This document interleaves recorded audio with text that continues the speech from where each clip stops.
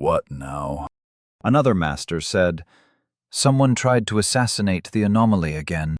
Raising his head, Weatherby asked, "So? It hasn't affected the reworked fate projections, has it?" The first master to have spoken said, "It's a little more complicated than that. It turns out that someone was playing with fate, and they were rather obvious about it." Furious, Director Weatherby nearly shouted, "Did you idiots defy the will of the council again?" They all held up their hands in denial, and one of them said, "No, it wasn't us. We think it was the children of fate." Another robed master interjected, "I still think it was the coalition of destiny." The director could only sit there and watch as the 5 masters of destiny began arguing about which of the secret orders within the Tower of Fate was responsible for defying the council's edict. Running out of patience, he slammed his hand on the table to get their attention and said, "So why haven't you brought this to the council's attention? Why bring me down here to talk about this?" Abruptly, the 5 masters fell silent. After a few seconds, one of them said, "Well, as we said, it is a complicated situation. We each found out through our contacts among the other orders that they all were currently weaving fate within Dorchester's walls. It's possible that there might be a small problem with competing agendas causing unforeseen problems. We needed to give you a heads up before tomorrow's council meeting. Several orders are threatening to release proof of their competitors' actions. We need you to rally the Council of Fate to ensure the veil of secrecy is maintained." The director rubbed his temples through his hood and asked, "How many plots are currently running?" "We've confirmed 14 so far," said one of the masters, trying to sound helpful. Staring hard at the masters, the director asked, "And they are all at cross purposes? How is that possible?" The robed masters exchanged hooded looks. Then one of them said, "It turns out that they were all trying to bring down House Walker. Technically, they weren't going against the council's edict. By not targeting the anomaly, but his house, they didn't think they were doing anything wrong. However, they were inadvertently hindering each other. As you know, weaving fate isn't an exact science." "And have you identified who aided the assassination attempt?" asked the director. "Not yet," said one of the masters. Another one spoke up hesitantly. "According to the Matrix, the combined efforts of the plots have resulted in 3 houses loyal to the Tower of Fate being forced out of Dorchester. Not to mention that there is now a chance that House Walker will take over the city seat." Shooting to his feet, the director screamed, "What?" One of the masters who had been silent up until now spoke up. "I queried the Matrix of Fate, and it is predicting the fall of the tower if we don't find a way to alter our fate." Collapsing into his chair, the director sighed in defeat. Looking at the masters, he said, "So, to sum up what you're telling me, after everyone on the council agreed to leave the anomaly alone, they all used their secret orders to try and interfere with his path.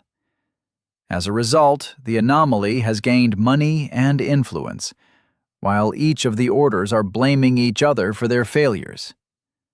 Furthermore, there is a possibility that there is evidence of our interference while aiding in an illegal assassination attempt on a new noble under the protection of the crown.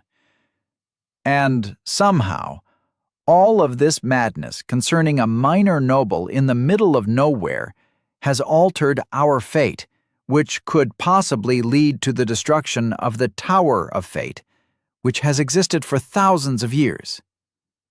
Am I missing anything?"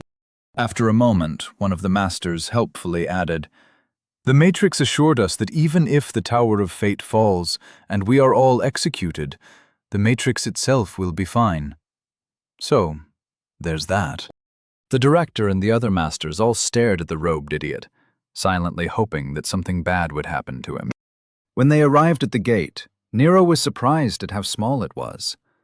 Instead of the towering opening, which was Gate 15, or the smaller, but still huge, Gate 7, this gate was only wide enough for a 2-lane road. Compared to what Nero had grown used to seeing, it was positively tiny. Not wanting to sound like an idiot, he used his link to open up a private connection to Nick.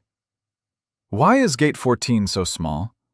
Or are all the gates like this, but Gate 7 and 15 are the exceptions? Nero could feel Nick several paces behind him. Although he didn't turn around to see, he could imagine Nick's smug face as the man responded. No, Nero, this isn't Gate 14's main gate. It's just one of the sides gates in the area of Gate 14. Each area is named for the main gate. We've covered this. You need to start paying attention. Rolling his eyes, Nero didn't bother to respond and just closed the connection. Turning to look at Guard Gibson, he said, I'll be relying on you to guide us to the Tower of Law. From behind him, he heard Nick say with some annoyance, Actually, Nero, you won't. Why don't you ever read your pings? Looking over his shoulder, Nero could see Nick brushing past Rose and Mike to join him at the front of their little group.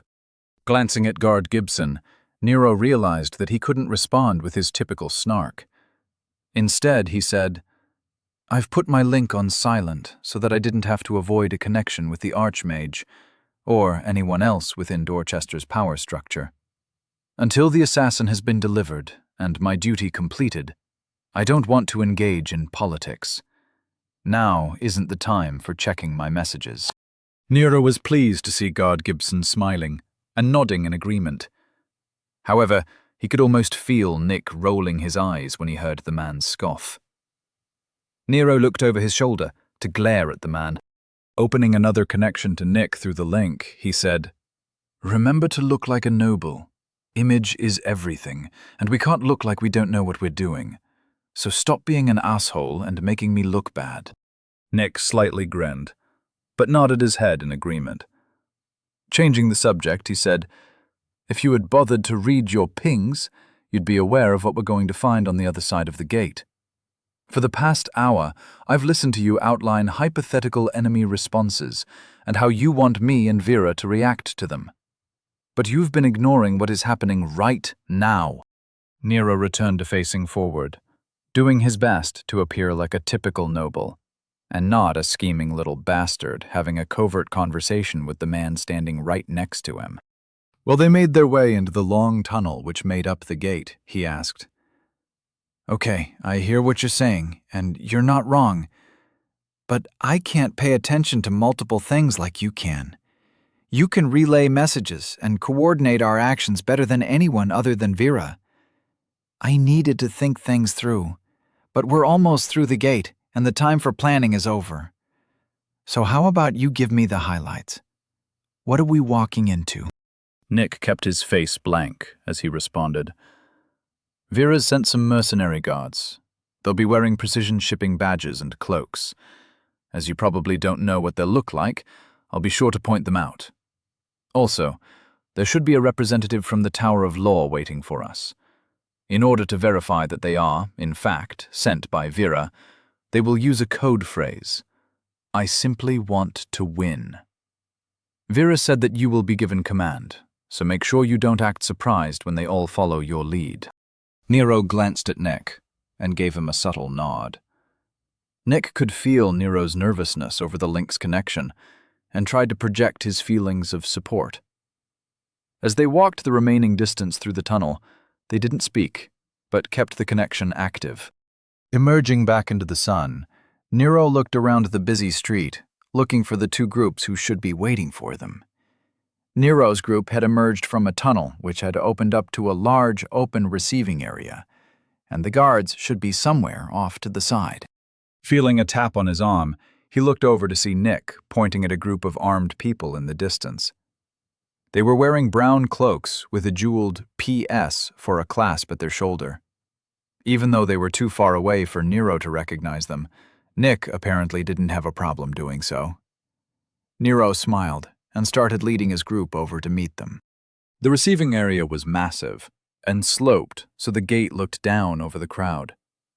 Stalls and warehouses surrounded the area, and carts were moving about, delivering their goods. There must have been hundreds of people spread across the space, and it reminded Nero of a massive convention hall. The only thing missing was a ceiling. While making their way through the crowd, the regular people surrounding them were looking on with interest, but were nice enough not to approach them. In fact, they all made way when they saw Nero, and the universal recognition was starting to make his palms sweat. Before he could close the distance to Vera's guards, Nero's attention was grabbed by a disturbance in the other direction. In the distance, the crowd was being shoved aside by another group. 5 guards in blue tabards with the Tower of Law's symbol on them were pushing people out of the way, and they weren't being nice about it. Even from a distance, he heard them shouting, "Make way for the law!" and "Tower business, move aside!" Looking at their tabards, he remembered his experience being escorted to the arena. Too bad that Bill guy isn't here. These guys seem like dicks, he thought. Nero halted his party, preferring to wait for Tower's guards to approach. He saw Guard Gibson nervously gripping her sword hilt, and he said, "Wait for my signal, Gibson. They may be on our side." As the Tower guards approached, he saw Vera's guards snap to attention. Nero offered them a wave and tried to imply that they should come closer. He could see the moment they decided that Nero needed help. He tried to hold up his hands to clarify that he wasn't in any trouble and that there was no reason to make a scene. But it was too late. Like an axe head, they forced their way through the crowd, shouting, "Get out of the way!" Nero saw the grim-faced mercenaries pushing people out of the way, with some people being shoved to the ground. The Tower guards noticed and redoubled their efforts to push through the crowd from the other side. Nero could only grimace as the two forces disrupted the otherwise pleasant atmosphere. Nero looked over at Guard Gibson and Nick and said, "Go like this." He clasped his fingers together at his waist and made a platform for someone to stand on. "I need you guys to lift me up." Shrugging, Nick did as he was told. Guard Gibson and Nick had no issue lifting Nero's head and shoulders above the crowd. Surprised at how high they lifted him, he looked out over the crowd to see people starting to panic. They were hearing shouting from both sides, and they didn't know where they should be going to get out of the way. Waving his hands back and forth, Nero shouted as loud as he could, "Everyone calm the hell down!" He saw people quieting down and turning to look at him. Making eye contact with the two groups, he shouted over the crowd, "Stop charging through the crowd like assholes! I'm not going anywhere!" Pleased to see the two groups slowing down, he addressed the crowd. "Sorry for the trouble, everyone. Please go about your day. It's nothing you need to worry about. Thank you for your understanding." Dropping back down to ground level, he looked over at Nick with a proud smile. Nick just stared at Nero and said, "You do know you just showed exactly where you were to everyone here. If someone was waiting to kill you, that would have been a perfect opportunity." Frowning at Nick's analysis, Nero replied, "No one is going to try anything here. But, point taken, I just didn't want to be blamed for a riot." Guard Gibson said, "You're right to put the needs of the people before thoughts of your safety. You are a credit to the nobility." Nero offered a generous smile and said, "See, Nick, stop trying to disparage my good name. I'm heroic." As their connection was still open, Nick used it to say, "Nero, I'm not sure if I can pull off pretending that you are anything other than a pain in my ass." Nero gave Nick a firm stare, full of respect, and replied over the link, "You can do anything you set your mind to. I believe in you." Turning the way, he watched the Tower guards finally make their way through the last of the crowd and open up to reveal a stern-faced woman whom they'd been escorting. She bowed slightly and said, "Lord Walker, I'm Lawbringer Mavis. Vera Salvatore Verena asked me to tell you, I simply want to win. You have a prisoner for me?" Nero looked at the large Tower guards, their stern faces bereft of any personality. Right as he was about to respond, he heard a woman shout from his left, "Lord Walker, I'm Natalie Keening, in the employ of House Walker. We're here to ensure that you reach your destination unmolested," she said, while stomping forward to stand opposite the Tower's group. Behind her, 9 well-armed, brown-cloaked mercenaries emerged from the crowd. By this point, their meeting had caused a large enough disruption that the entire crowd had formed a circle to watch what was happening. Nero could practically picture the phones that would have been pulled out to record the event had this happened back home. Looking around, between his group, the towers, and Vera's guards, they numbered over 20 people.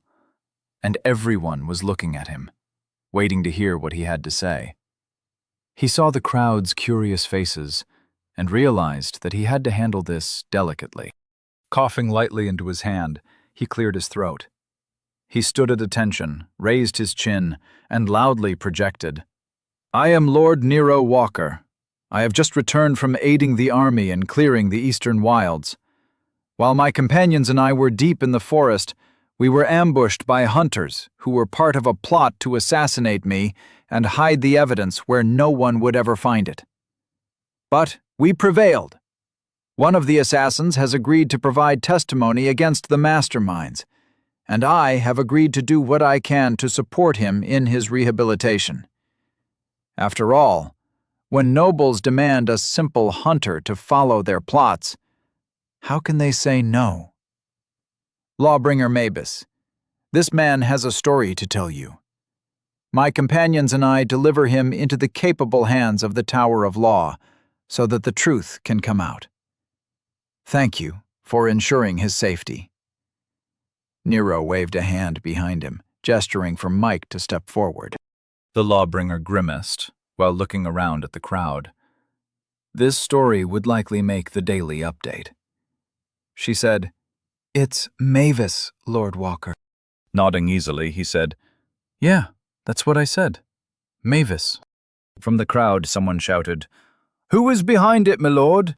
Murmurs started up, and shouts of, "Was it the city lord?" along with demands for justice, grew in strength. Nero held up his hands, and the crowd quieted down. Doing his best impression of a politician, he said, "We're doing everything in our power to bring the conspirators to justice. Rest assured that House Walker will not be intimidated, and we will ensure that the laws of Dorchester will be enforced, whether the criminal is noble or not. Thank you all for your support, and I want you all to know that I will forever be grateful for my opportunity to defend this great city from its enemies, both foreign and domestic. Now, please go about your day. Let's all let the Tower of Law do its job." The crowd actually had several people start clapping.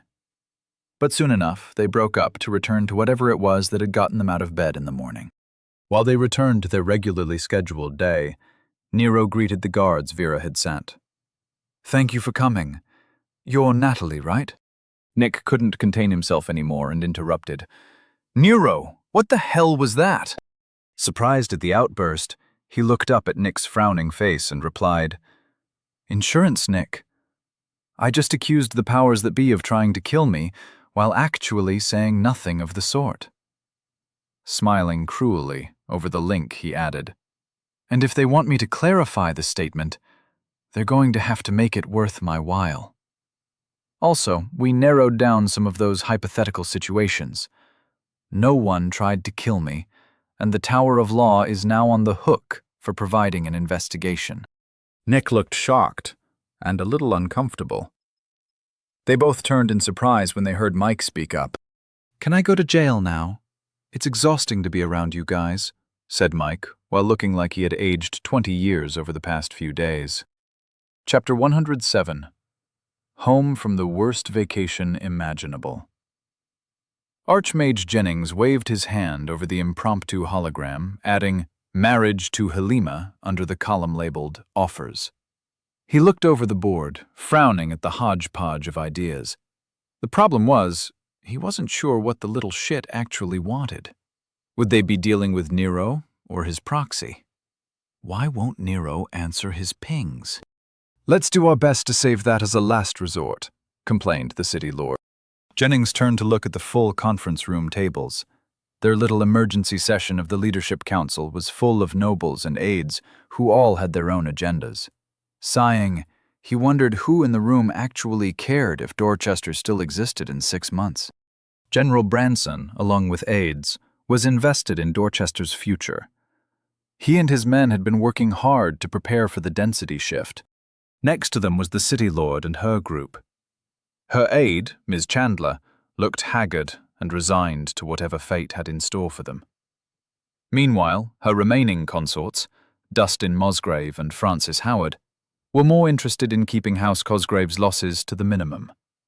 They actually seemed to believe there was a way to save Deirdre Cosgrave, and adamantly believed killing Derek would be enough to placate House Walker. Luckily, City Lord Halima Cosgrave was smart enough to know that she couldn't avoid a reckoning. As far as Jennings could tell, 3 of the remaining council lords didn't seem worried in the least. For them, this was nothing more than an opportunity to bleed House Cosgrove and move up the ladder of power. After all, Lords Newling, York, and Volton could all evacuate their houses in the event of an evacuation. They wouldn't be the ones paying with their lives. That honor would be reserved for the commoners. Next was Lord Bennings, who, as the director of the Tower of Law, was more interested in performing her duties than saving lives. The last council lord was Lord Peyton. The man looked disgruntled, but hadn't said much. Jennings couldn't figure out what had the man so concerned. Was it the situation Dorchester was facing? Or was it something else? With a firm voice, Jennings said, "I think we've done all we can to prepare.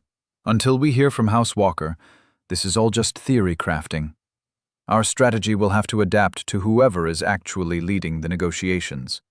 Regardless of whether it's his proxy or Lord Walker himself, hopefully we can convince them to be reasonable.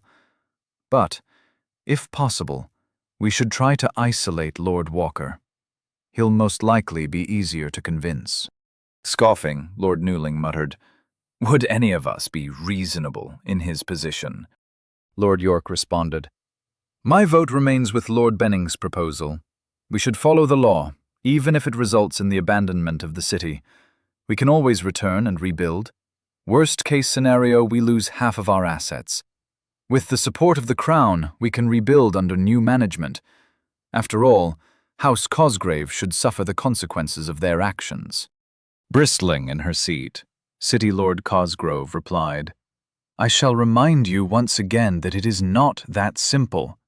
My idiotic children do not represent my house, and we have no intention of ignoring the law. The goal of this council should be to find a way to ensure Dorchester's survival while ensuring that justice is served." Archmage Jennings cut off any rebuttals by saying, "Well said, City Lord. Now, I've been watching Nero, and he has just dropped off the assassin with a representative from Gate 14's Tower of Law. When he manages to extricate himself from his companions, I'll go and collect him. Our goal must be to inform him of the larger picture. I'm sure when he understands what's at stake, he'll be amenable to a compromise." General Branson's strong voice rang out, "And I say again, that is a mistake. He's going to eat you all alive if you bring him here against his will. That young man is petty, selfish, and couldn't care less about your larger picture. He thinks like a warrior, not a politician. Until proven otherwise, everyone is his enemy. For heaven's sake, man, he's been ignoring your pings ever since he entered the city. That should tell you everything you need to know.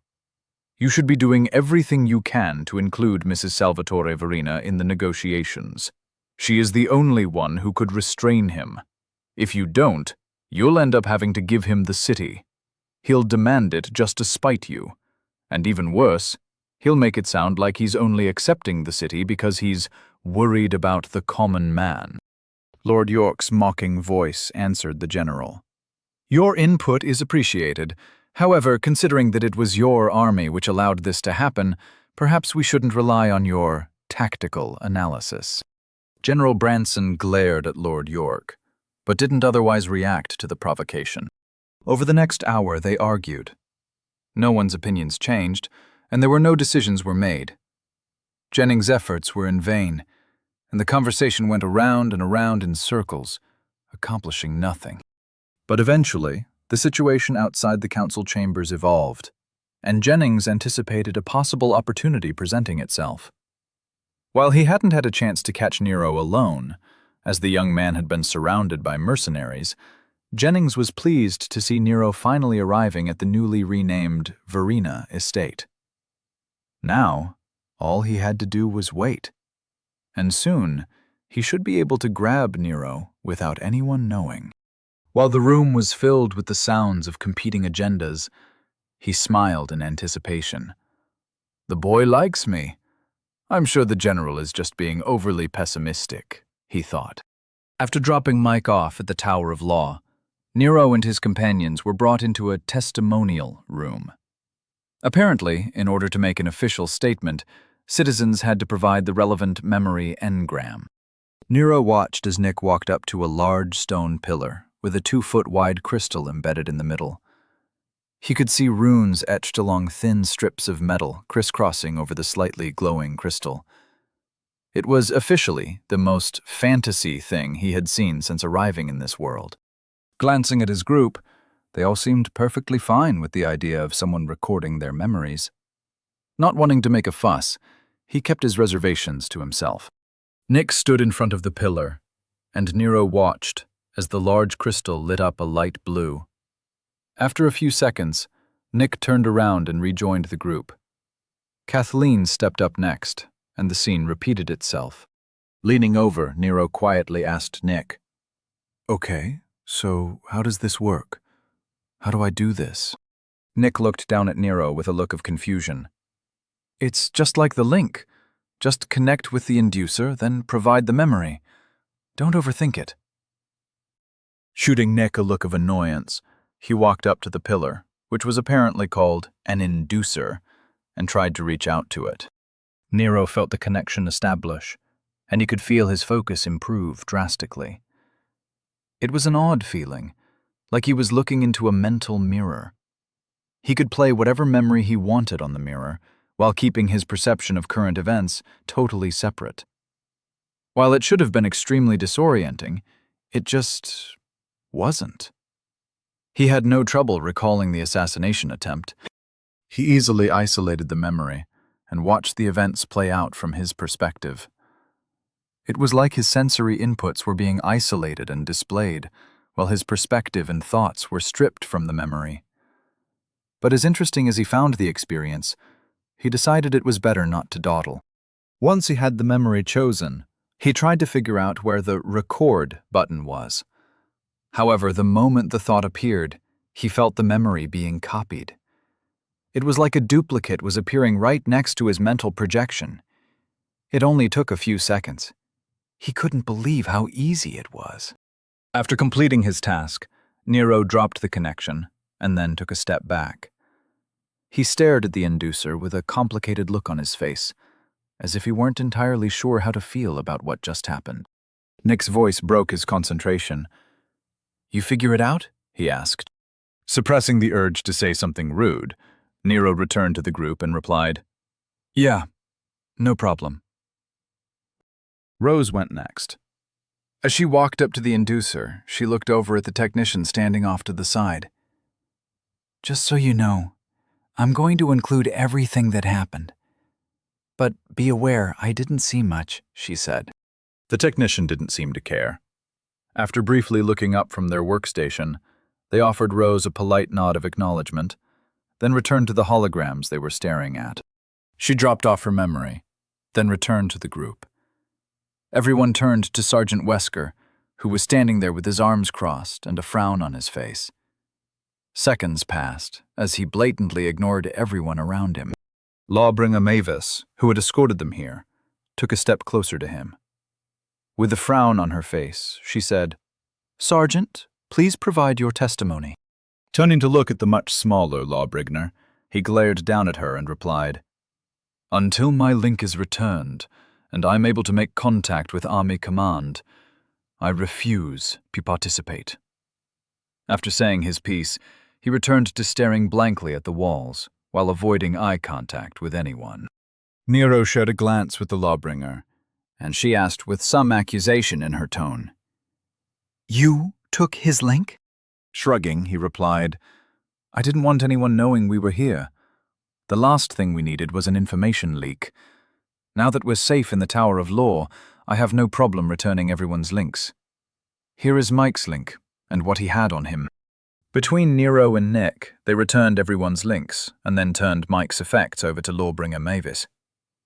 The only one who seemed to think the moment was in any way important was Sergeant Wesker, who immediately used his link to report in. Nero smiled at the sergeant's actions, but frowned at the look of hesitation on Rose's face.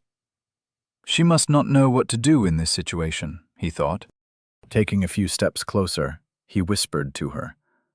Hey, don't worry about it. You should go with the sergeant. The next steps aren't going to have anything to do with you.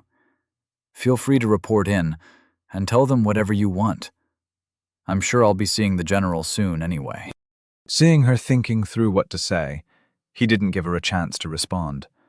Turning away quickly, he walked back over to the Lawbringer and asked, Did you need anything else from us, or are we free to go? Raising an eyebrow in surprise, she asked, Don't you want to watch the interrogation? As a noble, you are entitled to be present during the questioning. Nero snorted and replied, I already know what he's going to say. I included our interrogation of him with my memory. And keep in mind that any threats I made at the time were purely an intimidation tactic, as I had no intention of ever following through with them. Now, if you'll excuse me, I have to meet with my proxy, and then find a shower. Lawbringer Mavis nodded and said, Very well, Lord Walker. I'll be sure to keep your proxy apprised of any developments. Rest assured, the Tower of Law will handle this. Smiling up at the serious woman, he reached out to pat her arm in appreciation. Thank you for your help. I know that this case is in good hands. Let me know if you need anything else. He then turned to share a look with Nick and gestured with his head toward the door. In no time at all, they exited the Gate 14 Tower of Law and reunited with Natalie and her guards, who were waiting for them outside. After having left Rose, Wesker, and Mike inside the tower, Nero, Kathleen, and Nick were the only remaining companions. They grouped up, while Natalie's guards took up positions surrounding them. Nero crossed his arms and said, All right, so we've achieved our primary objective. Mike's going to point the finger, and all hell is going to break loose. We're going to be hearing from the people in charge soon enough. Let's meet up with Vera and plan our next steps. Remember, if something unexpected happens, don't do anything until checking in with Vera. We did our part. Now we let Vera do hers. Receiving nods of agreement from Nick and Kathleen, he turned to Natalie and said, Can you take us to Vera? And hopefully get us some real food and a shower. Natalie gave him a firm nod, then turned to her team and shouted, Protection detail! Let's move out! Their group marched through the streets, and Nero didn't even bother to ask where they were going. After a carriage ride and some more walking, Nero and his companions were finally led into a private teleportation platform located in the transport hub. Annoyed at how large the city was, Nero just wanted to find a couch to collapse on. But when Nero was about to step up onto the platform, he felt Nick tug on his sleeve. Turning around, Nero asked, What? Nick gave Nero a blank look and asked, Aren't you forgetting something? Confused, Nero asked, What the hell are you talking about? I just stand on the platform, right? Rolling his eyes, Nick pointed at Nero's satchel and said, You can't teleport with essence crystals. They'll just dissipate into the ether during transport. Hand them over to Natalie. She'll deliver them to one of Vera's storage facilities for processing. Do you have any idea how much money you're carrying around? Nero lifted up his satchel, staring at it. The bag had been his constant companion for the past few days. It felt weird to let it go. Taking it off his shoulder, he handed it to Natalie. Staring her down, he said, I'll expect this back. Natalie took the bag, while nodding seriously and saying, I'll guard it with my life, my lord. Stunned at her overly serious response, he mumbled, Good, thanks.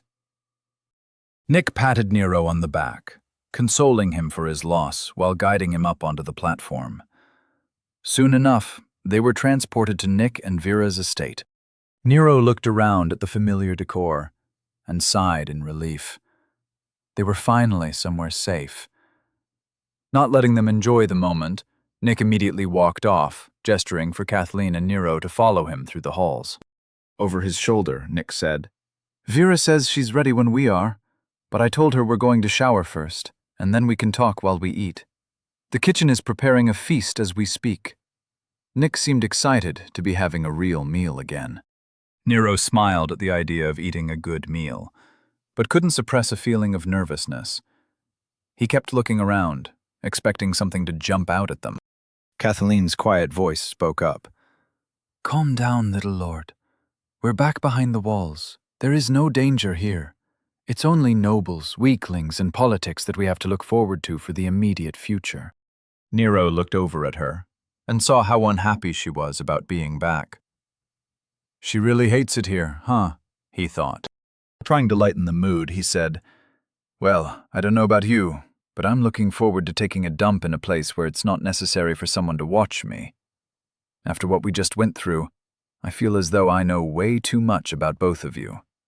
And if it's all the same to you, I'd prefer us to spend some time recalling how to properly distance ourselves." Nick chuckled and said, "I'm looking forward to seeing my wife.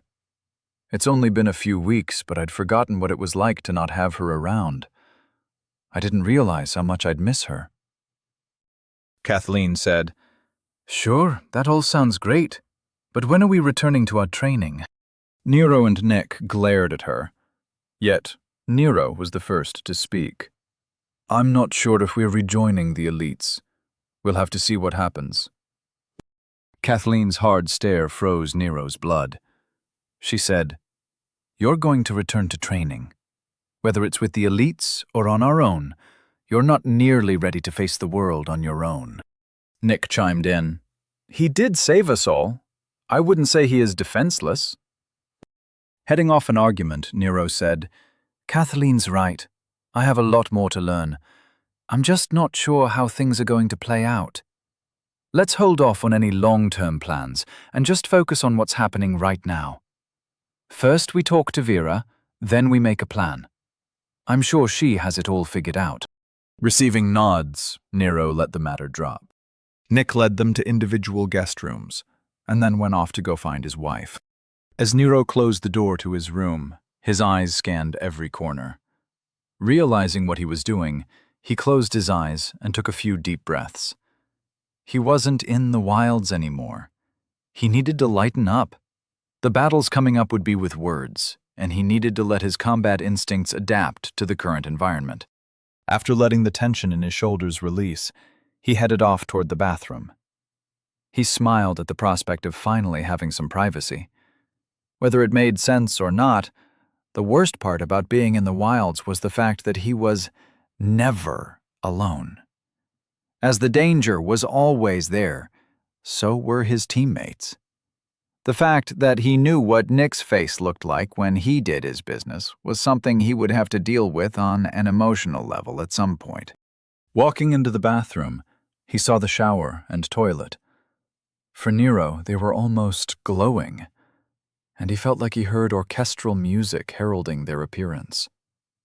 With a wide smile, he saw the fluffy towels hanging off the hooks, and the soap dispensers filled with scents that reminded him of all the beauty he had recently been denied. The smell of cleanliness made his heart rate rise with anticipation. Taking a step forward, the world flashed with gold, and he felt himself hurtle through space. Moments later, he blinked at the change of scenery. Looking around, he saw conference room tables arranged in around a central open area. Well-dressed people stared at him with expressions ranging from glares to smiles. From behind him on his right, he heard a voice. "Nero, my boy, I'm sorry to bring you here like this, but we need to talk." Nero spun around to see Archmage Jennings standing there with a proud smile on his face, holding out a mug of steaming coffee for Nero to take. Instead of responding, Nero looked around the room. It was a massive conference hall. Wood walls were filled with fancy carvings and crown moldings. There were hanging chandeliers with glowing lights. Beautiful artwork along with tapestries adorned the walls, and the floor had the seal of Dorchester in the middle of the room. It took him only a minute to realize that he had been transported to the keep. Furious at the realization, he grabbed the cup of coffee, ripping it out of Jennings' hand. Glaring at Jennings, he said, "I was just about to have my first private shit in a week, and you had to pull this crap. Just wait until Vera hears about this. You are so screwed." Jennings' smile withered, and he replied hastily, "Now, there's no reason to be—" "Save it for your trial, old man," Nero said, bitingly. Looking around, he said, "Now someone better show me to a bathroom, or I'm taking a dump right here.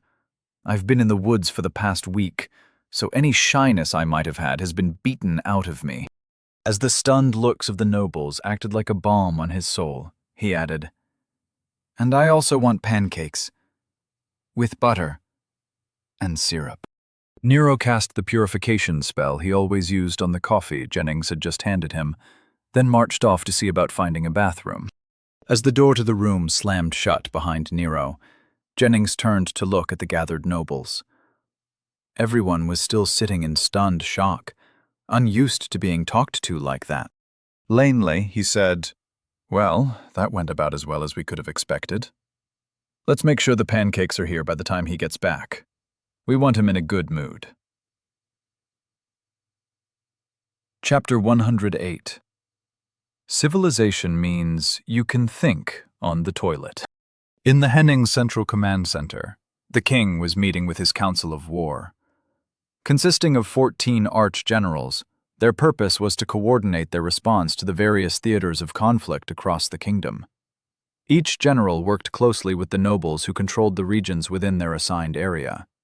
But while the individual armies were paid for and supported by their local support systems, the final say of their deployment was always with the king. Since the founding of Oglevark, the position of High General was always the king. Typically, he didn't really have to do much. Mostly, he just listened to what was happening and let the various cities within his kingdom go about their business. In fact, he normally didn't even bother to attend these meetings. One of his sons, Prince Benjamin, usually represents the crown's interests. But today, he felt like he needed a break from his wife and their consorts. As he leaned back in his chair, listening to the general from the Baknaravin province go over their response to the latest Centaur incursion, he couldn't help but feel bad for avoiding the fallout.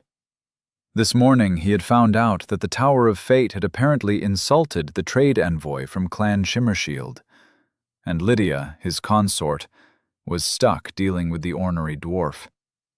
He expected that she was currently smoothing things over, while ensuring that the upcoming visit from the clan heads would proceed without issue. But that wasn't what worried him. It was his wife. Marissa had known him from almost his entire life, and she was more than capable of following the trail of evidence in order to find out what caused the debacle. Considering how close she and Lydia were, it was only a matter of time until Lydia complained, and then Marissa's personality would force her to investigate. He did not want to be around for when she found out that the entire thing was his fault. The king came out of his thoughts and answered the question he had been only half listening to. "You're quite right to be concerned, Arch-General Enoch, but the standard response should be more than enough to reinforce the region. I trust you and the city lords to handle it. Consider the crown informed, and you may proceed with my full support." The Arch-General bowed slightly, then returned to her seat. As another Arch-General stood up to take her place, the doors to their meeting hall were slammed open, and in strode Queen Marissa Newling Oglevark. The very essence hummed with her presence, and the Arch-Generals, along with their aides, shrank into their seats, as their station demanded that they be aware of her alternate identity. Everyone in the room knew that she was the current champion Charity, and a populator wasn't someone they wanted to cross, especially not one of her caliber. As far as they were concerned, if she wanted to storm in and yell at her husband, it was perfectly fine with them. King Oliver sighed at the cowardly arch-generals. He had hoped the prospect of interrupting a meeting of the kingdom's elites would prevent her from making a scene, but he should have known it was a long shot. Before he could say anything, she growled, This meeting is adjourned. Everyone, please wait outside. You'll be able to resume shortly. There wasn't even a moment of hesitation, as every arch-general in the room picked up their things and hurried toward the exit. With a small smile of amusement, the king watched the room empty in a surprisingly short amount of time. When the queen saw the doors shut, she spun to face the sitting king and put her hands on her hips. Nearly snarling, she said, "What idiotic plot of yours required Lydia to get yelled at by that infuriating dwarf?" The king asked lightly. "Whatever do you mean, dear?" Shaking a finger at him, she said, "I don't know how exactly, but this whole thing stinks of one of your convoluted games. I traced an emergency signal received by the director of the Tower of Fate, which caused him to run out a meeting with the trade envoy. He was supposed to be demonstrating our predictive capabilities. Do you have any idea how it looks to have our foremost Fate Weaver surprised during a meeting demonstrating our preparedness?" Chuckling, the king said, "Yes, I suppose that does look bad. But how is that my fault?" Smiling cruelly, she said, "It took some digging and some pointed questions, but I tracked down the issue that caused the director to be called away. Imagine my surprise when I found out that it was about Dorchester again. And then I remembered you having one of those cases of dwarven wine set aside to be shipped to Dorchester. And do you remember what you said when Helen asked you why? You said that Archmage Jennings needed to be distracted, and that she should just write it off as a household expense. But you didn't send it to Jennings, did you?" The king watched as she started pacing back and forth, outlining her investigative journey. Putting her hands behind her back as she walked, she continued, "I just checked with Walter, and you didn't have it sent to Jennings. He told me that you, in fact, had it sent to someone named Lord Bevan, along with a note saying it was a goodwill gesture from the Tower of Fate. I don't know exactly how those two things are connected, but I don't need to." She paused, pointed accusingly at the king, and said, "Then about a week ago, you maneuvered Lord Newbanks and his family into having dinner with us. At the time, I thought you were just interested in their daughter romantically. But do you remember what you spent the meal talking about? Dorchester again. You told the story about their pathetic excuse for a noble war, and about that new noble the mages find so fascinating. But you weren't trying to get her work at the Tower of Magic, were you? You were highlighting the fact that Dorchester was where the current director of the Mage Council wanted to spend his time." Amused, the king asked, "So, don't you find that interesting?" Sniffing harshly, she returned to her pacing, while making it clear that she was ignoring him. For the past month, that backwater has been popping up in conversations with alarming regularity. First Lord Cranston's failed plot, then an exploit worthy of being classified as Category 5. And that's not even mentioning the density shift which was inadvertently caused by my presence during the Noble War, which was at your request. And were you aware that Lord Newbank's daughter recently fought an arena battle in order to take over the position as Dorchester's court mage? Don't you find that interesting? Perhaps you've been in contact with her."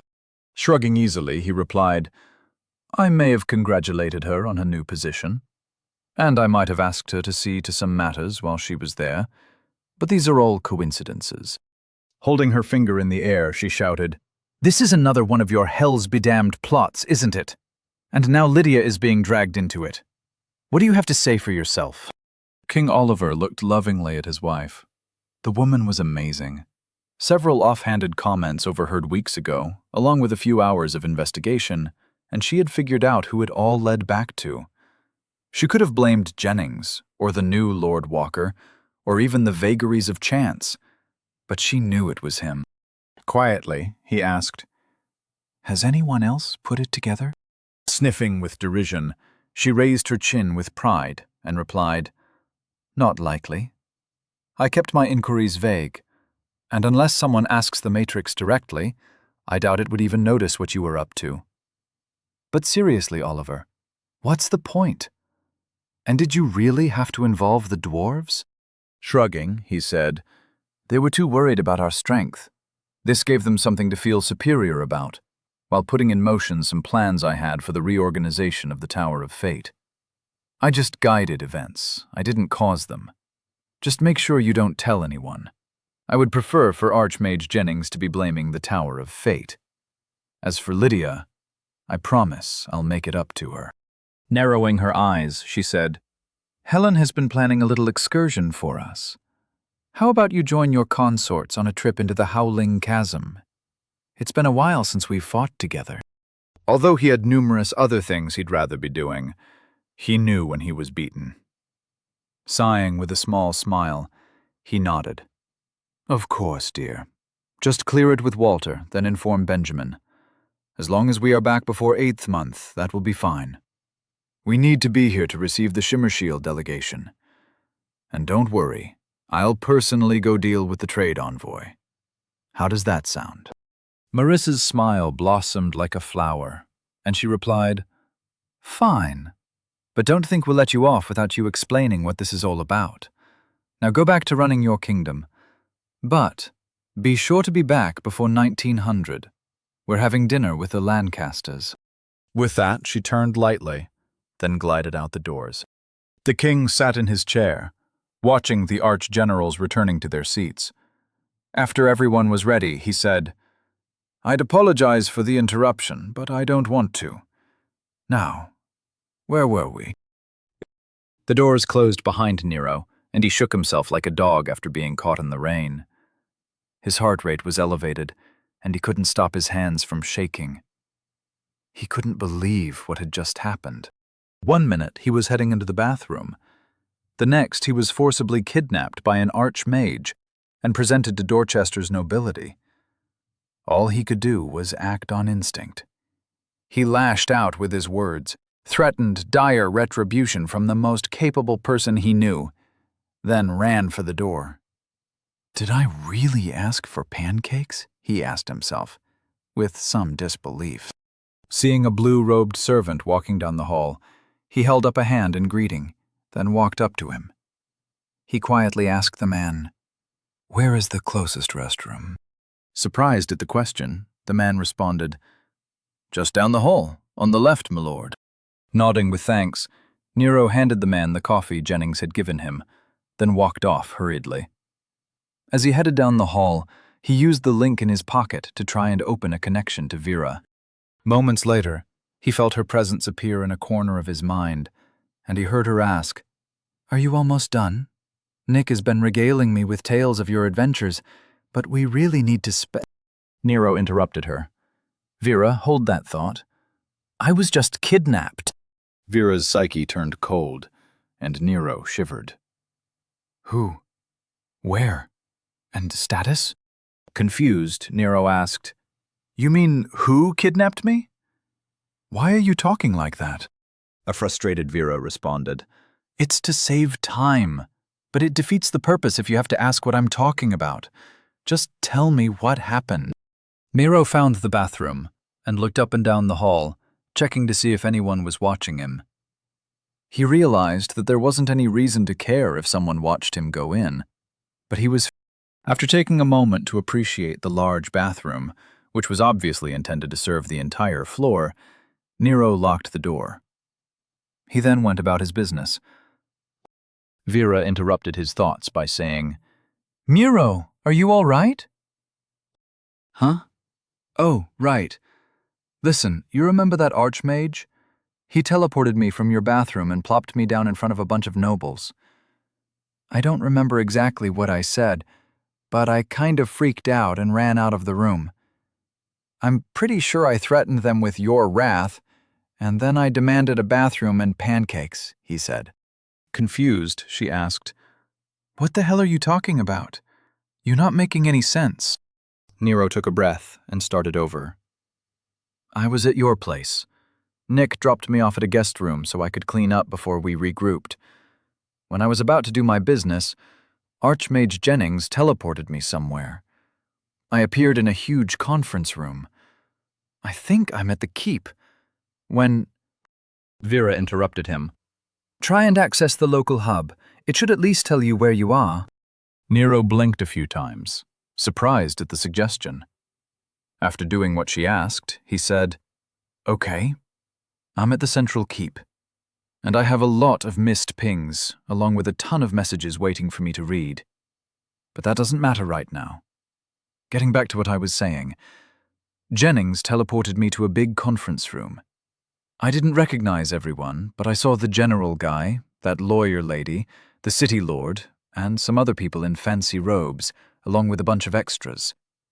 I'm thinking that it was the ruling council, or whatever it's called." Vera was furious, but she asked calmly, "Then what happened?" Nero chuckled and said, "Well, then I freaked out. I said something about what you're going to do to them when you found out. Then I complained about them interrupting my bathroom activities. I stormed toward the door, then went looking for a bathroom. And I kind of demanded pancakes. I'm not really sure where that last thing came from. But now I'm hiding in the bathroom, sitting on a toilet, and I called you as soon as I could." Coldly, Vera asked, "Are you using the toilet while you're talking to me?" A few seconds of silence passed.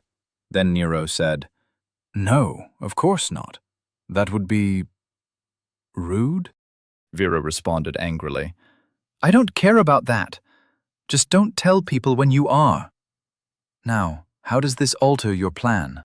Ignoring the awkwardness, he said, "The extent of my plan was to drop the assassin off at the Tower of Law and then threaten to make a public fuss. Everything else I planned to leave up to you. I mean, come on. I've only been here a few weeks. I don't even know what to ask for. How soon can you get here?" Vera replied, "I've been coordinating our response while we were talking. Nick, Kathleen, and I are already on our way. We should be there in 20 minutes. We're teleporting directly to the Keep's Astra platform.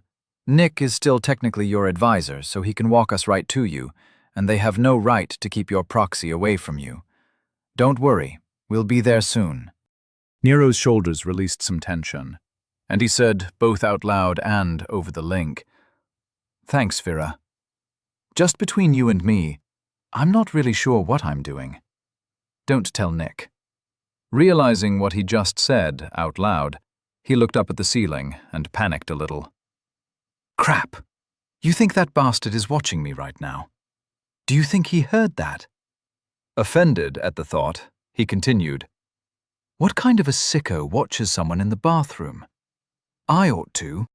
"Nero, calm down. Everything is going to be fine. I'll be there soon. But you can't wait in the bathroom the whole time. Get back in there and stall. Don't agree to anything, but feel free to hint that you are pissed and willing to formally request royal intercession. Lord Bennings will realize what that means," she said soothingly. Nero nodded. "Royal intercession. Got it," he said. Continuing, she said, "I looked into what might happen, and it's not good for them. If Lord Blackwood's involvement is confirmed by the Tower of Law, then as a consort to the City Lord, House Cosgrove is implicated. They could all be executed, and a war for the city seat would immediately follow. Even worse, the army would have to retreat behind the walls and take over the city. The entire government would essentially be shut down. With what's going on in the wilds right now, that would be a disaster. Unless the nobles want to abandon the city, they'll be eager to bargain. This can all go away if you agree to arbitration." Nero asked, "Doesn't that just mean someone will mediate the dispute? How would that affect the charges?" Vera replied, "It means that you would agree to not formally file charges, even though technically you aren't required to.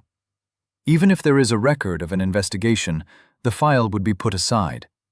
It's common practice, because if all parties agree to arbitration, then the law allows for some flexibility with its application. They would offer some concessions, and you would agree to forget about the whole plot." Nero took a few seconds to think through what she had just said. Shaking his head in confusion, he replied, "I don't understand, but I don't really need to. I'll let you handle it. By the way, should I be paying you or something?" Amused, she said, "You are paying me. As the proxy to the head of House Walker, I get 10% of your personal income. I could have negotiated for more, but that is the standard, and I didn't feel it was necessary to quibble. Nero had finished his business and was currently washing his hands in the sink. Staring at his dirty clothes, he cast a quick cleaning spell. It wouldn't make him springtime fresh, but it would at least make him presentable. Hearing Vera's answer, he said, "Oh, good. Considering that you are currently running everything, I appreciate you giving me a good deal. Well, I better get in there. I'll make sure to stall, so take your time. I got this," Vera said. "Nero, I appreciate your trust. You've already made me a great deal of money, and don't feel like you owe me anything. Like you said, we're partners. You just keep causing issues, and I'll keep making sure we profit off them." Snorting in amusement, Nero replied, "No problem. I'm good at that. I'll see you soon." Closing the connection, he stared at his face in the mirror. He looked tired, and he needed a haircut. Ruffling his hand through his hair, he huffed at his reflection. After squaring his shoulders, he turned and headed back toward the conference room. Chapter 109. Verbal Fencing and Subjective Truth. Archmage Jennings watched the pancakes being set out.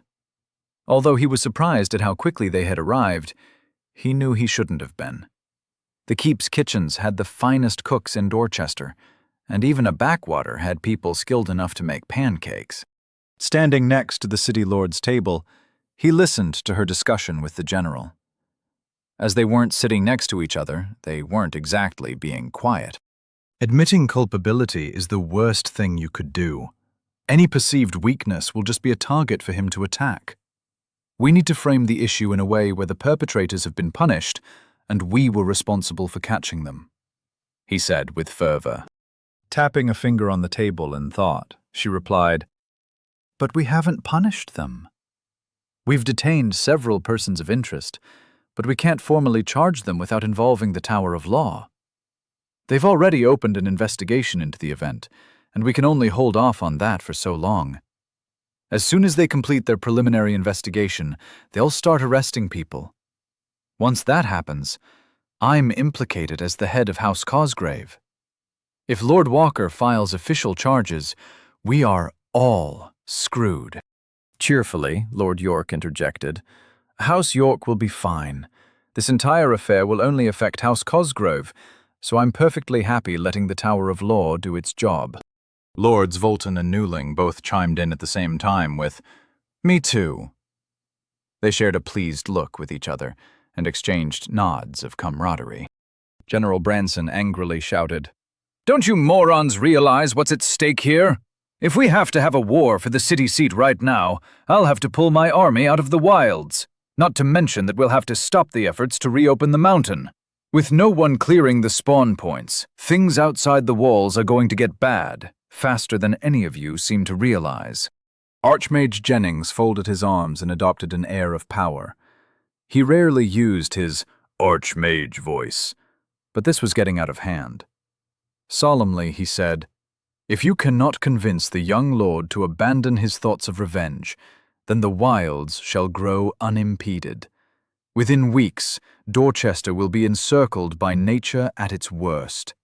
You don't have the essence crystals to evacuate the city through the teleporters, and you'll have to organize a mass caravan. The war for the city seat will be pointless, as there won't be a city seat." The room was silenced by his menacing tone.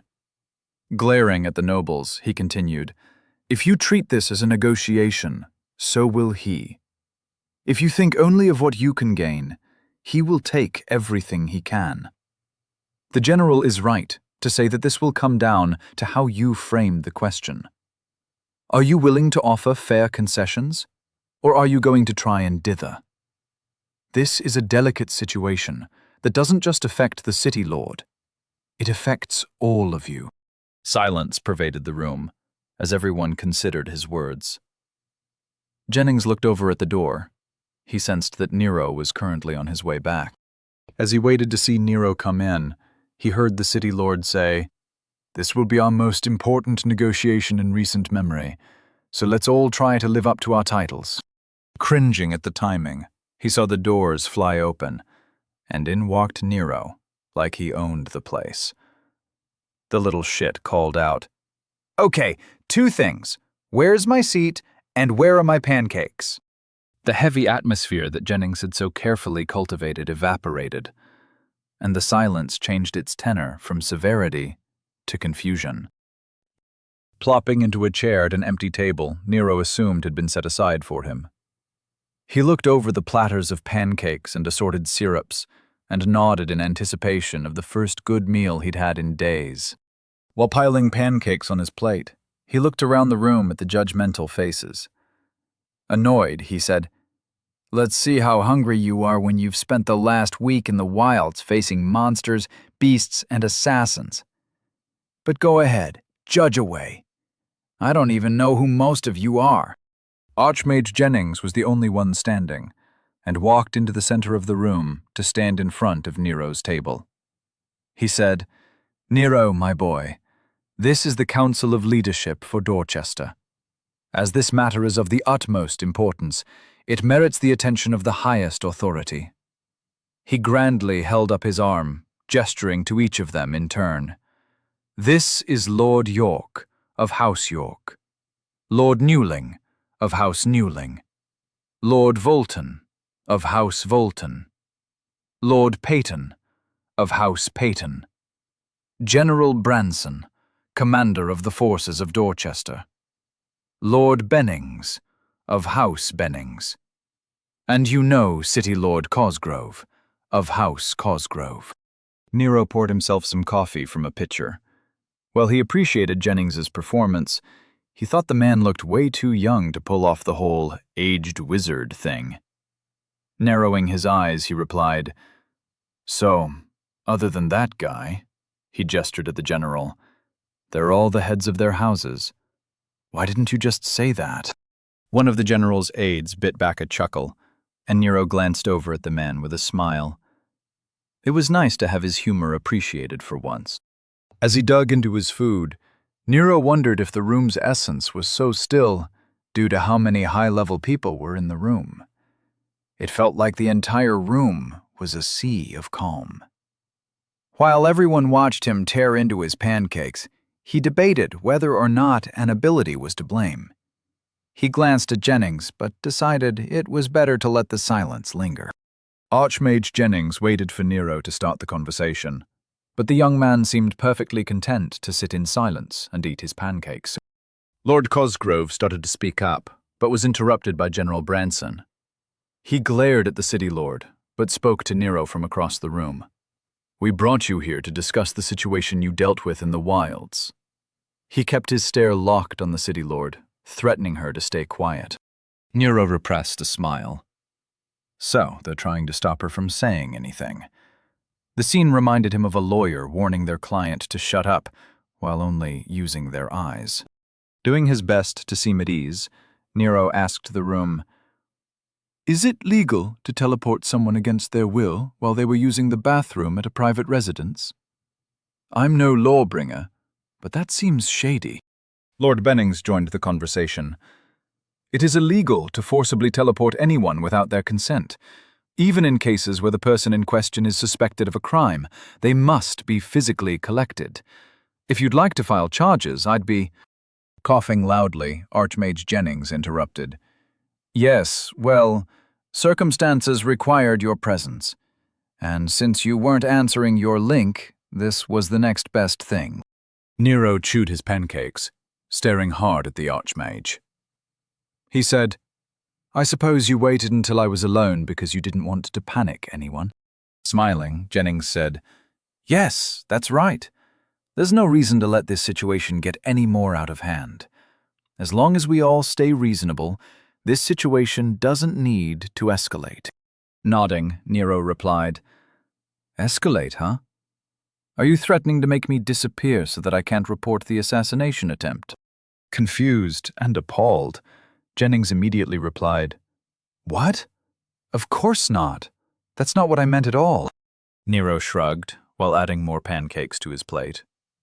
Without looking up, he said, "You only kidnapped a noble, while making sure no one was around, delivering him into the hands of the very people who had assured him of his safety, one of whom has already tried to have him killed once before.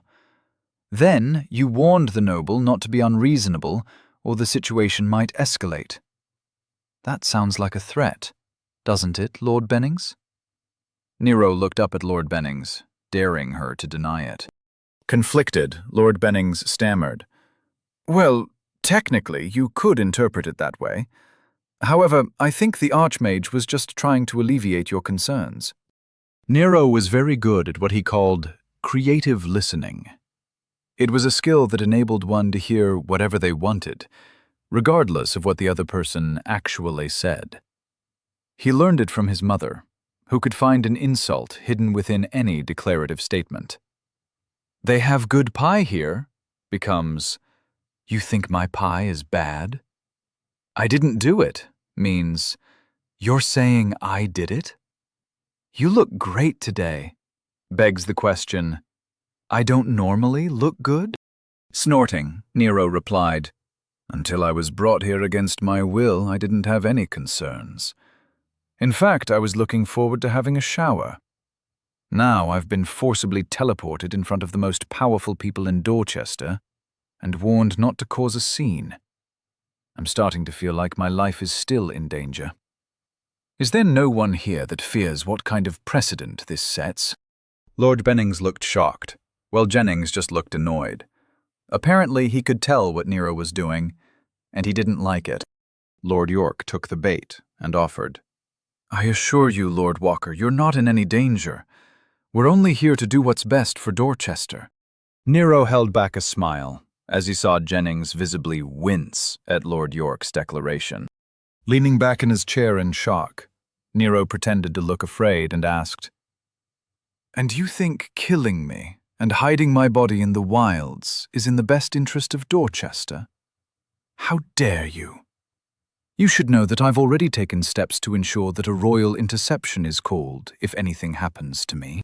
City Lord Cosgrove said tiredly, "Royal intercession, not interception." Snapping his fingers, he pointed at the City Lord, abandoning his act. "Yeah, that," he said happily. Archmage Jennings sighed and loudly said, "Enough. No one is threatening you. We just brought you here to figure out how to get out of this mess with the least amount of disruption to the city. What will it take for you to agree to arbitration?" The general chimed in. "Keep in mind that the parties responsible have already been apprehended. Therefore, there is no reason to make a spectacle. You just need to fill out some forms, and we can all return to dealing with the density shift." Nero raised his eyebrows in surprise. He was unaware that they had already investigated what had happened. Did they already know who was responsible? How long have they known? Are they going to scapegoat someone? Every question he thought of made him angrier. His shoulders tensed, and his jaw clenched. Nero's glare pierced the room, and if his eyes were daggers, the general would be bleeding. His voice tight with repressed fury, he asked, "How long have you been aware of this plot?" The general met Nero's stare, not intimidated in the least. "I only found out after the attempt was made. However, you should have already been aware of the plot. After all, one of my men passed on a warning to you in your mission packet." The general finished with an easy smile, as though he had just invalidated Nero's position as a victim. Nero tapped his fingers on the table, staring hard at the general. "If that's true, then Nick is never going to let me live this down," he thought. Doing his best not to show his distress, Nero's mind raced through the implications.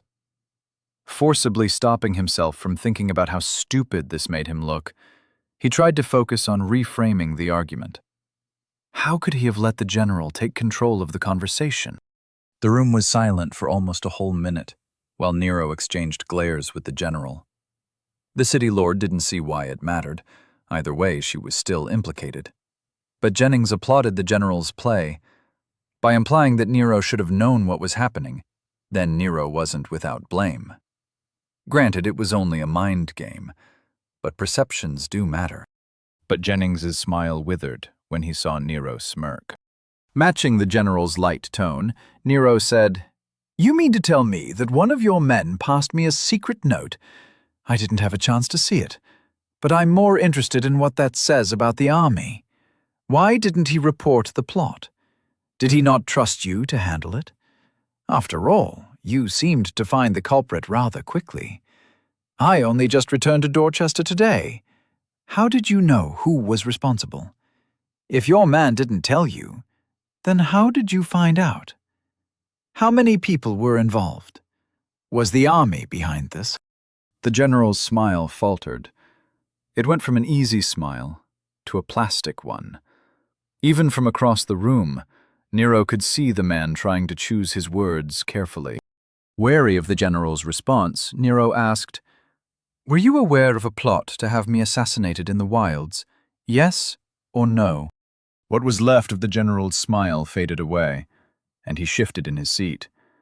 Trying to sound in control, he said, "It's not that simple, young man. At any given time, there are many—" Nero slammed his palm on the table, shaking the silverware.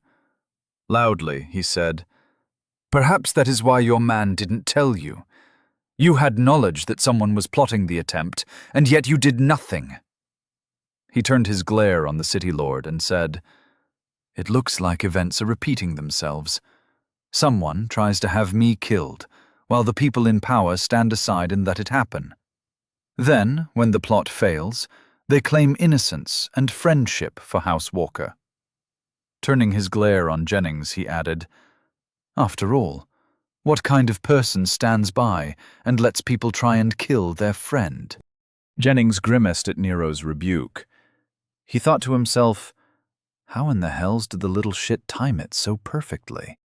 Just then the doors to the room opened up, and Vera strode in with her chin held high.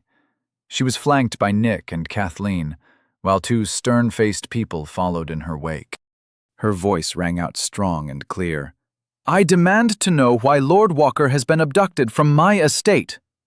Her eyes sought out Lord Bennings, and she added, "This flagrant disregard of the law, while the director of the Tower of Law is in attendance no less, demands formalized sanctions.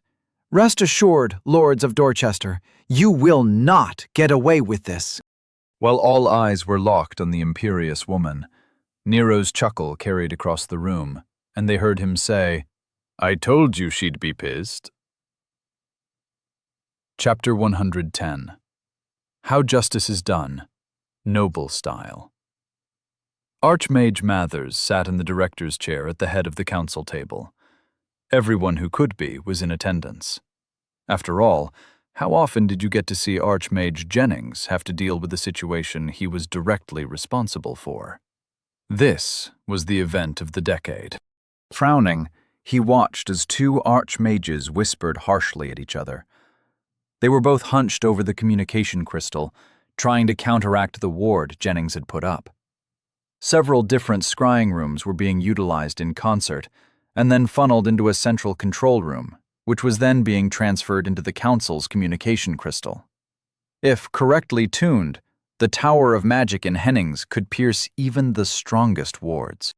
While mages around the room whispered to each other in anticipation, Mathers shouted, "Well, what's the problem?" One of the archmages turned around to glare at Mathers.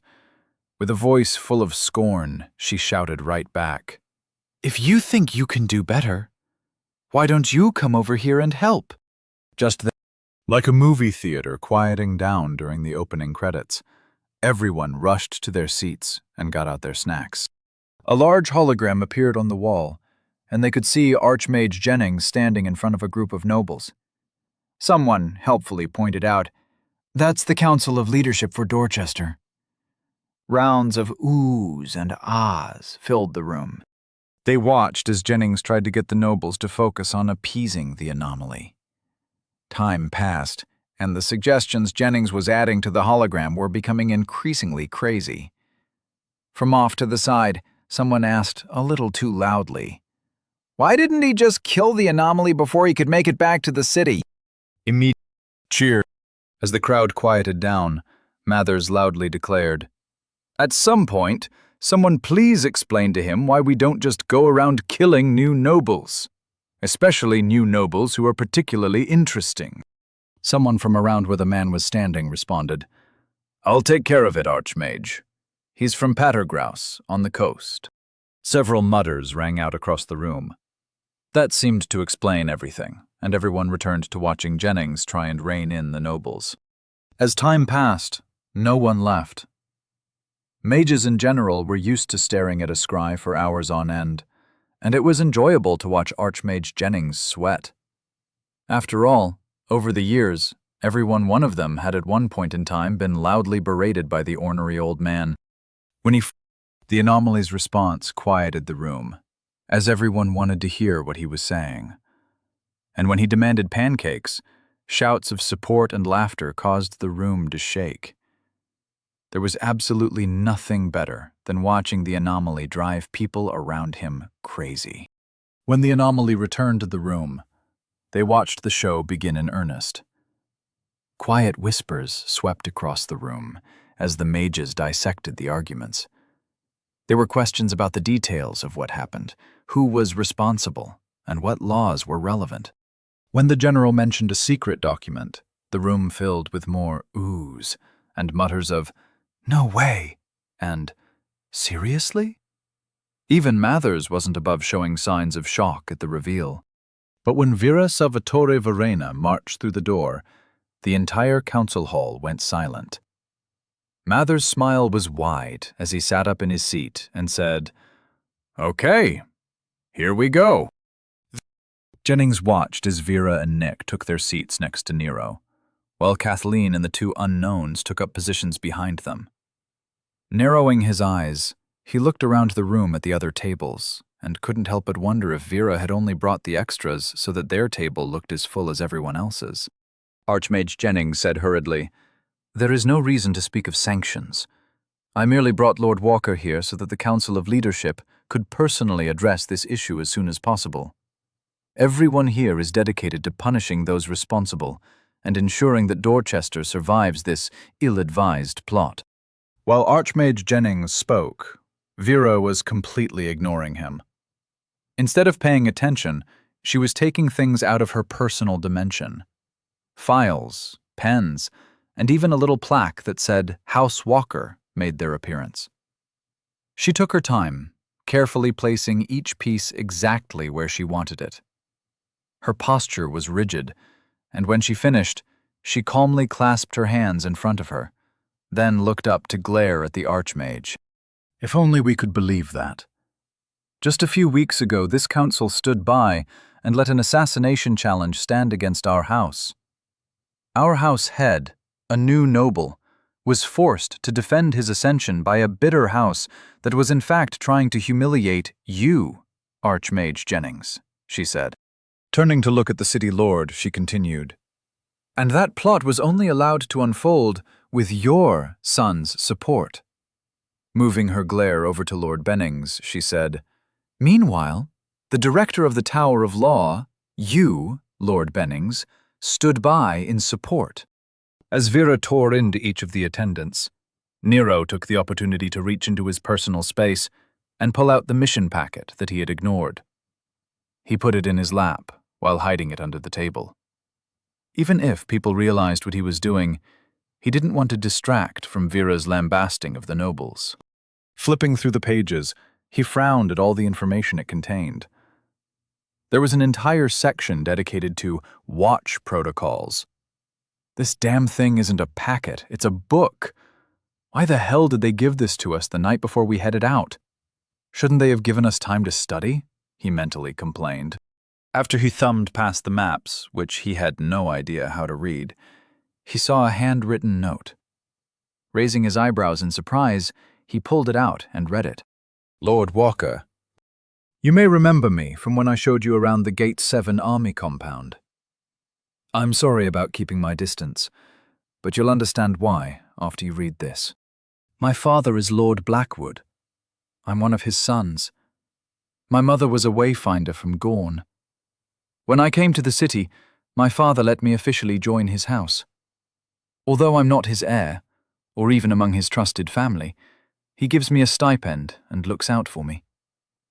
To my shame, I approached him for aid in getting out of the elites. I've been in the wilds before, and I have no desire to return to that nightmare. The reason any of this is relevant is that when I spoke with him a few days ago, he demanded my cooperation with one of his plots. I've helped him out before, but this time he's gone too far. He's planning your assassination. I'm unable to stop him. He has people everywhere, and until he acts, there is nothing I can do. He made me hand over your team's proposed route through the wilds. You should expect an attack by a team of hunters. I don't know who else is involved or any specifics. Please be careful. Also, destroy this letter. If it gets out that I warned you, I don't know what my father will do to me. Being cut off from his money will be the least of my concerns. Hopefully not your enemy. Sergeant Terry Cooper Blackwood. Huh, thought Nero. He hadn't realized that family drama could be a thing here. Did the sergeant have daddy issues? Or was this some kind of noble nonsense he didn't understand? Why couldn't the sergeant have just reported the attempt? Without any more details, Nero had to assume the sergeant didn't know whom he could trust.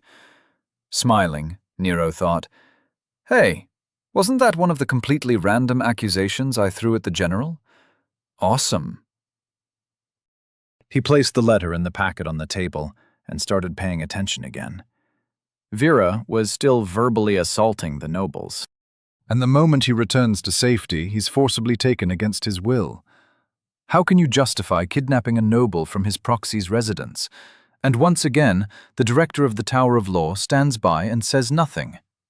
"How do any of you expect to get away with this?" she said, her voice dripping with accusation. Archmage Jennings looked like he had been caught by his wife after going to a strip club. And the other nobles looked just as guilty. Even the general was having trouble meeting Vera's glare. The room seemed to pause. No one knew who Vera expected to answer. In the end, it was the city lord who spoke up their defense. Nero had to hand it to her. The woman was fearless. Although she looked tired, City Lord Cosgrove's eyes still held a spark of fire.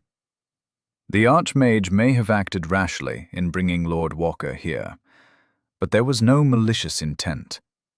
Everyone here is committed to resolving this issue with no ulterior motives, she said firmly. Nero didn't want the conversation to proceed without touching base with Vera, so he opened a hesitant connection to her. Even though she was sitting right next to him, he tried to act natural. Vera was more than capable of having a conversation over the link while participating in a meeting, so she didn't bat an eye when she opened the connection and said, "Yes, what is it?" While Vera verbally sparred with the city lord, Nero let her know about the letter Sergeant Blackwood had hidden in the mission packet, and why Nero hadn't read it. He tried to be brief, as he could feel her amusement over the link.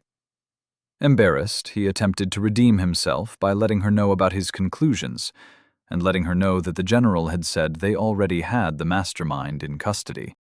Without missing a beat, Vera skillfully steered the conversation to where she needed it. "I've been told that you arrested the mastermind before Lord Walker had even returned from the wilds. I'd like to know how that was possible if you weren't aware of the plot beforehand," she asked. The general's firm voice loudly declared, "We only found out after the attempt was already made," Vera responded quickly. "Lord Bennings, is that true? If so, how was the investigation handled?" Lord Bennings shifted in her seat while replying, "The Tower of Law hadn't formally been informed of any plot. In fact, I was only made aware of it when I was requested for this emergency meeting. In fact, no arrests have been made at this time." Nero couldn't stop himself from saying, "Except for the arrest my team made. The assassin was dropped off at Gate 14's Tower of Law an hour ago." Nodding, Lord Bennings said, "Yes, that's true. That's when our investigation became official." Vera's voice was cold as she demanded, "Then when the general says the perpetrators are in custody, who is he talking about? And who made the arrest? Or have more people been kidnapped without regard for the law?" Jennings repressed his urge to sigh. Listening to Vera, he chastised himself for acting rashly. The fact that he immediately reported who was responsible was a mistake he never should have made. It demonstrated his prior knowledge of the plot. "Rookie mistake, old man," he chided himself. Taking advantage of the opportunity to shift the blame, the city lord said, "I confined my daughter to her rooms when I heard what happened from Archmage Jennings. As for Lord Blackwood, he was taken into custody by the Archmage. I'm still not sure if there was anyone else involved." Nero raised his eyebrows in surprise, but managed not to say anything. He hadn't known the princess was involved. Vera managed to hide her feelings much better than Nero, and turned her glare on the Archmage. "When did you find out about the plot? And why did you let it proceed?" she asked.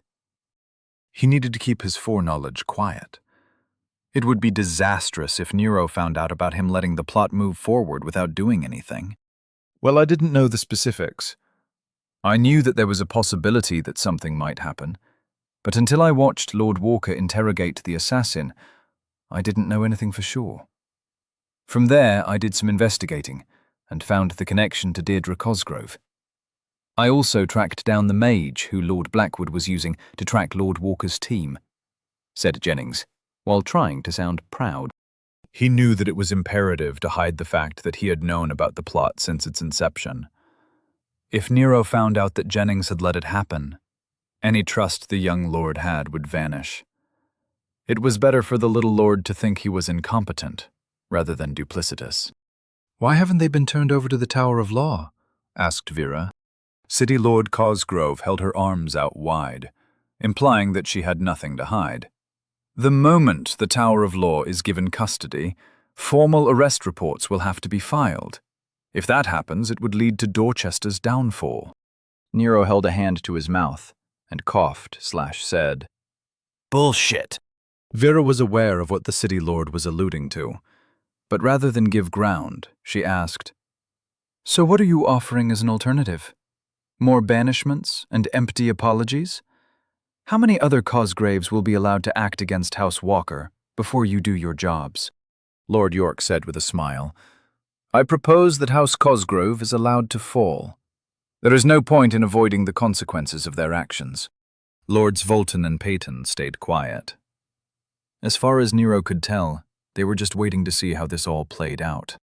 Archmage Jennings said, "Dorchester cannot afford a noble war for the city seat right now. It's unnecessary. The city lord is more than happy to punish those who were actually responsible." Vera raised one eyebrow in consideration and asked, "Punish how?" City Lord Cosgrove leaned forward in her seat, and with a voice full of steel, she said, "Execution. In return for allowing us to settle this in arbitration, I'll offer my daughter, along with House Blackwood. I can't turn over their assets, but I can pay damages from the city's coffers after House Blackwood has been absorbed by the city." Over the link, Nero told Vera, "What about the sergeant? He was loyal enough to try and warn me. How will that affect him? And isn't the city lord's son still alive? How many enemies will we have remaining? It's pointless to kill one and make two more. And is actual execution like that a thing here? Isn't that... I don't know. She's just a spoiled little rich girl, right?" Vera heard what Nero said, but didn't respond. To Nero, her psyche seemed calm and focused. Tapping her finger on the table in thought, she asked, "So Lord Blackwood and his family are offered as sacrifice, and their assets transferred to Lord Walker using the city as an intermediary. Your daughter is executed as a traitor to your house, and the Tower of Law deals with the commoners. Is that what you're proposing?" The general's harsh voice rang out. "Seems reasonable to me." Vera turned her glare back to full power and stared across the room at the man. Her smile slowly grew as she said, "I have a counter-proposal." Nero crossed his arms and leaned back in his chair. This ought to be good, he thought. Chapter 111. The Noble Perspective. In the Hennings Tower of Magic's Council Hall, Everyone was engrossed in watching the events play out on the large hologram. But not all of those in attendance really knew what was going on. Many were only there because of word of mouth, and some had been dragged along by their colleagues. Whispering to his boss, he asked, "So this Dorchester is in the southern straits.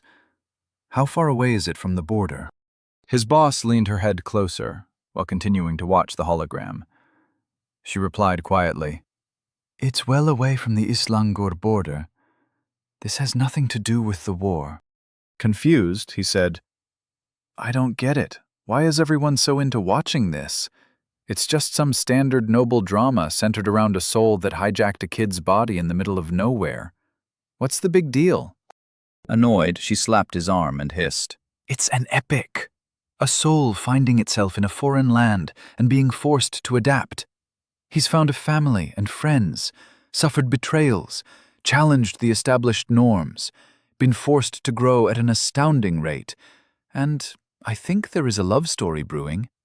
And the backdrop of a small city's noble ascension during a density shift gives the whole thing a sense of gravitas." Several people around them glared angrily while shushing them. Both he and his boss offered nods of apology and went silent. A few seconds passed as the hologram continued to display the events playing out in Dorchester Council Hall. Shifting uneasily, the mage couldn't contain himself, and he leaned over to whisper at his boss again. "Every time I've watched the recordings, it's always been about a rude little guy who is always making everyone around him angry. He barely knows magic, doesn't want to accept responsibility for his actions, and constantly complains about everything. It's just my opinion, boss, but I think you might be reading into it a little too much." Angrily, she whispered harshly, "You just don't understand what's happening. This will be a chronicle showing the rise of one of the most powerful mages of their time. It will be studied by scholars for years. If you can't see that, you're an idiot." Snorting, he mumbled, "Right, and I'm sure the fact that the young man continues to luck his way through life, relying on his good looks and connections, doesn't in any way contradict your position." From behind them, a tall mage leaned in between them and whispered, "You're both wrong. The reason the scry recordings are popular is because the subject offers a mirror to our societal beliefs. The themes of family and nobility are merely what keeps the main character grounded in reality. What matters is how he sees the world we live in and how we can improve it." The short woman, who was the lead for their research team, turned to look at the pretentious man behind her and glared up at him. "The draw is interpersonal relationships and how we can get through anything with the help of friends and family. And if you two don't shut up and let me watch this, I'm going to assign you both to reactor cleaning duty. Do you hear me?" Everyone around them turned in unison, harshly shushing the three of them. In response, they held up their hands and quietly whispered, "Sorry." Silent once again, everyone returned to watching the little lord's proxy defend his interests in front of the city's council of leadership. As Nero mentally prepared for Vera, his proxy, to drop the proverbial hammer, he smiled at the nervous nobles. "Come on, Auntie Vera, let him have it," he mentally cheered. With a self-satisfied smile on her face, Vera said, "It seems as long as House Cosgrove sees House Walker as a threat, they will continue to act against them, regardless of whether or not they are under the protection of the royals. If you wish to avoid a war for the city's seat, I see only one option. House Walker must join House Cosgrove. I propose that City Lord Cosgrove takes Lord Walker as her husband." She kept her smile as she stared down the room. Nero's smile faltered. His brain stuttered to a stop, and he shouted, "You want her to... what now?" Despite Nero glaring at her, she completely ignored his outburst and continued. "As the City Lord is her house's head, Lord Walker would join House Cosgrove. The House of Walker would be no more, and all its assets would be divided among its members according to their rank. As Lord Walker is the only member, everything would become his personal assets. In order to ensure his safety, a rider to the marriage contract would be required, ensuring his protection. As for Lord Blackwood, he needs to die, but his house can continue under the leadership of his heirs. Nero sat in stunned shock, staring at Vera like he had just found out that she borrowed his car without asking, and then crashed it. The nobles were exchanging looks, while the general was nodding. Even the city lord seemed to be reluctantly considering the idea. Archmage Jennings' face looked resigned, as if the situation was already decided. Nero was not going to stand for this. Slamming his palms on the table, he shot to his feet and shouted, "There is no way in hell that I'm marrying the woman who may or may not have been trying to kill me. This is insane. What the hell is wrong with you people? How does that even make sense to you?" To his left, he could hear Nick trying to hide his laughter. The nobles all reeled back in shock at Nero's outburst, while Jennings started laughing. The old bastard was actually laughing at him.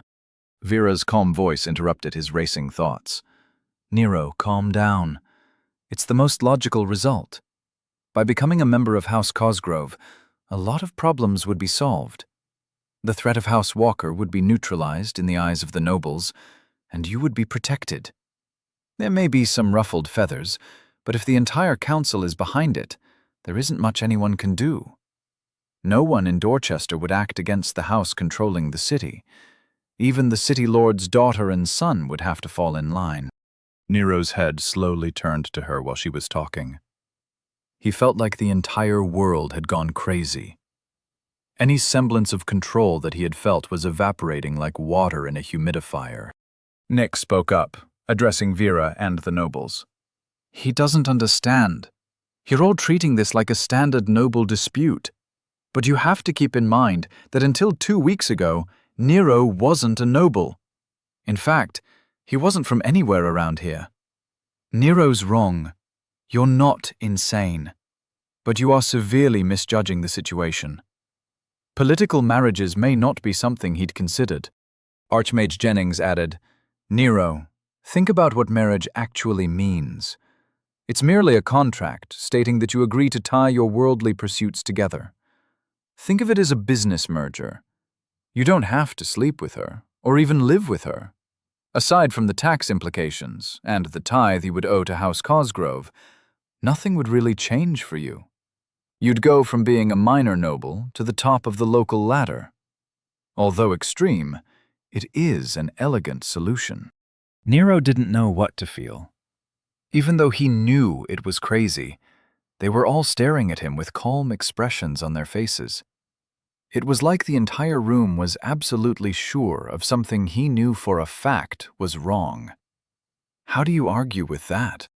Looking over at the city lord, he saw her sitting there, with a reassuring smile on her face. He had to admit the woman was gorgeous. She was curvy, had beautiful flowing hair, and striking features. But she was old. She looked nearly 40, and he was only 14, and a small 14 at that. Who knows how old she actually is? And didn't she have consorts? One of whom just tried to have him killed? Running a hand through his hair, he stared at the ceiling and thought. Seconds passed, and the room waited in silence. Finally, he said, "Look, I understand that this is some kind of cultural thing I don't understand. I'm sure there are a lot of logical reasons that I should agree with, but marriage has some connotations that you are all ignoring. Like, she has consorts and kids. When I get married, I don't want to share my wife, and I'm not ready to be a father."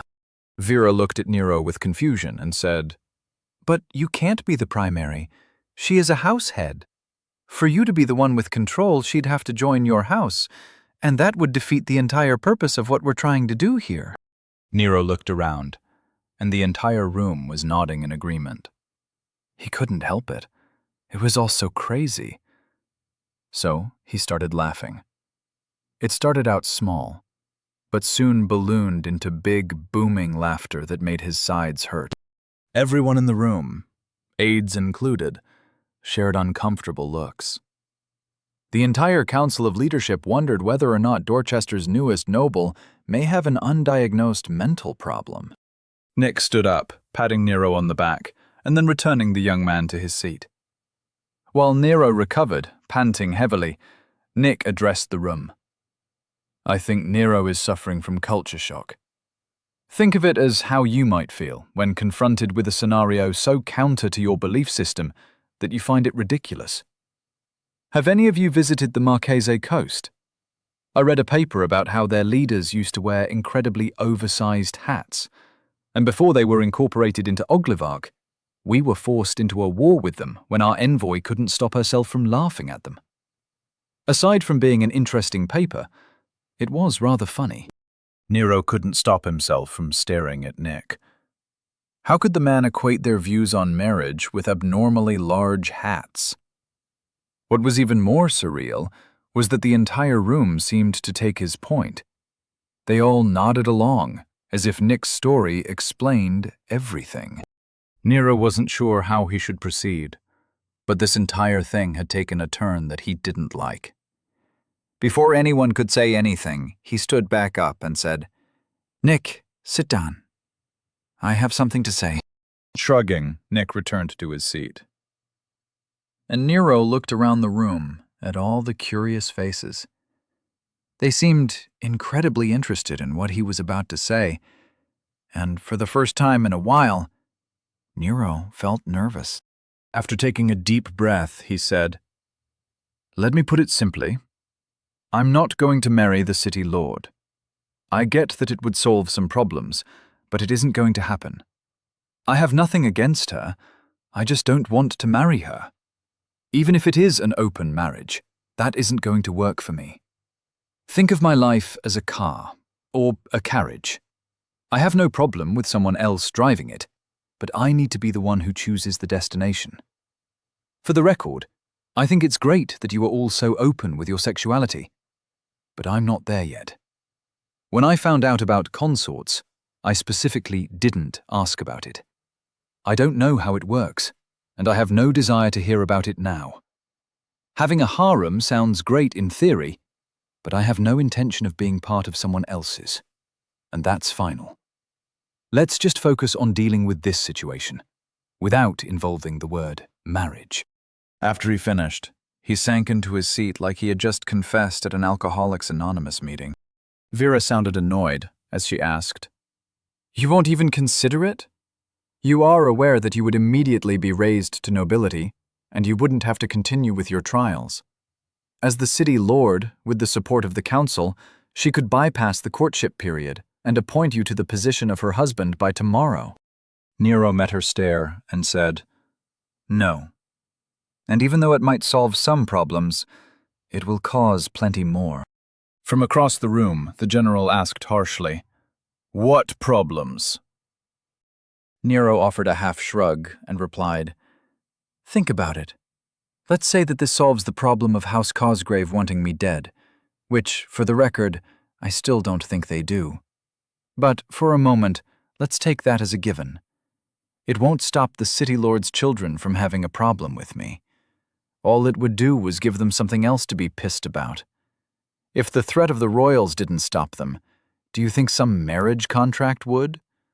So, that's one problem." Getting into it, Nero's eyes glazed over, and he started tapping his fingers in thought on the table.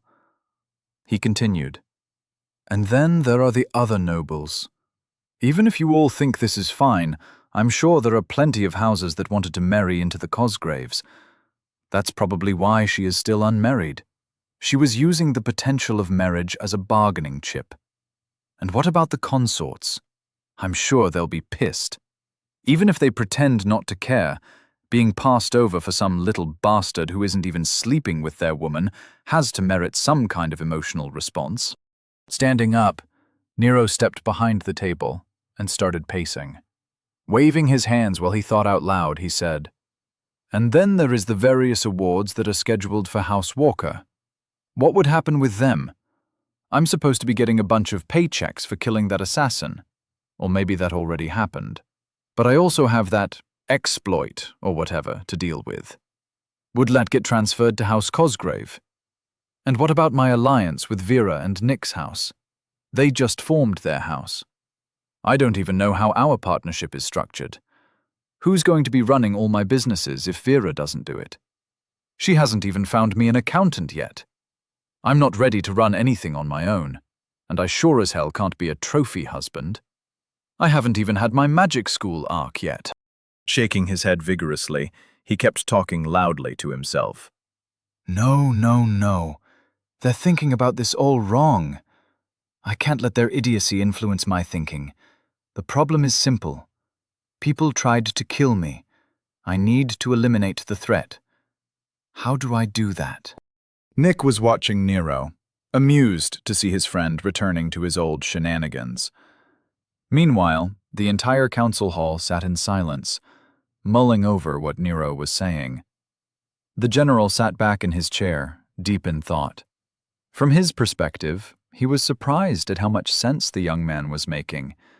Even the city lord couldn't refute anything she heard. She was, in fact, impressed with his analytical skills. Nero's head snapped to Archmage Jennings, and he asked, "Did anyone question Lord Blackwood and Dede Cosgrave?" The Archmage stood there with his arms crossed, amused at Nero's performance. He replied easily, "Yes, but her name is Deidre. Why?" Nero rolled his eyes and said, "Motive, obviously.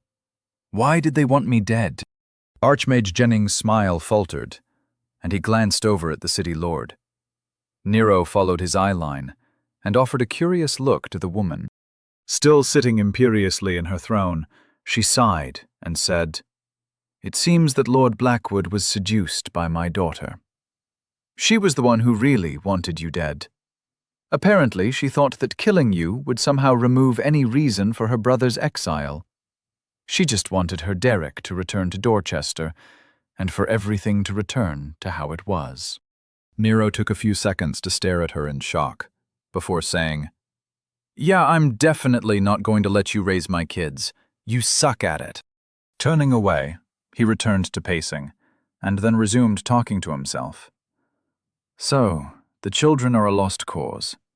No one that stupid should be allowed to remain a threat. Even if I swore that I wasn't interested in politics, they would still continue to try and kill me. And Lord Blackwood fell for the honeypot, so he's mentally compromised. They all have to go. Crap, executions give me the willies. There has to be some alternative. He gave in to a full-body shiver, then resumed pacing. Vera said, "Are you worried about the city lord's retaliation for the death of her children?" Nero turned around quickly and saw Vera's curious face staring back at him. She didn't look horrified at the thought, merely curious about how Nero thought the city lord would react. Man, that woman is ice cold, he thought. He looked over to the city lord and asked, "Would you really want retribution? You already offered to execute your daughter in Blackwood. I could be wrong, but you strike me as a total pragmatist." City Lord Helima Cosgrave's face was carved from stone, and she replied, "No, House Cosgrave will not seek retribution for their deaths. You are right to question their intelligence. Both of my children were disappointments, and I accept full responsibility for my failures while raising them. My next batch will be much better. I'll ensure that they are raised to think before they act, and to truly understand the game. Rest assured that House Cosgrave will put this incident behind us and do what it can to foster a friendship with House Walker, if you would allow this to be settled with arbitration." Nero listened to her speech, trying to parse through the political doublespeak. Making sure he understood, he said, "So, if I'm understanding correctly, you're sorry that your kids tried to kill me, and you want to wipe the board clean. Your kids get executed, and you and I start from scratch. No more plots to kill me, and we both get on with our lives?" Smirking slightly, the city lord nodded once and said, "Yes, that is correct. I appreciate your bluntness, and I heard no insult." Confused, but not really interested in finding out what she meant, the concept of a mother perfectly willing to kill her children was too weird for him to accept. Changing the subject, he turned to Jennings and asked, "If we kill Lord Blackwood, what happens to his house?" The Archmage's arms were still crossed, and he lazily raised a hand to point at Lord Bennings. Nero turned to look at the prim and proper woman. She coughed lightly into her hand to clear her throat before saying, "Lord Blackwood's heir is currently his third child, a daughter named Victoria. She is the fruit of a liaison between Lord Blackwood and a daughter of House Lorcan. Raised under the banner of House Blackwood, Victoria Blackwood currently oversees all of House Blackwood's interests. She stands to inherit everything. As far as I know, they have a close relationship." Nero nodded while rubbing his chin. He quickly said, "Thank you, that's useful." Turning back to Jennings, he said, "Can you get her here? You don't have a problem kidnapping people, right?" Looking a little insulted, he replied, "Well, why don't I just ping her first? I don't think it's necessary to just teleport her without asking." Snorting, Nero muttered, "So, you only do that to your friends?" Putting his hands on his hips, he said, "Just get her here. I want to talk with her." While the Archmage contacted her, Nero returned to his seat.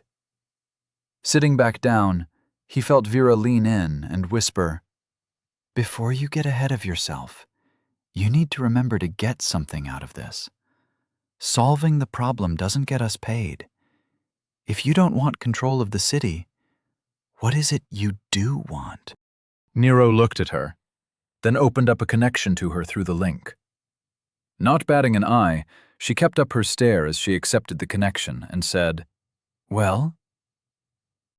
Nero smiled and said, "Once I figure out how to reduce my enemies to 0, then we can figure out what we can get.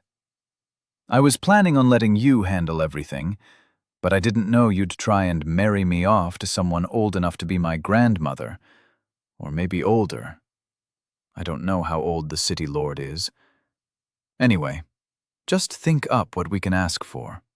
Concentrate on money and power. Money is always good, but power usually comes with responsibility. Be careful not to get me a job, because I assure you, I won't do it." Hearing the Archmage say, "All right, she's ready to present herself before the council. I don't know what she's aware of.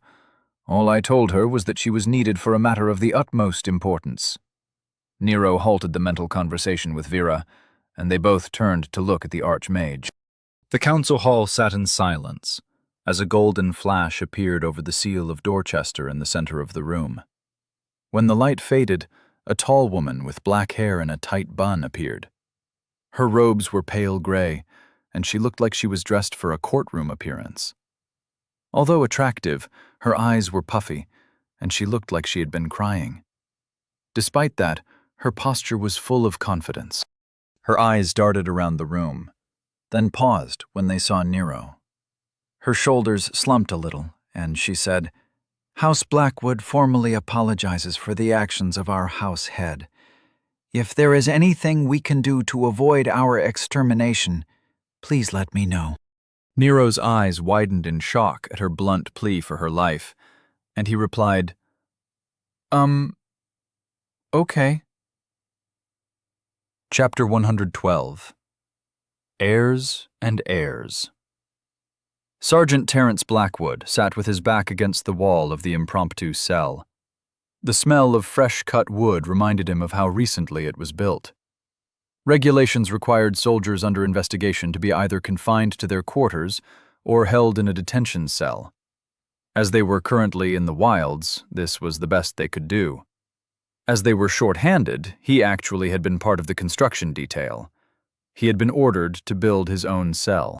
Trying to take his mind off of his current situation, he was reading the historical account of the life and times of Victor Mosenbaum, the Tiny Terror. It had been recommended to him by one of the lovely ladies he was seeing in Dorchester, and it seemed like a good way to pass the time. But, despite the comedic value of a 5-feet-tall adventurer with massive rage issues, he just couldn't concentrate well enough to enjoy it. Huffing in exasperation, he snapped the book shut, then tossed it onto the simple table which pretended to be furniture. Looking around the small cell, he chuckled at the lack of a door. The captain had told him that it wasn't necessary, as Terry was only in the room by choice. The man goes out of his way to have us build a detention cell so we can follow regulations, then doesn't bother to have us make a door, he thought to himself, while feelings of camaraderie and friendship caused him to crack a smile.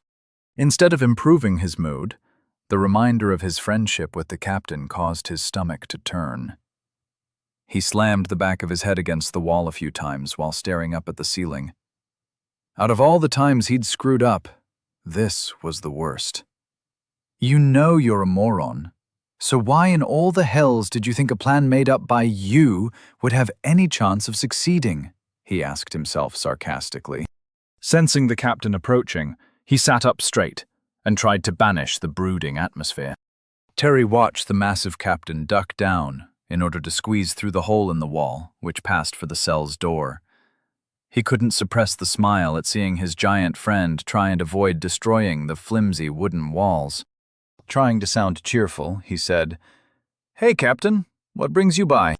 Finally, through the door, Captain Angelton rose to his full height, and Terry held back a chuckle at the sight of the big man glaring at the ceiling, as if he were warning it not to come any closer.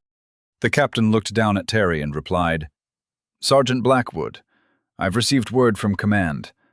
Wesker's team has made it back to Dorchester. No casualties." Terry felt some of the tension release from his shoulders, and he sighed in relief. Smiling ruefully, he looked up at his longtime friend and asked, "What about my old man?" Captain Angelton's face turned a little grouchy and replied, "It seems that the Archmage who is still visiting us from Hennings had been aware of the plot. Within minutes of the ambush, he collected your father. I'm told he is being held within the Tower of Magic, along with a mage whom he had employed for his plot." Clearly confused, Terry asked, "Why wasn't he turned over to the Tower of Law?" The captain seemed hesitant to speak, and took a few moments to think through his answer. Coming to a decision, he sighed and cast a simple privacy ward. It wouldn't stop someone who really wanted to listen in, but it was something. Staring hard at the sergeant, Captain Angelton said, "This isn't something I should be talking about, but you have a right to know." Suddenly nervous, Terry clasped his hands to keep them from shaking and replied, "All right. What's the situation?" Captain Angelton's voice was devoid of emotion as he relayed what he'd learned from his conversation with General Branson. "Mistress Deirdre Cosgrove and your father apparently had a sexual relationship. At her request, he masterminded the plan to eliminate Lord Walker. Currently, the Council of Leadership, along with the General and the Archmage, are working on a plan to convince Lord Walker to settle this through arbitration. If everything goes to plan, there won't be any formal charges." Stunned, Terry asked, "Okay. But does that mean my father may survive this?" With his face a mask of calm, the captain replied, "Possibly." Feeling his entire body go numb in shock, Terry looked up at his friend and softly said, "I'm a dead man, aren't I?" The two old friends shared a look of commiseration. They both knew that the captain might be ordered to execute Terry within the next few hours. Neither knowing what to say, they sat in silence, letting all the things they wished they had the courage to say hang over them like a cloud. Victoria Blackwood had fought hard to reach her position. At the young age of 46, she was already the heir to one of the most powerful houses in Dorchester. With her help, House Blackwood was ranked 6th on the ladder. While her father played politics, she ensured their interests were growing every year. Their distilleries were constantly expanding, and their carriage businesses were dominating the market. Despite how many siblings she had, she managed to rise to prominence and ensure her place as the future head of the house. She had even gone as far as to have already compiled a buyout package for when her father finally convinced Lord Cosgrove to marry him. According to her old man, within the next 20 years she would ascend to the position of the head of her house without issue. Yet now, all that was thrown into jeopardy because her father agreed to kill some random new noble for the sake of a daughter he idiotically slept with. He had not just ruined his chances of marrying the girl's mother, but he had possibly doomed House Blackwood to extermination. Years of her hard work had been ruined because her father couldn't keep it in his pants. Now she was forced to bow her head and beg for her life in front of a child. The situation was extremely humiliating. She looked across the room at the young lord, who was the subject of her father's machinations, and waited for his reply to her plea. As she stood there patiently, Nero stared into her eyes, searching for answers. He wondered if she was hiding her anger, or perhaps plotting to avenge her father. Before he made any decisions, he needed some answers. Placing his hands behind his back, he walked around the table to get a closer look at her. Standing in front of the daughter of the man who plotted to have him killed, he asked, "Before we get into whether or not your house will exist tomorrow, I'd like some questions answered. Please be honest, as I'm sure someone here will be able to tell if you're lying." Nodding her head with a blank look on her face, she replied humbly, "Of course. I will answer honestly any and all inquiries to the best of my ability." Nero cocked his head to the side at her reply. "This chick is as cold as Vera, isn't she?" he thought to himself. "When did you find out about the assassination attempt?" he asked, while crossing his arms and leaning back against the front of his table. Without delay, she answered, "Every evening my father writes a summary of his current games and their progress. This morning, I received a signal from my father alerting me to a state of emergency for House Blackwood. When no further communication was received, I used my status as the heir to open his game journal. After narrowing down which plot was likely to be responsible for his silence, I learned about you returning to the city. From there, it was easy to expect a visit from the lawbringers. I did not, however, expect to be brought before the Leadership Council." She looked around the room, calmly meeting the eyes of the various nobles, most of whom looked impatient. Nero couldn't help himself from appreciating her cold-blooded apathy. She knew the fate of her house was being decided, but she didn't break down or beg. She just patiently waited to find out what she had to do to get out of this alive. He asked, "So you had no prior knowledge of his plot to have me killed, because one of your brothers did?" For the first time, she showed some emotion. Anger tightened her eyes, and her voice cooled even further. "Which one of my siblings was involved in this idiocy?" she asked. Smiling, Nero replied, "Terry Cooper Blackwood. He knew what was going on. In fact, he was the one who passed on my team's route to your father." Nero saw that the general was about to interject, and he glared at the man, warning him not to interrupt. Luckily, before the general could say anything, Victoria gasped, bringing his attention back to her. Surprised, she said, "Terry was involved? But he's not even in family's power ladder. Why would father involve him? Terry's an idiot. We put him in the military because that was the only thing he was capable of doing without screwing it up." Nero wasn't expecting her to dismiss her brother so completely. For some reason, it pissed him off. The sergeant was a nice guy as far as he was concerned. The guy may be kind of simple, but he was the kind of man Nero could have a beer with and not worry about it meaning more than that. He was a bowling buddy, not a politician. Despite initially trying to paint the man as a conspirator, he decided to change tactics. "Well, lady. Wait, do I call you lady or lord or what?" Nero asked. His rebuke stuttered to a stop before it even started. How could he not know what he was supposed to call this woman? Did Jennings say her title? Maybe he missed it. Confused, she replied, "My title is heir of House Blackwood. Technically, I'm Mistress Blackwood, as I'm still under House Blackwood. However, as heir, I should be addressed as Lady Blackwood until I take over the position of house head. Then I would be the Lord Blackwood." Nero could hear Nick chuckling behind him, and he could feel Vera's judgmental gaze burning into the back of his head. Even though he just heard what she said, he still didn't understand what she was talking about. All he took away from what he just heard was that she should be addressed as Lady. Nodding, he tried again. Okay, so Lady Blackwood, the only reason your house has a chance of still existing is because of your brother Terry.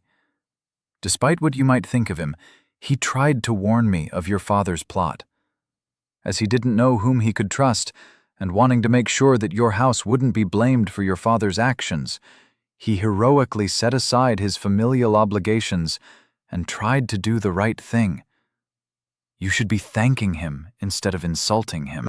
Stunned, she replied, I had no idea. My father's game journal didn't mention him at all. He just spoke of the plot. I didn't know Terry was involved. I apologize for my ignorance. If House Blackwood survives, I'll ensure he is rewarded for his service.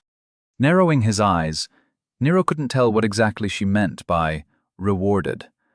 Even hearing what she said, all he could glean from the subtext that the world translated was that Sergeant Blackwood would get what he deserved. Whether or not that was good for her brother or bad didn't come across at all. Nero couldn't even tell if she was deliberately being vague or if she was so used to being political, that was just how she spoke. Wanting to get a better idea of what she was thinking, he asked, So, we are currently considering arbitration as a possible way out of this. What do you propose House Blackwood should offer in this situation? Not shaken by the change of subject at all, she immediately replied, My father should be executed. He is an embarrassment to our house, and too dangerous to be left alive. Reparations in the amount of 5% of our yearly posted income should be given to House Walker as an apology. I will personally clear out my father's supporters from my house and ensure that in the future, House Blackwood stands in support of House Walker as a friend. Anything more than that would require agreements with those outside of House Blackwood and would be out of my purview. Smirking, Nero asked rhetorically, Thought that through already, huh? Before she could respond, he said, One moment, please. Then he turned around and looked at Vera. Using his connection, he asked her, So, what do you think? She kind of reminds me of you. I bet she'll clean house. Within a week, she'll take care of everyone that even remotely resembles a rival. This chick is all business. Vera's stone-cold eyes met his, and she replied, I agree. She seems like a capable househead. I can work with her. But 5% is an insult. Let me look something up. Give me a second. Giving her a slight nod, Nero turned around to address Victoria again. So when you say you'll reward Sergeant Blackwood for warning me, does that mean you'll kill him for pulling a Fredo? Or does it mean he gets an increase in his allowance? Completely confused, Victoria Blackwood stuttered, A Fredo? Is that a Claspian term for betrayer? But no. I will welcome him into the inner family ladder for saving us all from our deserved execution. His ties with House Walker will be treated as an asset. I do not and will not consider an intelligent and successful gambit a betrayal of our house. Before Nero could respond, he was surprised to hear Vera's voice in his head. The girl is clever. She's seen that you care about her brother. I've looked into their assets, and here is what you're going to ask for. As Nero listened to Vera, he couldn't help but smile. He held his stare at the composed Victoria, while he listened to his proxy outline his house's demands. Victoria Blackwood watched as Nero's grin grew, but never touched his eyes. She repressed a shiver as she assumed, correctly, that his proxy was coaching him on his counterproposal. Without any other option, she could only hope that this young lord's demands didn't ruin the house she had put so much time and effort into building. Chapter 113. Not seeing it doesn't mean it didn't happen. Walking through the halls, the king thought about what awaited him. For perhaps the 1,000th time, he mentally reviewed how things had gotten to where they were. Just like his father, he had allowed his consorts to slowly take over his life. It had started with his marriage to Marisa. His mother had convinced his father of the need for him to start a family, and at the time, he wasn't in any position to argue. After all, he had grown up with Marisa, and they got along well enough. As friends, they had occasionally found themselves in bed together. She came from a powerful family, and the political gains would be substantial. After several discussions, everyone agreed it was a good match. Yet, neither of them expected how much they would eventually come to love one another. Just 2 years later, Marisa convinced him to take her best friend, Lydia, as his first consort. At the time, it was another purely political move, intended to silence some of his detractors and shore up his position as one of the most likely candidates for heir to the throne. More years passed, and while he was off adding to his reputation by fighting in the Highland campaigns, Lydia stayed home with Marisa, and the two of them acquired Carol and Sarah. By the time he returned, the two newcomers had already been formally accepted into his house, approved of by Marisa and his mother. 100 years later, he met Helen while leading the Navy's campaign against the Orcish invasion fleet.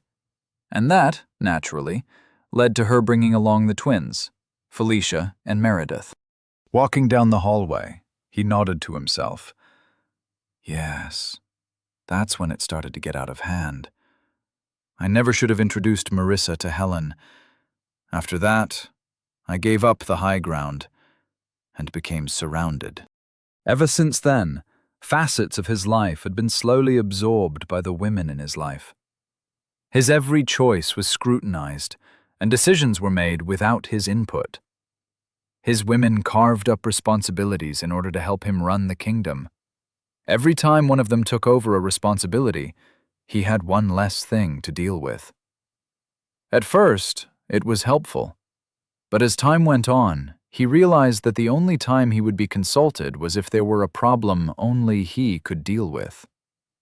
Not to mention the fact that he couldn't remember the last time he was included in the decision to add a consort to their family. He was well aware of Lydia's efforts in expanding the harem's membership. Just 250-some years ago, he came home from a trip to find out that under Lydia's guidance, Helen had accepted an entire adventuring team into his harem. Granted, it was a great welcome party, but he barely knew those women. With as much time as they spent away from Hennings, he still barely knew them. Looking up, he saw that he had reached the end of the hallway. The wide doors loomed like a last line of defense, holding back the wrath of his harem. He couldn't help but chuckle to himself at the thought of how once again he had been called to task by his wife and their consorts. Despite how annoying they were sometimes, he loved them all dearly, even the ones he rarely saw. At 853 years old, he could appreciate the wisdom of his father. The man had once told him, "You're a strong man, and because of that you will most likely marry a woman who will challenge you. Keep in mind that if you do, from then on, whether you like it or not, she will choose who you surround yourself with. Do everything you can to make sure that the consorts she chooses for you are on your side. You may think you can pick who you want, but that isn't how marriage works. If you're not careful, you'll spend the rest of your life outnumbered and behind enemy lines. Just look at me. I may be the king, but have you ever seen me decide what I get to eat for dinner if any of your mothers are around? Learn from my example, my son." Realizing that in the end, he had turned out just like his father, he squared his shoulders and prepared for battle. Although the women on the other side of that door outnumbered him, he wouldn't shrink in fear. He may have lost some battles, but the war was as yet undecided. Throwing open the doors, he saw his consorts and his wife relaxing on the numerous couches. Their conversations paused, and all eyes turned to him, awaiting what he had to say for himself. He smiled widely, showing his affection for everyone in the room, and said, Ladies, as promised, I'm here to lay to rest your worries. Gather round, and I'll tell you of the game with fate that I've been playing." Pouring himself a drink, he watched the women move the couches and chairs in order to encircle the middle of the room. As the whispers and guesses rang out, he took his position as the center of attention. After taking a sip of his wine to wet his throat, his strong voice filled the room. It started with an opportunity, provided by chance. A new piece was introduced, and with it came possibilities, he said with a slight grin. The first ladies of Oglevark sat mesmerized, waiting to hear what ridiculous plot their king had cooked up, and how it could have caused Lydia to have a meltdown in the middle of the throne room. His games were always interesting, and they couldn't wait to hear what their love had to say for himself. Knowing that the entire room was waiting for Nero to state his demands, Victoria's heart raced in anticipation. She could only hope that the young man wouldn't gut House Blackwood, or, at the very least, that she would still be alive to rebuild it over the coming years. Nero's voice was harsh as he succinctly outlined her position. "If we allow the law to handle this, your house will be disbanded. All of Lord Blackwood's heirs, including you, will die. But I'm not completely without mercy. Since you didn't know what your father was up to, and considering the fact that your brother tried to warn me, I think we can come to an agreement." Victoria didn't respond. She just calmly met his stare. Rather than thank him or offer meaningless platitudes, she patiently waited for his demands. Seeing that she wasn't going to say anything, Nero continued, "I propose that your father pays for his crime with his life, and that you take over his position as househead. Furthermore, I approve of your support of your brother. The man tried to do the right thing, and should be rewarded for that. As for monetary compensation, a one-time payment of 5% seems a little insulting. As the only member of House Walker, my death would essentially be the ending of my house. You're offering to pay 5% of your house's yearly revenue to save your entire house, and avoid the lawful repercussions for trying to end mine." Victoria's face didn't show any change of emotion. She calmly asked, "And what do you think would be fair compensation? I have a sister around your age. Would you like her as a consort to demonstrate our family's sincerity?" Nero's face flushed as he heard the entire room stifle their chuckles. Behind him, he could hear Nick not even bothering to hide his amusement. After coughing into his hand, he replied, "No, that won't be necessary. House Walker is currently partnered with House Verena in a transportation business. What I would like is for preferred contracts from your production facilities for wagons and repair centers." Behind him, Vera corrected him over the link. "Preferential, Nero. They're called preferential contracts. Pay attention." Looking over his shoulder with a grimace, he glared at Vera in annoyance. Quickly turning back, he continued, "What I mean to say is that I would like preferential contracts for your services. Say, for 50 years? It would financially tie our houses together and support the growth of your industry, while also aiding in House Walker's efforts. Perhaps over time, the ties between our families can grow, and any animosity could be forgotten." Victoria thought through the proposal. Preferential contracts weren't uncommon, but they were usually given as awards for new branch houses starting out, or more commonly used as currency in consort contracts and marriage dowries. They were essentially guaranteed percentage-based discounts on services. Although it would cut into her profits, if she could limit the terms, it might not be that bad. However, 50 years of discounts would amount to a great deal of money, depending on how many wagons and repairs were ordered. She knew that House Walker had acquired Dorchin Shipping after the recent Noble War.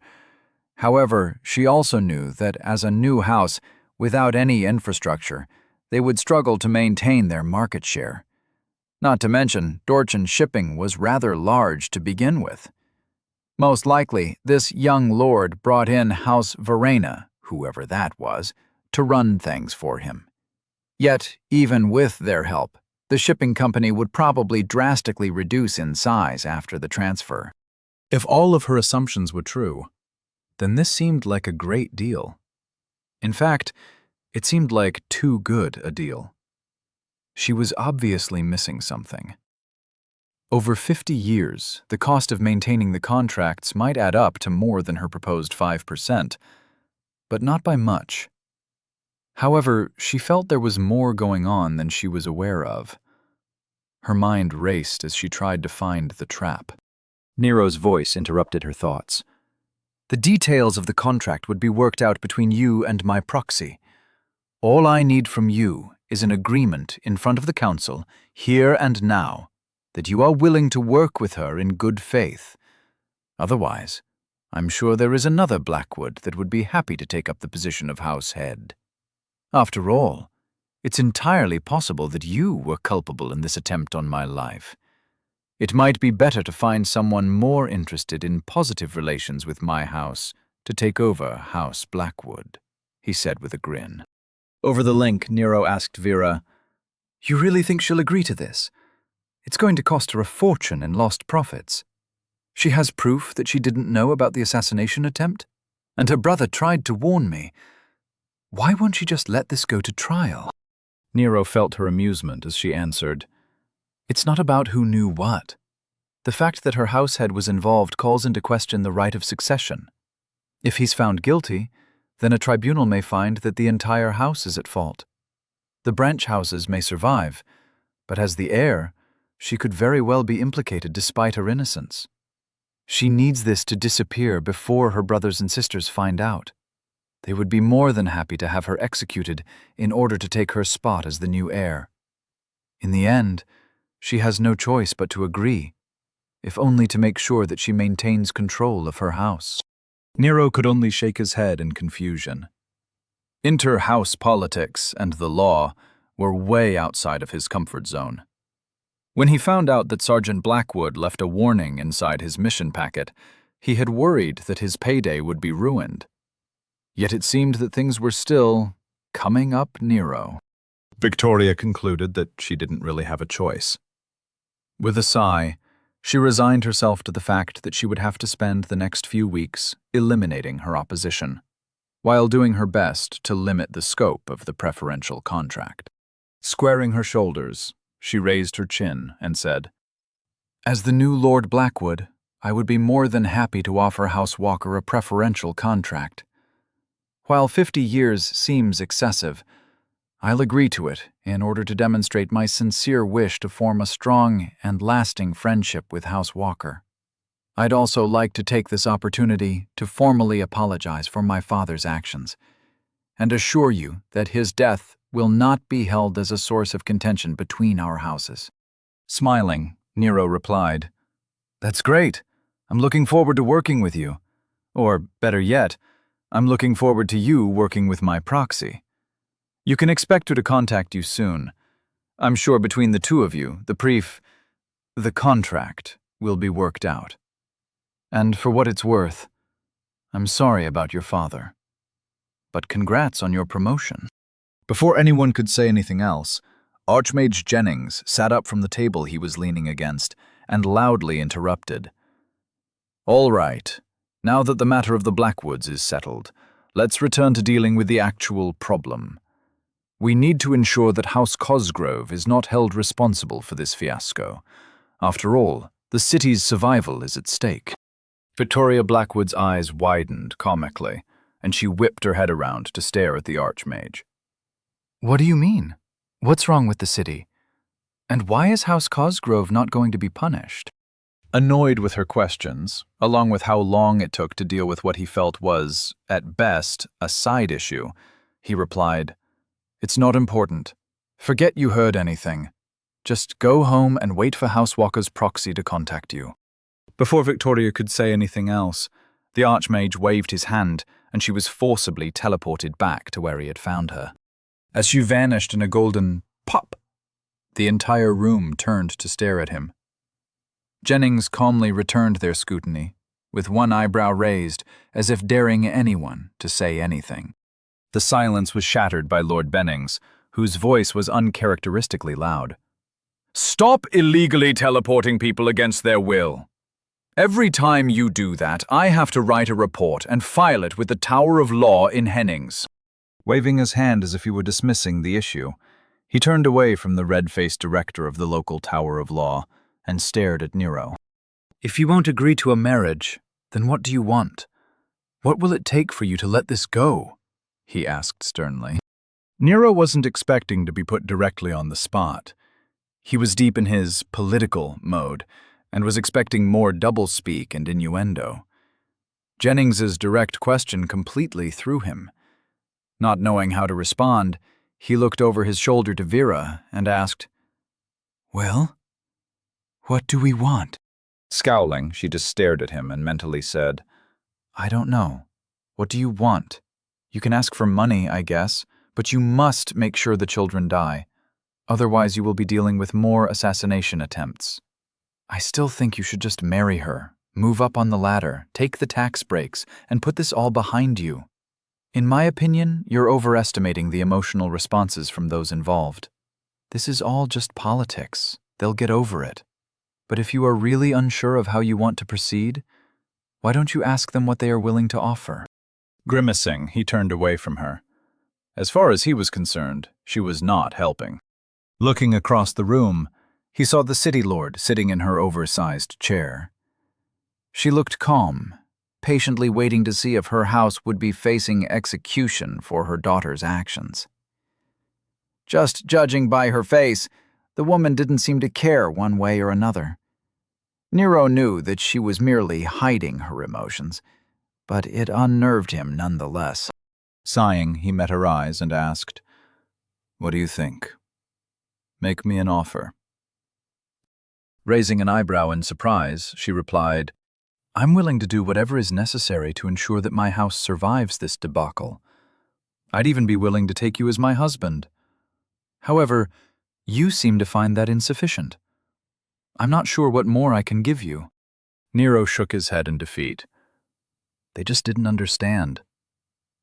Raising his hands to his side, demonstrating his openness, he said, "It's not that I find you undesirable, or that I don't want to move up the political ladder thing. I just don't want to get married to a woman with a harem. If I'm going to be part of harem, I want it to be my harem. Is that so hard to understand?" By the time he finished, his voice took on the tone of pleading. One of the lords off the side, Lord Volton, nodded. His voice full of understanding, he said, "I get it. You want to build your own house. Make the name Walker ring out in the halls of power. There is nothing wrong with that. In fact, I, for one, find your enthusiasm admirable." Nods of understanding and agreement went around the room. Nero glanced over at Nick, and he could see that the man was nearly biting his hand to hold in his laughter. Scowling at him, Nero turned back to the room. General Branson spoke up. "All right, how about this? We execute the heirs and let House Cosgrove start over.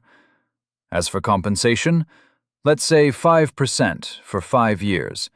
Throw in a contract of intent to support House Walker's growth for 10 years, and we can all go back to trying to make sure Dorchester is still here for you all to fight over it." Nero was about to object to the casual talk of execution when he heard Vera shout, "Done. House Walker will agree to those terms. City Lord Cosgrave?" Stunned, Nero looked back and forth between the two women, and he saw the City Lord nod easily. She said, "Agreed. I'll execute Deirdre myself, and Derek will be dead by tomorrow night. That works out well, as we could really use the guards that are currently escorting him south." Lord Bennings spoke up. "Make sure the paperwork for the arbitration is filed by the end of day. Otherwise, the investigation will have to include the nobles. It will be much easier if the only ones involved are commoners." Turning her head to look at the Archmage, she asked, "That mage you have in custody, is he a noble?" Archmage Jennings shrugged and replied, "Technically he is the 12th heir of House Trevan. I doubt they'll care if he disappears. I'll handle it by the end of the day. But if something comes up, I'll contact you." Nodding in response, Lord Bennings returned to her silent posture. As if there were a silent agreement that the meeting was over, all of the nobles stood up at the same time, leaving Lord Bennings along with the general and the city lord as the only ones still seated. The city lord addressed the lords, saying, "Thank you all for coming. You can expect House Cosgrove to remember your service to Dorchester in this trying time. I look forward to leading you all once again." The nobles all grumbled to themselves with frowns on their faces. After collecting their papers from their tables, they all headed for the door. Dutifully, their aides followed silently behind them, not saying a word. In less than 2 minutes, the entire tone of the room had changed, and the remaining occupants started chatting with each other about what they all had put off to deal with this situation. General Branson was speaking with his aides, while the city lord and Lord Bennings started talking about some meeting concerning immigration that they had been forced to reschedule. Turning around, Nero saw that Vera was packing up her things with a slight smirk on her face, while Nick was chatting with Kathleen. Spinning around, he saw Jennings waving his hands in the air, as if he were interacting with a hologram that only he could see. Spinning once more, he looked around the room in complete shock. 1 minute he was in the middle of a political minefield, doing his best to maximize his profits and outmaneuver his enemies. The next, everyone just reached an agreement and called it a day. Completely stunned, his jaw was hanging open. His blank stare looked around the room, seeing everyone completely forgetting that they had just been in the midst of a complex issue. Unable to contain himself, he threw his hands up in exasperation and shouted, "What the hell? Are we done? Did we win? Are you really going to kill your own kids? What's an intent contract? What the fuck is going on?" The entire room had stopped what they were doing, and everyone was staring at Nero. He looked around the room, panting with exertion after his outburst. Even the aides were frozen in shock. They looked at him like he had just started screaming in the middle of a wedding. Nero flinched as he felt a hand on his shoulder. Turning his head, he saw Nick standing there with a comforting smile on his face. Nero just looked up at him, with eyes full of confusion. Gently turning Nero away from the room, Nick put his arm around Nero's shoulder and spoke in a soothing voice. "It's okay now. The meeting is over. You did very well. Let's go home, and I'll explain what happened. We'll get you something nice to eat, and you can finally have a shower. How does that sound?"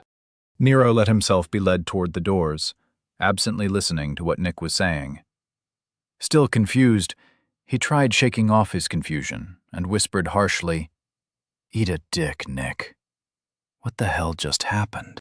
He really didn't appreciate Nick's condescending tone.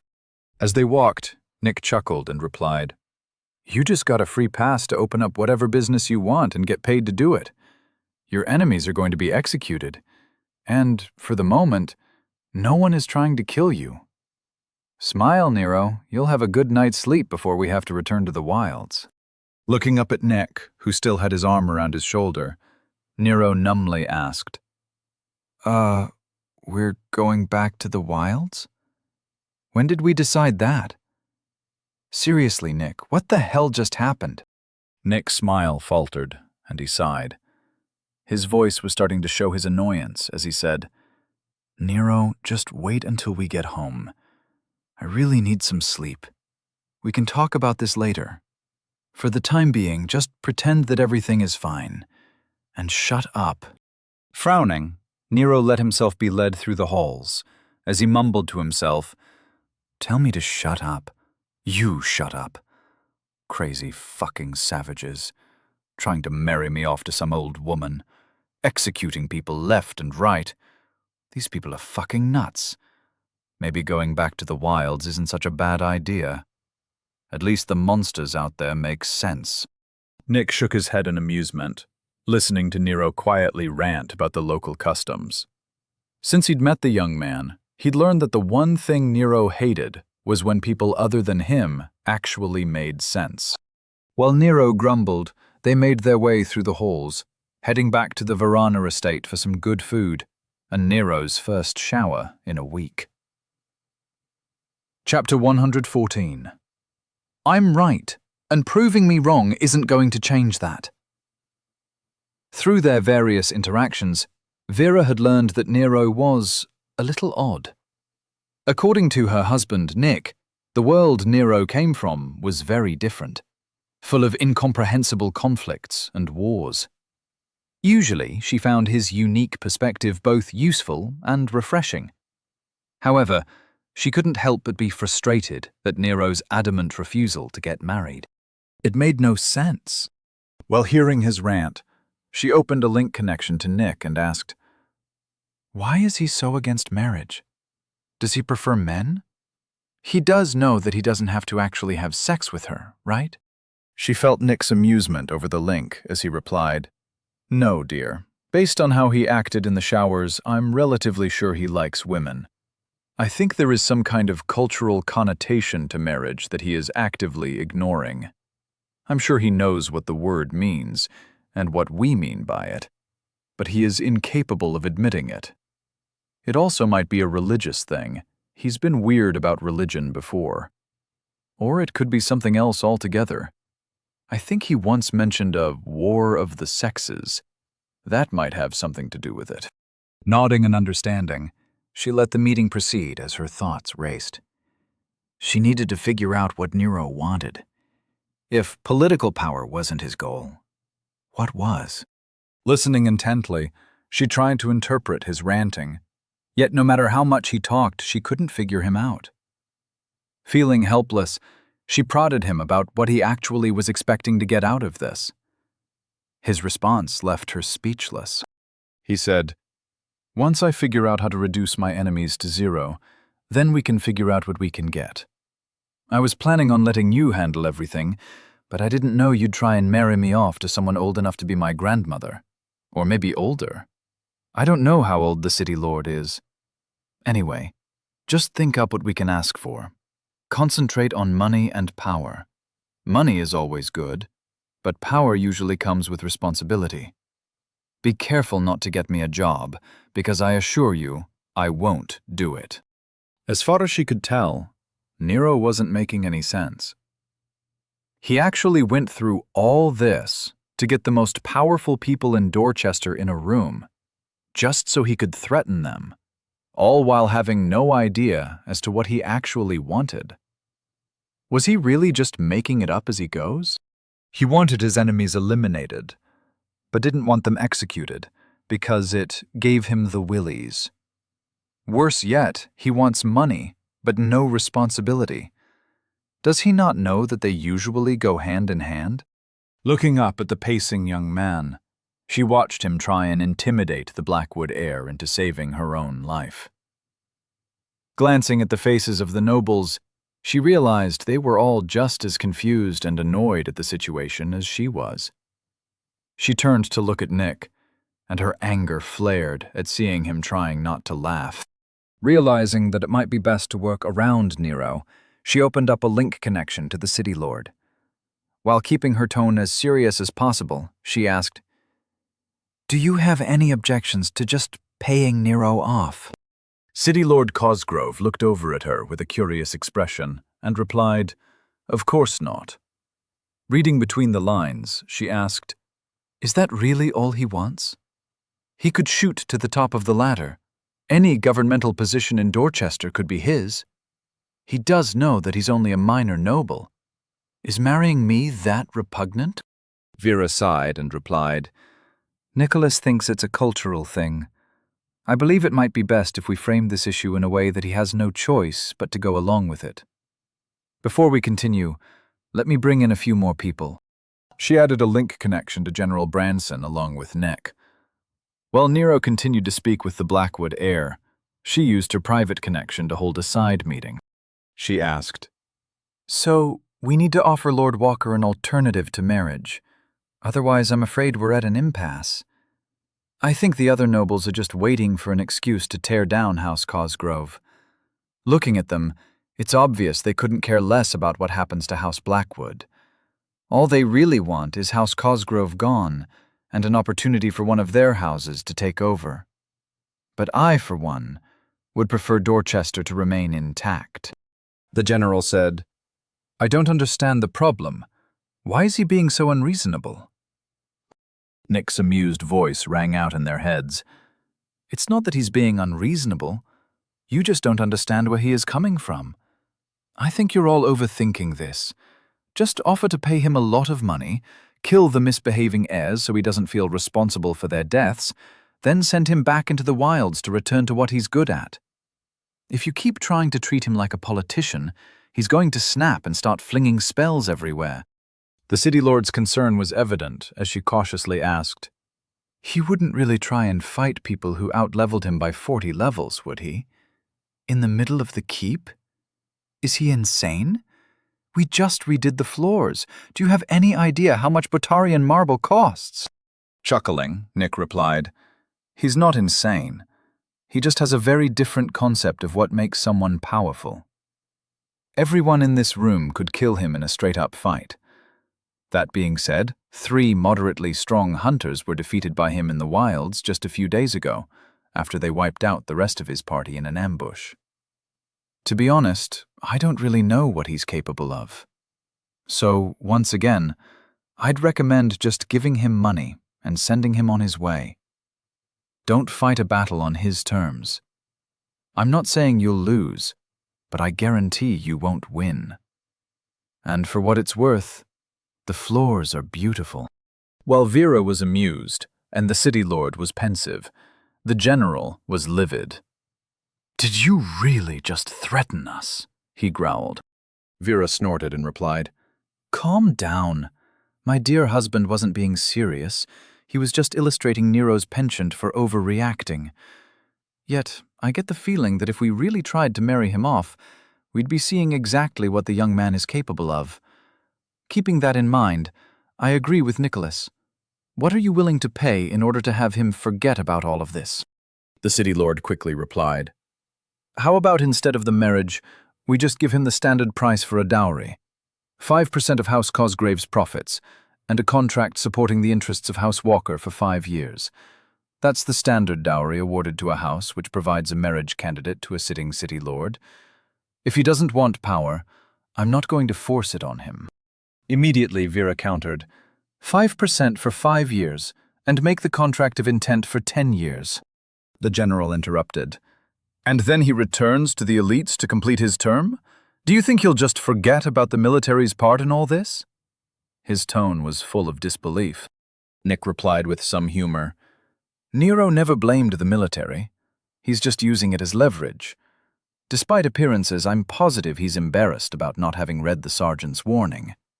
I'm telling you all, just pay him. Then send him out to go kill things with magic. You're really making this more complicated than it needs to be, the city lord said with some reticence. All right, I'll agree to those terms. A chorus of agreed rang out across the link. Understanding that getting Nero on board would require some guile, Vera said, In order for this to work, I think it's best to let Nero ask for what you're offering. I'll get him to ask the question. You just have to make it sound as if you are compromising. Nick, who knew Nero best, added, Don't make a big deal out of it. When he asks what you're willing to give, just state your terms. Vera accepts, then we can all move on.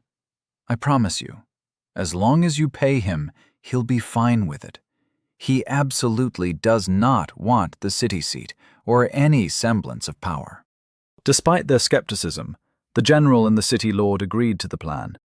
One of Vera's strengths was multitasking. She had no trouble dealing with multiple conversations at the same time. So while she helped Nero with his fleecing of the Blackwood heir, she worked to ensure that House Walker's victory would be complete. Vera smiled at her brilliant maneuver, then sent a link connection request to the Archmage. She saw him glance at her with a curious look on his face as he accepted the link. Vera's tone was light. Archmage Jennings, I believe I know how we can come to an agreement, she said slyly. Interested, he replied, I'm listening. Her smile grew wide as she said, Here's what I need you to do. Nero had just returned from his luxurious shower, and had joined Nick and Vera at their dinner table. Plates of assorted foods were displayed, as though they were having a feast, and Nero chuckled at Nick's eating habits. While Nero joined Nick in attempting to decimate the food supply, he listened to Vera describe what had happened.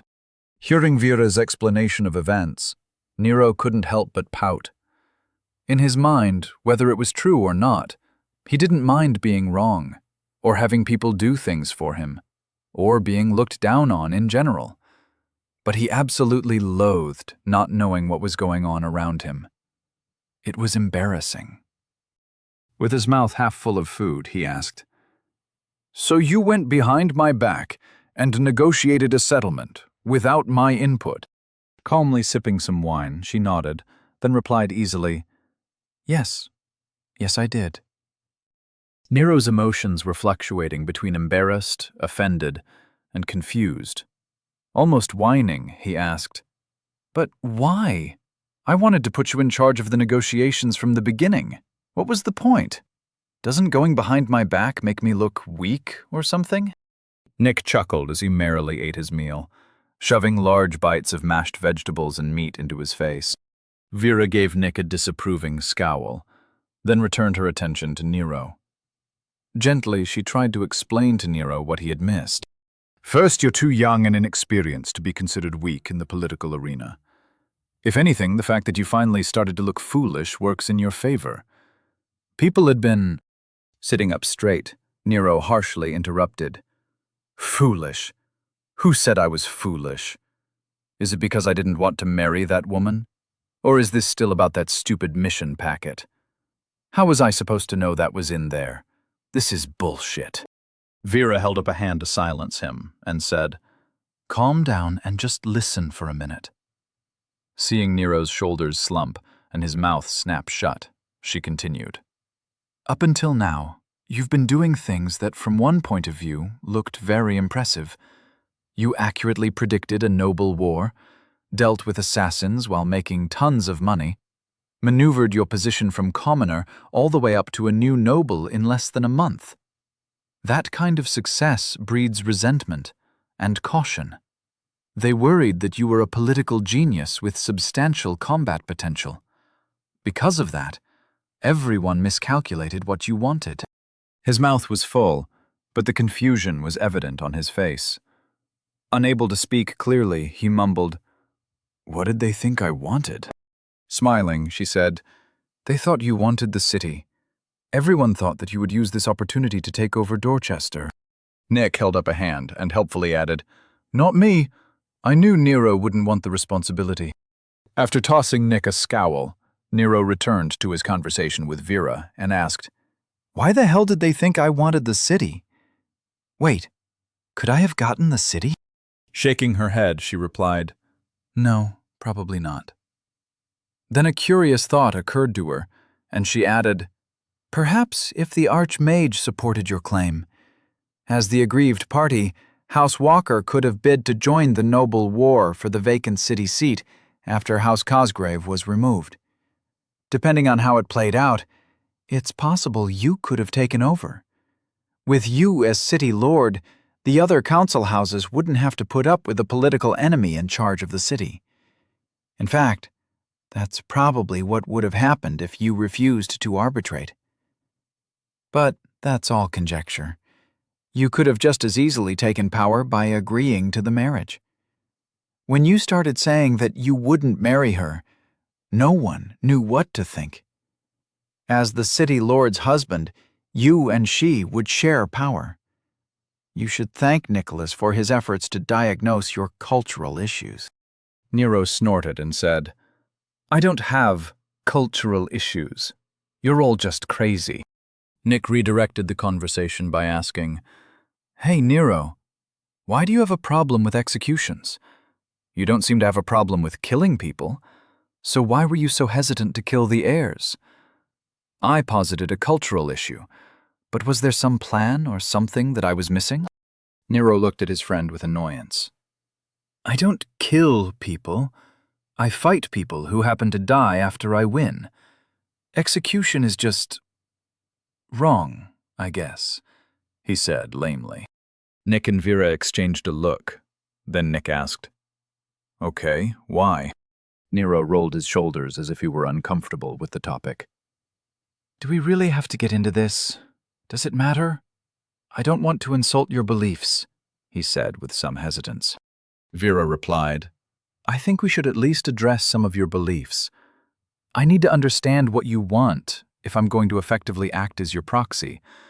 A lot of your actions don't make any sense to me. You didn't have a problem having former Lord Blackwood executed, or killing the assassin, or the hunters, but you seemed uncomfortable having the heirs killed. Then there was the fact that you seem perfectly fine with harems, but don't want to be in one. According to Nick, you are uncomfortable being around naked women, but are fine physically fighting them. I just want to understand how you think. Setting down his silverware, Nero leaned back in his chair and wiped his mouth with his napkin. Taking several deep breaths, he resigned himself to some straight talk. Looking at the two people in this world he was closest to, he said, Since I've come here, I've tried to come to terms with the fact that this world has its own way of doing things. But you have to understand, I don't think like you guys. There are things that have moral implications that you all just seem to ignore, like executing people. I get that bad people should be executed for the good of society, but I was taught that killing people is wrong. That is, unless you kill them while they are trying to kill you, in that case it's celebrated. But if they are still alive after the fight, then you're supposed to put them in jail. And if they are just kids, then you're supposed to send them to a rehabilitation center, so they can learn to no longer be assholes. Then, when they grow up, and still act like assholes, you don't have to feel bad about sending them to jail. Those two heirs may be close to 20 years old, but they seemed like kids to me. It just felt weird to think that someone would just chop off their heads or something.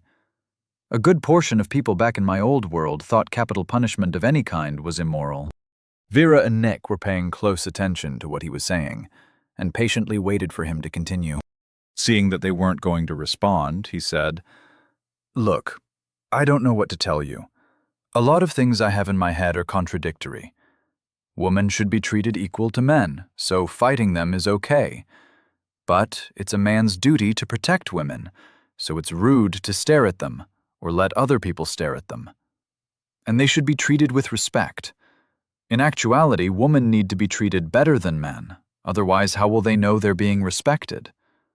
Also, nudity is generally associated with sex, and seeing a woman naked is a violation of their person. However, women are hot, so if I do look, I'm supposed to appreciate them while trying to not look. Otherwise, they would feel unattractive, which is also rude. So you have to treat them well, but not too well, and find them attractive while not objectifying them. Nick and Vera shared confused looks. Apparently, the complicated sexual dynamics of Nero's old world was a little too much for them. Ignoring them, Nero continued his explanation of his world view. Then you have the harem issue.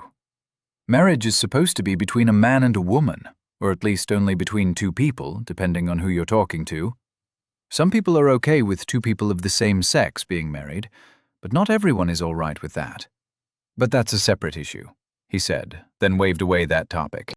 Returning to his point, he said, But marriage is supposed to be about the love between two people. Everyone agrees on that. So having a harem is usually bad, despite the fact that every man wants one, in theory. Every guy knows that dealing with one woman is usually more than he can handle on a daily basis, so that is more of a theoretical fantasy than anything else. But being part of someone else's harem would be seen as a bad thing, because then that person owns you. Or at least that's what a harem usually means. That is, unless you are talking about polygamous relationships, like swinging and sex clubs. The only way to have multiple partners in a moral way is if you marry them all, like Mormons. Though that is frowned upon by most people, I think. But that gets into religion. Let's not talk about that. Nero had been watching his friends' faces, and he could see that they were becoming more and more confused the longer he spoke. It was uncomfortable, because he was trying to explain multiple points of view that he didn't necessarily agree with. Huffing in exhaustion, he said, I guess what it comes down to is, I don't really have strong beliefs on anything. I just don't want to offend anybody. Vera and Nick shared equally confused expressions. Nick asked hesitantly, Who do you think you're going to offend? Nero took a minute to think through what Nick just said. The man was right. There were no groups here that could cancel him for opening a door for a female, or not opening a door. No one would care if he didn't express outrage at the thought of criminals being executed. There was no political action committee that would stand in the way of him having a harem. I have no idea how to feel about that, he thought to himself. Vera and Nick waited patiently for Nero to work through his thoughts. They could tell that the young man was having trouble accepting the fact that the culture here was very different than the one he had left. After a while, Nick's voice interrupted Nero's thoughts. His tone was full of support as he said, As long as you follow the laws here, you can feel free to let go of whatever cultural values you think are illogical. In the long run, it might be good for you to look at how our laws were decided. Everything in Oglevark has been rigorously logic-tested, and it's worked for thousands of years. Absently nodding, Nero replied, Sure, but as my childhood Sunday school teacher used to say, just because you are correct doesn't mean you're right. I think I'll just continue to feel however I want and judge you all for the immoral crap that you do. That way I can do it too, while still feeling justified in my moral superiority. Vera and Nick exchanged shocked and offended looks, then immediately burst into laughter. Patting Nero on the back, Nick said, That's fine with us. Now let's get some sleep. We're heading back into the wilds tomorrow. Nero's eyes widened as he replied, Seriously? We're not even going to take a few days to decompress? This is what I'm talking about. You're all savages. Vera stood up, gently placing her napkin on the table. With a gentle smile, she said, Yes, we are, Lord Walker. It might be a good idea to remember that when you open that mouth of yours. Turning away, she walked off after having the last word. Nero turned to Nick. With worry in his voice, he asked, You don't think she took the whole savages thing personally, do you? Waving his hand lazily, Nick replied, Nah, but that doesn't mean she isn't going to make you pay for saying it. Here, have the last of this dessert. It's really good. Nero shrugged, deciding not to worry about Vera's imminent reprisal, and dug into what looked like some kind of blue pie. This was going to be the last time he had anything good to eat for a while, and it wasn't worth ruining his meal over. Chapter 115. Low expectations help things turn out better than expected. The king's harem reconvened late that night, well after their husband had gone to bed. Hidden in a private chamber, they gathered to discuss how they felt about the recent revelation. As usual, the meeting was led by the King's Firsts, which was the clandestine name the harem used to refer to the leaders of the different power blocks. Long ago, the current queen had learned from her mother-in-law about the responsibilities of the harem and how the kingdom relied on their covert efforts. It had taken many years to create the powerful group of sisters she had come to rely on. Queen Marissa Newling Oglevark was their overall leader, and the different groups all reported to her. She was also the highest-ranking populator in the kingdom. Therefore, she was personally in charge of the 3 other populators in the harem. Lydia Collins ran the household, while also leading the spy network. She had 23 women under her, and each of them had their individual sources and networks. Recruited from families across Oglevark, nothing happened without them learning about it. However, their main focus was noble politics, along with collating rumors and ensuring House Oglevark remains in power. Helen Vendel was in charge of the adventurers and problem solvers. Her 51 women worked in teams to scout dangerous areas and ensure that the kingdom wasn't endangered by essence events they were unprepared for. Her network had connections across the kingdom through the hunters' lodges. Meredith Talani ran the economic concerns. With 33 women united in purpose, she controlled the economics of the entire kingdom while ensuring the financial dominance of House Oglevark. Finally, Carol Morrow was the leader of the Law Bloc. Although one of the smaller power blocks, with only 7 women, they monitored the laws of the kingdom. Their responsibility was maintaining the oversight of the nobles and private interests and ensuring the stability of the kingdom. Regardless of where they came from, each woman here was dedicated to House Oglevark and the sisterhood they had joined. Without their leadership, they knew Oglevark would fall to ruin. Yet today, they were gathered for another purpose altogether. Their love had been playing a private game and manipulating events to destabilize the Tower of Fate.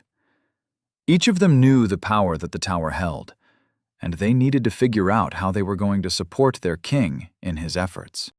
Lydia smoothed her dress as she stood up from the couch. Looking around the incredibly large room, she said, "All right, let's first sum up what we've learned. You all know how annoying he can be when telling a story, so we'll strip down what he said and filter the relevant events into a timeline. Despite his efforts to obfuscate his actions, we've been able to determine a great deal of what he actually did." While speaking, she made her way to the middle of the room, which was kept open so those who were speaking could be seen by everyone in attendance. Pacing back and forth, Lydia went over what they'd learned from their king and their investigations. Approximately a month ago, an anomalous soul took over a freshly awakened body near Dorchester, which is located in the southern straits.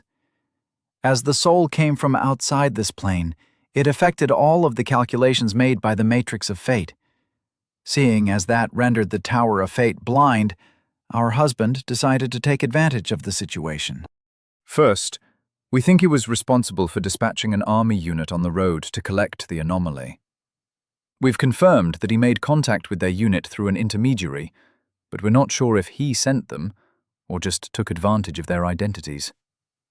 Our conjecture is that it was either because of the sergeant, who was related to the city lord through his father, or the captain, who was a former monster hunter without any noble relations. We all know how unlikely it was to find one of those. Then he maneuvered the head of the Tower of Magic, Archmage Jennings, into going to Dorchester in person, which resulted in the death of the local court mage, removing an ally from a local lord who was planning an overthrow of the current city lord.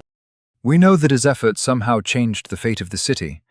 The anticipated noble war resulted in a defeat for the local lord and a victory for the current city lord. Marissa was there under the guise of her populator persona and personally witnessed the actions of the anomalous soul who was able to use the conflict for his own gain. Due to the nature of the noble war, that soul ended up being raised to the position of a new noble. If you listened to his story, you'd notice that our king failed to mention that he had someone contact the keep after the soul's ascension to nobility. After looking at the records, Marisa and I are relatively sure agents working on his behalf were responsible for pushing the city lord's heir into attempting an assassination attempt against the anomalous soul. As a new noble, he should have been under our protection. That failed attempt ended up humiliating both House Cranston, which we'd been having trouble dealing with, and removing the heir from the line of succession. It also allowed us to finally remove several outdated and useless laws. Which brings us to the first clue we found on our own, and the reason we learned of his plans. Marissa discovered that he sent a case of dwarven wine to one of the city lord's consorts. He labeled it a gift from a local lord of House Bevan, apparently to explain away its provenance. The consort in question was responsible for placating the remaining heir after the banishment of her brother. According to the consort, due to the influence of the liquor, instead of dissuading her from her vengeance, he mistakenly slept with the girl. Probably using the same predictive techniques which created the Matrix of Fate, our king manipulated events, knowing what would happen. How that insufferable man managed to get 2 people to hook up from across the damned kingdom, I have no idea. But he did. Because of their liaison, rather than stop the girl, the consort decided to aid her. Her goal was to complete what her brother started and kill the new noble. With the consort's help, she almost succeeded. Unknown to him, the consort's efforts were aided by a mage from Hennings, Mage Adept Catherine Newbanks. Our king convinced her to go to Dorchester, and once there, he used her to covertly smooth out any problems with the attempt. She did this right under the nose of Archmage Jennings, who now believes that the Tower of Fate had a hand in the assassination attempt. Which brings us to the end of our king's story, and what we've just learned. When he ended the story, he spoke of the anomalous soul taking over Dorchester and saving it from the upcoming beast tides. According to him, the new lord would refuse to bend to the whims of the council and seize power with the help of the local general and Archmage Jennings. The city lord's house would be purged, along with the consorts. A deal would be struck with the council to avoid a succession war, and the new noble would become the new city lord. However, that apparently wasn't how the arbitration went. We just got word that the new noble accepted some monetary compensation, and the city lord remains in power. The anomalous soul did not take over Dorchester, and it seems that our king may have miscalculated. She finished her long summation with her voice full of irritation. Silence filled the room, and every woman in attendance shifted uncomfortably in their seats. This was an unprecedented event. Many times the king had plotted, and it had almost always played out according to his script. It had been hundreds of years since their king had been so mistaken. Lydia, with a firm voice, she said, "So, we have to decide if we're going to get involved, and what this means for his plans involving the Tower of Fate. But more importantly, we need to decide who is going to go wake him up and tell him that his game didn't play out the way he thought it would." Every woman in the room exchanged uncomfortable looks with their fellow harem members. The queen could only put her hands on her hips and frown in annoyance at the display. As usual, it looked like she was going to have to be the one to deliver the bad news. Well, at least I'm good at telling him he's wrong. I've spent the last 800 years practicing my technique, she thought with some amusement. Nero sighed as he luxuriated in the feeling of being in a real bed again. Before his time in the wilds, the closest he had ever come to spending time in the wilderness was summer camp. With a smile, he recalled how nice the cabins were. They even had air conditioning. Now that he finally had some time to himself, his thoughts started returning to their regularly scheduled programming. His muscles relaxed as he laid in bed, his hands behind his head, staring at the ceiling. Without prompting, the events of the past few days started playing like a movie reel in his head. As he thought about what happened at the keep, he couldn't help but shiver. He'd seen medieval television shows and read about what it was like when his world still had nobles, but it was still weird to see it happen in real life. Lords killing their kids for their transgressions, plots and scandals involving assassination attempts and paying off witnesses. When it came down to it, whether he admitted it or not, he was paid off to cover up a pretty serious crime. And he was completely all right with that. He had really changed. The moment the thought occurred to him, he realized it had been forever since he bothered to check his identity. As if he were recognizing an ignored injury, he realized how full his soul felt. During the past few days, he must have stocked up a ton of experience, and he could practically feel it trying to dissipate the excess as fast as possible. Surprised, he opened up his identity. Name: Nero Walker. Level: 12. Race: human. Growth: 100%. Tier: 1.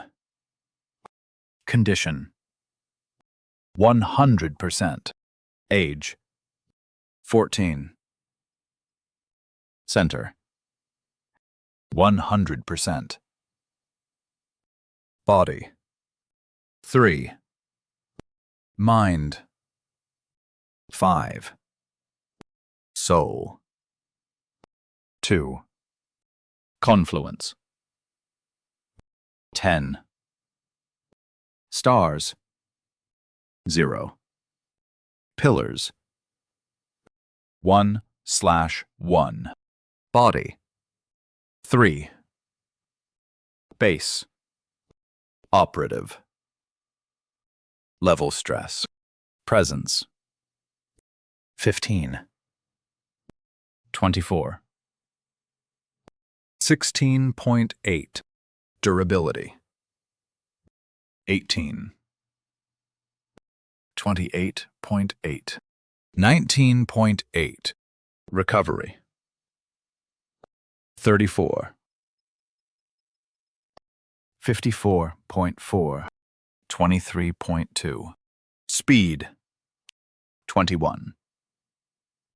33.6. 8.3. Adaptability. 41. 65.6.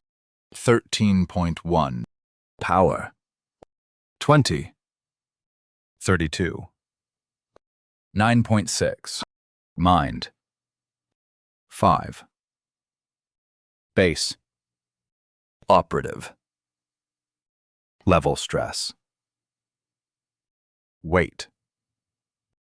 32. 64. 9.6. Control. 39. 78. 12.3. Field.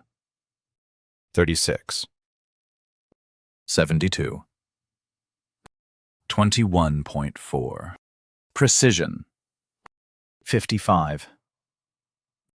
110. 19.1. Endurance. 65. 130. 15.1. Focus. 61. 122. 17.3. Soul. 2. Base. Operative. Level stress. Size. 29. 40.6. 2.3. Density. 101. 141.4. 1.4. Intensity. 76. 106.4. 1.9. Pressure. 27. 37.8. 1.8. Harmony. 24. 33.6. 21.7.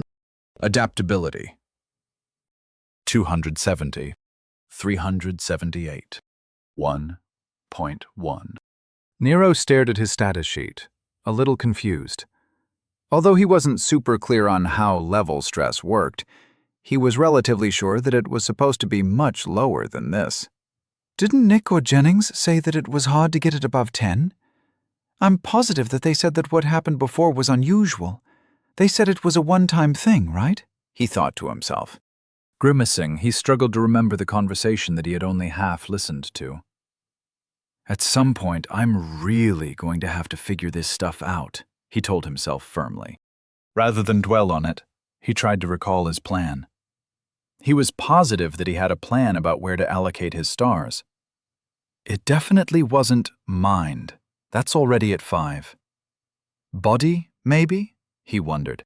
Annoyed at the problem, he decided to get a second opinion. Using his link, which was sitting on the bedside table, he tried opening a connection to Nick.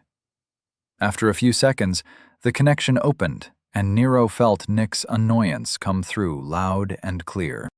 "What's the matter? Someone kidnap you again?" asked Nick, with some anger at being interrupted during whatever he was doing. Nero quickly replied, "No, smartass. I just have a question about where I should spend my star." Feeling Nick's mind grind to a halt brought a smile to Nero's face. He had forgotten how fun it was to exasperate the man. "You're leveling again? How did you—" "Never mind, I don't care. Nero, I haven't seen my wife in a while, so I'd appreciate it if you would just go to sleep. I'll talk to you in the morning. And don't you dare ping Vera, he nearly shouted, then slammed the connection closed, hard enough to rattle Nero's brain. For a moment, Nero was offended. Then the realization of what he probably just interrupted caused him to suffer a full-body shiver. Although Nick and Vera weren't his parents, thinking of them naked was just as traumatizing. After shoving it in a mental drawer and locking it, Nero returned to his identity issues. Remembering how much it sucked when he let his mind stat-level stress get too high, he wasn't looking forward to going through that again. Gritting his teeth, he closed his eyes and tried to fall into his mental space. Finding his mental path was easier than he remembered, and he immediately appeared in a cluttered realm, full of floating clouds filled with memories. Groaning in annoyance, he started with the first memory he could find. The sight of Rose coming down from the tree after they tracked her through the wilds played out in front of him. He remembered how it felt when he stared at her tight backside, and he shifted his feet uncomfortably. He hadn't realized how closely he had paid attention to that.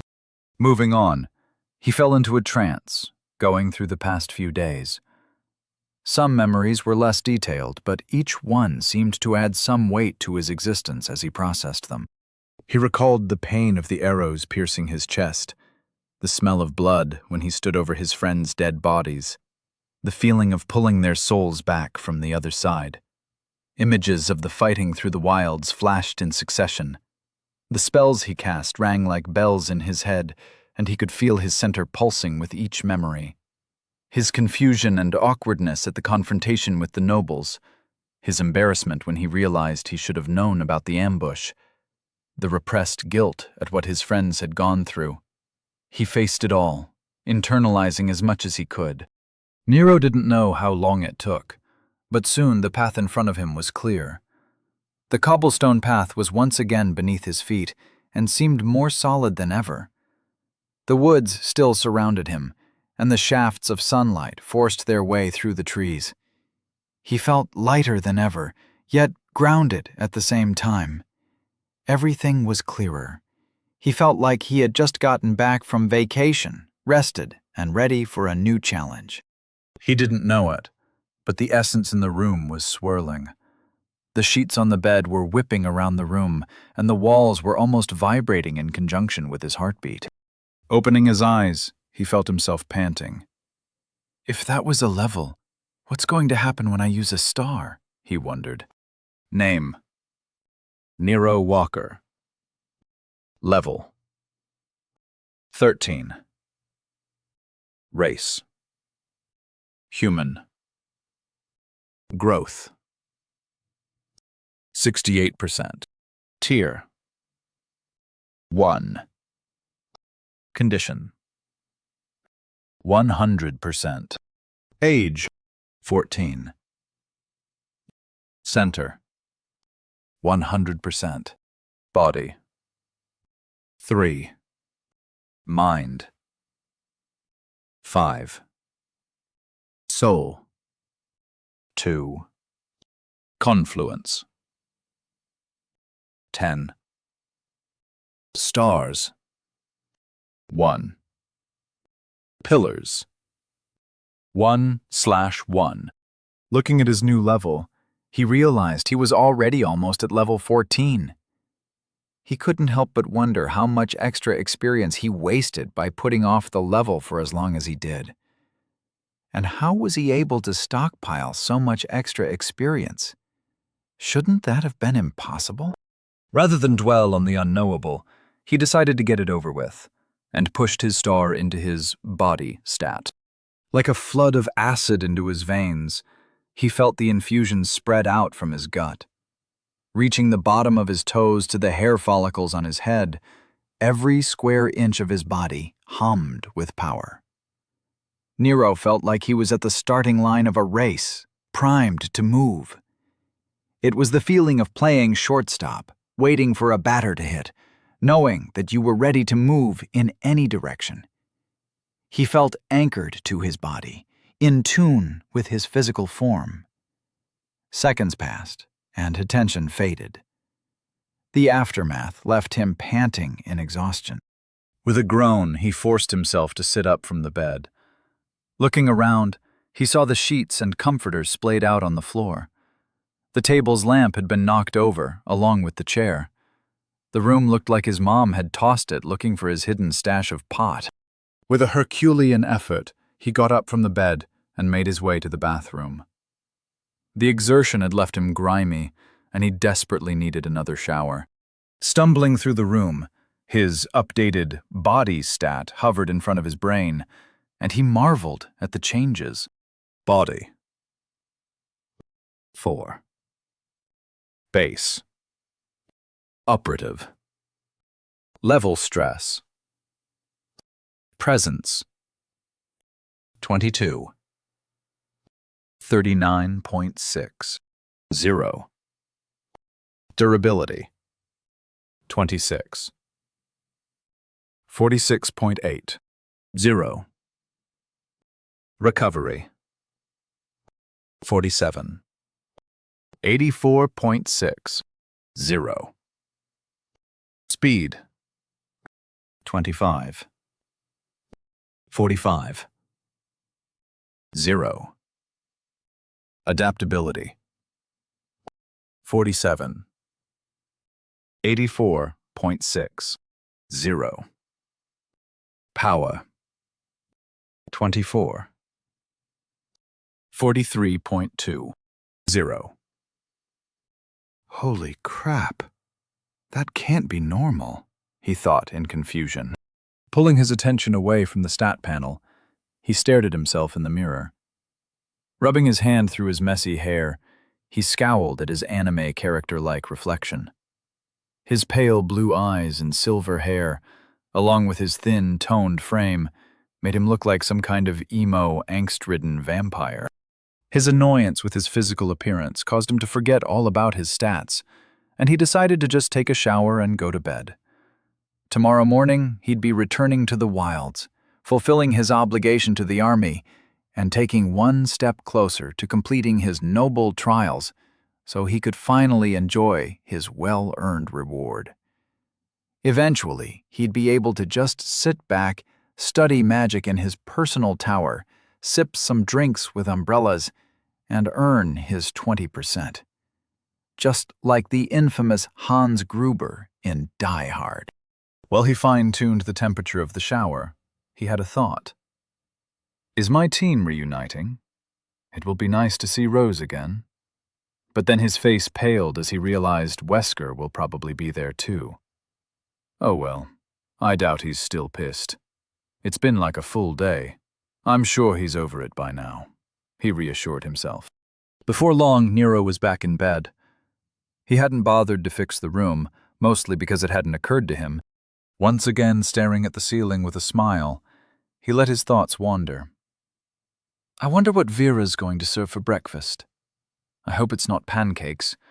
I nearly stuffed myself with the ones from the keep. How cool would it be if they had the equivalent of Pop-Tarts here, he thought to himself. Soon enough, Nero was asleep, dreaming of facing monsters with magic spells and being able to summon snacks out of the ether. Tomorrow he'd return to the wilds and his new life of adventure. Chapter 116. A New Day, when the sun eventually comes up. Nero's morning started before it was even bright and early. Apparently there was some kind of intercom system in his room, so he was treated to Vera's voice, startling him awake. Nero, you have 30 minutes until breakfast is finished. Make sure you don't leave anything in the guest room. His head shot up from the pillow like a gopher coming out of his hole. Blearily, he looked around the room, trying to find out where the hell that voice had come from. Huffing in annoyance, he realized that there wasn't a snooze alarm to abuse. Stumbling to his feet, he grumbled, "They have links here, so who in their right mind would bother installing an intercom? Crazy woman probably has security cameras too. Magic, scrying, and telepathy wouldn't be enough for the illustrious Vera Salvatore. No, that's Vera freaking Verena Salvatore. Damn woman probably charged my account for using her guest room." Nero looked like a zombie as he made his way to the bathroom, all the while ranting under his breath. Unbeknownst to him, Vera and her husband, Nick, were at the kitchen table having their morning coffee and tea, while a small hologram hovered over the table, showing a struggling Nero plod toward the bathroom. Nick, sipping his coffee, nearly did a spit take when he heard Nero's accusation. The hologram disappeared quickly, and he turned to see Vera gritting her teeth in annoyance. With a smile, he asked, "So, were you really going to charge him for using the guest room?" Rolling her shoulders uncomfortably, she replied tersely, "Of course not. Not that it wouldn't be unreasonable to expect compensation for the head of the house I'm serving to pay for his lodging." She met Nick's grin with a glare and decided to change the subject. "Have you been in contact with the rest of your team?" she asked. Being the kind and wonderful husband that he is, he accepted the change in topic without complaint and replied, "Yes, it seems last night General Branson debriefed Ms. Vikander and Sergeant Wesker. Both are fine with staying on the team. According to the General, there are no hard feelings, but I doubt they will forget Nero's games. We will be meeting them at one of the Gate 15 side gates before heading back into the wilds. Wesker has the coordinates for the base camp the elites set up. We're to meet them in 2 hours." Nodding along, Vera asked, "And Kathleen?" Nick shrugged and replied, "No issues. I talked to her this morning. You won't be surprised to hear that she couldn't care less about what happened. She asked where we were planning on meeting, then closed the connection before I could find out anything else." With a grin, Vera said, "Sounds like Kathleen. We should just be grateful that she agreed to keep an eye on Nero. I know how much she hates politics. After having to stand by while we dealt with the leadership council, I thought she might want to distance herself." Nick tapped his finger on the table in thought, then replied, "I wasn't going to say anything, but now that I had access to my lab again, I looked up something she said during training." Interested, Vera set down her tea and gave Nick her full attention. Coughing lightly to clear his throat, Nick sat up in his chair and took up his lecture with enthusiasm. "As you know, Kathleen hails from one of the more famous northern clans, the Avarites. They have a rich martial tradition and consistently send out their children to all corners of Oglivark. If there is a conflict, there will be an Avarite fighting in it. Because of that, a great deal of information is available concerning some of the North's more unique traditions." Vera didn't want Nick stray too far away from his point, and asked, "And this has to do with Nero, how?" Smiling as though he expected the question, he replied, "Because Kathleen mentioned that she was training Nero in the manner of their war blades. In principle, the idea is that the trainee is constantly faced with life and death battles, struggling to survive a moment longer, maintain composure under the most dire circumstances, to live their life as though they were a bared blade, ready for anything. From what I read, there is a lot of symbolism involved in the tradition, but it comes down to putting their recruits through incredibly harsh training and seeing if they'll break. I think that's why she doesn't care about the politics." Confused, Vera didn't understand what one thing had to do with the other.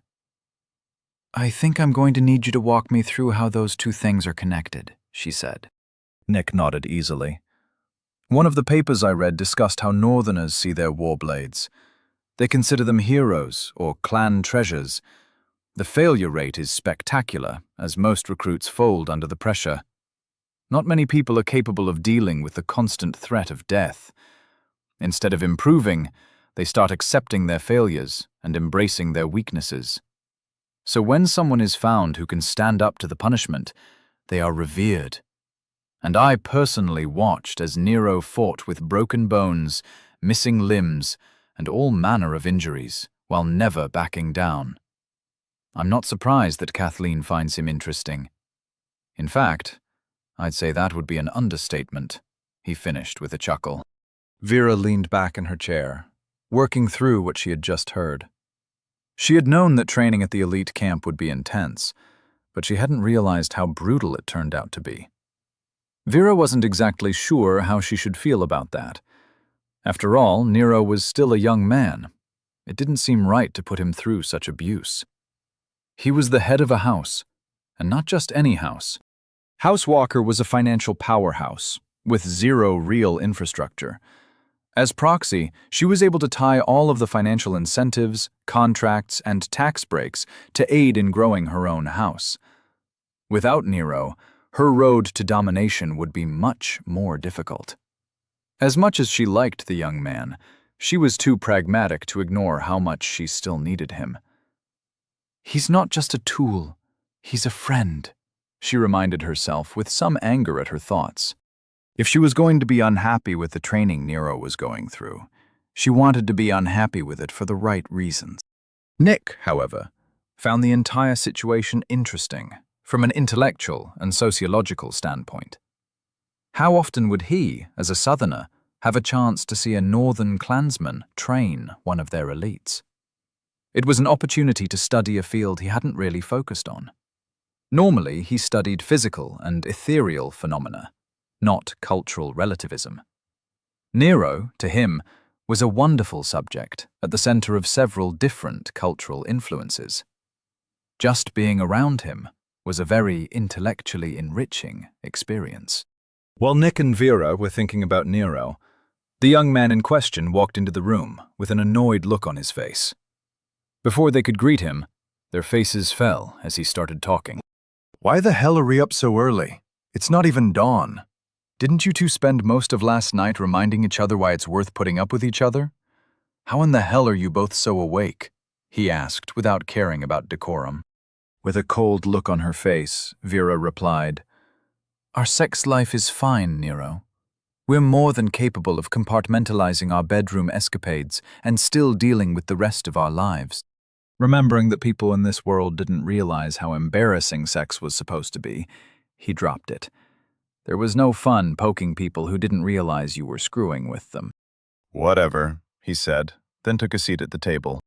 After pouring himself some coffee, he grabbed something that resembled a breakfast Danish and started eating. With his mouth full of delicious bread, he mumbled, "So, what's the plan?" Nick chose to be the one to answer the young man, as he could tell Vera was already ignoring Nero and was instead doing something on her link. "We're meeting the rest of the team, then heading back into the wilds. By tomorrow afternoon, we should reach the base camp that the rest of the elites set up. From there, we will be deployed throughout the regions, dealing with issues including monster clusters, spawn points, proto-dungeons, and whatever else needs doing," he said. Curious, Nero asked, "No problems with the military? We're not being reassigned or anything?" Shaking his head, Nick replied, "Nope. Same team. Everything is forgotten. It was all covered by the arbitration paperwork Vera handled." Shooting the woman in question a side-eye, Nero said, "Must have been one hell of an arbitration agreement to cover everything that sucked about the past week. How are the powers that be handling the people that knew about the dirty nobles and incompetent military?" Chuckling, Nick replied, "No idea. Not my department. I'm staying out of it." Without bothering to look away from her invisible holograms, Vera said, "From what I've gathered, they're putting it all on the former Lord Blackwood. He was turned in by his disgraced son. The young man gave up his future as a scion to take up a military position and serve the interests of the people. Sergeant Blackwood is now a hero, and House Blackwood is rallying around their new identity. Victoria Blackwood has already dueled two of her sisters for control of the family, and has been appointed the new Lord Blackwood. As for House Cosgrave, it seems Deirdre Cosgrave was executed for her relationship with her mother's consort, the former Lord Blackwood. The official account was that there was some worry Deirdre was trying to take over the house in order to side with her troublemaking brother. I expect word to reach us soon of Derek's untimely death at the hands of bandits, beasts, or something similar. It should all be cleared up by dinner time." Stunned, Nero was frozen, with his pastry halfway to his mouth. I guess everyone had a busy night. Didn't this all just happen yesterday? How long was I asleep?" he asked. With a smirk, Vera replied, "It's easy to deal with issues if you are decisive enough. Being a noble means that you have to make decisions quickly and seize the initiative. The game is a lot like life, and if you forget that, you're not likely to win at either." Nero took a second to think through what she just said, then replied, "I think you all take this whole game thing too seriously. Just because you have an interface doesn't mean you're game characters. Life is complicated, and trying to plan everything out is just asking for trouble. What happens if someone leaks the real story? What if the arbitration agreement gets out? Someone could blow this whole thing wide open, and then they're all screwed." Nick and Vera shared confused looks. Vera leaned forward in her seat and asked, "You do know that the real story is published alongside the official statement, right?" Confused, Nero eloquently replied, "Huh?" Nick chuckled and said, "The arbitration agreement is referenced in any news story concerning what happened. Everyone will know what really happened. They will also know that for the common good, an agreement was reached to ignore parts of what happened so that everyone can get on with their lives. There is no conspiracy or lie which anyone needs to fear coming out. That's the entire point of an arbitration agreement. All parties involved agreed on how to handle it, and no one, including the government, has the right to an opinion. The Tower of Law oversaw the agreement, so no one was coerced, and the agreement was ratified. The people have no say in it, and I doubt they'd care if they even bothered to look through the finer details." Stunned, Nero lamely asked, "So, no one is going to be protesting, or calling for an investigation into collusion or whatever?" Vera replied easily, "Nero, some nobles trying to kill each other isn't exactly shocking. As long as the law is followed, no one will bat an eye. They have bigger things to worry about than some new noble and his problems. Granted, your story is interesting, but more as a tale worthy for the bar or the diner, not for one of the oversight committees." There was so much to unpack there. Nero was forced to lean back in his chair and work through the concept of people having better things to do than complain about the government. Not to mention the fact that the government was completely upfront about their cover-up, so it wasn't even a cover-up at all. It was all legal, and they just killed the troublemakers, then moved on with business as usual, while choosing to forget about the details. There was only one word for what Nero was feeling. It was flabbergasted. With a rueful chuckle, Nero muttered, "A government that executes their troublemakers, then tells the people about it. Freaking savages." Chapter 117. The Social Contract of Friendship. Despite King Oliver Oglevark's attempts to rein in their conversation, the talk was lively at the breakfast table. His wife and two of their consorts were unable to stop themselves from remarking on his recent miscalculation. And for the record, that's all it was, a minor miscalculation. He didn't think the concern they were showing was in any way warranted. With a slight frown, he listened to his consort Lydia expound on what she had found when she used her connections to acquire a recording of the Dorchester's Leadership Council meeting from the day before. In a way, Oliver was right. The opportunity was there for the new noble, yet he didn't take it. From the council members' body language and tone, we can infer what happened. Everyone expected the new noble to make a play for the city seat. They were all ready to give up the current city lord, Lord Helima Cosgrove, and let her house die on the vine. Her only option was to agree to a marriage, which in fact she did, Lydia said, her voice laced with worry. Queen Marissa Newling Oglevark set down her coffee and asked, "But I still don't understand why the new noble's proxy was pushing for the marriage at all. If they had just let the city lord's house fall, they could have made a deal to avoid the resulting noble war for succession.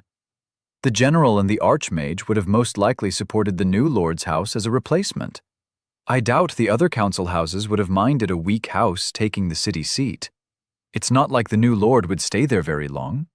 Anyone could see that he would be forced out of Dorchester by level restrictions and politics. In fact, isn't there a summons from the Hennings Tower of Law that he will have to deal with?" Helen scoffed, then tossed her breakfast bagel back on her plate, fed up with the way the talk was going. "None of that matters. Whatever the new noble's motivations were, We have to deal with the current situation. He didn't take the city seat, and now he is back in the wilds. Oliver's projections are no longer in play. We need to improve our intelligence capabilities and map out how this affects us." King Oliver couldn't help himself and started chuckling. No matter what he said, they would always worry about him and his plans. It was partially why he tended to be so secretive. The three women all turned to him with a glare, and the queen asked, "Something you'd like to add, my king?" Amused, he said, "I understand why you are all worried. It must be difficult seeing me make an incorrect prediction. But you all need to remember, the game I'm playing has almost nothing to do with the small city of Dorchester. I just used the new noble's unique background in order to further my plans. Whether or not he acts according to plans is immaterial to the larger game. After all, the fact that he is so unpredictable is the only reason he was any use to me from the start.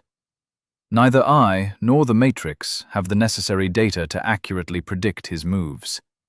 His history is unknown, along with his cultural beliefs. Despite what I told the Fate Weavers, it will be some time before we can accurately predict his actions." Hesitant to believe that everything was still in her love's control, Lydia asked, "So your plans regarding the Tower of Fate are still in play? I thought you said Dorchester's altered fate was central to what you were planning."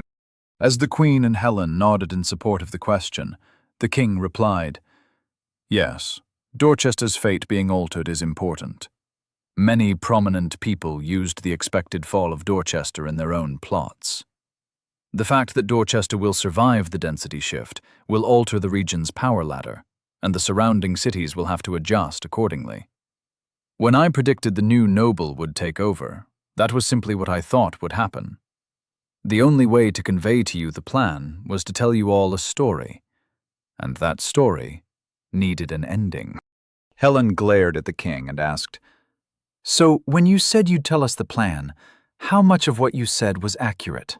Shrugging easily, he replied, "About 70%. There is plenty of data on the other major players in the area, and that's more than enough for me to get a general idea of how things will go.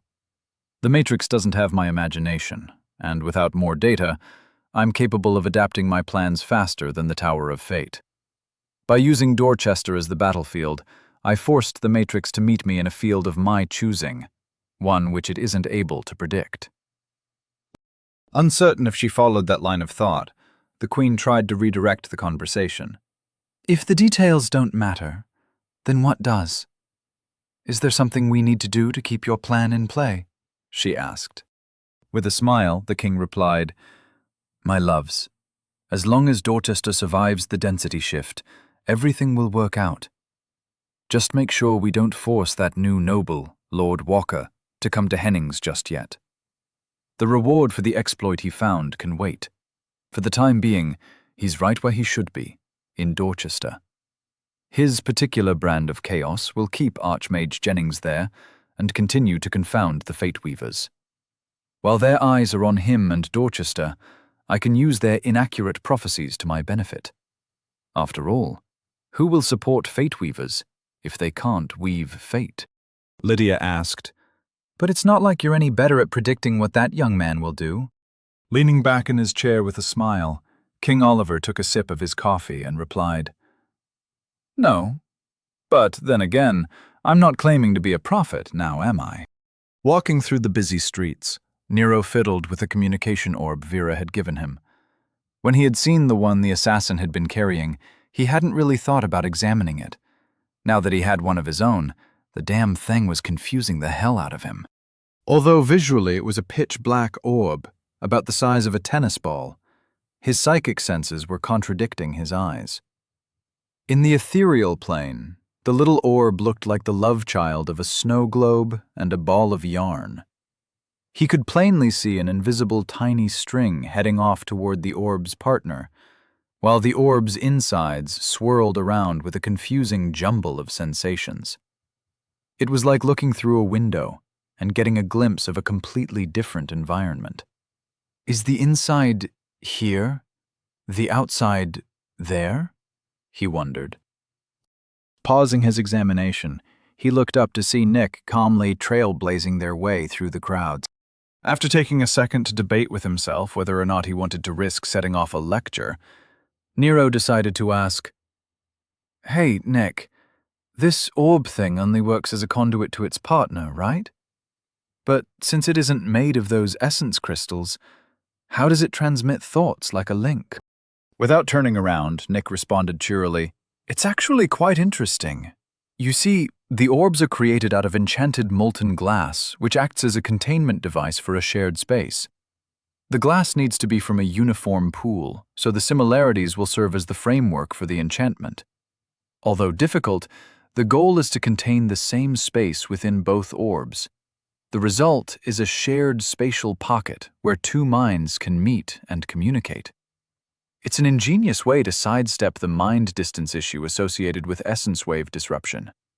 Archmage Vikram found that the longer a mind traveled along an essence trail, the stronger the wave oscillation disrupt. Nero stared at the orb, rolling it around in his hands.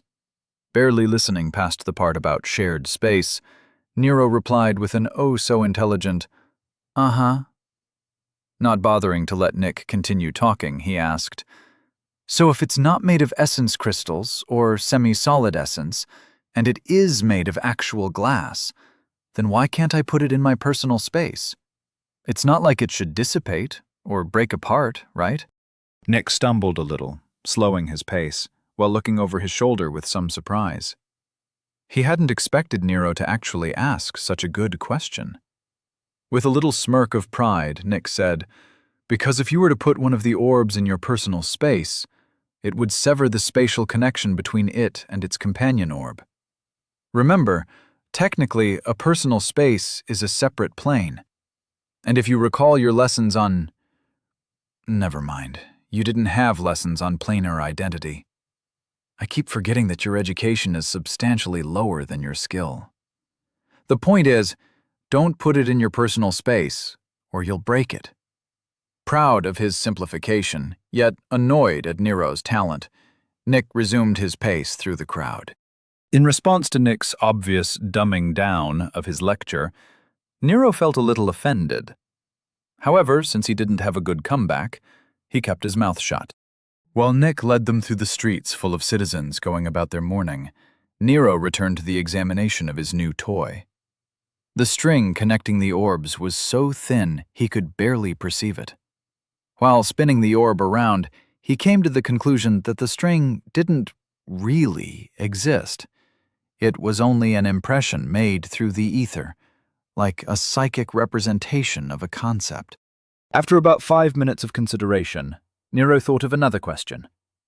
Looking up at Nick's back, he almost said something, but stopped himself just in time. He's just going to act all smart and superior. Is it really worth it? He asked himself. As the minutes passed, the question nagged at him until he finally couldn't take it. Hey, Nick, this is probably a stupid question, but I'm going to ask it anyway.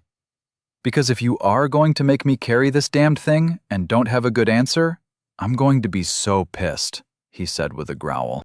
Puffing in annoyance, Nero asked his question. If the space between the two orbs is connected, and sending one into a personal space will break the connection, then what would happen if I infused both of them with my center, then sent them both into my personal space? As long as they are both linked through the concept of my center, then wouldn't it not matter if I only took one out? That way, I could carry one in my personal space, and they would still work as long as the companion orb carries my center residue. I could leave it with Vera, and my center should last at least a month, I think. I do have a pretty strong center. So, tell me, O brilliant one, what exactly am I missing? Nick slowed as Nero kept talking, until he finally came to a stop in the middle of the wide pedestrian walkway. He turned around slowly, his eyes failing to focus on anything as he thought about what Nero was saying. When Nero finished speaking, Nick's face had taken on an uncomfortable grimace. Nero stopped alongside of him, wondering if the question was dumb enough to finally break the old man. Like a fish, Nick's mouth kept opening, then closing, as if he were unable to speak. Eventually, he muttered, "I have no idea if that would work. I can't believe I hadn't thought of that. Creating a sympathetic bond to stabilize the spatial tunnel." Nero let Nick work through the question, surprised at how distressed the old man seemed to be. Nick crossed his arms as if he were hugging himself, then raised one hand to roughly rub his chin. His vacant eyes were starting to make Nero feel a little uncomfortable. Nero could barely hear what the old man was saying. "Time and time again, that little shit comes up with such unique ideas. Are we all idiots? It's inconceivable that someone doesn't already know about this. Is it just me? Am I an idiot? Why can't I come up with these notions?" Nick asked himself, his voice a frenzied whisper.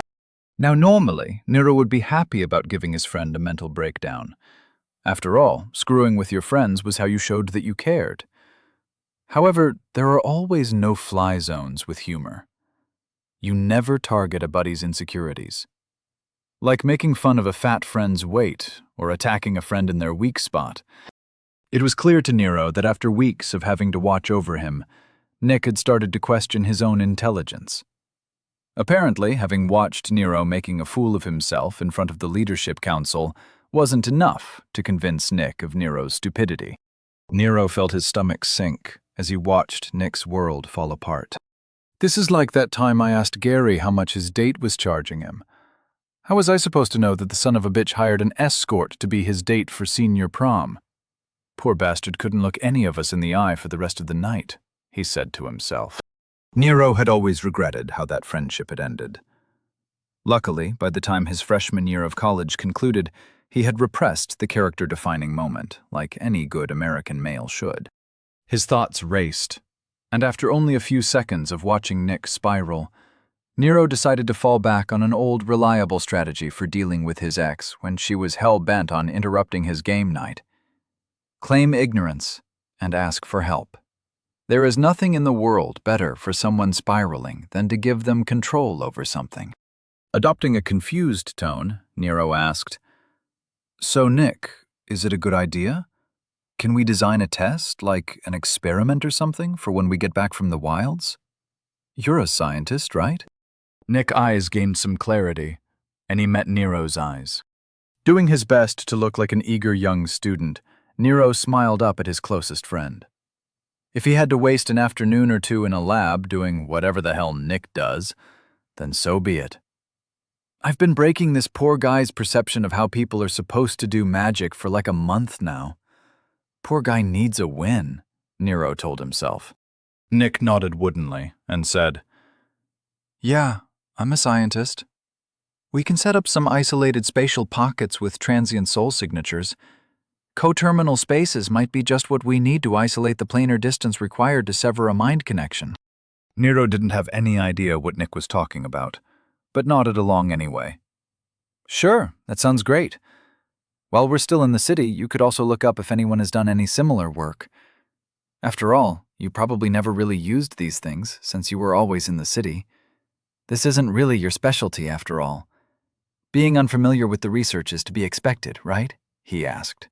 Nick started to smile and nodded happily. "You're right. I haven't used a communication orb in years.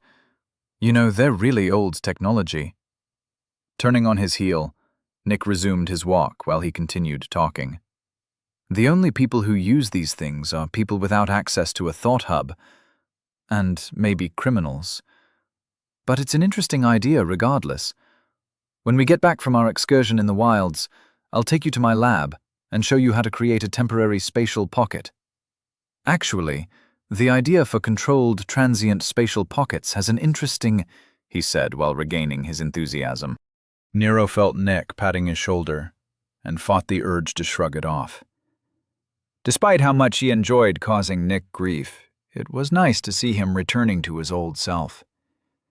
Nero hadn't realized how much the past few weeks must have been weighing on the old man. The guy was a scientist, a nerd. But since being forced by Vera to join the elites, he'd been training to be a warrior, fighting monsters, and the poor guy even died a few times. The man needed to get in touch with his inner nerd again. Letting Nick lecture him while they walked was the least Nero could do. It wasn't as if he actually had to pay attention. Nero's mind wandered as he ignored his friend, and he considered what waited for them at the gate. He really wasn't looking forward to dealing with Sergeant Wesker. Recalling the sergeant's face when Nero had questioned the man's allegiance, he couldn't help but grimace. At least he'd see Rose, although she was probably still pissed at him too. Nero nodded along to Nick's lecture, and did his best not to worry about it. After all, if there was one thing Nero was good at, it was ignoring a problem until he absolutely had to deal with it. Note to self, t-shirt idea. Inner peace is knowing about a problem, but not caring enough to do anything about it, he said to himself with a smile. As they continued toward their rendezvous with their team, walking through the bustling city, Nero couldn't help but smile while listening to Nick's lecture on something. Chapter 118. A Real Reunion. Rose Vikander was not a happy hunter. She had agreed to spy on the new noble for the general, but she hadn't signed up for all of this political intrigue. The little lord's words were replaying in her head, despite how hard she tried to repress them. Are you using me? Or am I using you? Layers upon layers, my dear Rose. Like I said, misinformation. Currently, she was with Sergeant Wesker at one of the side gates, waiting for the rest of their team to show up. Rose wasn't looking forward to the reunion. It wasn't just the grumpy sergeant standing next to her, or the likely argument the man would instigate when he saw the little lord. It was the fact that the general had reacted exactly how the little lord said he would. She recalled the calm look on the general's face as he listened to them recount everything that had occurred in the wilds. The assassination attempt, Lord Walker's surprising magical competence, his combat abilities, everything.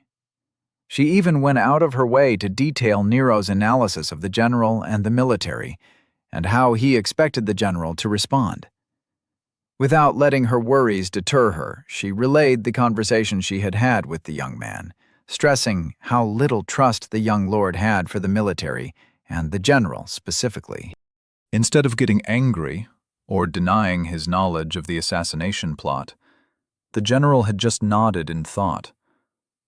Seeing the general's muted reaction to the accusations, she couldn't help but wonder if the military had actually been involved in the plot. Even now, she couldn't stop herself from giving Wesker the side-eye. Even though she didn't want to believe it, there was the possibility that the sergeant had known about the plot, and was only angry because someone had tried to kill him to cover up the military's involvement. She hated the feeling of not knowing what was going on. But now, she had her orders, and she'd be going back into the wilds with a team led by a sergeant of dubious character. Her only companions would be a scheming young lord and his retinue who didn't trust her in the least. It was contrary to everything she had been taught. She'd be heading into the wilds without backup, putting her life in the hands of people she couldn't rely on. The pit in her stomach refused to go away. Leaning against the wall, she watched the citizens of Dorchester going about their day. Small groups were chatting, smiling at each other while enjoying their morning. Shops were opening, stalls were being rolled out, and a sense of unity pervaded the courtyard. Even when she had been in the wilds, isolated and on her own, she had never felt so alone. Yes, Rose Vikander was not a happy hunter. Nero eventually put the communication orb in the magic satchel he'd gotten from Jennings, doing his best to forget about it. There was no point in studying how it worked right now, as the last thing he wanted was to be distracted by stray thoughts concerning enchanting while being surrounded by monsters in a magic forest. But before he got to enjoy the nightmare of the wilds, he'd have to deal with Rose and Wesker, neither of which were going to be happy to see him. Even though he expected the general to have kept their team together, It was still somewhat annoying to have the upcoming drama hanging over his head. When he and Nick finally turned the corner and approached the open area in front of the side gate, Nero was as ready as he was ever going to be. He could see Wesker and Rose standing off to the side of the gate, clearly ignoring each other. "I guess the talk with the general went as well as I expected it would," he thought to himself with a smile. Waving his hand in greeting, Nero sped up in order to be the one to initiate the conversation. Seizing the initiative in a conversation was important, as it would put him in charge of the tone. If he gets to act cordial first, then any grief they give him would only make them look petty. As he closed in on the duo, he felt a psychic signature appear on his left out of nowhere. Suffering a jump scare, Nero yelped in a manner he wasn't entirely proud of. Feeling his heart race, he looked over to see a smirking Kathleen looking down at him. She was calmly walking alongside them, using a tall spear as a walking stick. With a growl, Nero nearly shouted, "What the hell, woman? How in the hell do you do that?" Kathleen didn't bother to match his volume and simply replied, "You're getting too reliant on your psychic field. It's a common problem with young mages. There are many ways to hide in the ether, and your enemies will not refrain from using your ignorance against you. Learn to be more, little lord, or you will find yourself in a battle you are unprepared for." He could feel Nick grinning on his other side, but he had a great deal of practice ignoring the old man. Glaring at the warrior woman, Nero replied, "You know, when you talk like that, it makes you sound old. Instead of talking in riddles and being all mystic warrior, you could just say, 'Hey, having a good morning?' Then we could have a nice chat, and you could walk me through how someone could fool my psychic senses, and then maybe give me some tips on what to watch out for. You don't have to scare me half to death, then say some deep nonsense in order for me to listen to you." While Kathleen was just returning Nero's glare with a smirk, Nick interrupted their staring contest by throwing in his 2 valens. "Nero, the art of getting a point across without being overly verbose is an important skill. A person who speaks little has a lot to say. After all, they spend most of their time listening," he said, as if he was quoting some great truth. Nero slowly turned his head away from Kathleen in order to focus his glare on Nick. "Don't you start with that crap. You love being long-winded. In fact, even what you just said was a bit wordy. I think people who talk like that are just trying to sound smart. But there is a difference between being clever and getting your point across. When you speak, you should do it in a way that the person you're talking to understands what you are getting at. Otherwise, why open your mouth at all? Saying a few clever words that can mean anything is just as useless as wasting 10 minutes and having no one understand what you're talking about," he said with some heat in his voice. By the time Nero finished with his min rant, the group had reached Sergeant Wesker and Rose. Shaking off his annoyance with his companions, Nero greeted the two with a smile and said, "Hey guys, how did your meeting with the military go? Did you get to speak with the general?" Nero did his best to alleviate any awkwardness and stave off the confrontation by keeping his tone light. Rose glanced at Wesker, and she could see the man was about to say something rude, so she preempted him by replying, "Greetings, Lord Walker. Yes, we spoke with the general. He saw no reason to break up our team. After all, we at least have some experience fighting as a unit by now. But for the record, I'd like to say that I'm looking forward to fighting alongside you once again." Doing her best to sound like a respectful young lady, Rose once again showed the team a new face. Sergeant Wesker turned his head to stare at Rose with some surprise. He wondered how the young woman could be so shameless. He was in the room with the woman when she told the general exactly what she thought of the little lord. In fact, her exact words were, "Lord Walker is a ruthless man. He can lie to your face, plan your death, all while smiling as if he were your best friend. Don't underestimate him, General. He is not as simple as he wants you to believe. And after seeing him fight, I'd not believe someone killed him even if they showed me his body. A reassignment for the sergeant and me is probably a good idea, because I'm not sure Lord Walker will allow us to return with him again." Despite guessing that Rose was, once again, full of shit, Nero maintained his smile when he replied, "I'm glad to have you back. After hearing about the investigation by the military and the Leadership Council, I feel like I should apologize for my suspicions. Both of you are trustworthy people and deserve the benefit of the doubt. I know you will continue to report on me to the General, but I want you both to know that I have nothing to hide. My trust in both of you is absolute, and I feel much safer heading into the wilds knowing that you will be there to have my back." Nero wasn't nearly as good a liar as Rose, and pretty much everyone could tell that he was talking out of his ass. Nevertheless, they all exchanged smiles and agreed to work together once again. Soon enough, they were on their way through the side gate and heading back towards the wilds. Although he was even more quiet than Nero remembered, Sergeant Wesker took up the lead and acted as the guide. By mid-morning, the companions, now reunited, were standing in front of the forest, doing a last-minute check to make sure they were ready to brave Dorchester's eastern wilds. While they stood in the circle checking each other's straps and equipment, Sergeant Wesker asked, "So, Lord Walker, did you finally get a chance to read over the mission packet?" Nero's hands froze as he was tightening the support strap on Nick's backpack. God damn it, he swore in his head. He had leveled last night, and he hadn't been thinking about the stupid packet.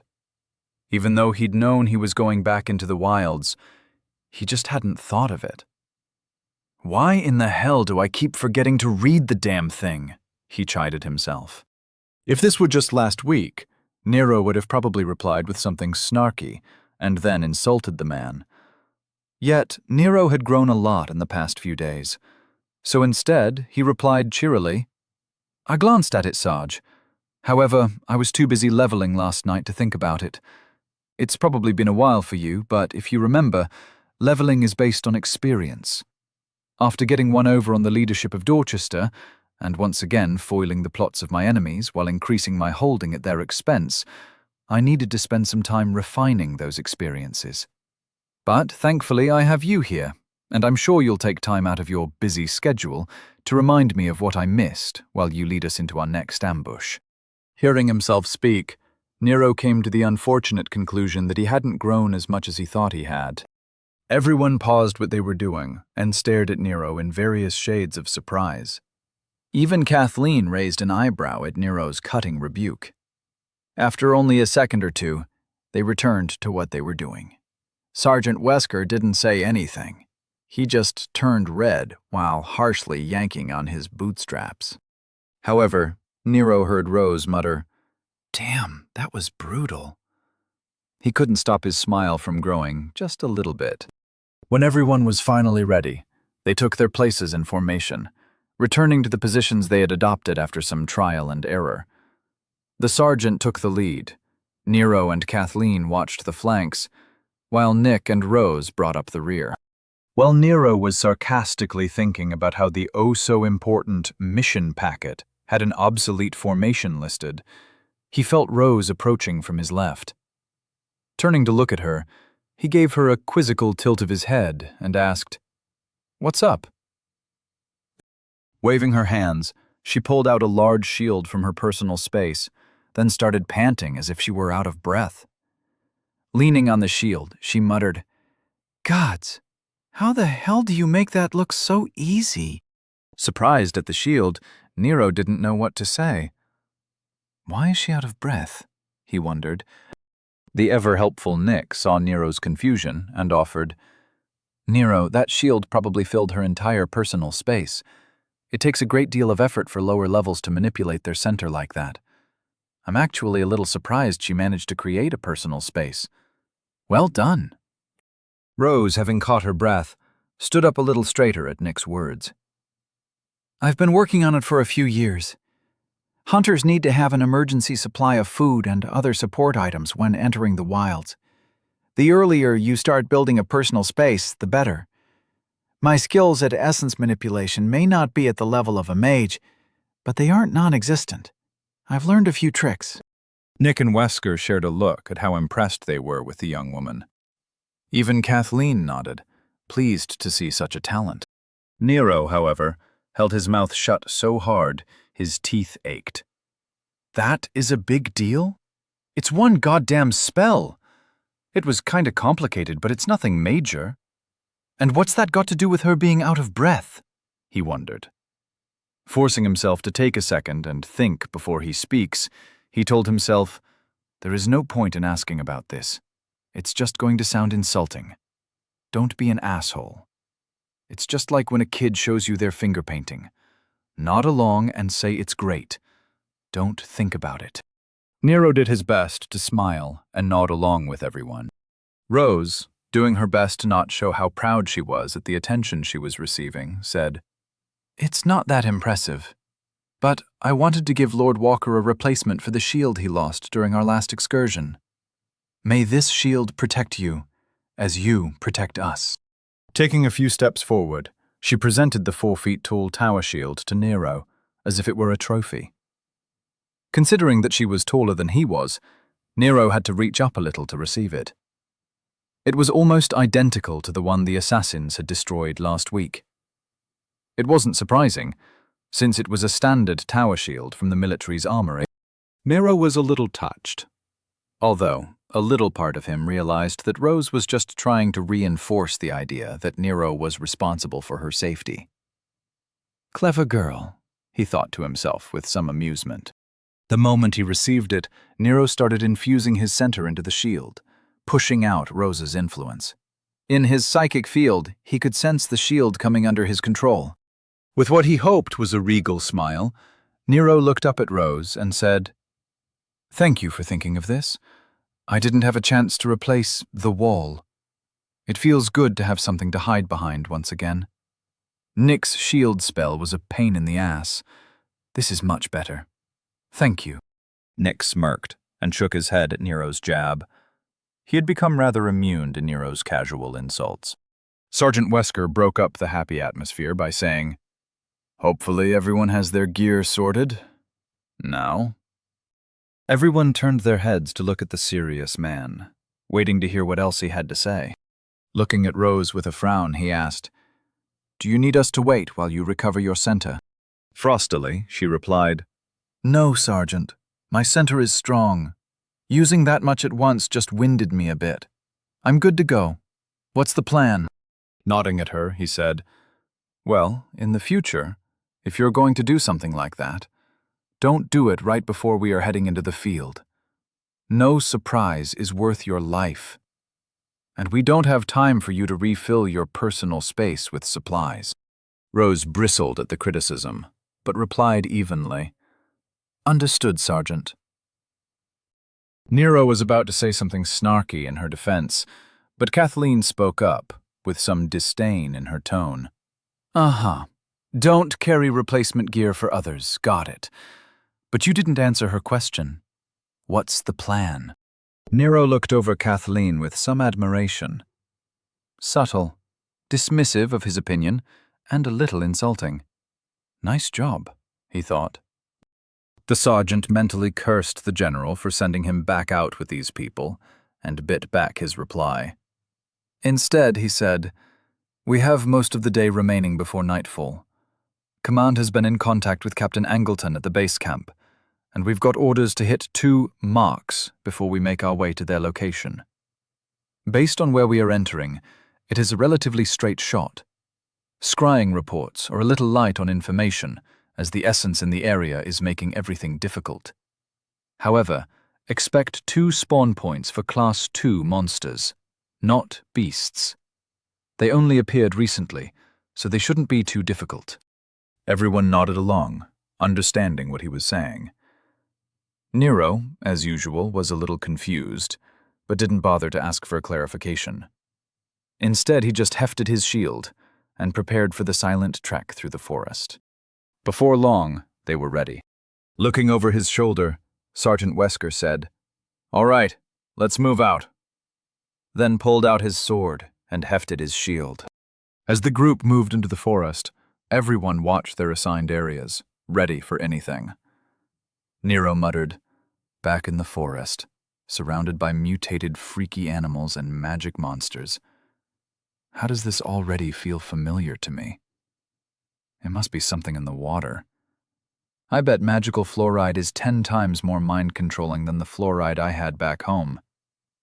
Wait, does the water I conjure from the atmosphere not have fluoride? The cleaning spell from my morning breath should prevent cavities, right? Does the Elite Monster Hunter training program have dental coverage? How much does a magical dentist cost? From behind him, he heard Nick say harshly, but quietly, "Nero, what are you muttering to yourself?" Nero cringed his shoulders a little, embarrassed that his private musings were overheard. Replying lightly, he said, "Nothing. Just commenting on how I'm looking forward to massacring the local animal population while restoring this forest to its natural beauty. It's not often you get to kill things and have the environmentalists thank you for it." Their quiet conversation was halted by a vicious snarl by the sergeant. His tone full of venom, he whisper-shouted, "Would you two please shut the fuck up? We're in the wilds now, and I swear to the gods if you get me killed, I'm coming back as an undead to make what remains of your lives a living hell." Nero heard Kathleen and Rose lightly chuckling at the sergeant's threat. Nero, not even remotely apologetic, muttered to himself, "I'll just res you again, you bastard. No zombie strength for you. Maybe this time I'll remember to resuscitate your personality." Rose, who was on his left, heard what Nero said and couldn't hold in her chuckle. Nero glanced over at her and smiled. His cheeks warmed a little at seeing her smiling at his joke. While Nero was thinking about how it was much easier going through puberty when you realized what was happening, he heard Kathleen's strong voice call out, "Contact right!" As Rose turned to help, Nero kept his eyes peeled on the left, monitoring the flank. "Yep, back in the nightmare forest. Oh, joy," he told himself. Chapter 119. When Enemies Fight Wrong. Archmage Jennings returned to his personal quarters in the Dorchester Mage Tower via teleportation, further antagonizing Lady Bennings. The woman was already going to be filing a stack of complaints against him with the Hennings Tower of Law. What was one more? With a golden pop, he manifested in his study and felt his personal connection to the room's communication crystal re-establish itself. Immediately, he was inundated with connection requests and messages from missed pings. Groaning, he rubbed his hands down his face. "This isn't going to be pleasant," he told himself. Rather than putting it off, he reached out and stabilized the connection request through the communication crystal, forming a scry connection to the council hall in the Hennings Mage Tower. While the holographic window manifested in the middle of the room, Jennings made his way to the wet bar. He needed a drink for this. When the image resolved itself, the Mage Council could be seen eagerly waiting to speak with him. Jennings ran his eyes across the counselors, then sighed heavily. Instead of addressing them, he let Archmage Mathers quiet them down. He could hear Mathers banging his hand on the council table while yelling at everyone to quiet down. Ignoring them, he collected a glass along with a bottle of apple brandy and walked over to his desk to take a seat. As Jennings poured himself a drink, he heard the Mage Council fall silent. Yet he continued to ignore them. Instead, he just set the bottle down on his desk and stared at his glass. Almost 30 seconds passed in silence before Mathers apparently reached the end of his patience. "Jennings, I believe we've waited long enough. I think it's time for some answers. There are a great many people here who are questioning what exactly you were thinking," he said in a voice cold enough to cause frostbite. Jennings took a heavy sip from his drink, then huffed in exasperation.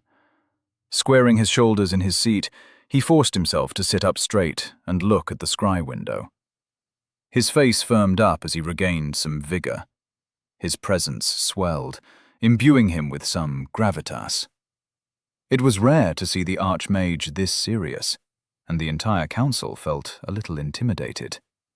Regardless of how annoying Jennings was, they all knew that he was arguably the most powerful mage in the kingdom. Jennings set down his glass and said, I can see how many of you think I made a mistake. After all, the entire reason I came to Dorchester was to see this anomaly in person and stave off threats to his growth. However, everything I've done, and allowed others to do, has been with the anomaly's growth in mind. One of the mages crossed her arms and leaned back in her seat with a huff. She had been a fan of Nero's antics and did not appreciate Jennings's mishandling of the situation. Rather loudly, she muttered, "Old bastard probably forgot how to tend a garden. Hasn't done any real work in centuries." Ignoring the counselor's outburst, Jennings continued. When I first learned of the plot, I investigated the chances of it succeeding. After looking into who was involved and running some calculations based on behavioral models created from historical data in the local thought hub, basing their likely moves on their previous behavior, I determined that the assassination attempt only had a 26% chance of succeeding.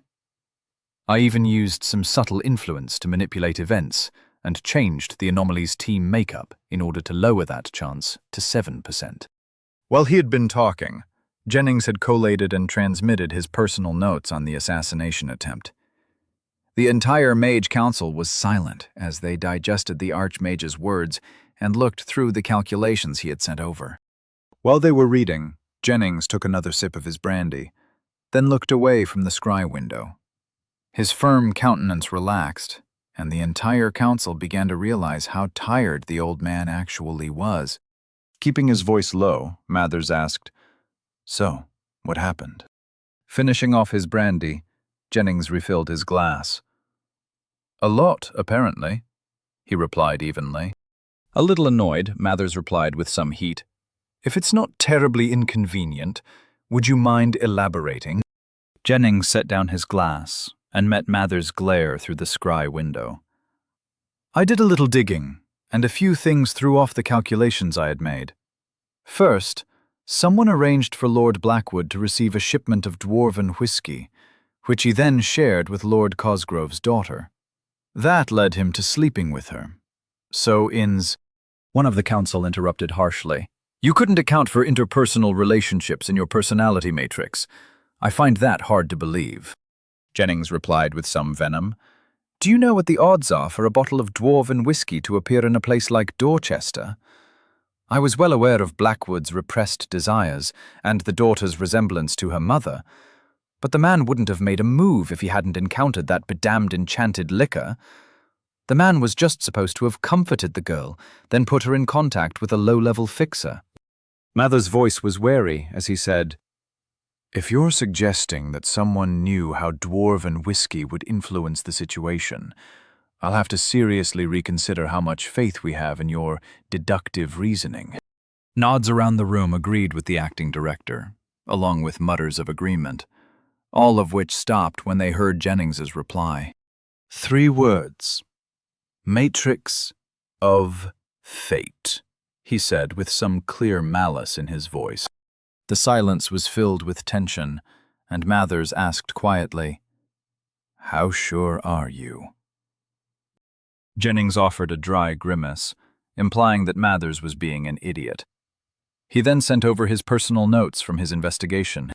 The council looked through the documents.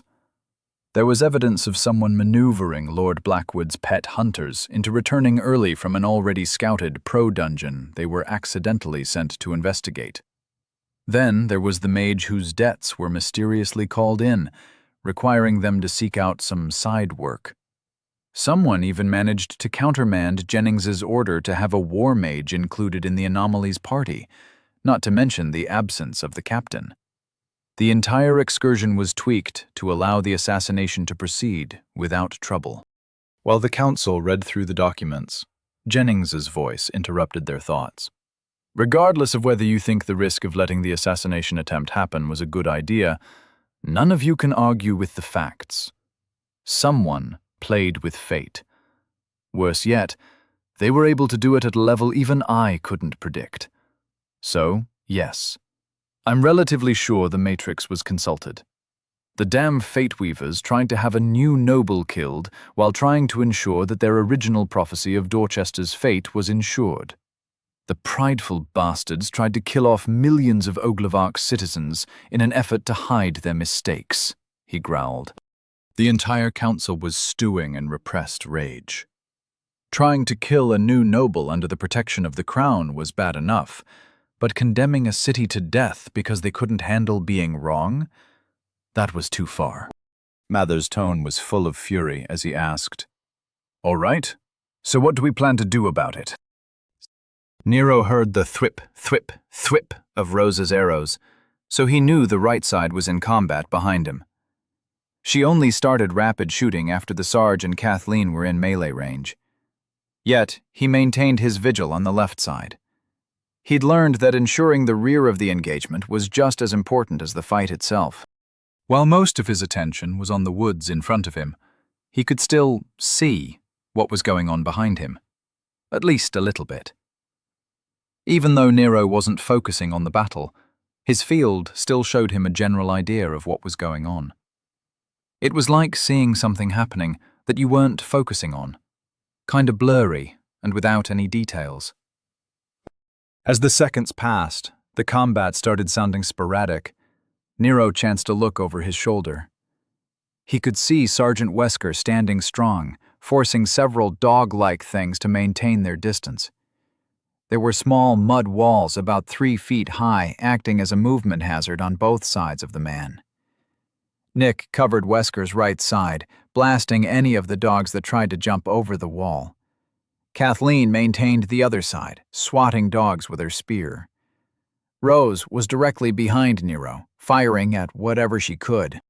The little dogs were fast. Their dark fur and misshapen snouts made them look like oversized chihuahuas. Only standing a couple feet tall, they were more of a swarm than a pack. But there must have been 50 of them running around and barking like a sea of annoyance. Nero snapped his eyes back to the side he was supposed to be covering. Where were the rest? Dog types always tried to get behind their prey.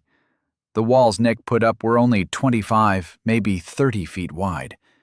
There was no reason for the dogs to not try and just go around them. Why were they only focusing on the opening Wesker was guarding?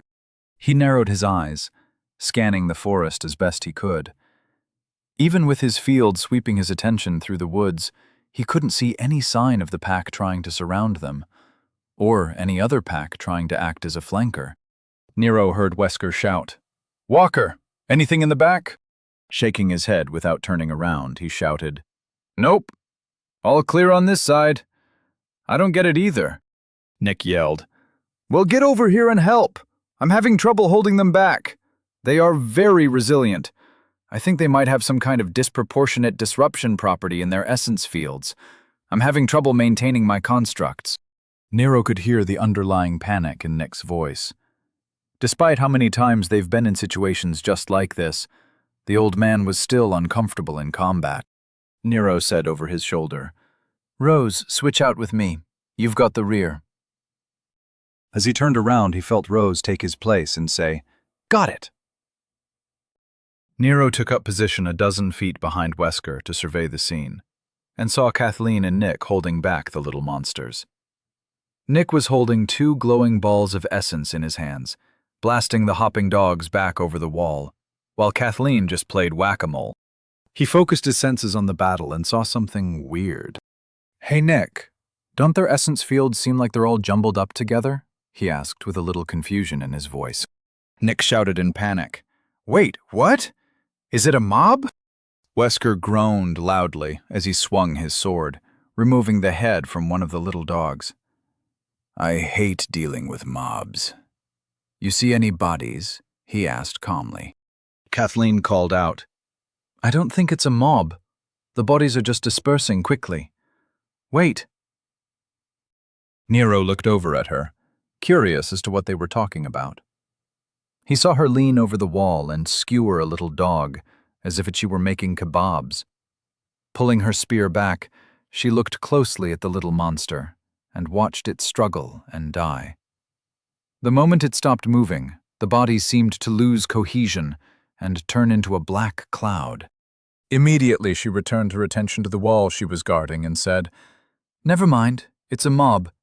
We're just going to have to wear it out."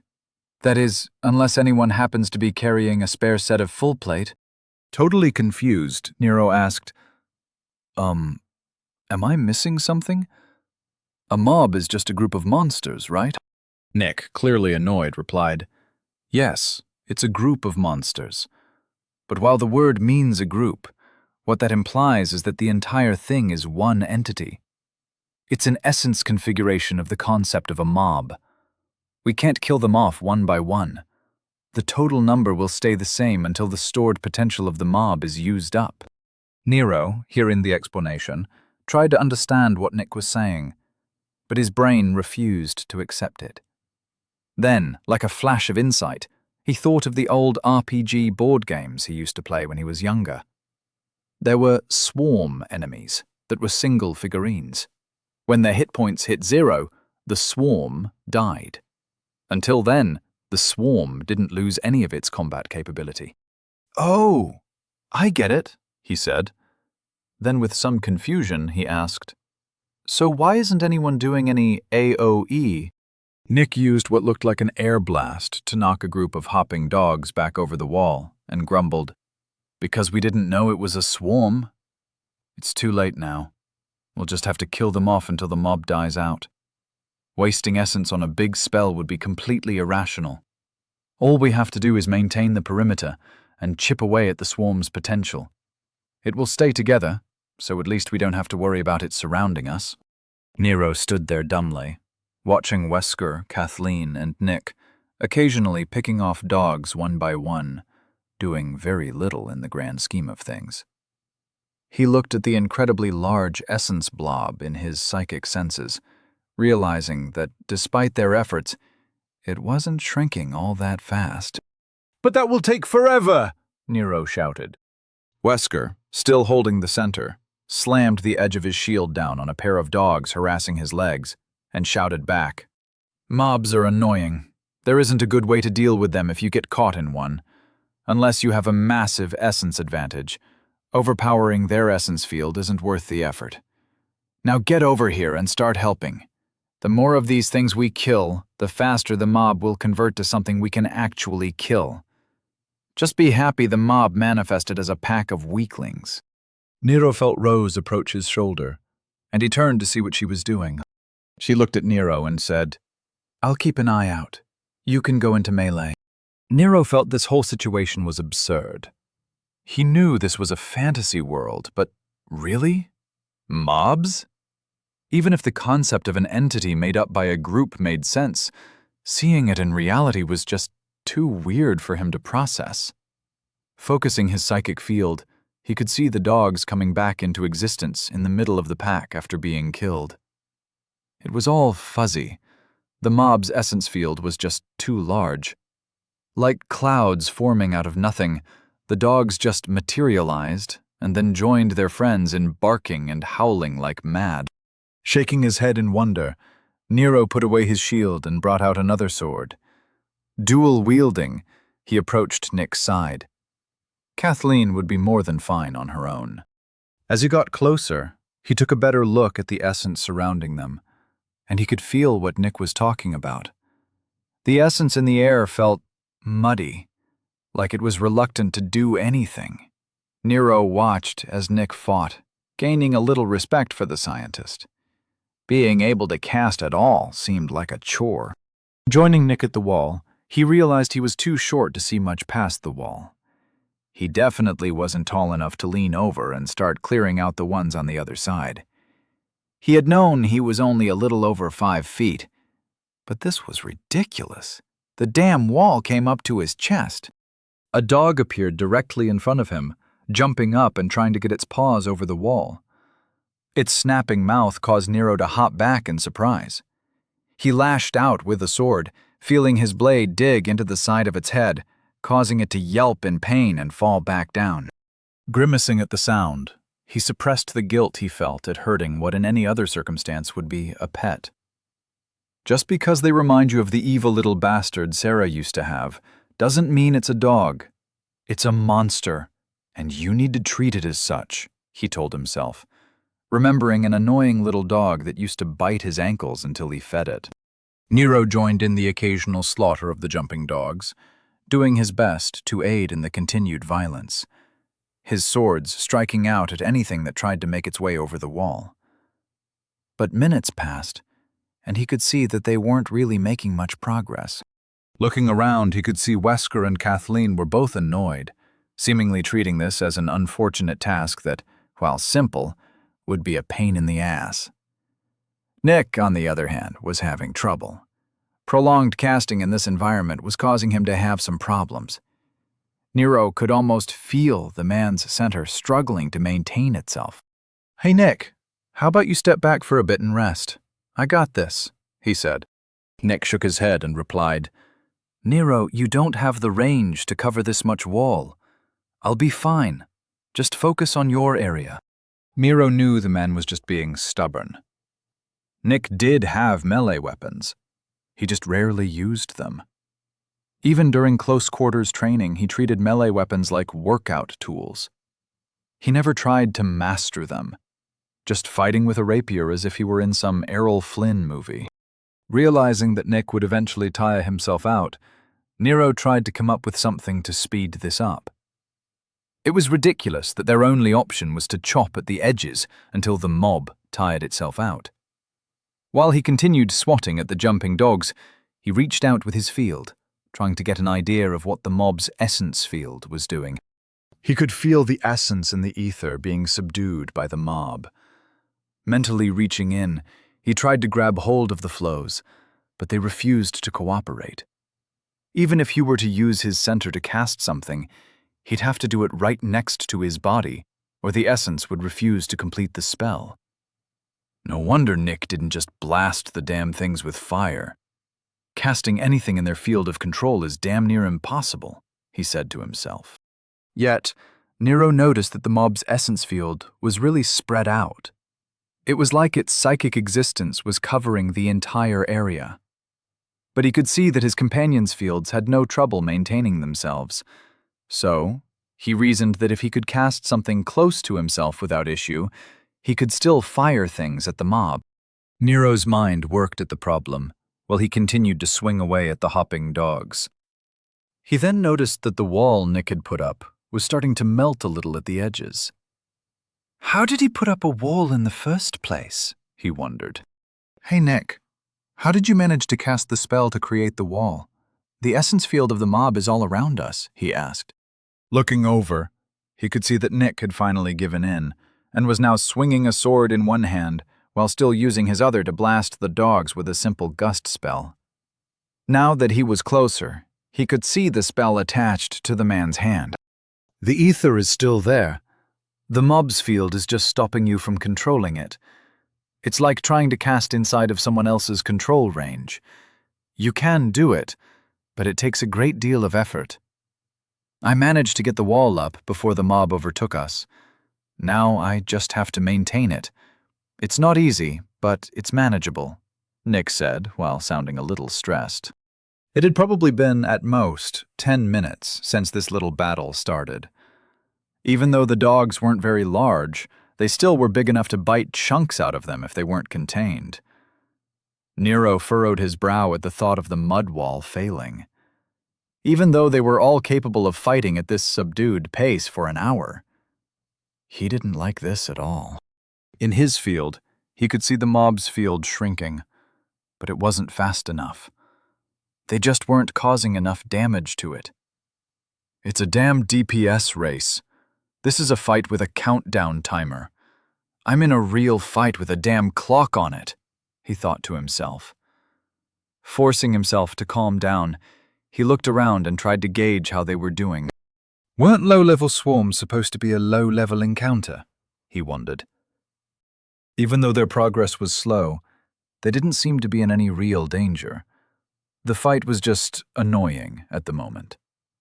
Remembering what Kathleen said, he could see how someone in full plate would just be able to go out there and wreck the little bastards. Their team makeup just wasn't geared for taking out a lot of small enemies.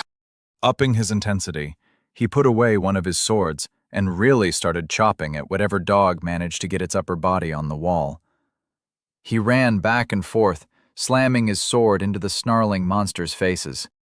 Deciding to try something, he started creating a bigger version of his laser spell in his offhand. Even though there wasn't a lot of light in the forest, there was enough essence to charge a spell. He just had to let it collect enough light essence before he fired it.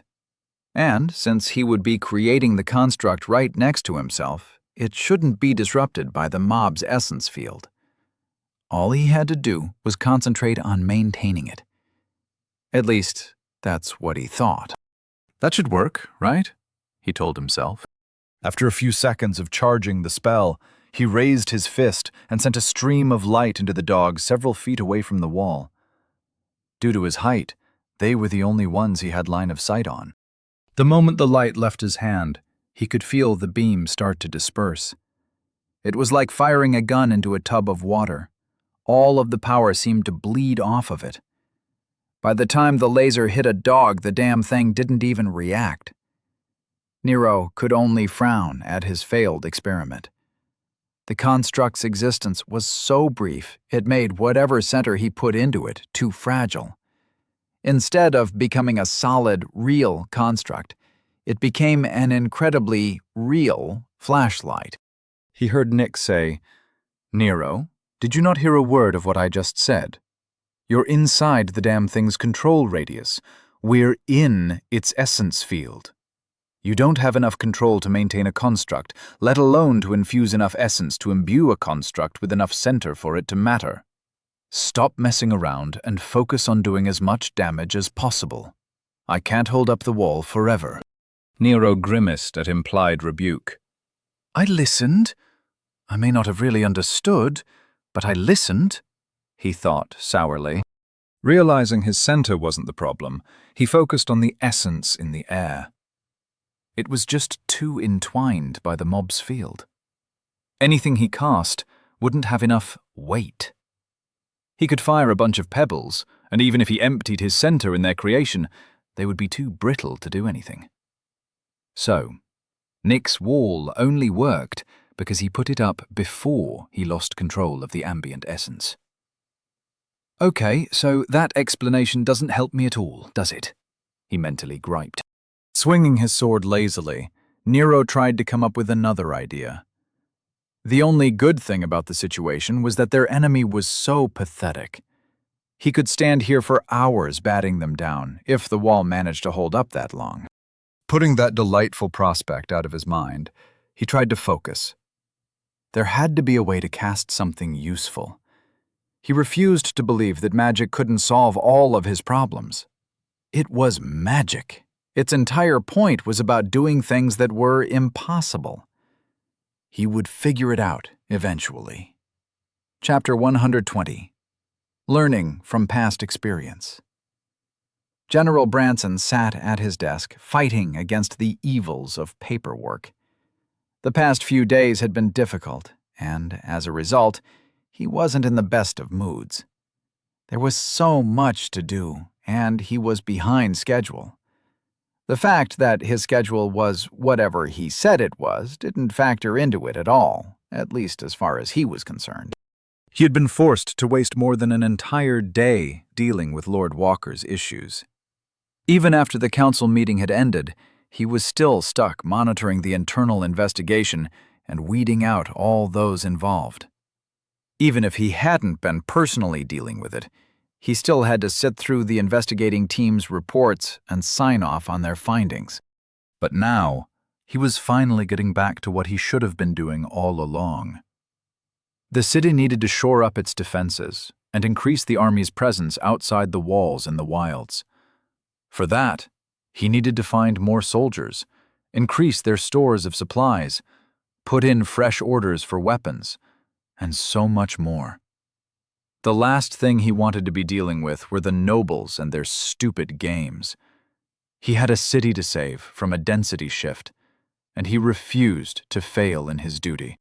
Reaching out, he pulled the freshly finished report from the printer, smoothly tapping it against his desk a few times, before stapling it together and setting it in his outbox. As he pulled up the next item on his docket from the floating holograms on his desk, he heard his door open without even a ping of warning. He looked up to see one of his aides come in with a worried look on his face. Feeling another crisis incoming, he asked, "What is it now?" The aide crossed the room quickly, taking up position in front of the general's desk. Without any preamble, he said, "Sir, it seems we aren't done dealing with the fallout from the incident with Lord Walker." Hearing the name of someone who had recently become one of his least favorite people, he clenched his jaw in anger. "What recent headache has Lord Walker gifted us today?" His voice full of controlled anger with a hint of mockery. The aide could feel the essence in the room trembling, and coughed into his hand nervously. "Well, sir, it seems that the investigation into Lord Blackwood's network brought to light some problems we have been unaware of," the aide said diplomatically. Instead of asking questions, the general just glared at the young man, waiting for him to get the point. "As you know, the investigators found links to 23 separate individuals currently accepting pay from accounts that led back to the Blackwoods. It seems that without prompting, they may have done a little more investigating. They used pattern recognition to find similar instances across the entirety of the army. Apparently it started as a curiosity, but once that the pattern was identified, it was easy to cross-check against it. The results they found, well, they can't be ignored," the young man said. Paling, the general asked quietly, "How many of my soldiers are implicated?" Uncomfortable, the aide shuffled his feet a little. "I didn't read past the first few pages of the report, sir. Once I realized what I was looking at, I came right in," he said. The aide lifted up a file in his hand and handed it across the desk to the general. Roughly snatching the file away, the general flipped past the page with the title and header, looking for the summary page. While looking through the report, he heard his aide say, "It seems that around 20% of our forces have questionable loyalty at the moment. I didn't read far enough into the report to find out any more." The general's brow was furrowed with worry as he read through the summary. The investigators had really gone above and beyond their original assignment, but he couldn't really fault them for it. Although the report didn't provide any answers concerning what the compromised soldiers were being paid to do, it did detail who was paying them. He saw every major house in Dorchester represented. They had all cultivated networks within his army, right under his nose. A thought occurred to him, and he looked up at his waiting aide, asking, "What does this have to do with Lord Walker?" The aide looked down, somewhat hesitant. He knew how the general currently regarded the new noble. What had first started as mild interest transitioned into a grudging respect. But after the general had returned from the most recent meeting of the Leadership Council, it was now a wary dislike. Since then, the general seemed to think of the young lord as an agent of chaos, a harbinger of problems, and generally responsible for nothing good. In the general's mind, the young man's only purpose was causing him grief. Every time the general heard the young lord's name, the aide could see the man's teeth gnash in annoyance. Timidly, the aide raised a hand and pointed to the report. "Page 3, paragraph 2, sir." Flipping through the report, the general found the section and read it. The aide could see the general's face turning red from anger. The report read, "After reading the transcript from the arbitration meeting in the council hall, we wondered how accurate Lord Walker's claims actually were. It was with pride in the honor of our forces that we initially started the investigation. We set out to refute Lord Walker's accusations. There was no way the military was responsible for violating the new Lord Accords, so we set out to prove him wrong. But the more we dug, the more we found. It is with a heavy heart that we relay our findings to you." The general looked up at the aide and asked, "What in the hells are they talking about?" The aide tilted his head with some curiosity. "Don't you remember? When you and Lord Walker were discussing the military's prior knowledge of the assassination attempt, Lord Walker reasoned that Sergeant Blackwood didn't know who in the military was trustworthy. That was the alleged reason he didn't report it to his superiors. The investigators followed that line of thought and believed that Lord Walker was accusing the military of being full of traitors." The general leaned back in his chair in shock. One random comment from a punk who didn't want to accept responsibility for not reading his mission packet, and the result is that he had to deal with a fifth of his military being in the pay of the nobles. Now that he knew, he couldn't exactly ignore it, now could he? Regardless of whether or not the problem existed in spite of Lord Walker's comment, he still felt as if the annoying little shit was the one responsible for adding another tedious, albeit urgent, task to his docket. Rubbing his temples to combat his growing headache, he closed his eyes and said, "Bring in the team that filed the report. We're going to have to create a committee, possibly a tribunal, to investigate each of these soldiers and find out what's really going on." The aide quickly replied, "Yes, sir," then turned around and left the room as fast as possible. He couldn't have known about this, could he? It was just a guess. It had to be, the general told himself. After having switched his weapon to one of the spears from his inventory, Nero found the entire situation a little comical.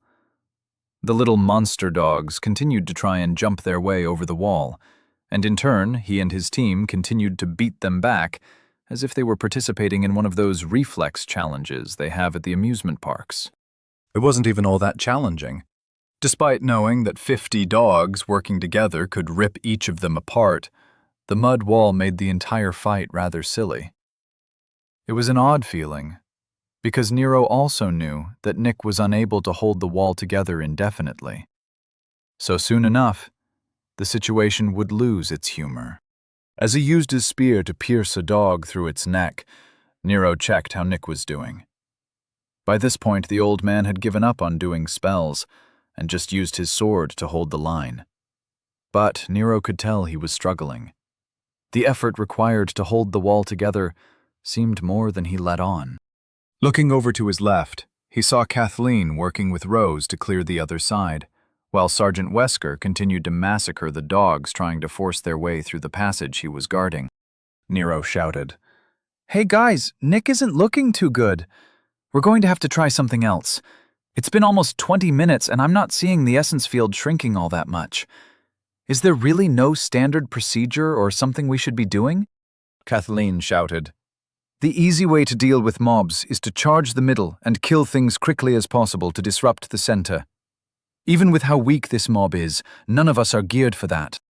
Wesker's voice was full of anger as he stomped his foot down on a dog harassing his leg. "I hate mobs, especially when they're near their spawn point. Damn things are always so strong. We might need to disengage, then re-equip," he said. Nero could see everyone nodding at Wesker's conclusion. Shaking his head, Nero couldn't believe what he was hearing. In his head, he had equated a swarm with the easiest enemies one could face in the board games he used to play. The very idea of running away in defeat seemed ridiculous to him. But he had to admit, the psychic presence of the swarm was massive, and he couldn't come up with a good way to fight it. But they're just little yappy dogs. Maybe they're bigger than a chihuahua, but they're definitely not bigger than a collie. Am I really going to run away from a bunch of collies? He asked himself.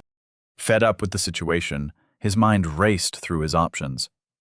He could charge the middle. If he made it there alive, maybe he could do the disruption thing they were talking about. It had to be more complicated than just killing things, right? Spells didn't seem to work, as the mob's essence was still too hard for him to overcome, at least when it was outside of his own essence field. Then it hit him. Actual mage armor would be pretty useful in this situation. "Hey, Nick, why won't an essence shield work to get us to the middle?" he asked. Nick swiped the head off a dog which had clawed its way up the wall. He replied angrily, "Because essence shields are disrupted by enemy fields. You should know this. It would take a very strong center to create an essence shield strong enough to matter. You've been using an essence shield for weeks. I still don't understand how you're maintaining it so easily." Nero frowned as he kept up his defense of the wall, but his mind worked through the problem. Thinking through what Nick had said, he came to an uncomfortable conclusion, one which turned his cheeks red with shame. Every time he thought he had a handle on this world, something like this came along and made him reevaluate how annoying this place could be. Maybe they were being literal when they called it an essence shield. They didn't mean mage armor at all. As far as he could tell, the function of an essence shield was condensed essence under the control of the caster, which aided their own essence field in disrupting enemy casting. Was that really all it was supposed to do? Maybe it was never meant to stop another person's essence. It was only meant to influence the constructs of enemy casters. Stopping weak attacks was just a byproduct. Any amount of controlled intent behind an attack seemed to make his essence shield completely ineffective. Therefore, it could stop a spell if the enemy caster didn't fill it with enough center. But it couldn't stop a knife wielded by someone with their own essence field, since the conceptual fight was actually between the fields. Frowning in thought, "That sounds right, I think," he told himself. Mentally going back to the time when he had faced the assassin in the arena, Nero replayed the fight in his head. The guy was just too low-leveled to have an active essence field. If he had put any essence into his blade, Nero would have lost his damn head. He knew that already, didn't he? Then, another realization made him stumble in shock. He'd been blaming it all on the guy's not using an essence blade. No wonder Kathleen had warned him of relying on it for defense. It wasn't just the fact that the guy didn't infuse essence into his blade, it was that he was just too weak regardless. An essence blade technique would have only compensated for his weakness. Nero couldn't help but wonder what everyone else was thinking about what he did. Did they think he was fully aware of what he was doing, and was taking advantage of the assassin's low level by being incredibly clever? But Nero was just as low-leveled at the time, so did that make him look smart? Or stupid? It felt like he had just learned that the method he had been using to pass the level was, in fact, an exploit that shouldn't have worked, and his high score deserved an asterisk. He had been wrong about this twice, at least. Probably more. He had listened to their explanation, understood what they were telling him, and he still ended up missing their point. It was infuriating. Yet, despite how embarrassed he was, the sudden reinterpretation of what they meant by an essence shield gave him an idea. Why couldn't he make actual mage armor? Nick had shown him how to craft a shield spell. It shouldn't be too difficult to adapt it to a full body spell, should it? After all, there was a mental component to the spell where you had to visualize the size of the shield you were making. Why couldn't he just imagine a film over his... Nero remembered the conversation he had in Nick's lab with Jennings, and froze, his spear nearly falling from his hands. "God damn it! I was doing it wrong the whole damn time!" he shouted in his head. Nero's anger was unleashed, and he started swinging his spear as if he had gone crazy. Every fuzzy snout that dared show itself over the wall was struck down with the fury of 1,000 young masters who had been disrespected by the commoners. Through gritted teeth, he asked, "Nick, is the shield spell supposed to be part of an essence shield?" While they both continued fighting at the wall, Nero heard Nick's annoyed tone reply, "I told you before. You need to listen more, Nero. The shield spell is derived from... Wait a minute. Have you not been applying a metaphysical layer to your essence shield?" Nero felt the hair on his neck rise up as he heard Nick bursting into laughter. The fight was ongoing, and the sound of dying dogs interspersed with their loud growls and barks offered a horrible contrast to Nick's joyful laughter. Luckily, none of the others seemed to understand what Nick had figured out. They only looked over at the madman, who was still swinging his sword while laughing hysterically. Nero continued his defense of the wall, despite the overwhelming desire to go crawl under a blanket and hide from the sound of his best friend reveling in his shame. It only took Nick about a minute to calm himself down. When he finally stopped laughing, he said, "So that's why you can keep your shield up. You only made a condensed essence field, didn't you? You never got past the first step." I can't wait to tell the Archmage. And Sergeant Howard. Oh gods, Vera is going to love this. Nero cringed at the thought of Vera finding out about this slight misunderstanding. Then, like lightning, another realization hit him. If he had a layer acting as a physical shield, as part of his essence shield, then it should have stopped any physical effects from getting through, right? So how did Jennings not realize Nero's shield was incomplete when he launched him across Nick's lab? That son of bitch knew I was doing it wrong. He didn't say anything to spite me, Nero shouted in his mind. Then he thought back through the training he had with Sergeant Howard and Kathleen and wondered, wait, did that mean they knew too? No, that doesn't make any sense. Someone would have told me, right? I'm missing something stupid again, aren't I? I need to start learning from my mistakes. Slow down, stop jumping to conclusions. He was brought out of his thoughts by Wesker shouting, "All right, we're disengaging. This is pointless. Hopefully the mob will lose interest if we get far enough away. The moment I break off, everyone fall back the way we came. We'll be moving at speed, so watch your footing."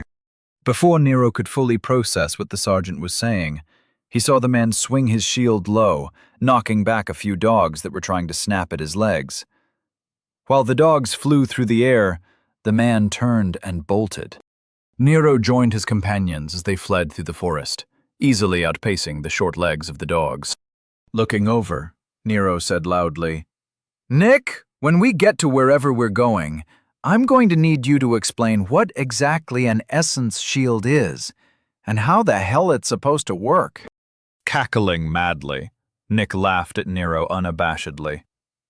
Having solved one of the mysteries surrounding his young friend, Nick was overjoyed. The companions raced through the forest, keeping a lookout for any other enemies, making sure to put some distance between them and the mob before they stopped. Chapter 121. Texting at the Table. Captain Angelton leaned against the 10-feet-tall stack of lumber, enjoying the smell of fresh-cut wood. With his arms crossed, he calmly watched his men putting the finishing touches on the perimeter wall. Soon, it would be completed enough for Sergeant Howard to anchor the more permanent wards. Even with the reduced manpower, the teams were performing admirably. The barracks were finally assembled, and he had just come from making sure their supplies were stored correctly in the new warehouse. Even though there were probably 100 of these camps spread through the wilds by now, this one was his, and he was proud of it. If everything goes to plan, he and the elites will be manning this outpost for at least a year. Motion to his left brought him out of his thoughts, and he looked over to see his friend, Sergeant Blackwood, leaving the communications tower. The 40-feet-tall wooden structure acted as a beacon along with a transmitter, creating a room where Dorchester's thought hub could reach them out here in the wilds. Initially, building one hadn't been part of the plan, but in light of recent events, he decided that it was probably a good idea. It was intended to serve as a replacement for the squad's communication orb, but Sergeant Blackwood had just been using it to check in with his family in Dorchester. Seeing his friend's confused face, he asked, "Everything all right, Sergeant?" Blackwood's eyes rose from the ground and looked up at the captain while walking over. Better than fine, sir. When I spoke with the new househead, I found out that I'm to be brought into the family's ladder. I'm officially the 14th heir of House Blackwood," he said, stunned. The captain shrugged himself off the timber pile, letting his hands fall to his sides. The surprise was clear in his tone when he replied, "You've been legitimized? Did Victoria officially take over?" Nodding, Captain Angelton raised one of his eyebrows in shock, the only evidence of his surprise. Blackwood had known the captain for a long time, and he could tell how surprised the man must be. "I know. I couldn't believe it either. She asked if I wanted to return to the estate, or just return to Dorchester to represent the family's interests within the walls," he said, then held up his hands and continued. "But don't worry. I told her I'm staying with the elites." She seemed to read something into that, but I'm not sure what. It probably has something to do with the fact that this all started because I was trying to find a way out of this assignment." Captain Angelton nodded, then rubbed his chin in thought. "She probably thinks you have some game going with Lord Walker. It's probably best not to dissuade her. She's always been a crafty one. Those types always read too much into things. Let's just focus on our jobs and leave politics to the politicians," he said firmly. The sergeant ran a hand through his hair and nodded quickly. "You got it, sir. This whole thing has only proven what I already knew. I'm not cut out for all these plots and plans. Give me a simple job and I'll earn my beer just fine," he said happily. The captain laid a large hand on his friend's shoulders and replied, "Well, it won't be all that simple. Command sent word that Wesker's team, along with Lord Walker and his associates, will be here by nightfall. You're going to be serving as their team coordinator. It was supposed to be Sergeant Howard, but orders changed. So you'll have to get their assignments together before tomorrow morning. Any questions?" Standing up straight, Sergeant Blackwood replied, "No, sir. I'll head over to the command pavilion and get started on their updated deployment plans." After finishing, he started walking away with purpose. Captain Angelton shouted, "Sergeant, one more thing." Blackwood stopped, but before he could turn around, the captain said, "I'm glad I didn't have to execute you. But the next time you discover a plot that affects my mission, tell me immediately, or you'll wish I had." Despite the captain's harsh words, Sergeant Blackwood could sense the subtle hint of their camaraderie in his friend's essence field. So he replied with a smile, "Yes, sir. I'll keep an eye out and let you know. Or better yet, I'll just ignore it and let someone more qualified handle it." Then he turned around and continued on his way to the command pavilion.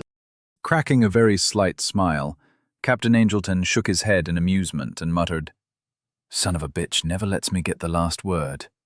He really is a terrible soldier." Ignoring his friend's antics, Captain Angelton returned to his vigil, once again leaning against the lumber pile in the center of the camp. From here he could monitor most of the troops, making sure everyone was working at optimal efficiency. It was a nice feeling, seeing everything proceeding according to his plans once again. After having spent the last 30 minutes without any signs of pursuit, Sergeant Wesker finally called for a halt. Nero could see how annoyed the man was, but he wasn't sure if it was the fact that they had been forced to retreat, or how much time the encounter had cost them. Wesker barked out orders to get a small camp going for an early lunch. Nero and Nick set up the ward stones, while Kathleen pulled out supplies for the meal, and Rose started a small fire. Wesker, who usually set up logs for seating and organized the supplies instead, started pulling pieces of armor out of his personal space. Nero was surprised because the man was already carrying a big-ass backpack. He had thought Wesker just didn't use a personal space, or at the very least, he didn't carry anything useful in it. However, it made sense in a way. Sergeant Wesker had a great deal of experience in the wilds, and he probably had things stored away in there which could cover any number of eventualities. The man having a set of full plate, in case of situations just like this, shouldn't have surprised him. Nero and Nick made their way around the camp in a wide circle, placing and charging the stones. Rather than start a conversation that he knew would require his full attention, Nero waited to bring up the subject of essence shields, which he desperately wanted to talk about. By the time the ward stones were in place, Wesker was already halfway dressed in his new suit of armor. Kathleen and Rose were finished with their tasks, and a large pot was warming over the fire. They were really getting good at setting up a quick camp. Nero and Nick took their places around the fire, each of them pulling a small stump out of their respective personal spaces to serve as a stool. It was a little trick Nero had learned from watching Nick. Coughing lightly to grab Nick's attention, Nero saw his friend turn to him with a smug smile. "Yes, Nero, what can I do for you?" he asked happily. Narrowing his eyes, Nero didn't let the man's tone get to him. "I've come to realize that I may not fully comprehend essence shields. So, if you don't mind, I'd like to ask you a few questions concerning the subject. Hopefully, you'll be able to clear a few things up for me," he said through gritted teeth. Nick feigned shock and replied, "But Nero, you told me that you already knew all about essence shields, and that you weren't interested in hearing a lecture on a subject you've already mastered. In fact, didn't you tell me that you learned how to cast one from an archmage? I clearly recall us discussing this very thing during our classes with Sergeant Howard. What were your words exactly?" Nick held up a hand to his chin, as if he were struggling to remember something. Shoulders slumping, Nero begged, "Enough! Nick, I get it. I'm an idiot. I clearly need your expertise, and I'd be lost without you. I'm sorry. Please take pity on me and do me the honor of gracing me with your knowledge. No one in all of Dorchester is more qualified than—" Laughing at Nero's antics, Nick interrupted him. "Fine, fine. And I'll do my best not to treat this like a classroom. Let's start at the beginning. When you learned this from Archmage Jennings, what did he tell you?" Nero pursed his lips and thought about it. After a few seconds, he said, "I wasn't really paying attention, to be honest. I just copied what he was doing. He grabbed hold of a bunch of essence, then compressed it along his body. It took me a couple of tries, but I got it. He then shot me with a spell that flung me across the room, but the shield stopped it from hurting me. I took that to mean that my shield was working, and that was about it. After that, we covered some simple spells, and never spoke about the essence shield again." Nick patiently listened to Nero rambling, his face not reacting in any way. "And did you read up on essence shields after the lesson?" he asked. Nero nodded and replied, "Yeah, a little. I know they can be pierced by essence blades and disrupted by enemy fields, so they don't do much more than reduce the damage you take during hand-to-hand combat. There was something about maintaining control over the gathered essence, and a section about advanced uses that I didn't really get to. I ended up spending most of the time reading about how to find hidden enemies through essence perception. I thought it would help find the assassins I was expecting to be waiting for me out here. But that's not really relevant. So, yeah, that's about it." Nick's face remained passive as he let Nero talk. While Nero had been talking, the rest of the team had taken up places around the fire and were now listening to the conversation, a fact which made Nero increasingly uncomfortable. After Nick let Nero's words trail off, he nodded in understanding. "You expected the assassins? How? I thought you didn't read the mission packet." "Never mind, you're right. That's not relevant at the moment. Let's stick to the subject for once. First off, I think you've learned the importance of listening when someone is trying to teach you something. Secondly, I don't think the Archmage even realized what you did. It's probably been hundreds of years since he taught anyone how to cast an essence shield. What works for him isn't really of much use to someone like you," he said lightly. Nero didn't reply. He just stared at Nick in confusion. Nick cracked a small smile and continued. "Nero, the man is nearly 1,000 years old, and who knows what level he is at. Do you have any idea how powerful his essence field is? He has to keep it contained so it doesn't rip the control from everyone around him. You copied his shield? Be serious. He probably uses a personalized technique that might not even have a metaphysical layer.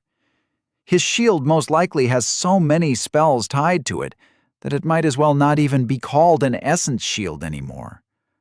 All you were doing was collecting a bunch of essence and imbuing it with your control. I doubt you even filled it with your setter." Nero nodded softly, then asked, "I'm not saying you're wrong, but then, how come it worked?" Nero could see everyone around the fire nodding along with the question, especially Rose. She seemed very interested in hearing Nick's answer. "Well, that's a complicated question. Kind of. The problem is that I don't exactly understand what you are doing. I'm just basing all of this on what you've told me and what I've observed. I can make some guesses, but without getting you in a lab, I'm hesitant to offer any unsupported conclusions," Nick said quickly. Waving his hand as if it didn't matter, Nero said, "I'm not interested in proving you wrong or anything. I just really need to understand essence shields. Feel free to guess away. Any help is appreciated. Nick met Nero's eyes and sent a request for a private connection through the ether. Nero's eye twitched, but he did his best to keep his face calm. Accepting the request, Nero heard Nick say, "Are you sure you don't mind them hearing this? Some of this might touch on some things you aren't comfortable with them knowing." Nero didn't cut the connection, but he turned away from Nick and looked at the team members sitting around the campfire. Kathleen was stirring the chunky nutrient slop which passed for their rations, while Wesker and Rose sat comfortably, waiting to hear what Nick had to say. Nero looked down at the ground, thinking about how hard he'd been working to avoid asking questions, which might cause someone to figure something out about his stats. He knew they were weird. He'd seen the tables in the books which graphed how most people's stats looked at his level. Was it really worth putting this conversation on hold, just so he could avoid having the military find out about his weirdness? It's not like they didn't already have their theories. They probably had a committee or something going over his test data. He didn't believe for a second in the integrity of the thought hub. Government snooping seemed exactly like something they'd do. If he looked it up, the relevant laws might even be publicly available.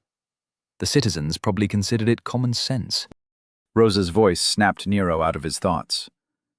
"Well, what's your theory?" she asked Nick impatiently. Nero looked around the forest, reminding himself that this world was just as real as his old one. It was stupid to pretend to be powerful when the opportunity to become powerful was sitting right next to him, offering to help. It didn't have to be all or nothing. He'd just see what Nick had to say, and deal with it as it comes. There was no reason to blurt out all his stats and ask Nick to interpret them. If he needed to, he could always do that when they were somewhere more private. Nero looked over at Nick and nodded. Over the connection, he said, "Go ahead. Try and keep it general, though. I've been half-assing my education, and if I don't grow up a little and learn how to protect myself, I'm going to get myself killed." Nero almost closed the connection before he realized that he was once again ignoring the glaringly obvious. Quickly, he nearly shouted over the connection, "Wait! We can just talk through this connection, can't we? Just say that you refuse to speculate and will only address the subject when you can get me back in the lab." Nick snapped his mouth shut. Then his eyes widened at what Nero had said. Instead of replying, he said to the entire team, "I'm not comfortable offering anything right now. I need to put Nero through a few tests and see what's happening with his essence field." Turning his head to look at Nero, he said, "You'll just have to do your best until I can figure out what makes your essence shield so unique." Nero nodded easily, accepting what Nick said with apparent complaint. Wesker frowned, but kept silent. However, Rose couldn't stop herself from speaking up. "His essence shield is special? How so? Is it why he is able to cast one at such a low level? Do you think it's something other people could learn?" Nick shook his head and replied, "Until I get him in the lab, I have no idea. He doesn't even know what he's doing, so how can I know what's possible? How about we just eat, then go deal with that mob?" Wesker's harsh voice broke the studious atmosphere. 20 minutes for chow, 10 for reflection and prep. Then we're back at it. We still have 2 marks to hit before nightfall, and we're wasting daylight," he said. Kathleen reached out, collecting everyone's large mugs, perfect for drinking their rations. Rose schooled her face, and if he didn't know better, Nero would have thought she had really dropped the subject. As they ate in silence, Nero asked Nick over the connection, "So, what didn't you want them to hear?" Nick took a large sip of gruel, before chewing it, and mentally replied, "Nero, is your soul density over 50? Nero knew his best friend didn't have any bad intentions. And despite knowing that the question was incredibly rude, he answered easily. "The operative level is almost 150. What does that have to do with my essence field?" Nick started coughing, his gruel having apparently gone down the wrong pipe. Mentally, he shouted, "I knew it! I fucking knew it!" Smirking into his cup, Nero replied, "Language, Nicholas. What would Vera say if she heard you talking like that? Chapter 122. Nero Learns a Lesson. Vera was having a pleasant morning. She had gotten up early to see Nick and Nero off, and then spent the past hour luxuriating in some peace and quiet. After the chaos of the past few days, it was nice to return to some normalcy. Although it had been rather pleasant to spend some time with her husband again. It had been a while. Deciding that she was finished daydreaming, she made her way to her office, eager to get to work. As she made her way through the hall, she perused her link, digging into her messages. She poured herself some tea and sat at her desk, watching the holograms wink into existence. The displays of her efforts and current projects brought a slight smile to her face. From here, she felt as if she were in control of all of Dorchester. Her mind unfolded, and several streams of consciousness started digging into the various tasks she had assigned herself that day. While going through the paperwork for the trading houses, she signed off on another 3 storefronts. Soon, Precision Trading will have a presence in every gate. Each store carefully curated to provide what the locals need as soon as they need it. Her initial plans had expanded in scope, and she couldn't be more thrilled. Her efforts to expand Nero's manufacturing capabilities were also going well. She had successfully acquired 2 more factories through hostile negotiations. As a result of her efforts, after merging everything together, Walker Industries was doing quite well. Even better for her, House Farina was responsible for providing several blacksmiths and factories, which resulted in her owning almost 15% of the company. If she wanted a larger piece of the pie, she'd have to talk to Nero. Before she could let her thoughts linger on the predictable problem of her divided loyalties, she saw an urgent message from some of her agents. Opening it, her jaw dropped in surprise at what she was seeing. Victoria Blackwood moved quickly once again, decisively ending any threat to her position. Last night, she executed 2 of her sisters for treason against House Blackwood. She even went through the trouble of having the Tower of Law in attendance to ensure the legalities were observed. With the duels she had the day before, that's a total of 4 sisters killed in less than 2 days. That's not even mentioning the 4 banished heirs she had cut out of the family. She had already been confirmed by the family heads to be the new Lord Blackwood, and it looked like she was adapting well to her new position. Vera was impressed. "Very well done, young lady," she mentally congratulated the new house head. Pausing her work, Vera leaned back in her chair and sipped her tea. Nero had said he thought the woman might turn out to be capable, which now appears to be an understatement. She had to admit, the young man was very perceptive, despite his oddities. What had he gone through to be able to read people like that? Putting thoughts of Nero and his mysteries out of her head, she focused on the issue at hand. She would have to be careful when she met with the woman. Even with the agreement, Vera couldn't allow her any room to maneuver. The Leadership Council had been present during the arbitration, but the specifics still needed to be discussed. Tapping her fingers against the chair arm in thought, she looked out her windows calmly. I wonder how far she'll try and push me. Despite Nero's friendship with her brother, I doubt he'd want House Walker to lose out in this exchange, even if it's a matter of degrees. I'll need more information about the Blackwoods in general, and I'll definitely have to acquire some recordings of the new Lord's exploits in the arena. Knowing who sits across from me at the negotiating table is crucial to getting them to give me what I want. And if worse comes to worse, House Farina hasn't participated in a noble war yet. This might turn out to be another interesting week. Who knew being a proxy could be this much fun? She thought to herself with a smile. While everyone enjoyed their gruel in silence, the crackle of the fire, along with the sounds of the forest, created a rather pleasant atmosphere for the companions. Rose, Wesker, and Kathleen were lost in their thoughts, each of them quietly eating their meal while letting the tension of their morning fade away. Meanwhile, Nero and Nick were having a private conversation through their mental connection. They had been careful not to let on that they were capable of it, and their efforts were paying off right now. Neither Nick or Nero wanted their conversation to be shared with the military. Nero, due to the fact that he was paranoid, and Nick because his curiosity was bordering on illegal. Nero, do the math. A person typically awakens with a soul density between 3 and 7. Taking into account the optimistic level stress of 3 for the stat, and an increase of half of that during soul level, what equivalent level would you need to be in order to have a soul density of over 100? That's not even taking into account the multiplicative effect of stars for the operative density, he said with clear excitement in his voice. Nero glanced at his friend, and he could tell the man was having trouble keeping his poker face intact. Calm down, Nick. I did do the math. I figured I started off with an equivalent of 60 levels in my soul density. But I got a little confused about the whole multiplication thing, he said. Figuring that he needed a reference, he brought up the soul stat section of his identity. Soul. 2. Base. Operative. Level stress. Size. 29.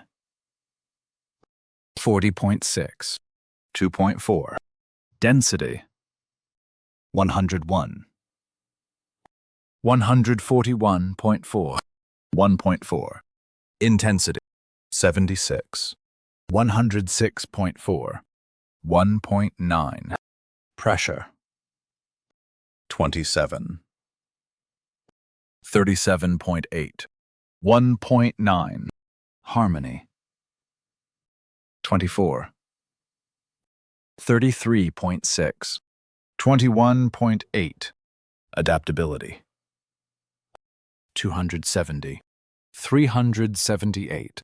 1.2.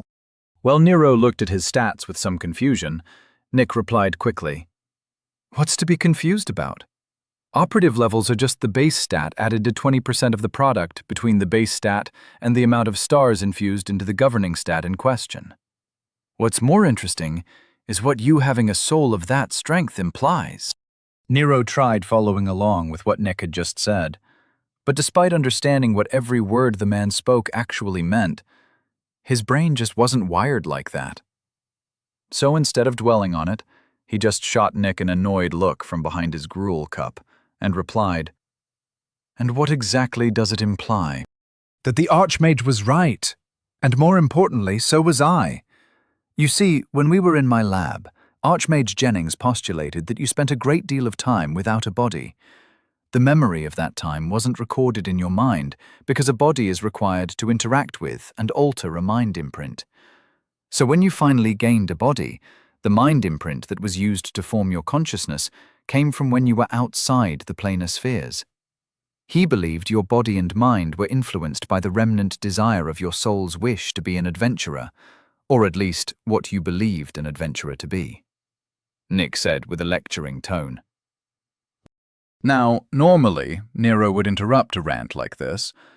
After all, while this all sounded very interesting, he'd also heard it all before, including the parts he still didn't understand.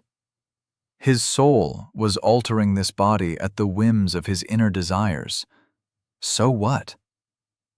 Yet, Nero had learned his lesson about interrupting smart people who were trying to tell him something. Eventually, Nick would get to the point, and Nero would just have to put up with him until he got tired of hearing himself talk. Or think.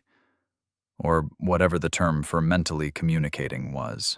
Nick sat on his stump with a dumb smile on his face, eating his gruel out of his cup and sipping his iced tea from his enchanted flask.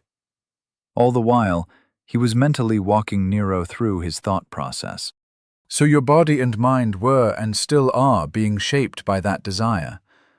But that didn't account for all your peculiarities. Even with an inborn, or more accurately, ingrained advantage concerning spellcasting and temperament, you shouldn't be able to do half the things you do. You can see spells in your psychic field. That isn't normal. Most people can't do that, regardless of level. It's not just a function of your soul density, it's a fundamental difference between your soul and everybody else's. Nick said, as if he hadn't said something outrageous. Nero's eyes widened, and he struggled not to show his fear and confusion on his face.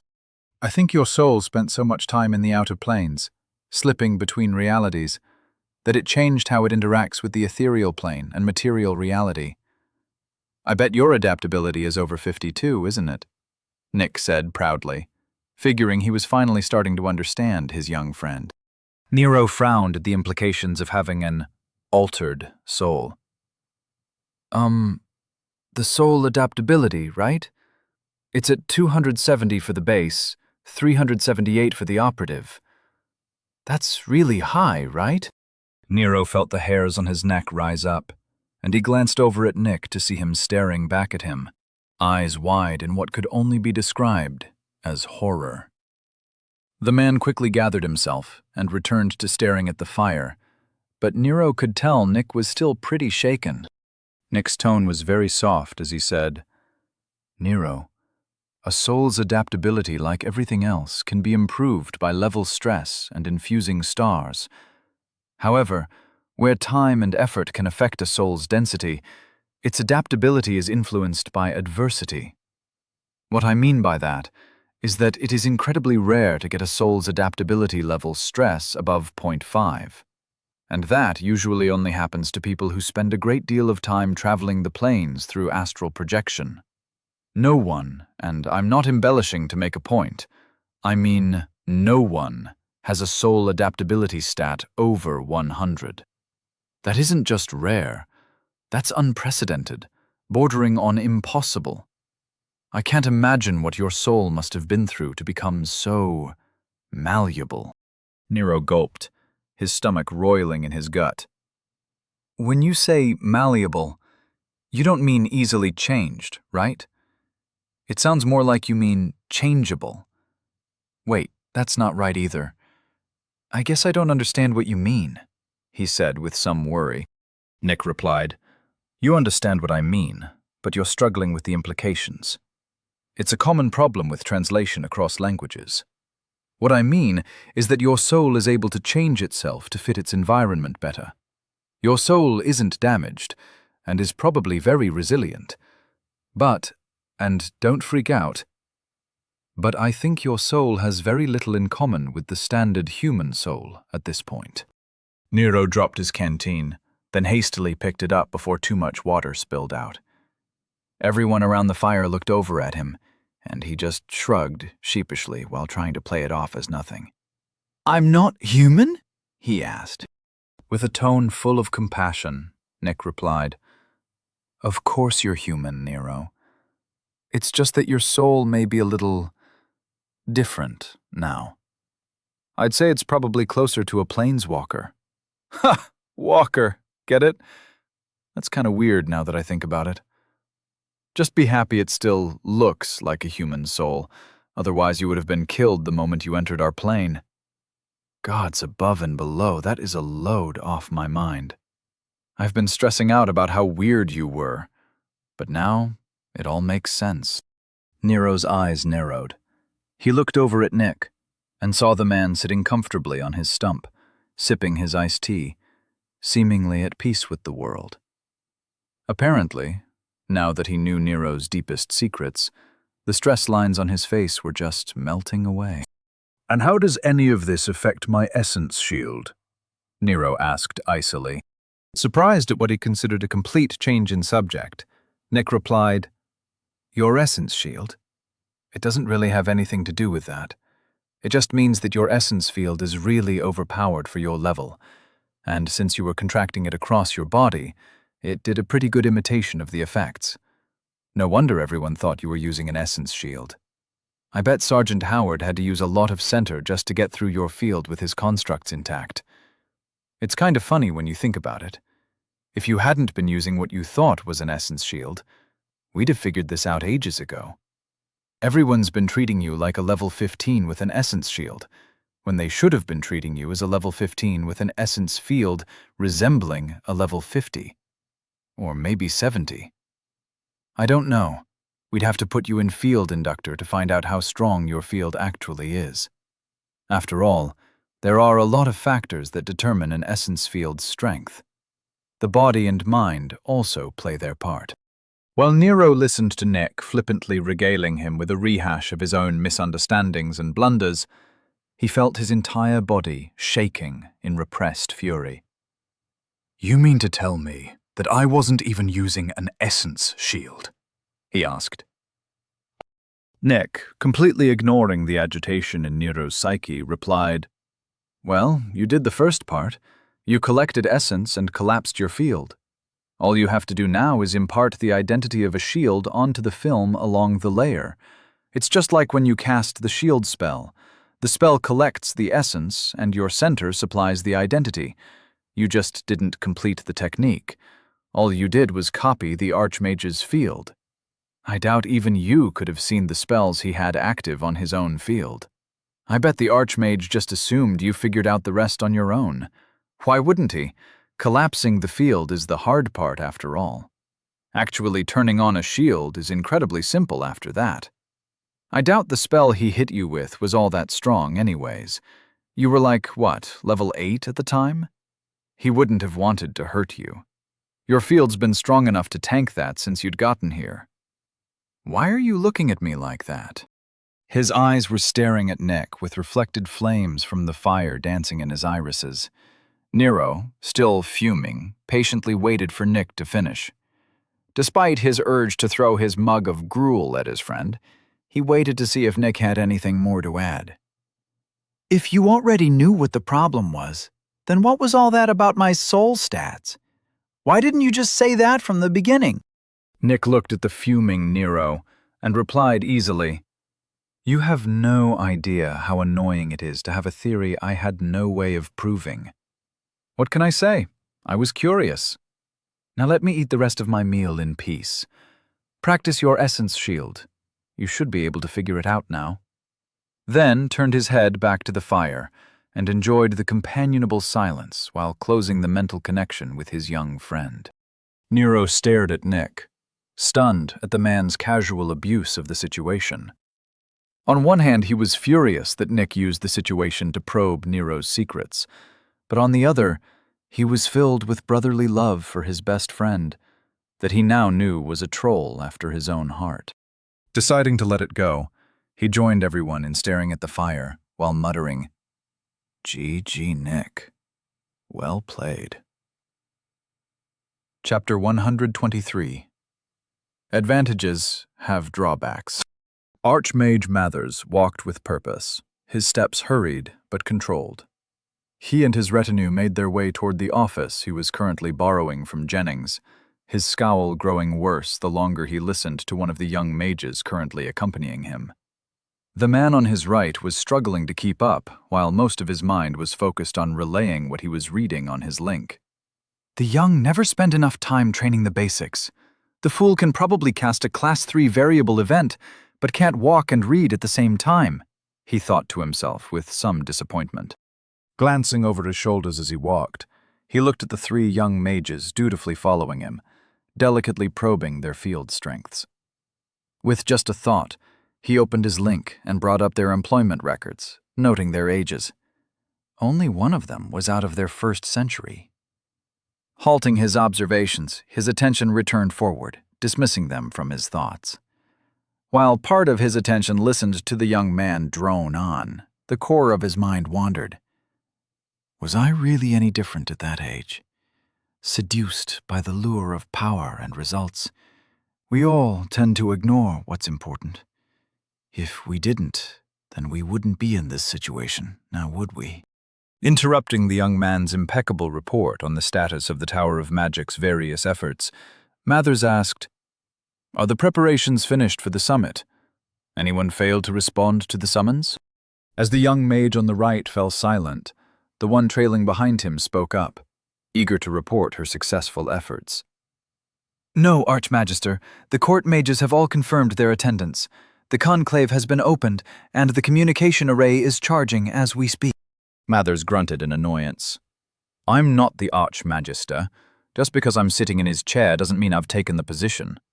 If he can get by being called an Archmage, then so can I," he said, with a little more heat in his voice than he intended. Of course, Archmage, the young mage replied immediately. Rolling his eyes, Mathers moved on. Speaking of the old troublemaker, have our analysts in the infiltration teams found anything supporting his hypothesis? He asked, turning to the young man on his left. With a calm, controlled voice, the young mage replied, Not much as of yet. However, one of the infiltration teams in Voltenberg found evidence confirming a plot between some nobles and several agents with ties to the Tower of Fate. Pausing in the hallway, Mathers turned to the young man and glared at him. What kind of plot? He asked icily. The young man met Mathers' eyes without flinching and replied, The local nobles were hiding evidence of an essence disturbance. They'd paid off mages and logicians working at the local towers to alter the data in the local thought hub and suppress reports of sightings. According to the records the infiltration team found, the Fate Weavers were promising that such actions would lead to a new dungeon spawning within the city's control range. Mathers scoffed, then resumed heading toward the Magister's private office. Idiots, all of them. The nobles for giving up their honor for a chance to raise their position, the local mages for selling their futures, the logicians for risking their lives for Valens, and those fate-weaving morons for relying on probability to predict what kind of dungeon would spawn. For all they know, their actions might end up allowing a rift to open right next to a city. They've been wrong before. Why do they think the damn laws prohibiting prophecy manipulation exist? The hubris of those bastards is just as bad as Jennings said. The three mages replied in unison, Yes, Archmage. Had Mathers been paying attention, he might have found it amusing to see them all look at each other in surprise at their impromptu coordination. Reaching his destination, he waved his hand to softly throw open the large doors. Without breaking stride, he walked into the entryway and saw his two assistants stand up from their desks to greet him. Before they could say anything, he asked tersely, Anything I need to know? The assistants shared a brief look across the room. Then the one on his left said, Lord Walker's party encountered a mob in the wilds of Dorchester. It looks like we're finally going to get some answers about the anomaly's essence shield. The consensus in the council chamber is that the shield isn't anchored properly and is only powered by the ambient essence. However, I, and the other Nero Knights, believe that he isn't even using a shield. Everything up to this point has been his natural field protecting him from harm. Well, as much harm as it could at this point. But that's still impressive considering he isn't even level 15 yet. Him having a field of such strength at his level is incredible. The young man's voice gained enthusiasm as he spoke. Mathers stuttered to a stop as the assistant relayed his theories. The young mages following him almost ran into him. The scowl, which had been permanently attached to his face, transitioned to shock. He looked at the assistant and replied in a voice devoid of warmth. I meant about anything important. I don't care who our mages spend their free time watching. But when there are things of importance that need doing, I expect every one of us to rise to the occasion. We might be facing an official tower war for the first time in 1,000 years. And this one might span the entirety of the kingdom. Over half of the cities in Oglevark have towers of fate by this point. Every one of them currently operating under a royal seal. Nevertheless, the Tower of Magic has stood as one of the pillars this kingdom was built on since its inception. And I will not allow those fate-weaving half-wits to spread their idiocy any longer. The director wants evidence of their wrongdoings, and I'll be damned if we don't find it for him. I'll be in my office. Focus on what matters. Mathers took 2 steps toward his office, then paused once again to glare at the assistant. And Nero Knights? Really? He asked with his voice full of derision. If you end up making some of those t-shirts Nero always talked about, I'd recommend sending him some royalties. He strikes me as the kind of man who wouldn't be happy having his ideas stolen. Shaking his head in disappointment, he muttered, Idiots. I'm surrounded by idiots. As he stormed through his office doors, the 3 mages that had been accompanying him rushed to follow him in before the doors slammed shut behind them. The 2 assistants shared a look, their faces rife with fear and embarrassment. The one who hadn't spoken said, "I told you he wouldn't care right now. You should have just written out a report and sent it to his link, labeled as an anomaly update." The overly enthusiastic fan of Nero replied, "Yeah, that probably would have been a good idea. After all, he probably wanted to watch it himself. No one likes to have the ending spoiled." Together they nodded in agreement, then sat down and returned to their duties. Instead of fleeing the wilds after their defeat, they had skirted the boundary, heading north along the border. Considering that they had only been, at most, 30 minutes into the wilds when they'd met the mob, they were still surprisingly close to the edge of the forest. While that was good news for their safety, it didn't bode well for their timetable. Nero saw Sergeant Wesker stand up, wash out his cup with some water from his canteen, then toss the contents into the fire. As the water caused a pleasant hiss, Wesker addressed the group. "All right, 10-minute warning. You know the drill." Nero watched as the man began collecting the gear he had changed out of. Now in full plate, Wesker looked like a walking tank. The armor wasn't fancy, and the dull steel reminded Nero of any number of hackneyed knights he'd seen in movies and television. The image wasn't helped by his fluid motions, which gave the false impression that the armor wasn't metal at all, just a pale imitation of what the warriors of old used to wear. Nero stifled a chuckle at seeing him bend down and start picking up his old leathers and chainmail, as if he weren't hindered by his armor at all. As Nero watched his companions start breaking down their temporary camp, Kathleen and Rose began dealing with the food and the fire. Nick stood up and stretched before heading for the ward stones, while Nero debated whether or not to ask for a few minutes to work on his essence shield. "There is never enough time in the field. I'm either on watch, eating, or I'm asleep. Is it any wonder I never got around to reading the mission packet?" he asked himself wryly. Pushing himself off his stump with his left hand, he smoothly pulled it into his personal space the moment his weight was off of it. Without saying a word, he followed Nick toward the ward stones. Normally, when they collected the stones, he was just responsible for keeping an eye out, while Nick took care of turning them off and purging the remaining essence. Storing them charged was apparently a no-go. Quickly catching up to Nick, Nero whispered, "Hey man, can you keep an eye out while you deal the stones? I want to try and figure out how to add a meta thing to my essence shield." Nick snorted and replied just as quietly, "Sure, my sensory range should be more than enough to handle it. And it's a metaphysical layer. Just do the same thing you do with a shield spell, just without the spell form." Nero glared at Nick's back, replying, "Yeah, sure. Do the spell without doing the spell. Can you people even hear yourselves? I'm surrounded by fortune cookies." Nick's feet paused, and he looked back at Nero, confused. "Your old world had cookies that gave inaccurate prophecies. That's just... I don't know what that is. You know, everything I learn about your world makes me understand a little more about how you became how you are. You really have been through a lot." His voice was full of sincere compassion. As he walked off toward the stones, Nero could see him shaking his head in pity. Nero didn't bother to correct him, as the man's horrific opinion of Earth was a constant source of amusement that he never seemed to get tired of. Instead, he just followed along behind him, while focusing on fixing his essence shield. First things first, he slowly let the condensed essence he had been carrying release. It felt like forcing himself to slouch after having worked on his posture for a year. There was an element of comfort, but overall it just felt wrong. Rolling his shoulders and shaking out his limbs, Nero tried to loosen himself up. He saw Nick glance at him over his shoulder, probably wondering what he was doing. Ignoring him, Nero extended his field as far as it could go, straining to reach out through the forest. After spreading his psyche as thin as possible, he flexed his will and lightly grabbed at the edges.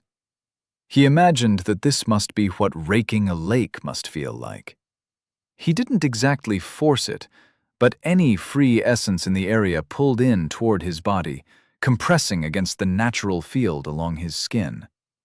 Firming his hold, he compressed the essence, watching it flow around him faster and faster. The amount of essence he pulled in was much higher than what he'd been capable of even a few days ago.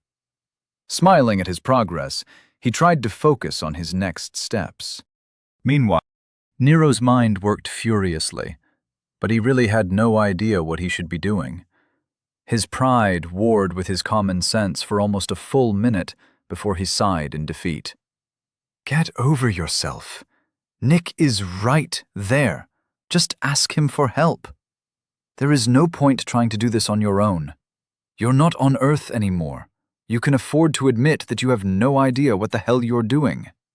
Not knowing something is not a punishable offense here, he assured himself. Hey Nick, I got the essence condensed, but I don't know where to go from here, Nero asked without asking, not realizing that he hadn't actually asked a question. Nick didn't bother to turn around to address him. He was picking up the next ward stone, already having deactivated it. Have you infused your center into the essence you've collected?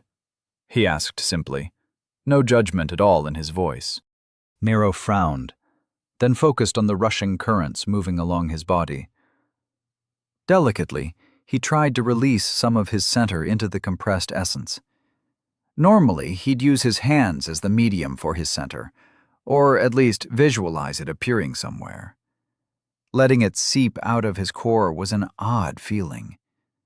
Almost immediately, his senses started identifying the flows. He sensed so many different types of essence, he began to feel dizzy and stumbled into Nick. Nick, Nero nodded absently, pulling his awareness away from the flows. Yet he could still feel the essence covering every inch of his body, slipping through his clothes, running along the thin edge of his biofield. Psychically, he could practically taste the color of his leather armor. Information and sensations were bombarding his mind, as if his identity were entwined with everything in that small, compact area. Which, in a way, it kind of was. Nero's attention was pulled by Nick's hands clapping in front of his face. Snap out of it.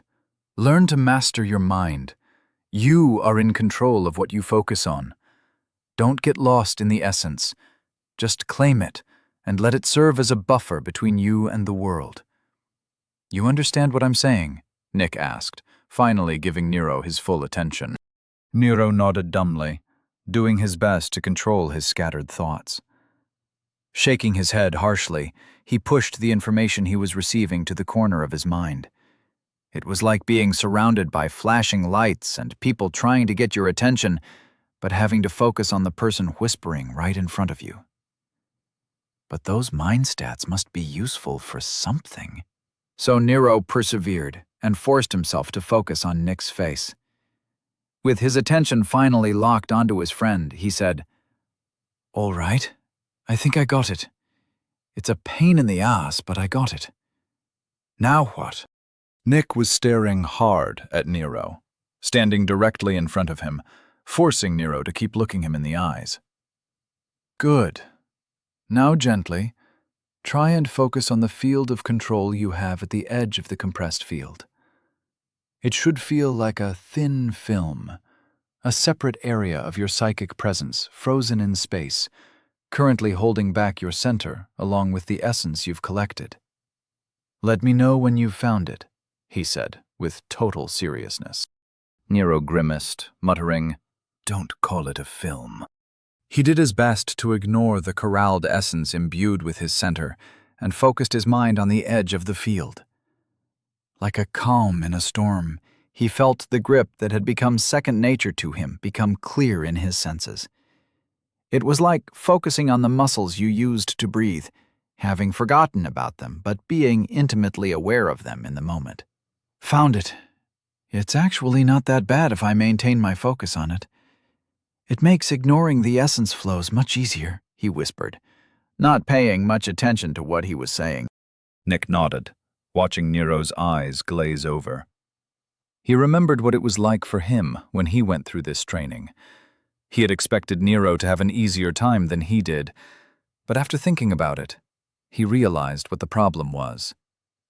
Nero's field was far too strong for him to manage. His psychic field was just too powerful, and his skills were not capable of controlling it. In a way, it was nice to see Nero having trouble with something that for most people is incredibly simple. Keeping his voice calm and steady, he said, "All right, Nero. Now I want you to think about that layer becoming a shield. It's just like the shield spell, remember? Its purpose is to stop things from getting past it. Nothing can cross it if you don't want it to. It is your shield. You decide what can pass. Focus on making it real, and let the center you've released into the field mix with it. Give it an identity." Nero imagined his mage armor. A bubble enveloping his body and clothes, its only function to defend him from harm. With it, he was invincible. Nothing could hurt him. He was a mage, and this was his armor. His focus narrowed, and the mage armor became the entirety of his world. It happened so fast, he almost didn't catch it. Like a loading screen which had been stuck at 99%, it ticked over to 100. His shield solidified, and he could feel the comfort of having a magic shield protecting his body from harm. It was there, but it wasn't.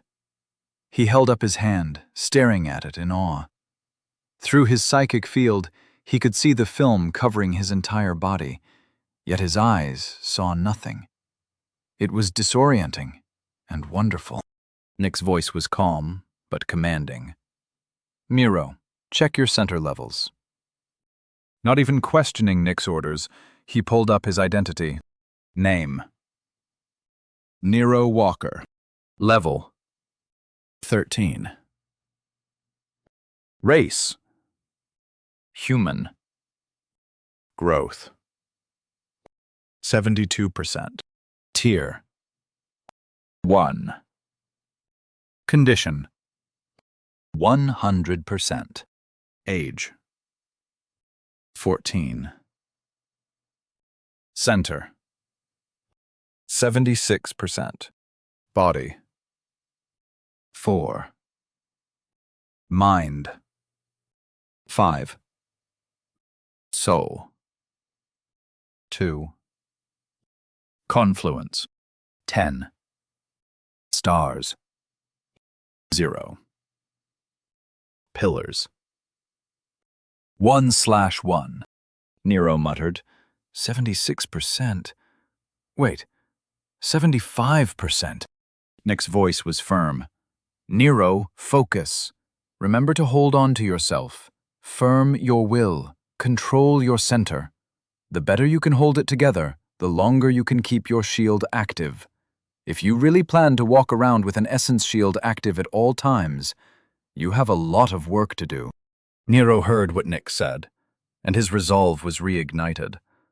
Like a man being told that he had to hang the shelves before getting to go to the bar with his friends, Nero put his all into controlling what was happening. He was getting a headache, but he was getting a handle on it. Checking his identity, he saw that it had dropped to 67% before stabilizing. Yet Nero knew he couldn't keep up this level on concentration forever. He felt like his mind was splitting. He had to keep his center contained, ignore the essence flows begging for his attention, and finally maintain the identity of the shield itself. And that wasn't taking into account moving around or interacting with the material world around him. Nick's voice remained steady. Now, pull back your center from the essence field. Let it flow back into your center. Don't let any slip away. Nero's brow was covered in sweat, but he did what he was told. He felt his center pull back from the condensed essence, slipping back into his core. The essence lost its voice, and the onslaught of sensory information vanished.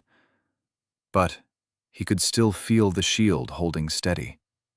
Looking at his identity, he saw he had regained around 10% of his center, putting him back up to 77%. Doing some quick math, He had no idea how much center he had lost while creating his shield. Good job, dumbass. Couldn't even bother to check your center before starting an experiment. You're a real credit to the mages of Dorchester. Nero mocked himself ruthlessly. Chapter 124. What am I missing? Lord Halima Cosgrave relaxed, enjoying her morning coffee. The solitude was a welcome change of pace, as her two remaining consorts were starting to get on her nerves. Over the past few days, they had done everything in their power to demonstrate their loyalty and, even worse, their love. Frances kept trying to give her a massage, while Dustin had been leaving various chocolates and desserts all over the place. She had even woken up this morning to breakfast in bed, served by the two of them, with proud smiles adorning their stupid faces. Sitting in her office, with her feet up on the desk, she leaned back in her chair and groaned as the scene played itself on repeat in her head. Why in the hells are they being so clingy? It's like they're teenagers again, competing for my attention, knowing full well that I have more important things to do than sit around all day playing house, she grouched to herself. At that thought, she froze, her coffee halfway to her mouth. Why were they acting like that? She started to think about it carefully. Her finely honed political senses were tingling. Opening her link, she sent a request for her aide, Jessica Chandler, to come in. It didn't take long, as Jessica's office was right next door. Gliding into the room, Jessica said, "What can I do for you, my lord?" "Jessica, sit down for a minute and help me work through something," Lord Cosgrove ordered. Despite being her aide, Jessica was a wonderful sounding board for her thoughts and plans. They'd been together for years, and their bond was extremely close. Probably a little too close, if someone were to ask her consorts. Taking a seat, Jessica leaned forward and picked up the pot of coffee along with the cup. She held them up as if asking for permission to pour herself some. Absently, Halima waved her hand as if she didn't care. So, Jessica nodded in thanks and poured herself a cup. While stirring in some milk, Jessica asked, "All right, what's the issue of the day?" All traces of the subservient facade were gone, and the woman looked like she was just joining a friend for a chat. Halima smiled and replied, "Dustin and Frances. They're acting odd. It's making my skin itch, and I can't figure out why." Jessica cocked her head to the side with a frown and said, "Is this about all the attention they've been giving you? I would have thought you'd have liked it. It's only been, what, a day or two? They're probably just trying to get you pregnant with a new heir. You do need at least one, you know. Which reminds me, after dealing with Derek, Guard Stevens reported no problems and should be back by the 12th. He said they can shorten the time frame if you'd like, but I told them not to push it and to just focus on returning safely." Nodding at the information, Halima replied, "That's fine. There is no immediate need for them. You made the right call, although I'm surprised you didn't let me know the moment you found out." Her last sentence spoken as though it were a question. Shrugging, Jessica replied, "I figured you'd be occupied with your consorts. The news was good, so there was no issue with waiting for the morning to report the success. It's not like Derek would be less dead if you didn't hear about it immediately." Snorting in amusement at the dark joke, Halima replied with no heat in her voice, "Easy, Jessica. He was still my son, after all. We should at least show a modicum of respect for the late Cosgrave heir." Holding up her cup of coffee, as if toasting the deceased young man, Jessica replied with a slight hint of mockery, "Of course, my lord." Tapping her finger on her chin, Halima returned to the subject at hand. "Now, about those two idiots. They have been sticking to me like limpets since former Lord Blackwood's execution. Wait. No, it started after I refused to let Deirdre escape and flee the city. That's when they started acting like children rather than the competent men I've known for years." Jessica played her part as a conversation partner and asked the obvious question. So why would your decision to execute Deidre, their daughter, cause them to start acting like horny teenagers? Are you sure it's not just them wanting to fill the air slot? She asked with a dirty grin. After giving Jessica a mock glare, Halima looked out the windows and sipped her coffee. No, I'm feeling there is more to it. It's not just sex they want. It's almost as if they're courting me or something. Do they really think I'll finally marry them? Why? I would gain very little. Their consort agreements already have the provisions in place. Perhaps they read the transcripts from the arbitration meeting in the council hall and are now worried about their positions. After all, I no longer need their houses behind me. I have plenty of support, and, to be honest, they no longer serve the purpose they once did. I've spent years spreading my will through Dorchester, and nothing short of a harsh, bloody, noble war will see House Cosgrave fall. At least, not now that my idiotic children are no longer an issue. Jessica asked innocently. So maybe they're afraid you'll just get rid of them?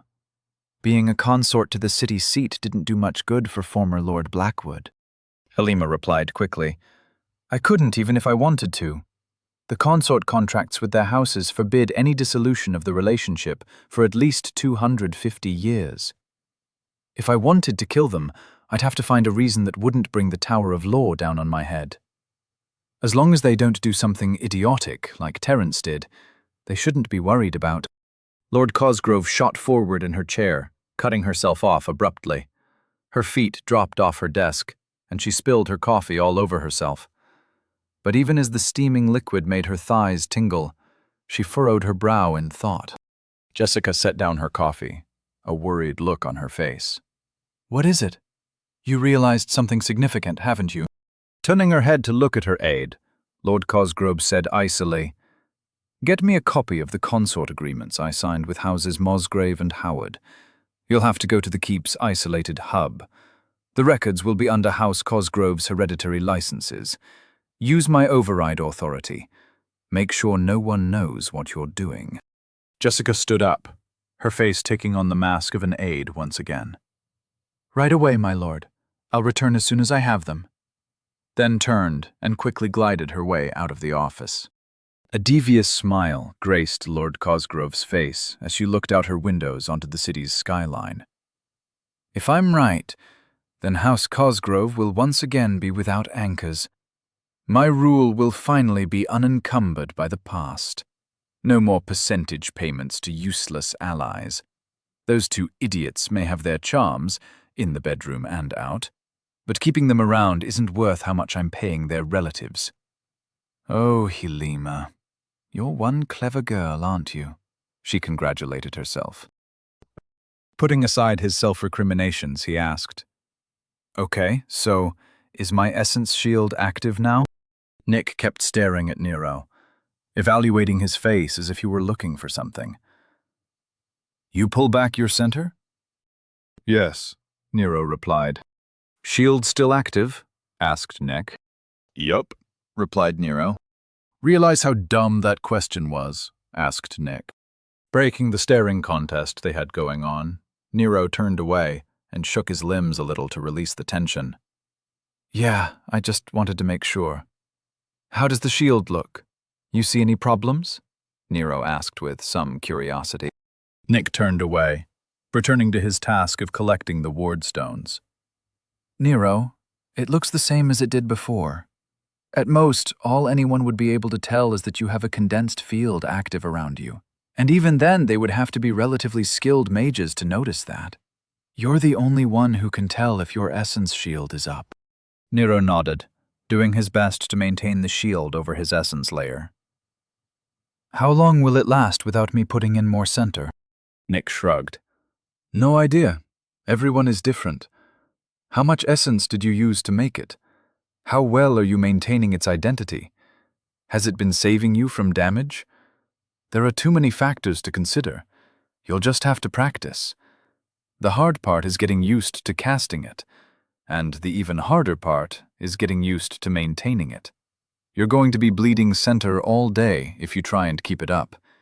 Even with your center being abnormally large for your level, Your control needs a lot of improvement. There is a reason Sergeant Howard had you running through the elemental wheel so much. The man knows how to get someone like you to focus on learning control. It's imperative that you learn how to partition your mind. There are many ways to increase your... Nero had no idea what Nick meant by that, and he really didn't want to know. So, he ignored it. He'd been being a better man for a while now, and he wasn't capable of keeping it up much longer. For the time being, he'd just focus on trying to maintain his shield and ignoring everything else. Nick's lecture on mental skills and the dangers of mental stress were not high on his list of priorities. "Nero, are you listening?"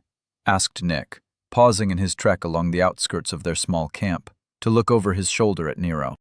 Looking up, Nero saw Nick's frowning face and replied easily, "Yup. Focus. Got it. Carry on. We still have 2 more ward stones to collect." 3, Nero. 3 more stones," Nick said. Smiling, Nero met Nick's glare and replied, "Yup, that's what I said. 3 stones. Chop chop, the sergeant's waiting." Nick shook his head in exasperation and started walking again. Nero smiled as he heard Nick mutter, "Little bastard should thank the gods I showed him how to activate his shield. With a personality like that, he's going to be relying on it often enough." Nero felt his shield holding steady in his mind, along with the pride at finally having shored up something that had been bothering him for a while. Looking at his friend's back, he said, "Hey, Nick." Tiredly, Nick replied, "Yes, Nero. Seriously, man. Thanks for helping me out. I really appreciate it. If you ever need anything, I'll be there to repay the favor," Nero said, his voice devoid of the usual undertone of sarcasm. Nick smiled and replied, "No favors here, Nero. You've had my friendship since you introduced me to the grind." Nero stumbled, the reminder of the first time he had met Nick causing him to miss a step. He recalled Nick loving the phrase, "respect the grind," and all that it implied. Translation magic for the win, I guess, Nero thought to himself. Not to be outdone, Nero replied, "And you've had mine since you agreed to shout 'science' in your lab while performing unauthorized medical tests on me. You're my kind of guy, Nick Salvatore. And ours will be a friendship for the ages." Nick snorted and replied, "I'd settle for our friendship leading us back to a good meal and a shower. I blame you for getting Vera interested in the nobility again." Nero shrugged. "Friends' wives, and their best friends. A complicated relationship if there ever was one." Nick stopped in his tracks, and Nero almost walked into his back. Looking up at his friend's frowning face, Nero asked, "What? By relationship, I just meant that husbands always worry about their best friend and their wives talking. It's common knowledge. That's all I meant, I swear." Nick gave Nero a blank look and replied, "Nero, I just collected the last of the ward stones. If you want to court Vera, be my guest. But I'll warn you, if you think she runs your life now, just wait until you sign a consort contract. She'll have you on a bathroom schedule within a week." Nero sputtered, "What? No, that's not what I meant. Wait, a bathroom schedule? Seriously?" Nick smiled, then walked off back to the camp and the rest of their companions, leaving Nero to think about what Vera would be like as a partner. He knew the young man only thought of her as a mother figure, but it was fun to screw with his head regardless. Maybe I've been spending too much time with Nero, he wondered. Chapter 125. Magical ADHD. The bustle of the city was a pleasant backdrop to her morning. Mage Adept Newbanks walked calmly through the streets, listening to the chatter of citizens going about their day. Stall owners calling out their deals of the day. Parents scolding their children for running off. Everything blending together into a beautiful melody, reminding her of what she had dedicated herself to protecting. Arriving at the Tower of Magic, she walked through the large gate while nodding to the guards and novice mages manning the entry counter. She hadn't been in Dorchester long, but her psychic signature was registered, and by now everyone could recognize her on sight. After all, for all intents and purposes, she was the acting court mage, despite having only met the Leadership Council twice. Ostensibly, she had come to Dorchester for the opportunity to work with Archmage Jennings, and to be where the action was at. The region was currently undergoing a density shift, and the scuttlebutt around Hennings made the place seem like it was rife with political intrigue and danger. Using that perception as a smokescreen, she had forced herself into position, and no one questioned her motives. Stepping into an elevator, she nodded to the two young mages who were obviously intimidated to be sharing an elevator with her. She kept her features blank, letting them fidget without paying any attention to them. She had more important things on her mind at the moment. Since arriving in Dorchester, she had several tasks which needed to be done with utmost secrecy, all of which she had performed to perfection. Now it was finally time to report in. Who knew what new orders she would receive? More random tasks which she would only understand after they were accomplished. Perhaps she would be eliminating threats to Oglevark more directly. The door to the elevator opened, and the two young mages quickly departed, leaving her alone in the elevator. She watched the doors close, maintaining her mask of indifference. When the doors opened again, she walked out of the elevator into a stone corridor reserved for the most powerful mages in the city. Making her way to her office, she idly cast a perception spell to see if anyone was paying attention to her at the moment. She was powerful, but being able to sense an observer was more than she could handle without aid. She maintained the spell, carefully studying the essence echoes while she opened her office door. After closing and locking it, she closed her eyes and focused. Through her link, she activated the privacy settings. Feeling the flows envelop the room in wards, she let her essence field expand, scouring the room for anything out of place. After confirming she was alone and isolated, she walked to the wall. Reaching out, she removed a painting and placed her hand on the stone. Delicately, she altered the essence flows, revealing a hidden shelf inside the wall. She pulled out an intricately designed communication orb. Its diameter was nearly a foot, and thin designs in mithril filigree were wrapped around the dark crystal. She carefully placed it on her desk, linking it to the relays camouflaged as pen holders. The relays were, in turn, connected to a hidden power generator she had personally installed under the floor. Weeks of effort had led to this moment. Hours of clandestine work to make sure everything was in place and ready. Mentally checking the time, she stood in place, frozen. She waited patiently for the correct time to arrive, then leaned forward and held her hand over the orb. The essence flowed smoothly, and she felt the orb activate. As it reached out for its twin, she took 3 large steps back and waited. In front of the orb, a scry window winked into existence, the image expanding until it reached all the way to the walls and the ceiling. It looked like a pane of glass, cutting the room in half, shimmering and smoky. The image stabilized, and she could see the majestic room she was now connected to. She felt her heart lurch, and she knelt quickly. Holding her right hand to her chest, she lowered her head and said, "Greetings, sire. I am proud to announce that all tasks were completed as requested. I am eager to get started on my next assignment. What would you have of me, my king?" King Oliver Oglevark looked at the kneeling woman with a slight but gentle smile on his face. He replied, "Rise, you have done well, Adept. Take heart in knowing that your actions have significantly altered the fate of Dorchester. The likelihood of the city falling has dropped considerably. But there is still more to do. Are you prepared to follow this path, to wherever it may lead? Not everyone has the constitution to become a populator. The demands are harsh, the tasks are without reward, and the only comfort you will have is knowing that the kingdom exists because people like you are working in secret to ensure it. It will be decades of sacrifice, and you may not ever succeed in earning your armor. Standing up, Mage Adept Catherine Newbank's face lost its mask. Her eyes were hard, devoid of fear and indecision. Her voice was firm and confident as she replied, "I am, my king. I need no laurels or accolades. My path is wide and clear. I will be a populator, whether in 100 years or 1,000.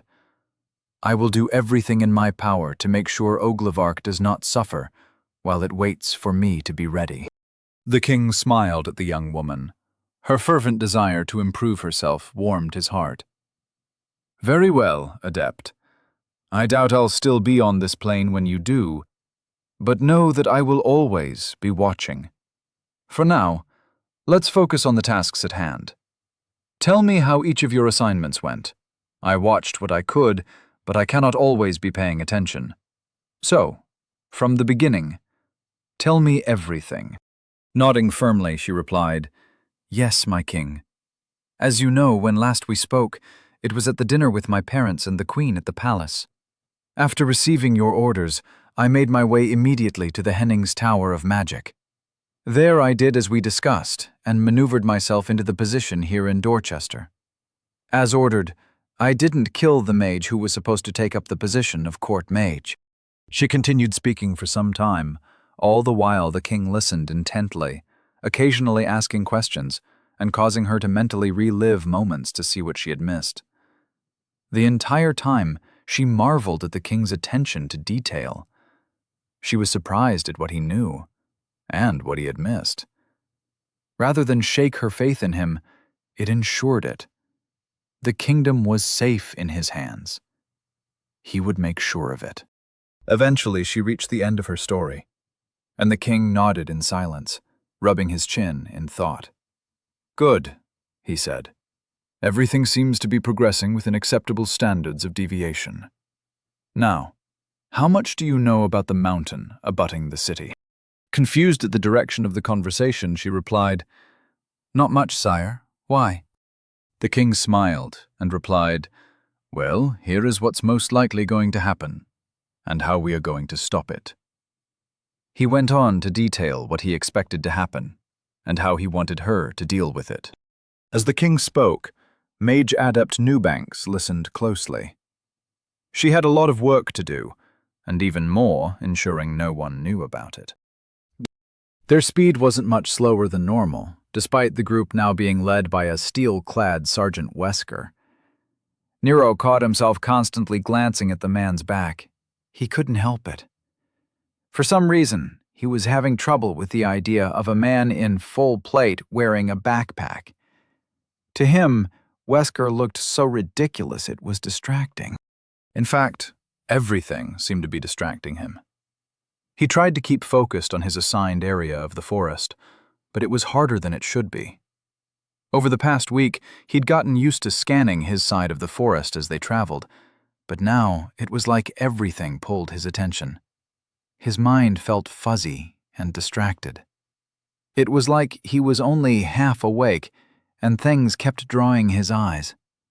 Odd birds, colorful plants, vines which made cool patterns, even picturesque shafts of sunlight distracted him from his duty.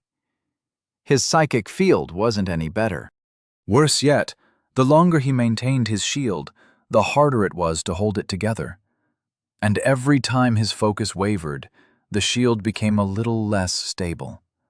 He felt like he was trying to juggle multiple balls while doing math, and every time he got a problem wrong, he dropped a ball but had to throw the remaining balls higher, upping the difficulty. Despite the problems, he soldiered on admirably. The group made their way back toward where they'd fought the mob, the sergeant eager for some payback.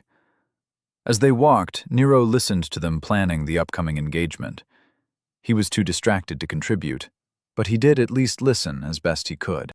Nick's responsibility was to put up another defensive wall the moment the mob was sighted, providing a safe place for the group to defend.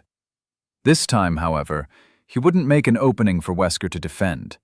Instead, Wesker would rush forward and confront the mob head-on while the rest of the group hid behind the walls, defending Rose as she attacked from range. Nero didn't understand what Wesker planned to do exactly, but he was really too distracted to care. The only positive was that his center wasn't being wasted.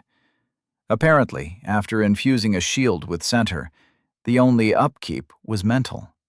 That is, until the caster needed to recharge it. Unfortunately, the longer Nero held the shield, the more center seemed to leak out of it. It was like running with a leaky bucket. Time passed as Nero kept pace with the group, doing his best not to be a burden. He couldn't tell if anyone was noticing his stumbling, but he didn't have the spare brain power to care. The more time passed, the worse his attention span became. "Contact left!" he heard, pulling his attention from the butterfly that had been distracting him. Looking around, he saw the edge of the mob running at them along the forest floor. They hopped over logs, dodged trees, their little maws bared to show their teeth. The moment the mob realized it had been spotted, the entire swarm of dogs started snarling and barking in a cacophony of irritating noises. Nero stumbled to a stop, staring blankly at the oncoming enemies. He felt Nick move past him on his right, and Nero dumbly stared at his friend's back. His mushy brain wondered, "Hey, Nick hasn't had a haircut since I met him, has he? But it looks the same as it always has. What's up with that?" Standing there, Nero reached up and gently grabbed some of his own hair. Holding it up away from his head, he tried to measure how long it was at the moment. The gravity of the situation was completely lost on him. As Wesker charged forward to confront the mob, mud walls rose up to surround their small group. This time, Nick had made a large circle with them in the middle. Meanwhile, the sergeant would confront the mob out in the open. Nero didn't pull his sword, or even pull a weapon from his personal space. He just stared blankly at the excitement happening all around him. That was until he felt a thud on the back of his head. Like ears popping, reality slammed into him at full force, dropping him to his knees. His essence shield shattered like glass, causing a spike in his brain that brought tears to his eyes. The sounds of the forest gained substance, and the barking and snarling of the mob once again had meaning. The incessant thwip of Rose's arrows, along with the resultant yelps of pain brought forth by Kathleen's spear cracking skulls, hit him all at once. It all happened in a second, everything becoming clear as a bell. Nero heard an amused Nick speak up from his right. "Snap out of it, Nero. Practice partitioning your mind later. We're in combat now. How about you join us for a bit?" Struggling to his feet, Nero drew his sword and looked around.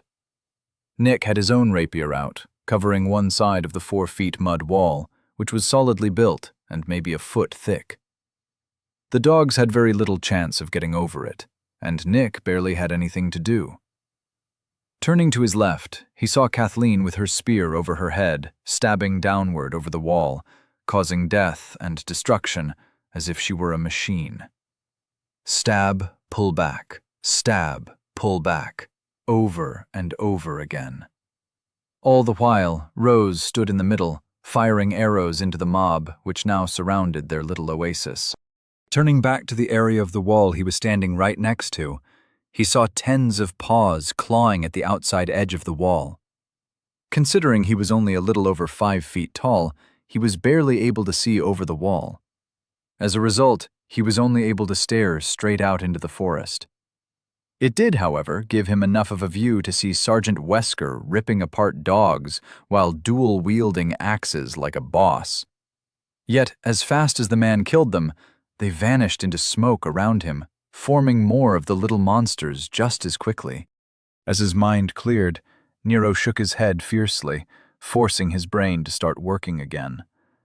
His psychic field wasn't active, and the lack of sensory input caused the world to feel like a movie, lacking that little something he had gotten used to with reality. The condensed essence he usually had wrapped around him was gone as well, making him feel a little naked.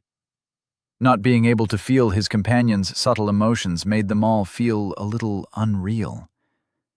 Realizing what was missing, he prioritized opening up his mind, and his field spread out through the surrounding ether. Luckily, there were no after effects of whatever had been going on in his head. At first, the mob's field caused everything to be blurry, but Nero had plenty of practice learning how to compensate. A second or two later, and his field adjusted to ignore the interference. The fight became clear, and he felt like himself once again.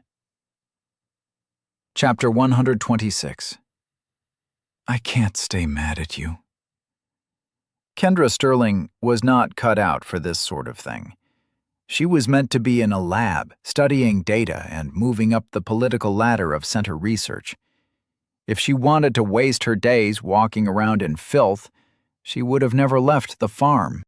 Reaching out a hand to steady herself against the wall, she angled her chest lamp toward her feet and lifted up a boot to see what she had just stepped in. The gesture was futile, because in the dimly lit corridor she couldn't tell much more than whatever it was smelled awful and was extremely sticky. Grimacing in irritation, she angrily scraped her boot across the floor, trying to remove what she had decided to pretend was glue. Researcher Sterling, what's the problem? Asked her team leader, Sergeant Thornton. The woman's voice was harsher than usual, and there was an undertone that implied she was running out of patience with Kendra. Quickly attempting to imitate a soldier standing attention, Kendra replied, "Nothing, Sergeant. No problems here." Kendra met the sergeant's glare with the smile she had perfected over years, honed in conference rooms, labs, and politically charged parties. Unfortunately, the sergeant seemed immune to her tactics and only replied with a grunt before turning around and returning to the front of the party, heading down the expansive underground hallway. The lights from the soldiers' chest lamps and the civil engineers' shoulder-mounted essence bulbs made the shadows dance across the walls, hopefully hiding her face as her smile fell.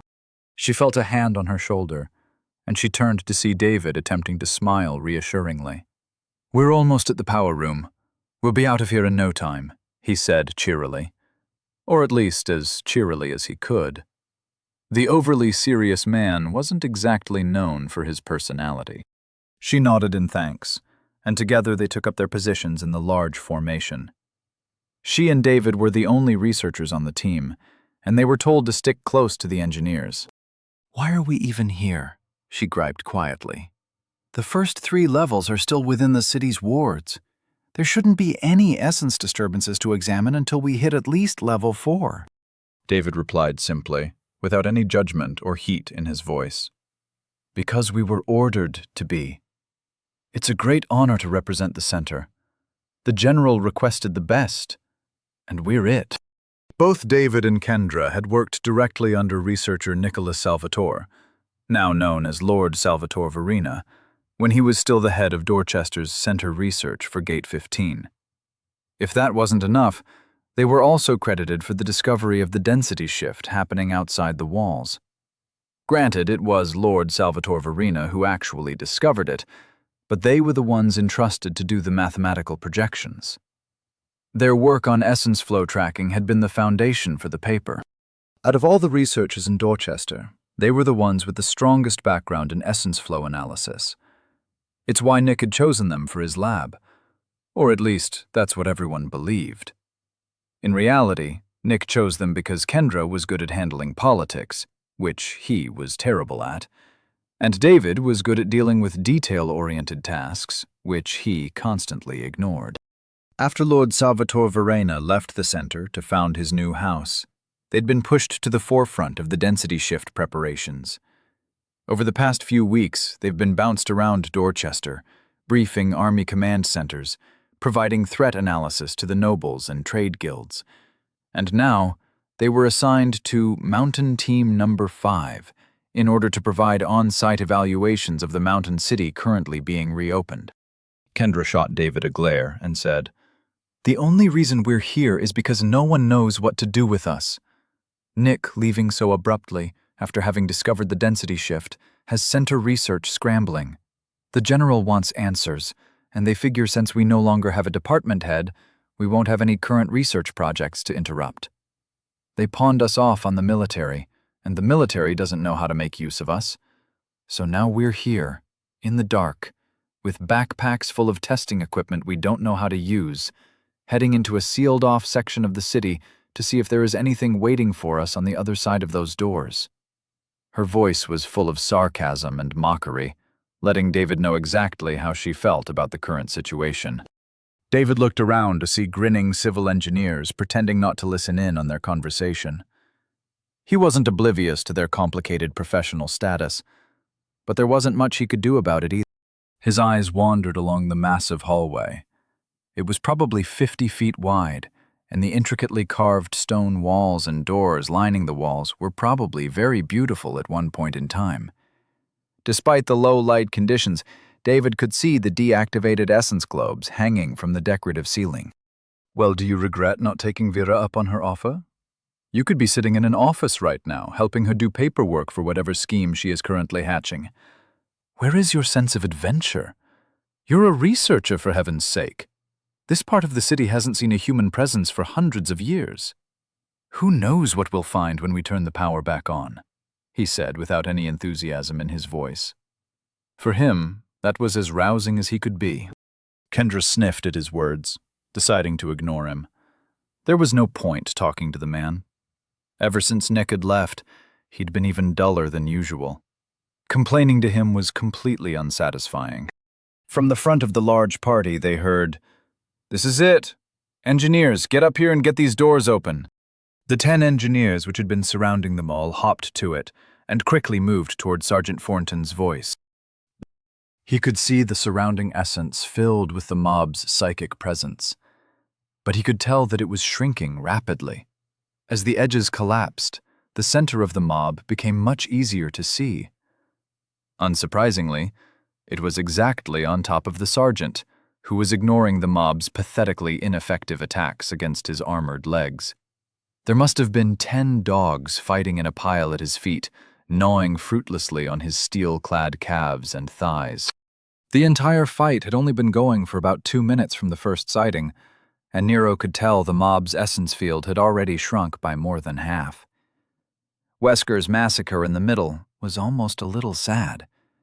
The poor mob had no defense against him, and he exploited that fact ruthlessly. Every swing of his axes ripped through multiple dogs, and the sounds were as awful as you'd expect them to be. Behind their walls, Nero and the others were perfectly safe, as the mob's dogs weren't capable of a 4-foot vertical leap. So, as Nero had nothing to do, he just watched the mob's psychic field shrink, while wondering what had been going on with his brain for the past hour? 30 minutes? However long it took for them to find the mob again.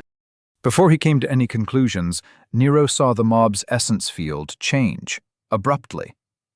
1 second it was distributed and omnipresent, the next it converged on its center, gaining mass as it collapsed.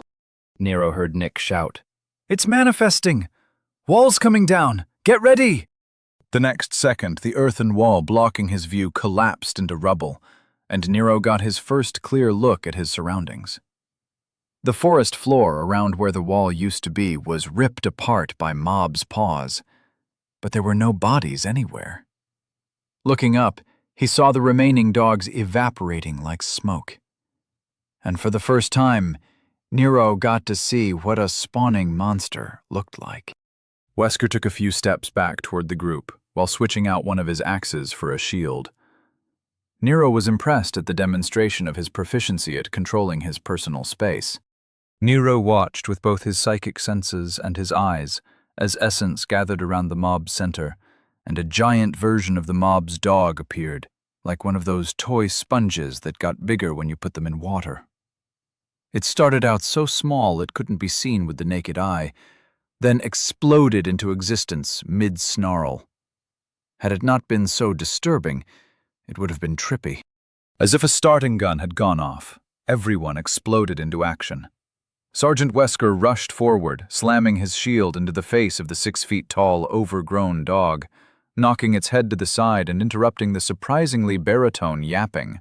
One of Kathleen's spears launched from over Nero's shoulder and he could only assume the woman was behind him.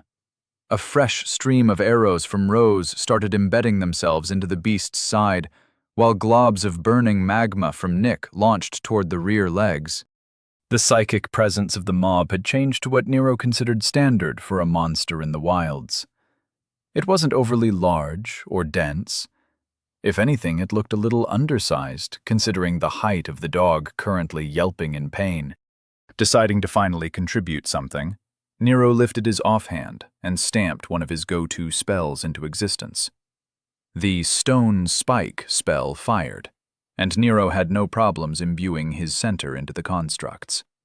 Holding the spell form together, he launched spikes one after another, slowly increasing how much center with each cast. By the third launch, his spikes began making contact with the giant chihuahua. They hammered into its side like railroad spikes, making the beast stumble. 4 launches later, the monster collapsed in a heap. Well, the mob's final form was pretty pathetic. Damn thing didn't even have time to do anything other than growl a bit, Nero thought with some confusion. That's it? Nero asked. The group walked over to the monster, while Sergeant Wesker pulled out his collection rod to harvest the essence crystal from the corpse. Nero felt Kathleen walk past him to collect her spears. As she reached down to rip her spear from the monster, she said, "Mobs like this really aren't that hard to deal with if you are prepared for them. The problem is when you don't have a heavy. Without full plate, no one could get close enough to the mob center to disrupt it enough to cause it to manifest. Remember that every victory is earned through preparation. No obstacle exists without a path to conquer it." Nero stared at Kathleen, not bothering to respond. He'd gotten used to her turning everything into a spiritual lesson. Turning to the rest of the group, he looked at Nick and asked, "Okay, after that enlightening response, I'm going to change my question. Nick, what the hell happened with my head? Not that I don't appreciate the opportunity to experience life through the lens of stupidity, but seriously, man, what the hell?" Nick smiled at Nero with a mouthful of teeth, clearly enjoying the moment. "Not so easy keeping a shield up, is it? You just experienced what it feels like to overdraw your mind. To put it another way, you were trying to pay attention to too many things at once, and as a result, your cognitive function suffered a reduction in scope. You need to learn to partition your mind better in order to let one part of your mind focus all its efforts on a task, while the majority of your mind can continue to function normally." Rose was keeping an eye on the surrounding forest, but didn't hesitate to chime in. "I thought you had to be in the 30s before you could learn mental automation." Nero looked at Nick in confusion. So much of what the man just said sounded like gibberish to him. Nick met Nero's eyes and sent out a connection request. Nero accepted, and immediately heard Nick's voice in his head say, "Nero, don't ask about this right now. We really can't get into this if you want your secrets to stay secret." Then Nick closed the connection as abruptly as he'd opened it. Answering Rose, Nick said, "Mental partitioning is a complicated subject. There are many facets to it, and there are countless uses and ranges of techniques. Nero's essence shield is held together by his mind, and when he puts too much focus on it, there can be some annoying issues he has to deal with. It's not that large a concern." Rose nodded, but clearly realized she was missing something. Nero didn't mind putting off the conversation, as he had plenty of other questions he wanted answered at the moment. "Let's talk about the mob, then. I saw its essence field change completely. How the hell is that possible? I thought identities were powered by a soul. Aren't souls and identities, hard to change?" Wesker stood up from the corpse, which by this point had begun to break down in earnest.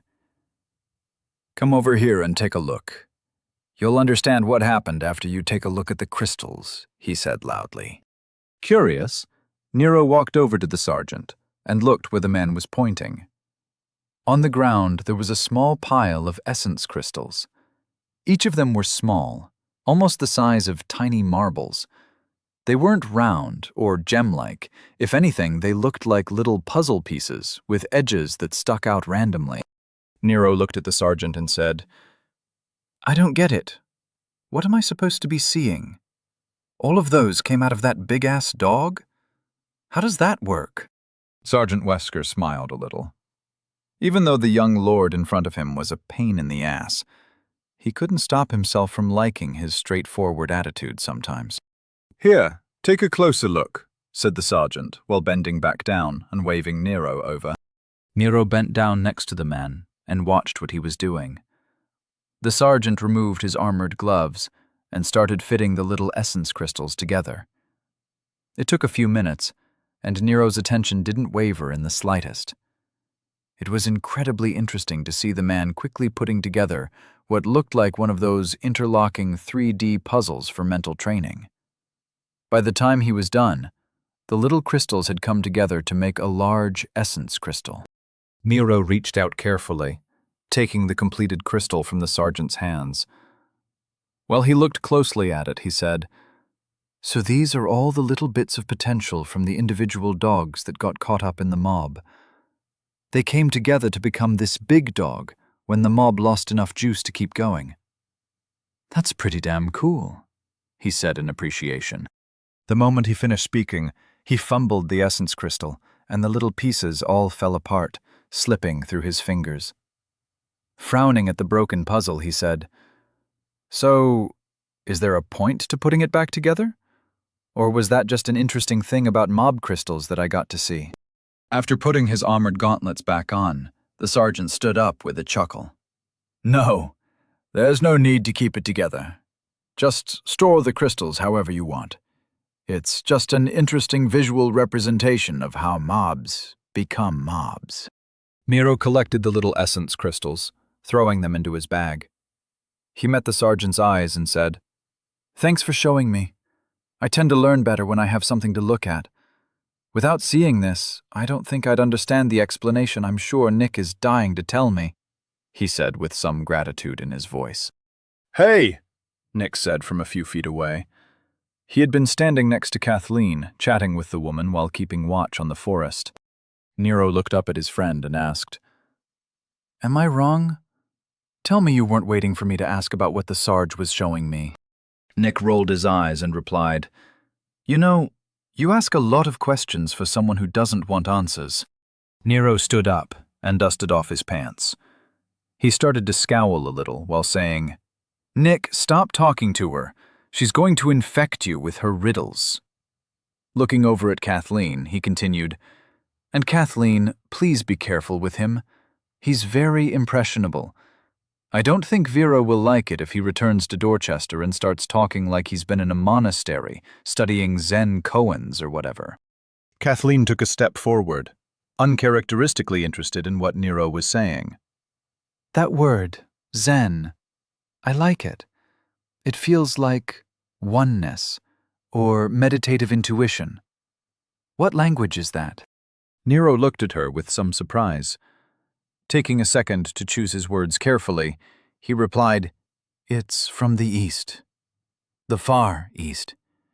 I can tell you all about it later. For now, we should get going. We have places to be, after all. And if I'm not mistaken, we should be near the spawn point that birthed the mob we just wasted half the morning dealing with." Kathleen's eyes narrowed, but she didn't pursue the subject any further. Sergeant Wesker was holding his direction finder and said, "It shouldn't be far now. I'm guessing there might be more mobs around, so keep an eye out. Verena, make sure you get some crowd control up as soon as possible. Let's get moving." Nero watched the sergeant return his direction finder to a pouch on his belt. He still found it weird to see a man in full plate armor wearing a backpack suited for hiking. Soon enough, they were well on their way again, heading toward Nero's first opportunity to see a spawn point. After seeing how easily they dealt with the mob after knowing what they were dealing with, Nero was excited to knock this one out quickly before heading off to their next target. Stumbling over his feet at the thought, his brows furrowed. A group that heads off into danger, expecting an easy fight. Yeah, this is going to turn out just fine, he told himself sarcastically. As he walked, he tentatively started rebuilding his mage armor. What was that Nick said about partitioning my mind? That sounded important, he wondered. Chapter 127. Running Before You Walk for Beginners. Mike sat on the floor of his cell, his back propped up against the bed, idly flicking his fingers at the wall. Every time his finger lashed out, a small red construct resembling an arc launched across the room. The walls were enchanted and warded, so the only result was the constructs making a pleasant pish as they shattered on contact. Not that it would have mattered. Ranged combat wasn't exactly his specialty. There wasn't much to do in his cell, other than reflect on the choices that led him here. He supposed that was the point. He never should have taken the job. The money was too high for what at the time seemed like an easy score. That should have been enough of a warning for him. He had really let greed cloud his judgment on this one. Though listening to Heather might have had something to do with it. At least he could take solace in the fact that he didn't bring Sarah down with him. She was still alive out there. Somewhere. Probably. Hearing someone fiddling with the large wooden door, he let his hands go limp as he calmly stood up to receive his guests. "Time to see what you've gotten yourself into this time, Mike," he told himself. A lawbringer he didn't recognize took half a step into the cell, calmly evaluating him and running their eyes over the small room. Seconds passed as Mike waited for them to finish their inspection. "Michael Herring, you are to be sent to processing. Let's go," the lawbringer ordered, his voice betraying his ambivalence. Not seeing any reason to argue, Mike followed the lawbringer out of the cell. Entering the hallway, he saw two stern-faced guards waiting patiently. The moment he was within arm's reach, the guards took up flanking positions alongside him. While the lawbringer led them through the halls, Mike tried and failed to suppress his worries about what would happen. Processing meant that he was being discharged from the cells. He knew that much. However, he had no idea if he was heading toward his freedom, execution, or something even worse. Before long, he was seated in an office, staring across a desk at another lawbringer he didn't recognize. This time, it was a young woman who looked exceedingly disinterested in what she was doing. Mike couldn't help but wonder how many of these little get-togethers she had throughout a typical day. More than she wanted, that was clear enough. He kept his mouth shut and let her go through his file as if he weren't even in the room. There was nothing to gain from pissing off the person in charge of his immediate future. He watched her uninterested face flip through some papers, occasionally checking boxes or referencing something on her link. After a minute or two, he started looking around the sparse office, searching for anything interesting to look at while he waited for her to finish. When she started talking, his attention snapped to her, and he straightened in his seat. "When you were brought in, there were several investigations opened due to your actions in the eastern wilds. You and your team succeeded in ambushing an extermination team working under the auspices of the military, during which you killed a potential househead undergoing his trials of nobility, a sergeant of an elite hunter team, and a bodyguard in the employ of a new noble. Even worse, you attempted to assassinate a new noble," said the lawbringer, sounding as if she were reading off a grocery list. Before he could respond, she held up her hand, signaling to him that she wasn't finished. Mike's mouth snapped shut, and he sagged a little in his chair. But turning her eyes to the pages in front of her, she continued. "These investigations have been closed, and the judgments filed with the Tower of Law. No tribunal will be held, as your guilt isn't in question. Your conspirators, the ones who hired you, and those you didn't know existed, are presently being dealt with. An appeal was automatically filed and reviewed by the Center Oversight Committee, which found the arbitration agreement valid, and the summary judgment was upheld. You have been found guilty on all counts." Mike felt the full weight of the moment press down on him. He knew getting involved with nobles was a bad idea. He could practically hear his father mocking him about his poor choices. What did you think was going to happen? You tried to kill a new noble and got caught. You gambled and you lost, he told himself harshly. The lawbringer didn't give him time to process anything. Blatantly ignoring his agitation, she continued, "While the other conspirators will not escape their justified punishment, your agreement with Lord Walker will be upheld at his request. After you were taken into custody, he emphatically stated that you were to be protected from retribution, and offered a chance at repaying your societal debt." Mike perked up. Societal debt? That sounded like one of those work programs through the center. With those, he'd be able to clear his record. That psychotic little noble actually kept his word. Before he could get too excited, the lawbringer continued on without mercy. "As you were found guilty of one Class 5 and several Class 4 crimes, you owe 2,530 years of service to the governing city of Dorchester. Your citizenry profile has been adjusted to your new status, and you need to pick a path of service before you leave here today. Do you have any questions?" Looking up from the file on her desk with a bored look on her face, she stared at Mike, waiting for him to respond. Mike wasn't exactly familiar with how work programs worked, so he replied dumbly, "So how am I supposed to pay back 2,500 years of service?" Blandly, the lawbringer replied, 25-30 years. And typically you sign up for a path or service that you are already familiar with. You were a hunter before you tried your hand at political assassinations, weren't you? Mike nodded. "Yeah, I ran a team specializing in aberrant eliminations and resource acquisitions." While Mike was speaking, she pushed a piece of paper across the desk and gestured for him to take a look. "That is a work release contract from the military for hunters to join in a search and clear mission. It's a combat unit, so you'll be earning 1 year of service against your debt for every month you put in. Dangerous paths like this have an excellent return on time invested. If you agree, then you'll be bunked with your team, and your assets will be held in escrow by Dorchester for the duration of your service.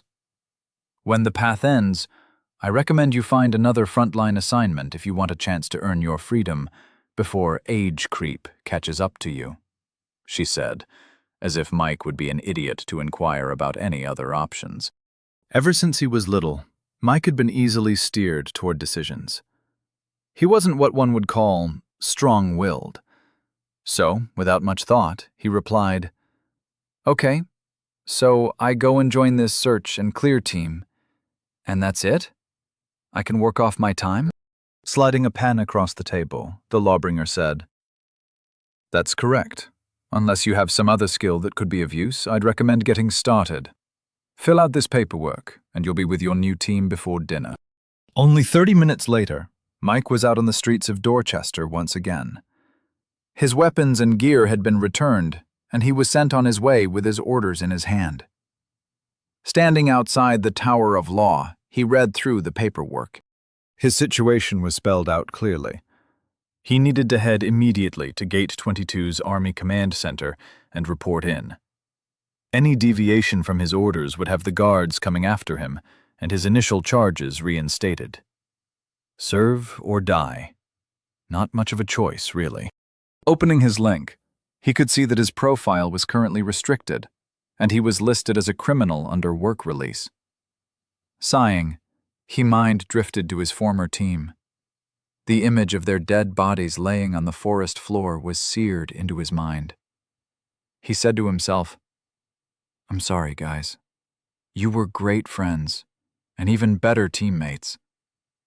But I'm still alive, and I plan to stay that way. Wish me luck from whatever afterlife you managed to scam your way into." After stashing the file in his personal space, he made his way toward the nearest teleportation platform. Surprisingly, he was feeling pretty good. In a way, it was nice not having to make any decisions for the next couple thousand years. It really took the pressure off. Nero stalked through the forest, keeping his steps light and trying to make as little noise as possible, his eyes and psychic field constantly scanning his designated area. He could feel the rest of the group moving in formation behind Sergeant Wesker. It had been nearly 20 minutes since they had moved on from the fight with the Chihuahua mob, and Nero was starting to get extremely fed up with Nick. They'd been communicating through their private connection, and Nick was being decidedly unhelpful. Nero had grown used to Nick's overly complicated instructions, but this was bordering on useless. With a scowl on his face, he maintained his vigil while he argued with Nick over their connection. So, you're saying I need to isolate part of my brain to maintain my constructed essence shield, which isn't a mental partition. And the only way to train it to do that is to practice doing it. But in order to do it at all, I'd have to partition my mind, which you can't tell me how to do, because task automation is the first step, which is done by doing it. My mind can train my brain by thinking about it. Have I got that right? He asked acidly. Nick's reply was just as full of frustration as Nero's. That's an oversimplification, not to mention wrong. You're deliberately misunderstanding the principle I'm alluding to. The mind is not the brain. The brain is part of the body. When you create a construct, it is the function of the mind to manipulate the essence. It has nothing to do with the brain, except that it uses the brain to do it, he said, as if he were being extremely clear. Nero nearly stopped in place and screamed at the old man, but he managed to hold himself back. Taking several deep breaths, Nero replied, "Nick, I love you like a brother, but if you don't start making some kind of sense, I'm going to stick my foot so far up your ass that your center will earn itself a boot print." Several seconds passed, as Nick needed some time to process that threat. The tension seemed to bleed out of their psychic connection, and Nick tried to explain it another way. All right, Nero, let's set aside the matter of mind partitioning for a moment and discuss fields in general. Nero, not understanding the subject change, but willing to see where he was going with this, replied, Sure. Essence fields are a product of the mind interacting with the essence outside our bodies. Nick replied quickly, his voice taking on a tone of patience. Yes, but not exactly. Fields are much more complicated than that. Remember that your mind is the bridge between your soul and your body. Your body interacts with the physical layer of reality, on this plane of existence. When you affect the world around you, it is through your brain creating a psychic field of cause and effect. Think of a magnet exerting a field on a piece of metal, causing it to move. Wait, there's magnets here? Do you guys know about electricity and electrons and that kind of thing? Did I know about that already? Nero asked excitedly. Nero, focus. The body is Nick paused. Unable to let it go, he said angrily. What do you mean, there's magnets here? What kind of idiots do you think we are? Of course we know about electromagnetic phenomena. We're perfectly capable of transmitting energy through a polarized wire. But why would we? Damn it, Nero, stop distracting me. What was I saying? He asked, off balance by Nero's question. Nero smiled and simply replied, "Fields." Right, Nick said, then continued on as if Nero hadn't interrupted him. So, the body affects the physical layer. The soul is what allows your field to affect the ethereal plane, or essence in general. It's what you use to interact with the essence all around you. It is also responsible for feeding your mind the sensory information it needs to perceive the world around you. The two aspects of your identity are responsible for forming your essence field. The stronger your body, the stronger your physical aspect. However, your soul works in tandem to create the field, so it is only together that the field is formed. Understand? Nero nodded and replied, I guess. The soul is like the power source, but the body makes it manifest? What about the mind, then? Nick wasn't willing to correct Nero's assumptions, as his interpretation was close enough. Kind of. For now, you can think of it that way. The important thing to keep in mind is that a person's essence field is the result of both their body and soul working together to anchor and interact with the physical and ethereal layers of reality on this plane of existence. Now, the mind is responsible for giving that field purpose and using it to do things. Things like telekinesis, carving spells, and observing essence fields and interacting with them, Nick said, clearly believing that he had summarized the subject well enough for Nero to understand it, almost daring Nero to still claim ignorance. Ignoring Nick's tone, Nero replied, "Okay, so the soul and body build the field. The mind gives it its identity. So what does that have to do with mind partitioning?" Nero could feel Nick's mind suffering some kind of shock. Well, yes. The mind gives the field an identity. That's an interesting, if crude, way of looking at it. I wonder if... Nick replied, but was interrupted. Sergeant Wesker's strong voice barked. "Contact front! Mob incoming! Get the crowd control up!"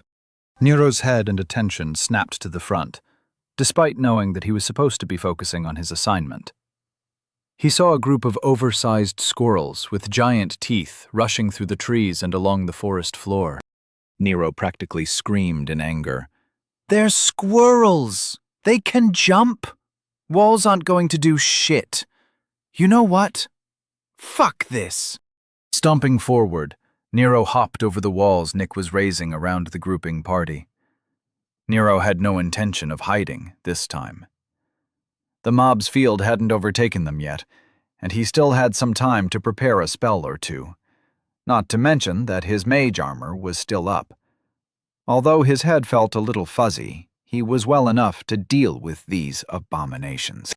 "I swear, if one more thing interrupts me learning how to fix my damn mage armor, I'm going to lose it," he swore to himself. Grim-faced, he raised his hands out in front of him and carved the largest spell form he'd ever made. "Smokey promised me that only I can cause forest fires," he yelled at the pests barreling through the trees. Chapter 128. Kill it with fire. Specialist Howard had known he was going to hate this assignment. There had been no doubt in his mind, and so far there had been very little to change his mind. One of his main tasks was to train a promising young mage. They wanted him, a war mage, to personally train some freshly awakened lord to fight with magic. Regardless of how clever the young man turned out to be, it was still just as annoying as he expected it to be. And now, out in the wilds, his worst fears had been confirmed. Being assigned to a permanent position with the elites was a complete waste of his time.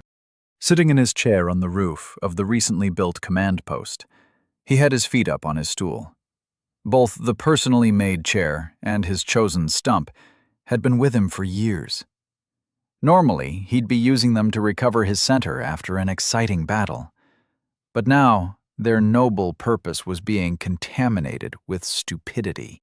With his perception field spread out as far as possible, he observed some of the teams dealing with the planar events. His range had increased drastically after several teams completed their assignments, smoothing out the local essence flows. Nevertheless, at this range, his field was still extremely diluted. While it wasn't capable of any real detail, he was able to track several teams' progress and observe the local essence flows. A war mage of his caliber, acting as a monitoring system. The situation was ridiculous. What did the general expect me to learn from this? How to look like I'm doing something while mentally reading a book? He mentally complained. He had tried convincing the captain to send him out in the field, but the man had refused to see reason. Recalling their latest conversation, Howard grimaced at the memory. The captain had told him, "Every camp needs a scrimmage, and until command sees fit to assign us one, that's your assignment. Deal with it. I expect hourly updates, and you will notify me immediately if there is anything I should know." Feeling a slight disturbance in his perception field, he turned his attention away from the book he was reading inside his personal space. Howard focused on his perception field, looking for what had caused his mental process to alert him. Finding some new signatures, he narrowed his field on them. From their essence signatures, he could tell the little lord's team had finally returned to the area. It's about time, he thought. Apparently, after the excitement of the assassination attempt, Command had insisted that Wesker's team stay within range of the elite's encampment. The captain had ordered Howard to report to him immediately when they entered the area.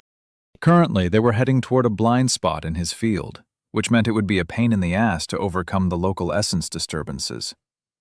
Howard debated whether or not to waste some center scrying on the young lord, but eventually decided that it wasn't worth the effort. Grunting a little at having his rest disturbed, he stood up and stretched his back. He walked over to the edge of the building, looking for the captain. Seeing the man ordering around some elites, Howard infused his voice with some essence and shouted, "Hey, Captain! Wesker's team is back in the field. They're heading toward their first mark. Consider yourself updated." He then turned around and returned to his chair. He was oblivious to the annoyed look the captain was shooting him, or the uncomfortable atmosphere his antics were causing among the hunters. Even if he'd noticed, he wouldn't have cared. As far as he was concerned, his place was out there fighting for humanity, not behind walls he wasn't even defending. He couldn't even train as he needed to keep his center full in case of an emergency. Putting his feet back up on his stump, he crossed his arms and closed his eyes. Maybe I'll get lucky and the horde will show up and assault the camp, he thought with some hope, while mentally falling back into his personal space and returning to the book he'd been reading.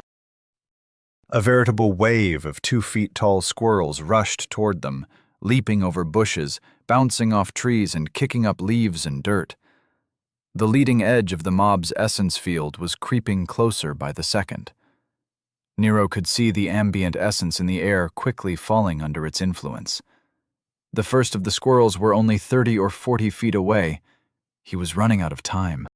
The spell form Fire Stream, which he had learned from Specialist Howard, hovered in front of his chest, his hands anchoring it to his center. Through his field, he could see the essence being greedily pulled in to power it.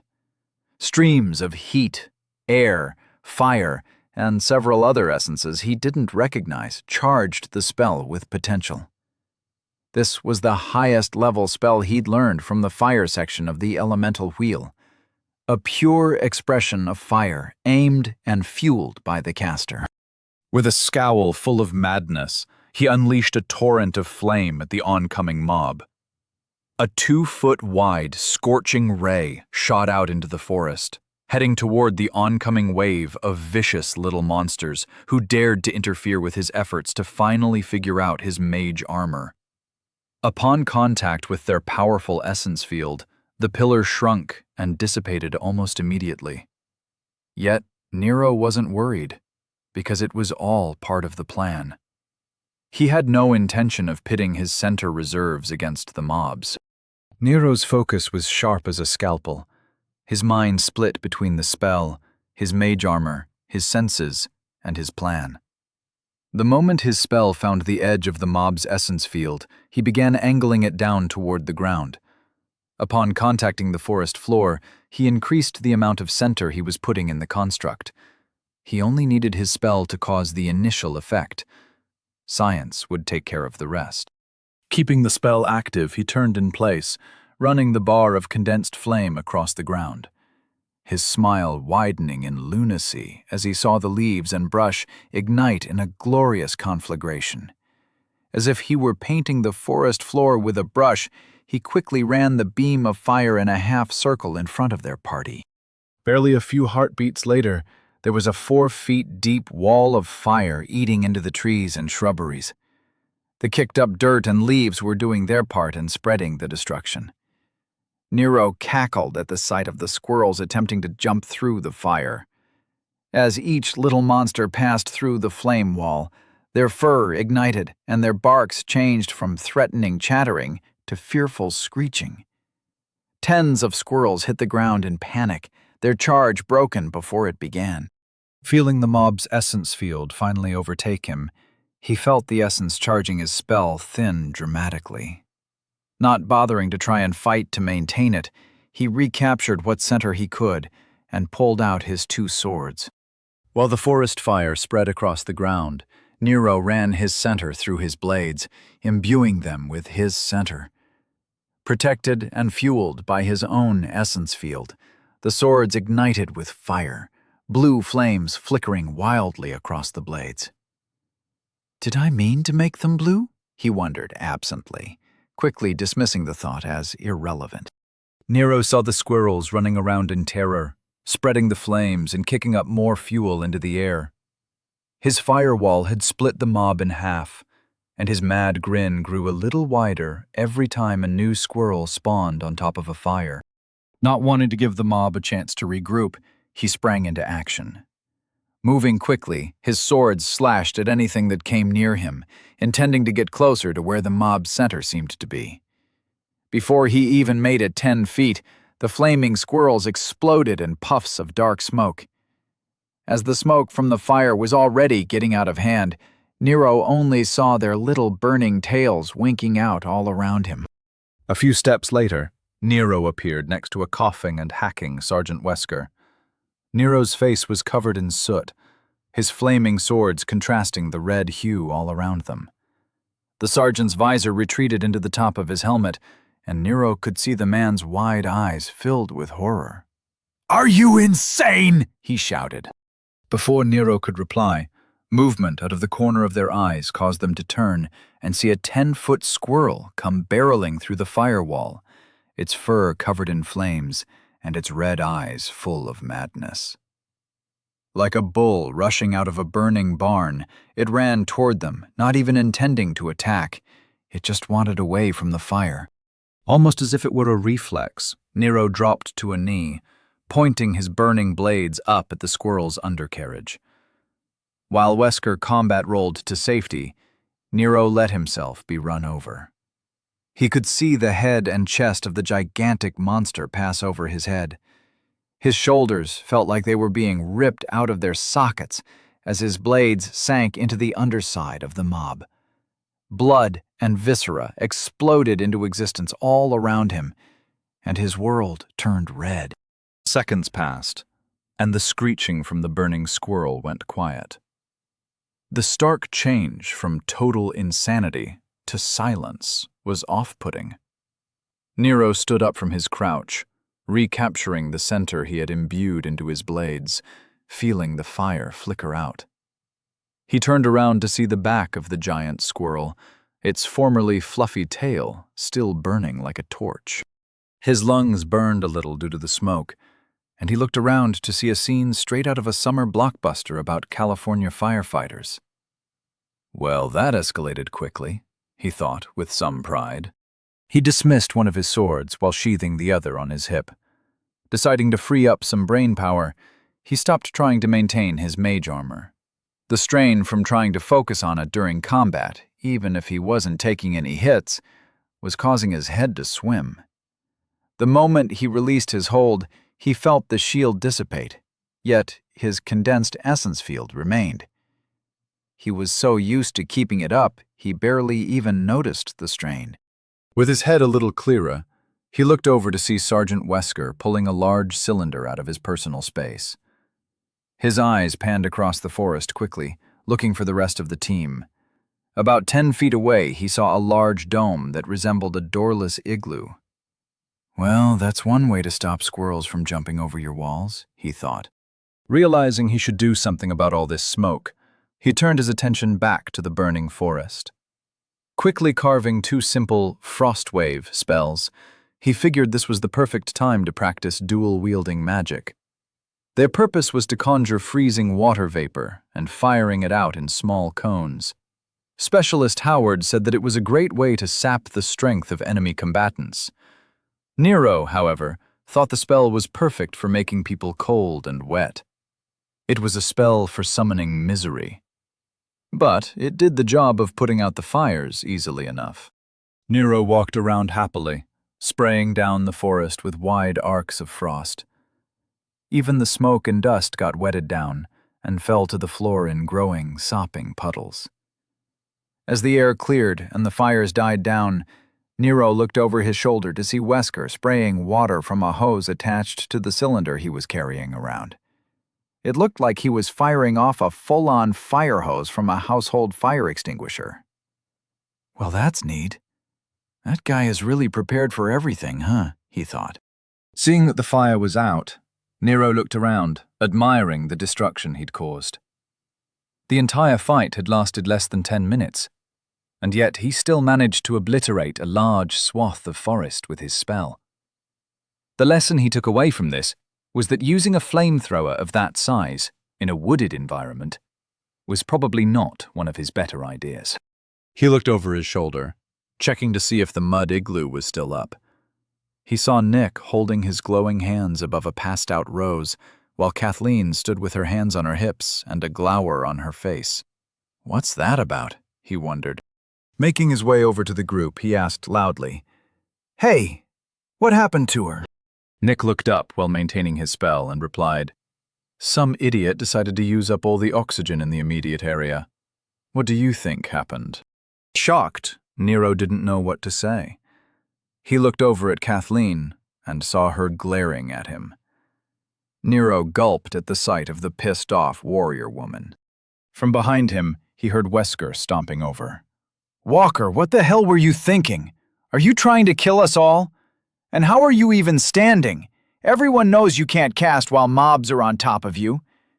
I think it's time for some answers before you end up killing us all with your secrets," Wesker said, nearly shouting in fury near the end.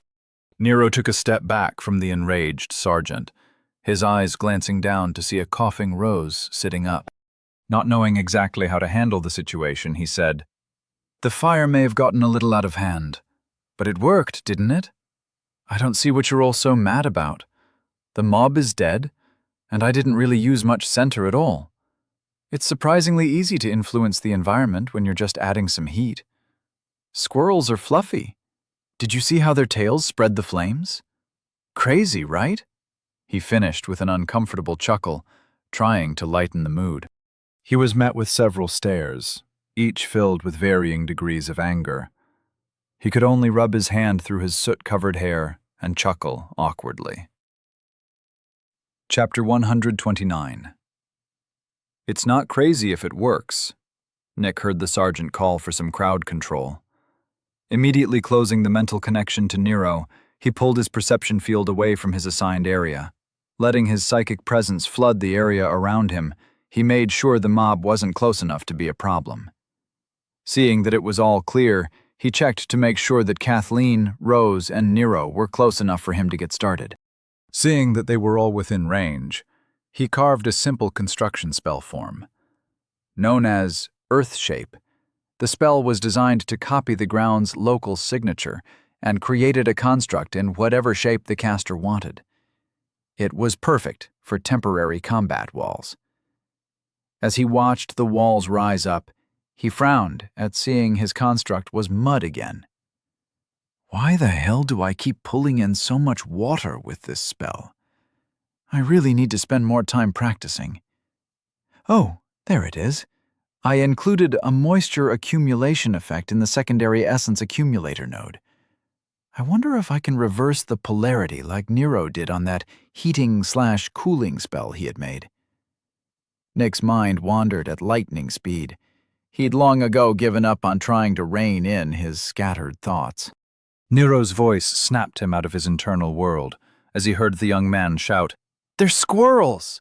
They can jump! Walls aren't going to do shit! You know what? Fuck this!" Nick looked over to see Nero stepping over the growing mud wall, heading toward where Sergeant Wesker was preparing to combat the incoming mob. He could see the mob's spawned avatars breaking through the brush in the distance. With one last glance at Nero, he returned to his full attention to the spell form he was using to build the walls. I'm sure Nero will be fine. If not, then hopefully he'll learn not to be so overdramatic. After all, it shouldn't take long for Sergeant Wesker to force the mob to materialize. The idiot should be able to survive with nothing more than a few bites, if he manages to remember to bring out his shield, he reassured himself. Altering the mental image of his intended construct, he watched as the walls started to slope inward. Soon, the open area above their 15 feet wide haven began closing in, the walls forming a dome. He made sure to leave a 2-foot circle open at the top, allowing some light in. Perfect. Now I'll anchor a trap or two in case any of the mob's avatars make it past the sergeant, he thought happily. Just as he was finished carving a rotary saw spell, he heard what sounded like a group of cats being strangled outside their enclosure. What the hell was that? Asked Rose, while white-knuckling her bow with an arrow at the ready.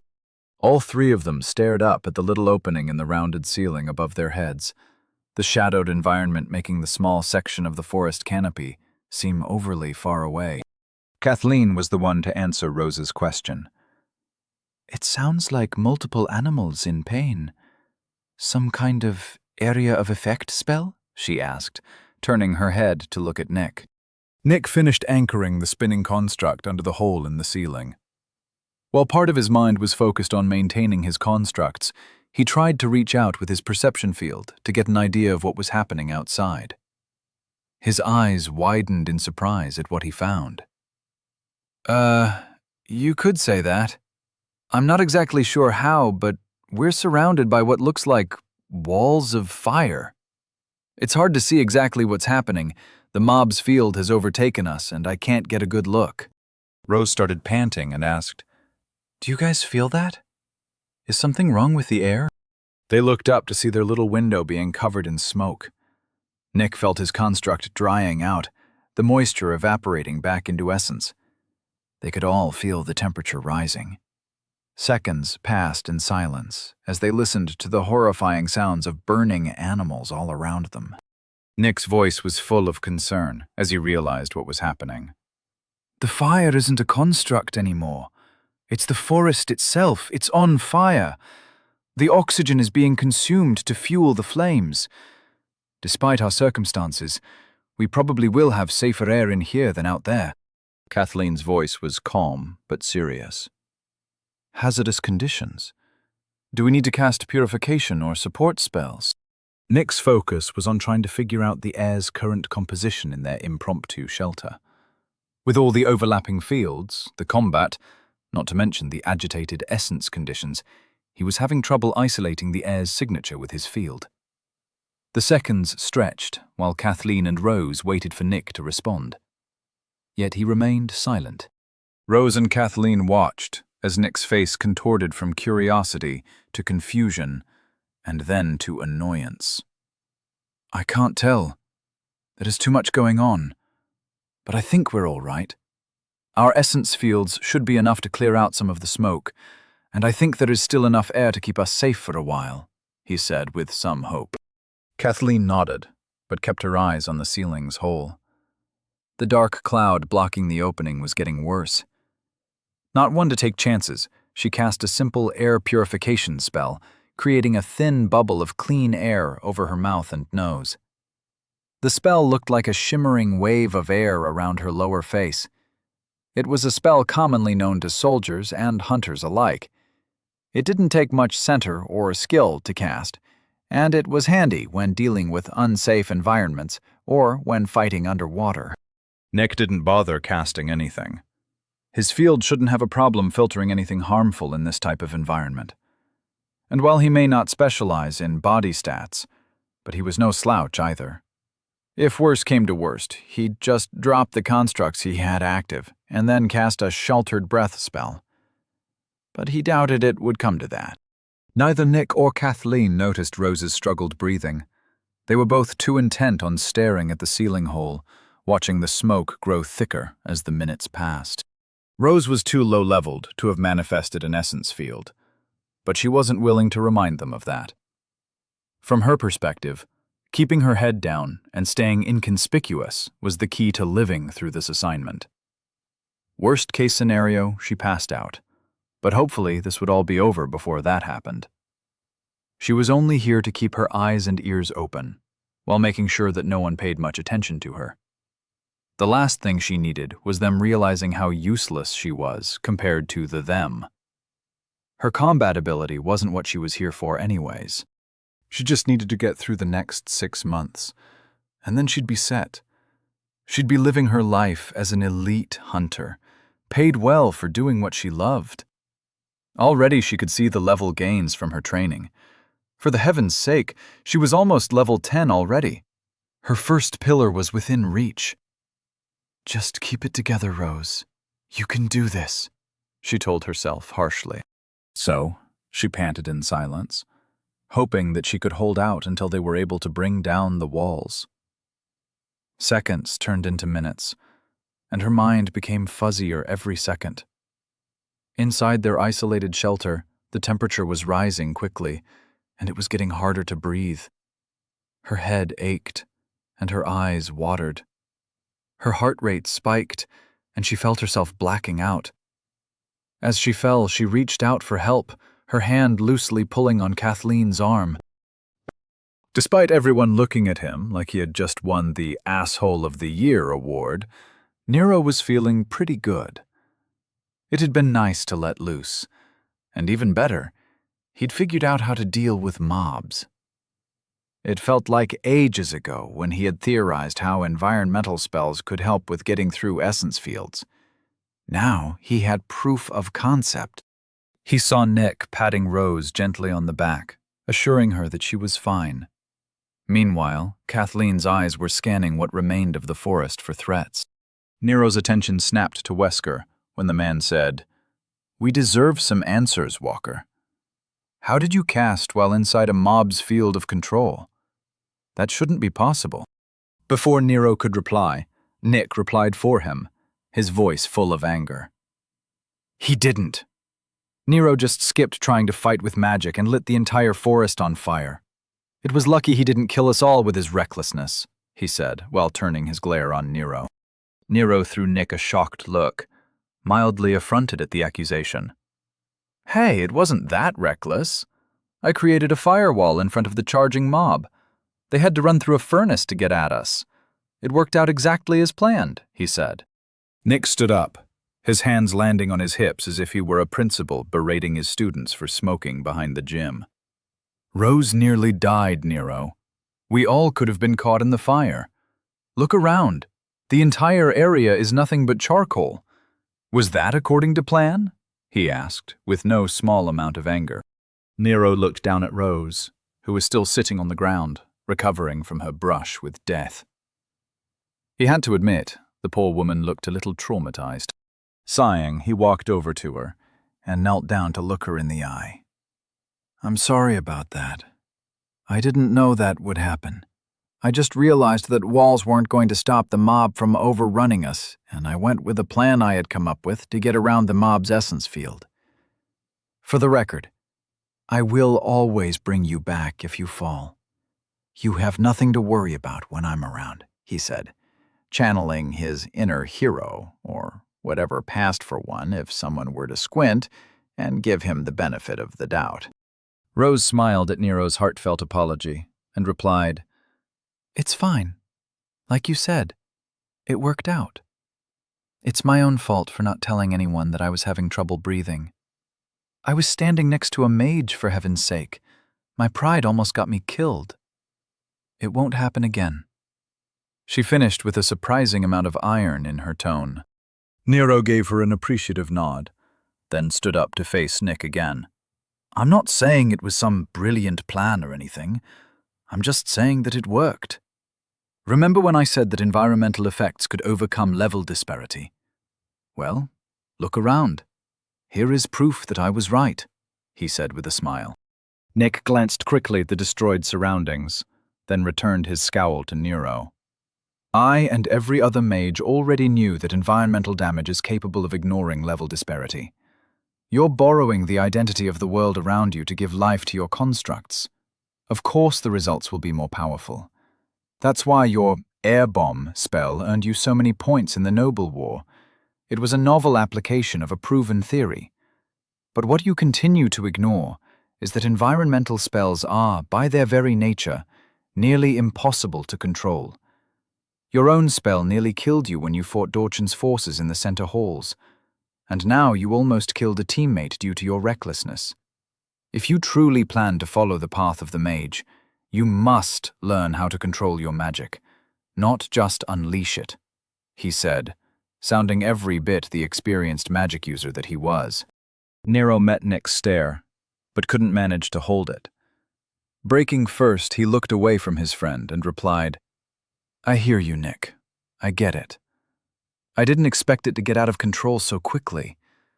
Though, it really did seem like a good idea at the time. And you have to admit, it did work. But in the future, I'll be more careful. Also, for the record, we had plenty of time. Rose only passed out because you were all hiding in a kiln, for God's sake. That's on you." Nero recognized that he had lost control of the situation, but he refused to back down completely. The plan worked, and the only casualty wasn't really his fault.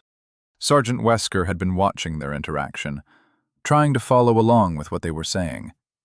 He'd been around a long time, working with mages from various backgrounds, so he could almost translate what they were talking about. He thought he understood what they meant by environmental effects, but he felt the need to make sure that he wasn't missing anything. When the two mages went silent for a moment, he saw his chance to interject. "So, Walker didn't manage to overcome the mob's field. He just set everything on fire and let the mob's spawns burn through its potential. Then, when the mob manifested, he killed it quickly, knowing that he had to put out the fire before we all died along with it. That about sum it up?" He made sure to keep his tone controlled, not allowing any of his inner turmoil to cloud his words. Hearing his blunt summary, everyone looked to see what Nick had to say. Nick took a moment to think about it, then started nodding. "That's a good way to put it.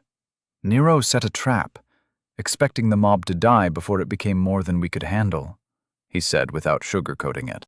All eyes turned to Nero, who just shrugged at their judgmental looks. The sergeant contemplated what had been said, weighed the pros and cons of Walker's plan, then turned to Nero and said, "You're an idiot. There was no reason to take the chance. We had a plan, a time-tested strategy which has been proven to get results with minimal danger to the team. There was absolutely no reason to improvise." His voice was hard, as if he were stating facts rather than opinions. His long years as a military sergeant silently reinforcing his point. Nero wasn't going to fall for it. Nick may have had a point about environmental effects being uncontrollable, but calling a strategy that was just proven valid was ridiculous. That's the kind of logic that is reserved for politicians and managers who feel like coming down on their underlings who succeeded in a way they didn't like. Rolling his eyes, Nero responded in a mocking tone. "Oh, really? So what about the fact that the mob's little squirrels were climbing the trees and hopping around all over the place? They would have overrun the walls the moment they saw them. Nick adapted, but I couldn't have known he was going to do that. There was no prearranged strategy to deal with a mob like that. You're just being pissy because the fire scared the crap out of you. Back home, we called that Monday morning quarterbacking, and it was for politicians and desk jockeys," he said, then turned his head to look at Kathleen. Nero saw her still scanning what was left of the tree line, her posture relaxed, but ready. "Hey, Kathleen, what do you think? We haven't heard your opinion," he asked, interested in hearing what she had to say. Rose stood up slowly, joining the group and waiting to hear Kathleen's take on the situation. They watched her give one final scan of the surroundings before turning her hawk-like gaze on Nero. "Young warriors often push the boundaries of good sense. They must find their limits through adversity. You saw a potential weakness, devised a strategy, implemented it. Whether or not it was a mistake is something you'll have to decide for yourself after reflecting on the battle.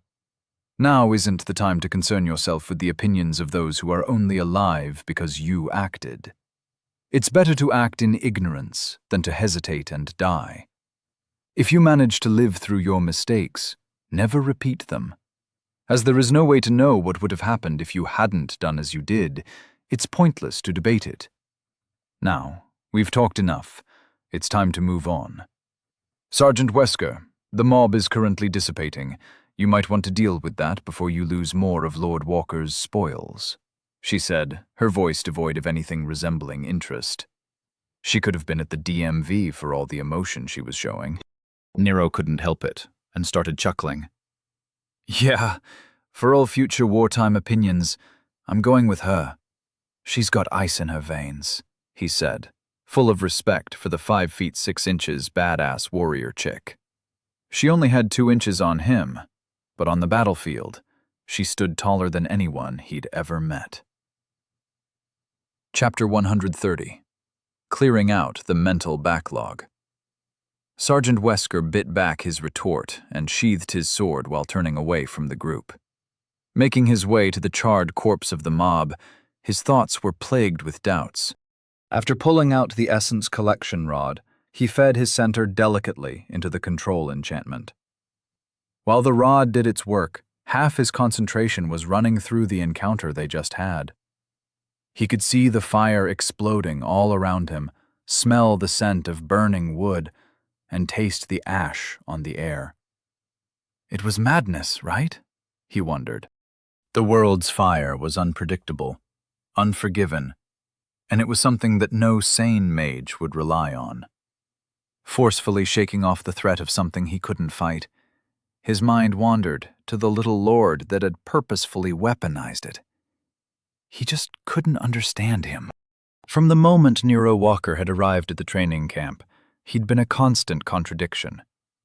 He dedicated himself to training with an intensity that frightened a practical man like Wesker.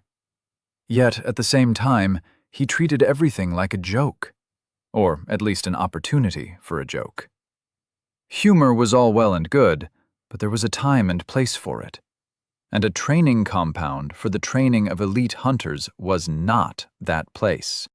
But the thing that really unsettled Wesker was that when Walker fights, it's as if he has no fear of death.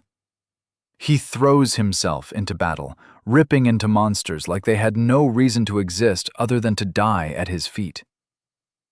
Wesker had just watched the young man stand in front of the mob, no shield at the ready, and face it head on. He could still see the little lord's face, full of determination, his eyes blazing with reflected fire, eager to meet the monster's charge. A level, 12? 13 at most? Facing a high-end Class 2 monster, confident that he'd survive. It was unnerving. But if the young man was so dedicated to killing monsters, then why was he so uninterested in learning how to combat the wilds? The idiot didn't even read the mission packet, let alone follow any of the advice from those who know better. Wesker had heard that the assassin's ambush could have been avoided if that little bastard had just done what he was supposed to. Unless he had read the packet and wanted to meet the assassins in the field, he wondered, the thought causing the little hairs on his neck to stand up in panic. The scene of Walker interrogating the assassin played out in his mind. Walker's uncanny skill at pulling out the man's secrets, tricking him into acting as a witness to another noble's plots. It turned out pretty well for the little lord, didn't it? He thought wryly. Glancing at the essence collection rod, he saw that it was almost finished condensing the mob's crystal, or at least what was left of it. Turning his head slightly, he looked out of the corner of his eye to see what Walker was up to. The little lord was chatting with Verena, probably discussing some magic or putting on another show for Vikander. Those two were full of secrets, and he'd learned not to believe half of what they showed. He could see Everett watching over them all, their team's silent protector, standing guard while the nobles played their games for the general's spy. How in the hells that little Ponce managed to win her loyalty, he'd never know. But it had to be something more than money that kept her nearby. She was an Everett, after all. And he didn't believe for a second that nonsense about him being some kind of warrior prodigy. If he were, he wouldn't spend so much time bleeding out in the training rings. Managing to turn his attention away from the warrior woman, he looked for Vikander, finding her hiding in plain sight. He had to admit the young woman was good at what she did. Even though she claimed to be nothing more than a hunter, she was a natural at espionage work. The general had found her alongside the first group of assassins trying for Walker's head. Yet here she was, standing next to her former target, safe as can be. She really didn't have a problem fading into the background. Even now, she was right there, listening to everything they said, and he could see neither of them seemed to care. Damn the general and his games, he thought to himself. He was a soldier, a hunter. This political nonsense was completely out of his skill set. He didn't know how to feel about anything at the moment, and he couldn't recall the last time he felt like the world made sense to him. This was going to be a long tour for him. He just needed to make sure that it wasn't his last. Sergeant Wesker eventually finished collecting the essence crystal. Unfortunately, it was now a much smaller composite than it would have been if he hadn't wasted so much time complaining. Seeing that the rest of the team was ready to go, he said, "Let's get moving. The planar event we're looking for shouldn't be far." As the team returned to formation and headed out, Nero took one last look at the burned patch of forest. Maybe Nick had a point. This place is ruined, he thought to himself. He'd read enough fantasy novels to know how powerful magic could be, but the reality of it was a little disconcerting. After thinking about it for a few minutes, he realized that it wasn't so much the amount of destruction that he had caused. It was the fact that he hadn't meant to do it. It really was all about control. With that realization, Nero audibly groaned and muttered a little too loudly in annoyance. Fuck! His outburst caused the entire party to freeze in place and prepare for incoming. The sergeant looked over his shoulder and asked, "Walker, status." Nero hadn't meant to have his private grumblings overheard, but now that they had been, he debated if he should say something to Nick. Several seconds passed as Nero matched stares with the sergeant while his mind filtered through his options. Apologize? No, he wasn't really feeling remorseful. Play it off as nothing? No, he didn't want to be a child that couldn't admit his mistakes. Confess that he had learned something? Did he expect a cookie? It's nothing. I just realized I've been acting like a moron, he said with some rare humility underscoring his words.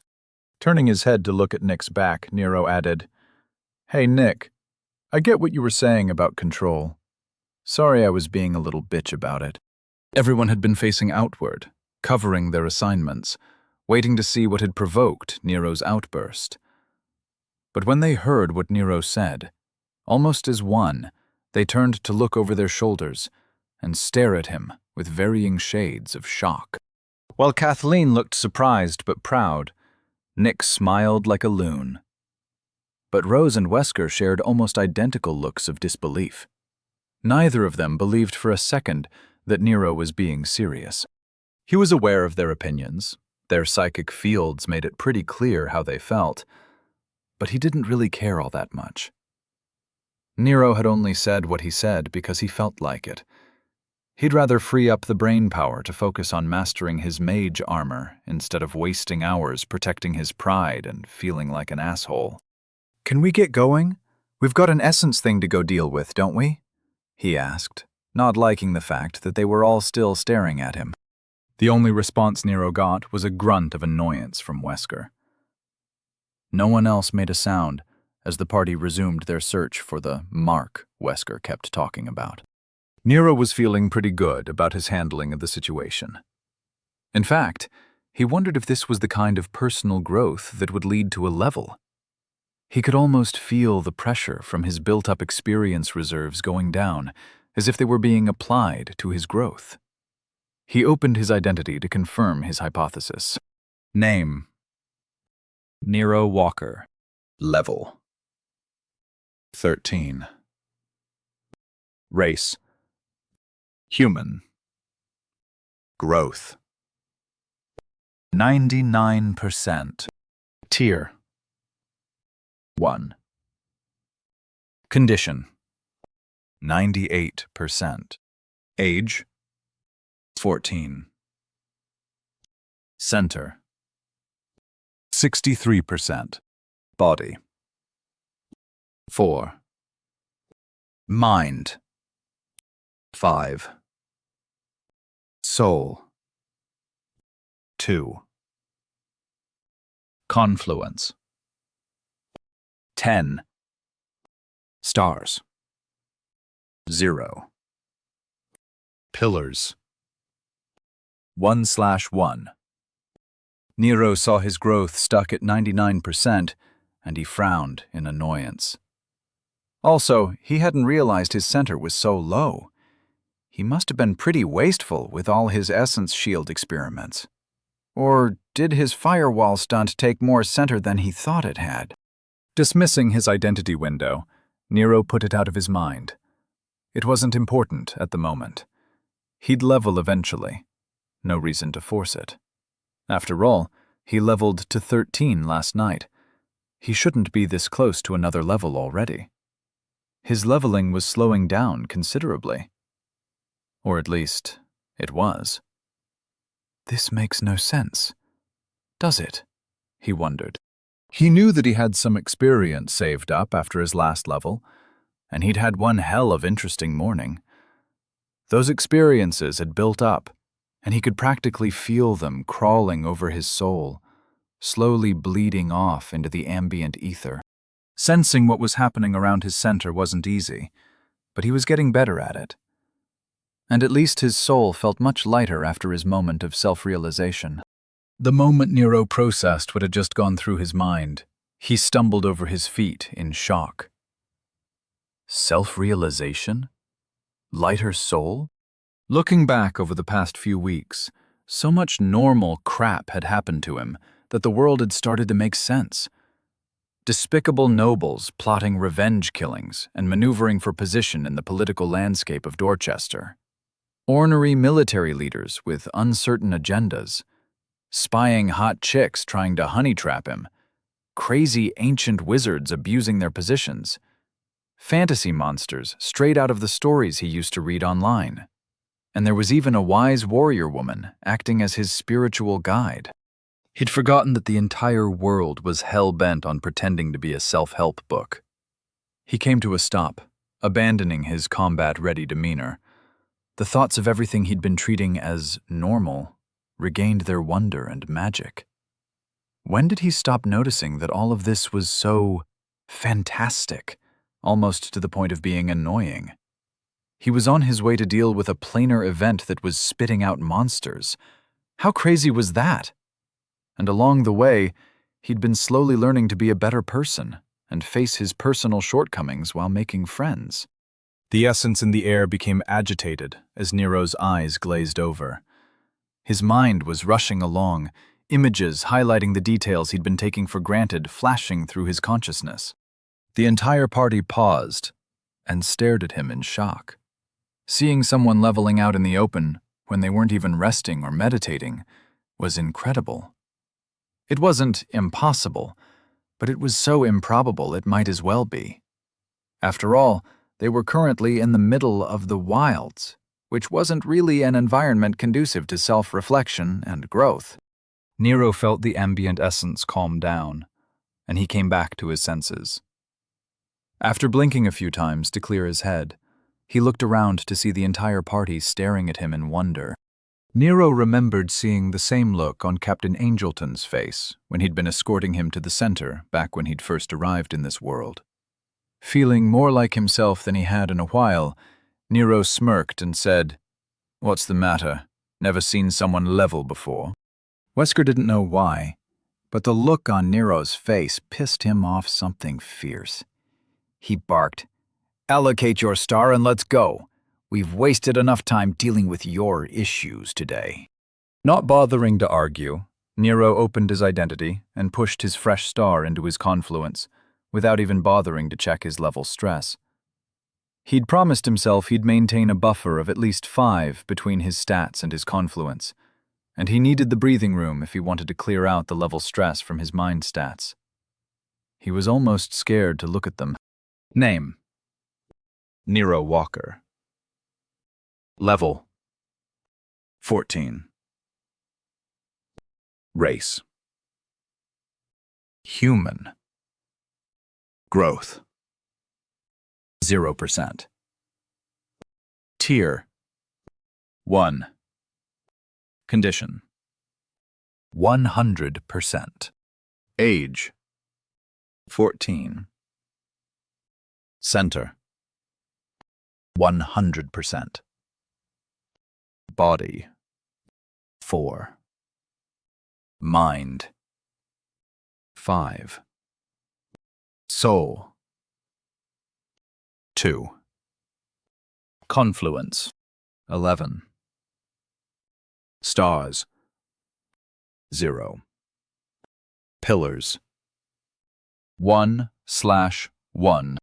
With a smile, Nero dismissed his identity. He could feel some residual experience still waiting for him to deal with, but for now, he was content. So much had happened, and leveling really helped him feel a little more comfortable with himself. Despite how stupid he found all the self-help crap, he couldn't deny that it did make him feel pretty good emotionally. It's a lot like that one time Jackie dragged me to a spa. After having a manicure, facial, and a massage by a surprisingly angry Asian lady, I remember feeling exactly like this. Equal parts annoyed, shamed, and relaxed, he thought to himself. Not willing to hold up the party any longer than necessary, Nero snapped out of his thoughts and said, "All right, let's go. Nothing to see here, just me being awesome. Don't worry, I'll be here all week. I'm sure I'll do something else to amaze you soon enough." Ignoring the various looks he was receiving, the team resumed their mission. Wesker, unsurprisingly, sped up their pace due to his lingering anger at having to put up with Nero. Time passed, and Nero didn't even bother with trying maintain his mage armor. He just wrapped himself in condensed essence like a blanket and enjoyed their walk through the magical forest. His psychic field was spread out looking for threats, but most of his mind was pleasantly empty of any heavy thoughts. Or at least it was, until he noticed the ambient essence starting to act weird. Through his field, he could tell that something wasn't right. The ambient essence felt bent. There was no other way to describe it. Everything seemed to flow normally, but it was like looking through a funhouse mirror or a warped pair of glasses. It was extremely unnerving. The closer they came to wherever it was they were going, the worse the sensation got. Nero broke the party's stealth by calling out in a whisper loud enough to be redefined as a hiss. "Hey guys, you seeing this with the essence? What the hell is going on?" Wesker didn't halt the party, or even bother to respond to Nero's outburst. He just kept up his march, almost stomping his feet as he refused to acknowledge Nero's question. Thankfully, Nick was kind enough to reply. "We're nearing an essence event. It doesn't look to be a planar rift, or we'd be seeing more manifestations of identity contamination. Unless I'm mistaken, we're probably just dealing with a simple spawn point. Keep an eye out for mobs. Spawn points tend to follow a pattern." Nero just nodded, pretending to understand what Nick was talking about. He really hated it when he asked a question, only to be answered with a lecture on something he wasn't even thinking about. So, the essence is being screwed up by the spawner. Why does everyone hate answering direct questions? And these assholes think I'm rude, he thought to himself. Chapter 131. Well, that happened. Although Kathleen appeared to focus primarily on the surrounding wilds, in reality, she was always paying close attention to what was going on around her. From Wesker's constant personal crises of faith, with the standards set by the military constantly being challenged by the Little Lord's improvisation and questioning, to Vikander's expertly hidden fears and caution, she saw it all. As a northern warrior, she'd been trained to see with more than just her eyes. It was a skill that southerners usually neglected to cultivate. Even the mages here didn't seem to bother with it. Normally, she'd call them idiots and leave it at that. But she was positive that Lord Walker either learned the skill from Lord Salvatore Verena, or at least had it explained to him by someone who'd mastered it. Ever since they'd entered the wilds, she'd felt Lord Walker's psychic presence getting better at blanketing the area. She hadn't been sure if he was actually using his perception field to see, but there was no longer any doubt. Ever since the ambush, she could tell that something had changed. Now she'd feel his mind practically scouring through the ether, supplementing his material sight with his ethereal gaze. He wasn't even being subtle about it, and the fact that Lord Salvatore Verana didn't seem to notice indicated that he hadn't been the one to teach Lord Walker how to do it. So who taught the little lord to see beyond his eyes? She wondered. These thoughts kept her occupied while she kept vigil on the party recovering from their most recent battle with a mob. As her physical eyes scanned the surrounding forest, which had been thoroughly burned out by the little lord's experimenting, she used her perception field to enjoy the argument going on in front of her. The sergeant, so accustomed to treating combat like a training exercise, was having trouble dealing with Lord Walker's use of environmental warfare. It's rather amusing how the poor man is unable to conceptualize the little lord's casual disregard for his proper procedure. This is what comes from training soldiers only to defend walls while deluding them into thinking themselves warriors. He can't even recognize a true survivor standing right in front of him, she thought sadly. At least Lord Salvatore Verena was presenting a valid argument. Power is not a toy to be bandied about. It is a weapon to be wielded with purpose. When that purpose isn't directed, the power will choose its own target. She felt the little lord's attention focus on her, both his sight and his mind's eye. After hearing his question, she thought, "So you want my opinion, do you?" She couldn't help but find the drama a little entertaining. Running her gaze across the soot-covered party members, she locked eyes with Nero and said, "Young warriors often push the boundaries of good sense. They must find their limits through adversity. You saw a potential weakness, devised a strategy, implemented it. Whether or not it was a mistake is something you'll have to decide for yourself after reflecting on the battle. Now isn't the time to concern yourself with the opinions of those who are only alive because you acted. It's better to act in ignorance than to hesitate and die. If you manage to live through your mistakes, never repeat them. As there is no way to know what would have happened if you hadn't done as you did, it's pointless to debate it. Now, we've talked enough. It's time to move on. Sergeant Wesker, the mob is currently dissipating. You might want to deal with that before you lose more of Lord Walker's spoils." Kathleen forcefully suppressed her smile at seeing the sergeant stomp off to deal with the corpse, his pouty attitude almost causing her mask to break. She could feel the amusement rolling off both Lord Walker and Lord Salvatore Verena, their essence practically dripping with it.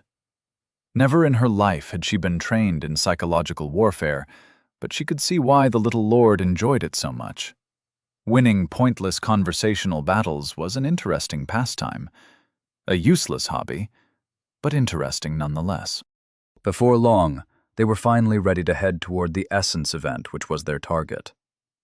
As they made their way out of the burned area of the forest, she could already feel the essence in the area starting to repair it. Without a sentient to reinforce the changes by observation, new growth would cover the ground in a few days. In a month, no one would be able to tell a battle had even been fought here. Of course, that all is contingent on them successfully reinstating the natural essence flows in the area. She could already feel the knot in the essence affecting the ethereal plane. At least the sergeant's inner conflict isn't affecting his sense of direction, she thought with some humor.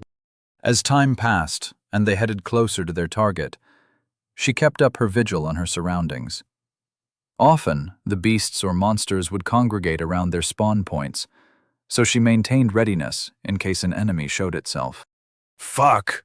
she heard Nero mutter rather loudly from behind her. The party instantly halted, and she thoroughly scanned the area with a frown. "There isn't anything out there, is there?" she wondered, her senses humming with tension. After confirming nothing was out there, she realized that the little lord was just dealing with some kind of personal issue. A little annoyed, she searched his essence signature for clues. In the ethereal plane, it looked like his center was actively cycling. Is he actually doing active meditation? She wondered. Moments later, she saw the essence in the area violently shake, Then a weak-level cyclone rose up around their party. Through her perception field, she could see Lord Walker actually leveling. He had actually been active, meditating. Who in the infinite planes of the hells taught him how to do that? She wondered, her eyes wide with surprise. "What's the matter? Never seen someone level before?" asked the little lord, his smirk taunting her and everyone around her. Down to the recesses of her center, she regretted that his soul ended up in the southern cities. It truly was a shame that he didn't borrow a body from a northerner. Regardless, she now knew for a fact that he was in contact with someone who'd had something similar to warblade training. These weren't skills or concepts that someone could just come up with on their own. She'd have to be careful with her investigation, but no opponent can hide forever. One way or another, she'd find out who is trying to poach her prospect. Perhaps it was that war mage that's been teaching him how to cast their weak southern magic, she thought angrily. The ambient essence looked Wrong. And every step they took closer to the essence event only made it worse. Yet, Nero's sense of his surroundings wasn't affected in the least. The material plane, through his perception field, looked perfectly fine. He could still see and interact with the ambient essence. If he had to describe what was bothering him, he wouldn't know where to start. Everything just looked wrong, and it was creeping him the hell out. Minutes passed as the team made their way through the forest. All the while, no one other than Nero seemed to think anything was off. Everyone stayed in formation, kept their eyes on their assignments, and generally acted as if it was all business as usual in the wilds. While Nero did his best to concentrate his senses on the area he was supposed to be monitoring, it was incredibly difficult to stay focused. It was almost like he was walking through a haunted house, where there was that underlying sense of eeriness. But instead of some ineffable sense of danger, it was a feeling of the world around him being subtly incorrect. The trees looked wrong, but somehow also normal. Same with the shrubs and plant life all around him. Even the sound of the animals wasn't right. This must be how Alice felt when she went through the looking glass.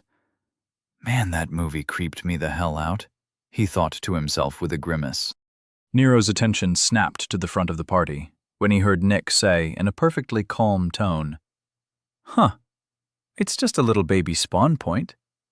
I'm impressed the scry mages even managed to find this little guy." Nero couldn't believe what he wasn't seeing. Directly in front of them, bisecting a tree, his eyes saw nothing. But his perception field was clearly telling him that a large, undulating blob of something was right there. With his mental senses, he couldn't help but run his psychic presence over it, psychically poking it to prove to himself that it was actually there. It was like there was a giant blob of goo hanging in the air, but completely invisible. In the ethereal plane, it was even more confusing. Streams of essence seemed to curl together like a tangled extension cord, but multiplied by 1,000,000. Every type of essence in the area was simultaneously flowing right past it, looking completely normal, but also being dragged into a bubbling vortex of Christmas lights fresh from the box in the attic. Nero was maybe 20 feet away, but that was still close enough to see how freaking weird the hovering ball of insanity was. Wesker's harsh voice snapped him out his thoughts. "Vikander, Averett, watch the flanks. Keep an eye out for manifestations. Don't hesitate. Call out if you see anything at all. I'll watch over the mages. Verena, get this thing smoothed out. Walker, get over here and listen to everything he says. Orders are to have you learn how to do this, and we don't have all day," he said, his voice full of repressed anger, but otherwise unworried. Nero numbly approached Neck, who was standing there with his arms crossed, staring curiously at the ball of craziness. Nero muttered, "Okay, so this is a spawn point. I gotta be honest here, buddy, I have no idea what I'm looking at. It's clearly there, but my eyes aren't seeing anything." Nick turned away from his examination to stare at Nero in confusion. "You expected to be able to see it, It's in the ethereal plane, not the material. Open up your senses and try to feel out the area in front of us. Tell me what you sense." Returning the look of confusion, Nero replied, "Oh, I see what's not there. I see what's in the ethereal plane. It looks like a massively jumbled mess of essence flows that are wrapped around each other. But also not. The thing is maybe 5 feet around, and like a big ball of tangled string." As Nero was describing what he was seeing, his mental presence reached out to examine the knot of essence. At first, everything was fine, his perception just showing him hints of various essences squirming around each other. Then, out of nowhere, his mind seemed to slip past the surface, deeper into the spawn point. His mental projection was overwhelmed with a flash of sensations that made no sense. It was like a mental flashbang, but instead of sound and light, it exploded with everything from smells to tastes, along with images of a dark forest. Then he was through, and he could see the other side. All around him were the creepiest trees he'd ever seen. Ropes of vegetation were hanging down from the branches, reaching to the ground like dead snakes stapled to the canopy. The ground had small fog clouds slowly making their way across the forest floor. Shadows seemed darker than they should be, while the sky was almost completely hidden from sight. It would have been pitch black if not for the few shafts of sunlight that managed to breach the gnarled canopy. But the light didn't look right. It wasn't bright enough. The sense of wrongness was so strong, it was almost just a different type of right. While Nero took in the dark forest, which looked like something out of a Tim Burton movie, he sensed a muted presence off to the left of his focus. Reorienting his mental sight, he saw a figure leaning against a tree. They were maybe 6 feet tall, possibly male, their incredibly light hair pulled back in a top knot, allowing the back of their hair to flow around their shoulders gracefully. Intricate combat leathers were wrapped along their body, with small plates of metal attached in strategic places along their limbs and torso. Twin swords sheathed at their waist, with various knives strapped all over the place. The only word Nero could use to describe them was elf. It was an honest-to-God, pointy-eared, pretty boy elf. Nero's mind stuttered to a stop, completely flabbergasted at what he was seeing. The damned elf was just standing there, leaning comfortably against a tree, calmly reading a book one-handed, while his other hand crossed his chest to support his reading arm. His face looked so bored. Behind him, far off in the distance, Nero heard Nick's voice calling out. Still confused, Nero turned his attention around to focus on what was behind him. His mind almost recoiled at the sight of another tangled mess of essence, identical to the one he had just been screwing around with. He didn't know how, but he knew that Nick was inside that thing. Or on the other side of that thing. Probably with the rest of the party. And his body? Did I just astral project through a magical wormhole? Fuck me, I'm a dumbass, he said to himself in panic. Chapter 132. Through the Essence Event. While the sergeant was currently collecting the essence crystal from the mob's corpse, and Ms. Averitt was preoccupied with standing guard, Rose was free to listen in on the two nobles' discussion. She did her best to fade into the background as Lord Salvatore Verena and Walker started conferring about the recent fight. Her latest brush with death had brought much more attention than she was conformable with. Hopefully, both of them would go back to ignoring her existence as soon as possible. Luckily, even after seeing her almost die, Ms. Averitt and Sergeant Wesker didn't seem to care all that much about her, which was exactly how she wanted it. They weren't who she was here for anyway. Forcing herself to focus on the present, it took some effort, but she managed to push her recent trauma to the back of her mind. Despite her hands still shaking, she concentrated on what Lord Salvatore Verena was saying. The older man was giving the little lord examples of how mages from history had adversely affected the landscape by not respecting their power. He even referenced the fall of House Dorchin, which was a story known to every citizen of Dorchester. In fact, she doubted that any school in the Straties didn't at least mention the famous event. 600 years ago, the Dorchins were caught planning a rebellion. They were going to leave the protection of Oglevark and create a new kingdom in the Straits. Several nearby cities were said to have been sympathetic to their goals. Many historical analysts believe that if the plot hadn't been discovered, it might have even succeeded. The whole of the Straits only remain a part of Oglevark to this day because the populators had come down like the wrath of the gods on Dorchester. As a result of that war, and the terrible magics used to win it, the entire region's essence profile had been permanently altered. Yet, despite what Lord Salvatore Verena was saying, she knew the recent density shift had everyone wondering if there were more to the story. When the team had returned to Dorchester to drop off the assassin at the Tower of Law, Rose took advantage of the opportunity to rejoin the city's thought hub through her link. No longer restrained by the military's oversight at the elite training camp, she had been able to peruse the news releases and several of the commentary boards she always kept up with. And some of what she had read came to mind as she listened to Lord Salvatore Verena subtly berate the little lord about how magic could have unintended consequences. There was even a theory going around on the commentary boards that Lord Walker was sent here as an instrument of balance.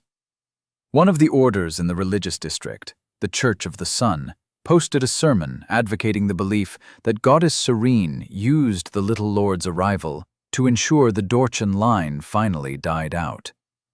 Now that the last Dorchin was truly gone, their line finally ended for their betrayal of humanity. The density shift was just the essence returning to Dorchester, so that the city would regain its former glory. Only the faithful would think that argument made any kind of sense. But there were even some non-faithful who were supporting the idea. After all, if the rumors were true, the little lord's soul was from another plane of existence. There were several commentators saying they heard it directly from the army intelligence. And if that were true, how could it have happened without someone from the higher planes being involved? At the time, she considered the idea nothing more than a publicity stunt, probably set in motion by House Walker or some of its agents. It would offer a clever cover for whatever odd personality traits and social indelicacies the new little lord exhibited. But, like her, most citizens were too smart to fall for the manipulations of the nobles, regardless of what those in power thought. However, after seeing what Lord Walker is capable of, she was starting to doubt her conclusions. Looking around, observing the charred and ruined landscape of the wilds, it was hard to deny that the Lord Walker seemed a little more special than the average citizen of Dorchester. Maybe it wasn't just politics and backing.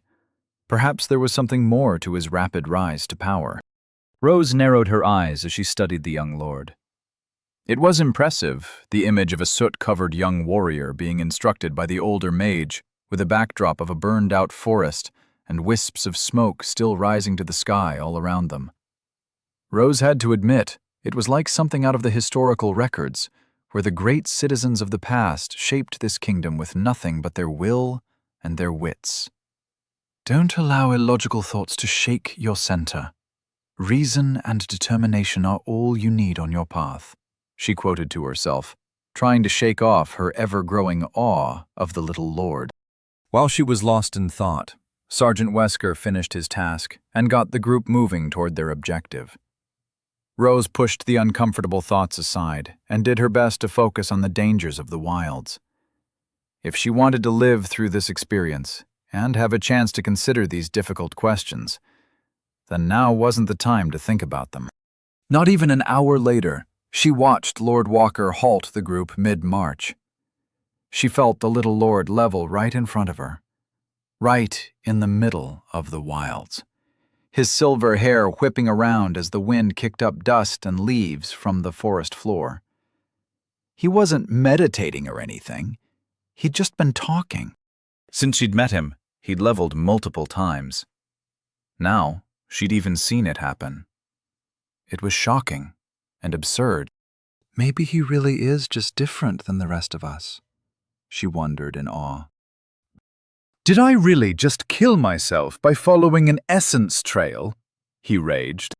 Nero's mental process was moving so fast, it was almost hard for him to form a coherent thought. Only a few seconds passed at most, and he felt everything around him growing more vivid. As a mental projection, he had no body, no physical form that would allow him to interact with the world. And that was a problem, because he truly wanted to start shouting and pulling his hair out, as any good freakout required. Yet with every second that passed, his panic faded. In less time than it takes to order takeout, Nero's emotional state reached equilibrium, seemingly unable to maintain any strong emotion. In fact, he felt fine. Calm. Almost abnormally so.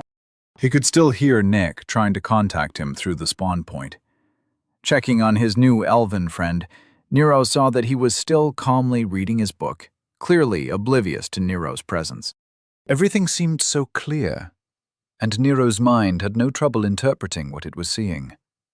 In fact, he seemed to be able to come to conclusions faster than he could notice details. The elf was clearly only here to monitor this essence event, and obviously had no fear of the creepy forest all around them. Most likely he was a scout, assigned to guard duty. This was another world, so there was probably a civilization that was Oglavark's equivalent on this side of the essence event. Turning his attention back to the weird ball of tangled essence, Nero could see that despite the similarities, this side's event was very different than the one back with his party. The event must act as the connection point between these two worlds. Planes. Yes, these were both planes. That's why the ambient essence was so different, but so similar. There were multiple material planes, just like there were multiple higher and lower planes. How did I know that? He wondered. Nero's mind was filling with information about where he was. He felt like he knew that these beings were called elfin. Images of their cities flashed in his head. He could see their towering homewoods, surrounded by a civilization that lived in harmony with the natural world. Flashes of streets filled with elfin shops, riders on stags patrolling the border, large bramble walls protecting their conclaves. It was like getting a local guidebook for tourists downloaded directly into his head.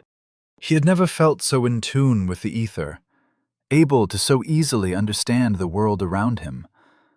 Wait, yes I have, he thought, the faded memory breaking his connection with this area's essence profile. Flashes of his journey through the plains bubbled up from his subconscious.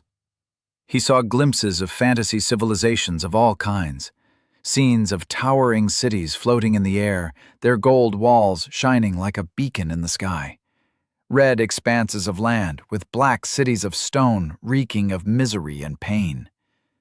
And so many others that his head started to swim. Like pushing away a bad memory, Nero shunted those recollections back to where they came from. Immediately, they retreated into the recesses of his mind, only a fraction of them having been touched. He now knew what was happening. I finally did it. I killed myself through my stupidity, he said to himself calmly, barely able to muster up any significant emotion at the thought. Nero felt for his connection to the body he'd been using, sensing a thin thread leading back through the essence event behind him. The moment he felt the connection, he grabbed hold with all his will and raced along the link, right into the heart of the twisting essence. Somehow, he knew that it would lead him back to his party. Everything happened in reverse. Images and knowledge of the world he left flashed through his mind. Then a series of sensations that he couldn't quite comprehend assaulted his being. His sense of time vanished, and then he felt the knowledge of the area around Dorchester hit him like a sock full of quarters. People working together for the greater good, doing all that they could to channel their baser instincts into the ability to survive in a world that didn't want them. Weak humans banding together to create massive cities of commerce and learning, surrounded by isolated towns and villages, all working to feed resources into their local havens. Towering walls protecting millions of people from beasts and monsters, dedicated to wiping out any sentient species that dared to influence their environment. And then he was through, and back among his party. Kind of. He found himself floating above his body, oddly similar to how his journey started after the first time he died. But this time, he at least had some idea as to what was happening. Looking down, he could see Nick leaning over his corpse, brow covered in sweat, his glowing hands raised as if he were working some great magic. Not bothering to check what his friend was doing, Nero looked around to see the entire party staring down at his corpse. While Rose seemed a little worried, Kathleen just looked confused. Her head was cocked to the side, as if she were trying to figure out what Nero's body was doing. Opposite them, Sergeant Wesker stood there in his full plate, leaning on his shield, utterly indifferent to what was going on in front of him. A sense of déjà vu rose up in Nero's mind, and he recalled a similar scene not too long ago. Images of a bloody battle, black-clad mercenaries massacring a caravan, a body that seemed empty, yet still alive. He remembered almost feeling something, a sensation he had almost forgotten. Opportunity. As if he were recalling how to ride a bike, Nero lowered himself down to his corpse. Using the thin connection still clinging to his mental presence, he slipped into the body. Again. He felt the connection solidify, and he could almost feel Nick trying to find him inside his soul space. But the instant everything clicked, he felt his soul reject Nick's presence. Almost instinctively, he thought, "Dibs." He felt his flesh once again fill with his identity, his center. But unlike last time, the body was eager to connect with him. The expected pain didn't come. Time seemed to stop as his mind slipped into the brain and joined with the nervous system. It was like he was updating the body's mental backup with new information. Nero 2.0 was online. His senses pulled in visceral sensations from the forest around him, and the sounds of exclamation erupted all around him. His eyes shot open, and he sucked in a huge gasp of air. He could feel his heart pounding in his chest. All of his limbs were tingling and numb. Sitting up, he could see a tired Nick staring at him with confusion and relief. Nick leaned over and hugged Nero hard, nearly toppling over. His voice was barely a whisper. "Thanks all the gods in the infinite heavens, you're back." Nero reached up and absently patted Nick on the back. Once again, he was alive. When Nick leaned away to look Nero in the eye and check on his state of mind, Nero met his stare and said, "I already know what happened, and I'm pretty sure I know what I did wrong. But Nick, if you ever want me to tell you what happened on the other side of whatever that thing is, you'll have to promise me something." His voice conveyed his complete and utter seriousness. Nick's face lit up in wonder. "The other side? You went through it like a planar gate?" "Sure, whatever you want, name it," he said, eager to hear what Nero had experienced.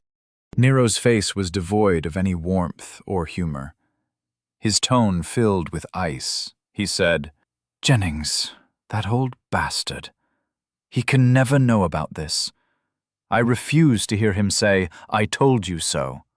I swear to God, Nick, I mean it." The atmosphere between the two friends was shattered by a sound that raised the hairs on the back of their necks. It was so unbelievable that both their heads whipped around to stare at the source, mirrored looks of confusion and horror upon their faces. Kathleen Averitt, the normally stoic warrior woman, had her head thrown back in laughter, her shoulders shaking with mirth. Chapter 133. It's easy to know who your friends are.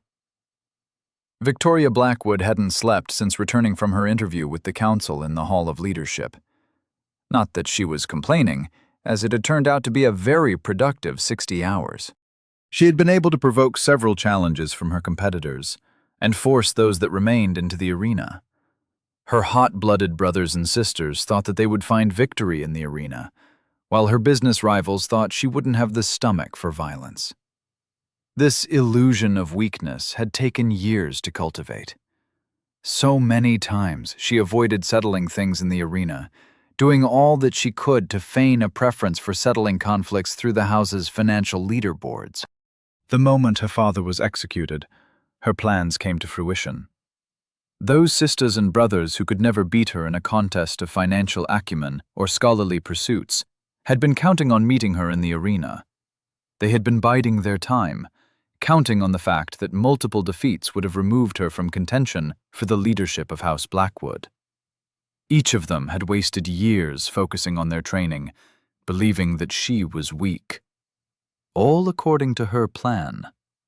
Now they were dead, and with her victories and petitions, she had finally been confirmed as the new Lord Blackwood. It hadn't been easy. In addition to the standard house hierarchy model adopted by the noble houses across all of Oglevark, every house had a few metrics that were determined by their head of house. For years, their house's ladder had balanced on the whims of her father's favor, and in her opinion, her father had weighed political connections and relationships too high in the ranking metrics. After all, a real noble only needed 3 things to be successful. They needed to be cunning, able to see through the plots and plans of others. They needed to be strong in both mind and body, able to meet their enemies in any field of battle. And above all, they needed to be cautious, for false confidence is the natural result of being both cunning and strong.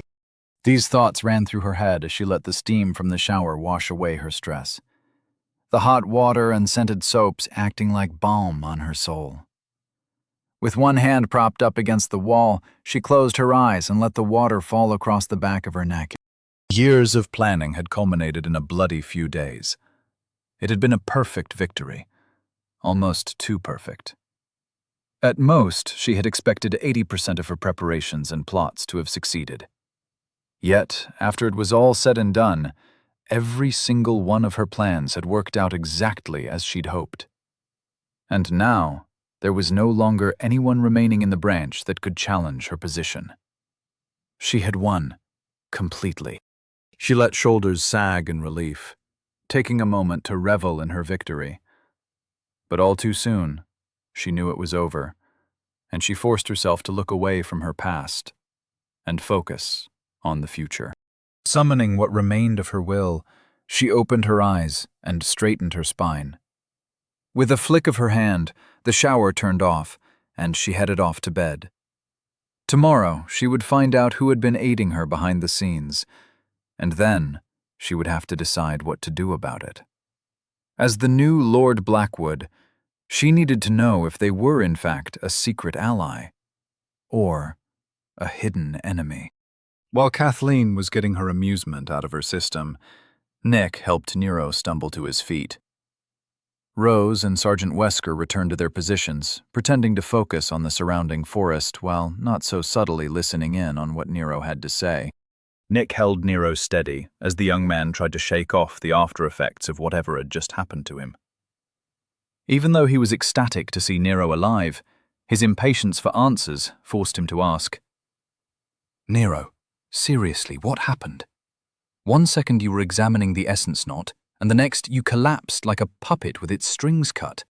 Nero's mind couldn't help but imagine the scenario as Nick described what he'd seen. With a shiver, Nero replied, "I'm not entirely sure, but I can make a few guesses. And they wouldn't even really be guesses.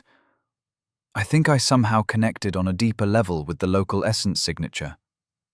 I saw so much, so quickly. It was like reaching enlightenment, but only about little things. Does that make sense? So often, Nick had seen Nero looking at him with confusion and annoyance, seemingly expressing his unhappiness with Nick's explanations. Now, for once, Nick had the pleasure of giving Nero that very same look. No, Nero, that doesn't make any sense. How about you start from the beginning and walk me through what happened? Nero nodded, his face unusually calm and blank, the echo of his experience dulling his emotions. Turning away from Nick, he took a step toward where he remembered the tangled essence had been floating in front of them. Very gently, he let his psychic field expand over the area, once again allowing him to see what had been hidden from the material plane. Nero heard Nick's soft voice from behind him. Nero, now's not the time to experiment. Tell me what exactly happened. Ignore the essence knot for now, and just use your words. Nero collapsed his field carefully, reinstating his essence barrier. By now, he just couldn't feel comfortable without it active. Forcing himself to turn away from the essence knot, he looked at Nick and nodded in agreement. Yeah, that's probably a good idea. Nero took a deep breath, then started his story. A couple weeks ago, Nick interrupted harshly. Nero, I mean what happened just now. You died. I want to know how. Nero's calm expression turned to a frown, and he replied, I'm getting to that. Calm down, old man. Nick replied with a huff, then crossed his arms and pouted. Seeing Nick's expression, Nero adopted a smirk. He could feel his emotions waking up, the world around him regaining a bit of life. After lightly clearing his throat, Nero began again. As I was saying, a couple weeks ago I read about delving. At the time, I wasn't able to actually do it, but trying turned out to be great practice and allowed me to get a better sense of the world around me. Eventually, a day or two after training started with the elites, I managed to delve into the chair in my room in the barracks. Accidentally, I went a little too deep into the history of the chair and lost myself a little. Jennings somehow showed up. I think he teleported right into my room, actually. Anyway, he pulled me back from wherever I was and explained what happened to me. Nero paused his explanation, asking, You do know what delving is, right? Nick replied quickly, eager to get Nero to move it along. Delving is sending a part of your consciousness into the identity of something. Typically, it's used to determine provenance of a material or object, or to examine someone's background to confirm their story. It's looking at the historical record of an essence signature. Nero wouldn't have put it exactly like that. But then again, he wasn't a scholar. Nodding, Nero continued. Right, so anyway, Jennings warned me about keeping my mind intact when I was moving along an essence stream. He also warned me about not delving into things because I'm not strong enough to hold myself together. That's why I don't want you to say anything to him. Crap, you think he's watching us right now? Does he already know about what happened? That peeping son of a bitch is never going to let me live this down. Nick wasn't willing to let Nero go off on one of his rants and interrupted him again. Nero, what happened? Nero shook off his anger at Jennings's pervy behavior and returned to his point. Right, anyway, since then I've noticed my mind getting stronger. Or, more accurately, my identity becoming more firm, more solid. It really helped me when I was screwing around with scrying people, you know, like that archer chick. Not Rose, the other one.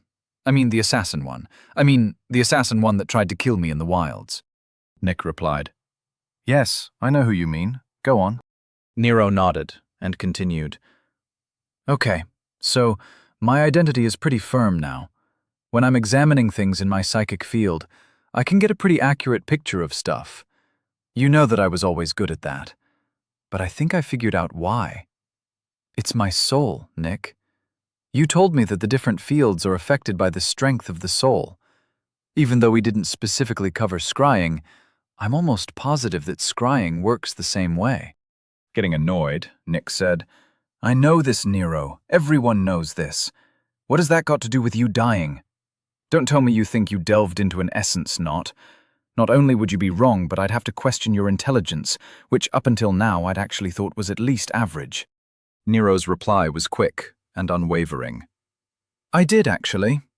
Whether you believe me or not, I accidentally sent my consciousness into that tangle of essence, slipping through the essence strings. I think that's what did it, actually.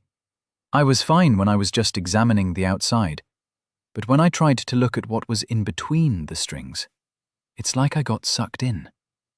What I'm trying to tell you is that I'm only alive because I was able to keep my identity intact along the journey. I think I scried the other side of the essence knot, as you call it." Nick's jaw dropped, and his voice dropped to a whisper. "You can actually see the individual essence flows that make up the essence knot? That's amazing." Nero nodded. "Yeah. I told you that the detail in my psychic field is pretty good, but the point is, there is something on the other side of the thing. When I was pulled in, I think my soul came with me. It was weird, but after a bunch of sensations I can't describe, I got a sense of what's on the other side. It's like the essence in the air was translating the common knowledge or identity of the area. I finally understand what you meant when you said essence events are connecting our world to another plane or whatever. There was a dark, creepy forest, and an elf just standing there. He was some kind of scout, monitoring the other side of the essence event. Just being there, I learned all about him and where he came from. Also, I don't think the other side works the way it does on this side." Nick nodded, full of enthusiasm. "That makes sense. This event is a spawn point, which means that this side is pulling in identity information from another plane. I'm guessing it's probably connected to one of the Elfin realms, maybe the Darklands. But that doesn't really matter," he said, waving the issue away as if it weren't remotely important. Returning to his main point, Nick said, "What matters is that you somehow treated a spawn point as if it were an astral inflection point. You managed to actually travel through an essence knot that hasn't manifested a planar gate. That shouldn't be possible. No one has ever delved an essence knot before. They're too compact, the flow's too severe. It's an unprecedented scientific marvel. I bet with some training, you might be able to manipulate the essence flows in order to alter an essence event into whatever you'd like. Don't you understand? Nero, you might be able to influence dungeon development. That is a very big deal." Nero could tell that Nick didn't seem to be understanding the bigger picture. Nero wanted him to focus on what was important, but he also realized that he didn't know how to explain it any better. So, rather than argue, he tried to move on. "Yup, we'll have to discuss that at some point. But listen, when my soul was—" Nero's voice trailed off. His thoughts started catching up with his mouth. From the sides of his perception field, he could sense both the sergeant and Rose's essence signatures. They were both bursting with interest, their attention fully focused on his conversation with Nick. Did he really want them to know that he managed to keep his mind intact while his soul was outside of his body? The implications of that were nuts. He might even be able to heal himself after he were killed. Or maybe he could take over a different dead body? Could he body jump now? Nick's voice shook him from his thoughts. "When your soul was what? You mean when you were dead, you—" Nero matched stares with Nick, his eyes full of worry, and he could see the moment that Nick realized the greater implications of what Nero was saying. If Nero was able to recount what happened when his body had been dead, then somehow he had been able to maintain his mind without a body. Nick's face lost all its color, and Nero worried that the old man was going to start freaking out. Before Nero could decide on how to prevent Nick from losing it, the old man awkwardly smiled and said, That explains why you weren't really dead. I had wondered why I could still sense an intact soul space, but your body had the appearance of a corpse. While you appeared deceased, you were, in fact, just too distracted by the delve. I should have thought to check for that. Regardless, that's incredibly interesting. Nero could see right through what Nick was trying to do, and he felt like his heart grew 2 sizes in response. This must be what the Grinch felt like when he discovered the meaning of Christmas. This old man is a true friend, he thought. Nick's shoulders squared up, and he shook off his fear of Nero's odd achievement. Firming up his voice, he said, "Well, let's get this spawn point dealt with, then we can move on. I'm sure we'll have plenty of time to talk about essence-not dynamic manipulation at a later date. For now, we have work to do." Taking a step past Nero, he said, "Now listen closely, and try and follow along with what I'm doing. Do not, under any circumstances, probe the essence knot. I don't want a repeat of your accident. Let's just focus on clearing up the local essence flows, and then we can talk about that later, okay?" Nero nodded, his face full of thanks. "Sure, Nick. You got it. You talk. I listen and try not to do anything stupid. I know the drill." Nick smiled at his friend and replied, "Right you are. Okay, here we go. The first thing you have to do is..." Chapter 134. I knew it the moment I heard the words, religious district. This wasn't the first time Rose had been near a spawn point. In fact, while following her old mentor, she'd been involved in several officially sanctioned quests to deal with monster and beast outbreaks. Even though she hadn't personally dealt with a spawn point, she understood the concept of an elimination quest well enough. It usually started with monsters or beasts showing up somewhere with increasing regularity. In response, the local government would contract a mage to find out the general area they were coming from. Afterward, a party was assembled, usually around 10 or 20 hunters. Said party then escorted a mage, or a seasoned hunter capable of dealing with an essence event, to the spawn point. Along the way, there were usually a few battles, maybe some arguing over loot. Then someone would declare that they've located the essence event. Everyone then stands around, doing nothing, while a few high levels end up dealing with it. 10 minutes later, the party heads back to civilization to get paid. At least, that had been how her previous quests had gone. She never saw, sensed, or interacted with a spawn point. She obviously tried to follow along with what the mages and senior hunters were talking about, but she'd only ever seen them waving their hands around at nothing, then abruptly declaring that the problem was solved. Now that she was with a new party, even taking into account the interruptions and unusual party composition, she had expected everything to pretty much follow the same general pattern. So, when she saw Lords Walker and Salvatore Verena start waving their hands around, she didn't think much of it. In fact, she was lucky to still be paying attention when the little lord collapsed. It happened so quickly, she'd almost missed it. Lord Walker was holding his hands up, as if he were caressing an invisible wall. Then, without warning, he went completely limp. Rose was able to see his muscles go slack, and his entire body awkwardly hit the ground in a tangle. The vacant look in his dead eyes was so shocking that it nearly knocked the wind out of her. She'd seen people die, but not like that. She was around 10 feet away, so it only took a moment for her to be standing over Lord Walker's body, unsure of what she should be doing. Lord Salvatore Verena dragged the body flat, then started casting something. She assumed it was some kind of resuscitation magic. There was absolutely no doubt in her mind that the little lord was dead. The corpse's vacant eyes, along with the smell of voided bowels, made the situation disturbingly clear. But barely a minute or two later, the little lord was standing there, completely fine. A cleaning spell cast almost as an afterthought, and Lord Walker was once again verbally sparring with Lord Salvatore Verena. What in all the hells just happened? She wondered. She tried following along with what they were talking about, but the entire conversation seemed to fly over her head. Questions about what they were saying raced through her mind so fast that she didn't have a chance to focus on any one in particular.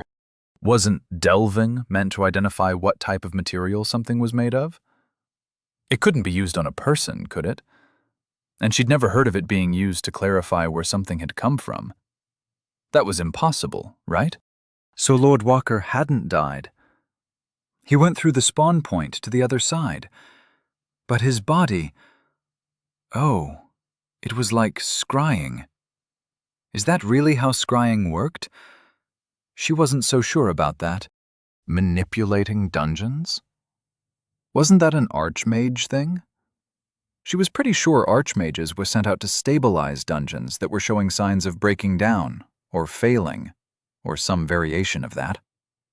She was sure her old mentor had mentioned something about that. She was almost positive.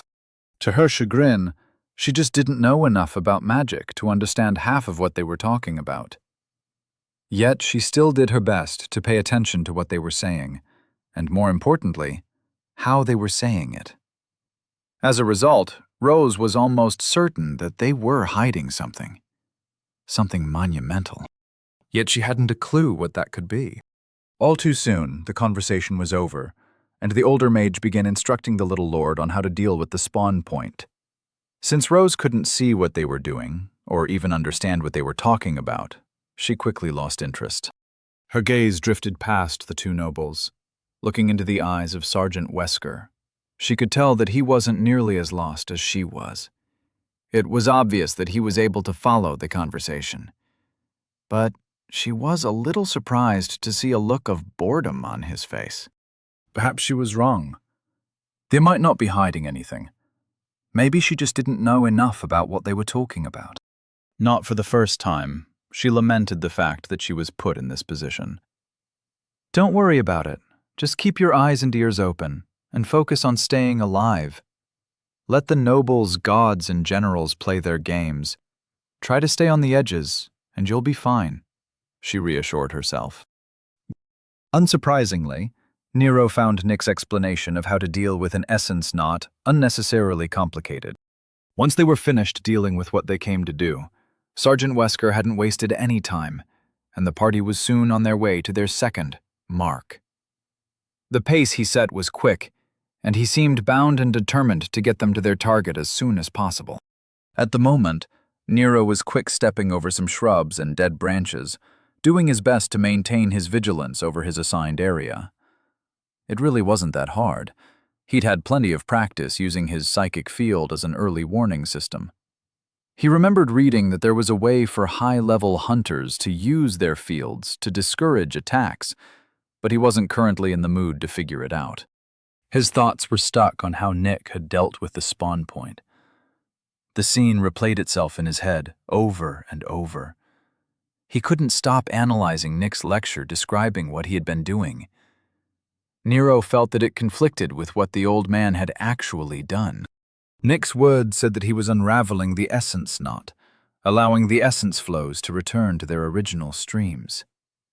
The theory being that essence knots were formed from large amounts of essence getting clumped together and creating rents in the fabric of the material plane. In order to smooth out those tangles, the entire essence knot had to be wrapped in a psychic field, one with a uniform essence signature, or center, then shaken like a snow globe. He was especially clear on the fact that the caster had to ensure that the local essence streams were allowed to pass unhindered through the psychic field, or the spawn point could collapse into a planar event. The difference between an essence event and a planar event was that an essence event didn't cross some density threshold or something. Planar events were full-on rips in space, and they were incredibly unpredictable. Nick then immediately contradicted himself by saying that it was almost impossible to manually create a planar event by collapsing an essence event, and only someone with an exceedingly thick essence field would be capable of the feat. Nero thought the whole thing sounded plausible, but also incredibly wordy and confusing. It was like someone trying to describe how a car engine worked by going into the details of, well, Whatever happens inside a combustion engine? Nero honestly didn't know, and he really couldn't care less. For Nero, what was important was what he saw while Nick had been unraveling the essence knot. He saw Nick surround the tangled web of essence with his psychic field, imbue it with some of his center, then vibrate the field as if he were psychically humming. There were no streams, no essence flows, no interactions with the ambient essence at all. The tangled essence just separated, then vanished. It was like shaking an Etch-a-Sketch. The overlay of the weird, bent essence quickly dissipated, and the surrounding wilds returned to their usual essence signature.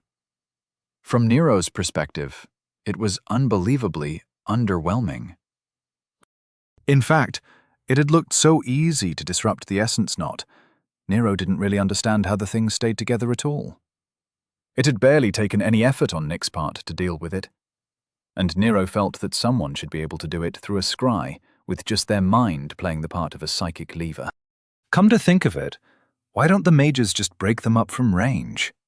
It shouldn't be too hard, he thought to himself, a little annoyed at the thought that they might have come out here for nothing. An essence signature intruded on the edge of his psychic field. It was far enough away that all he could tell was that it was a large, fuzzy disruption in his senses. Snapping out of his thoughts, he called out firmly, "Contact left!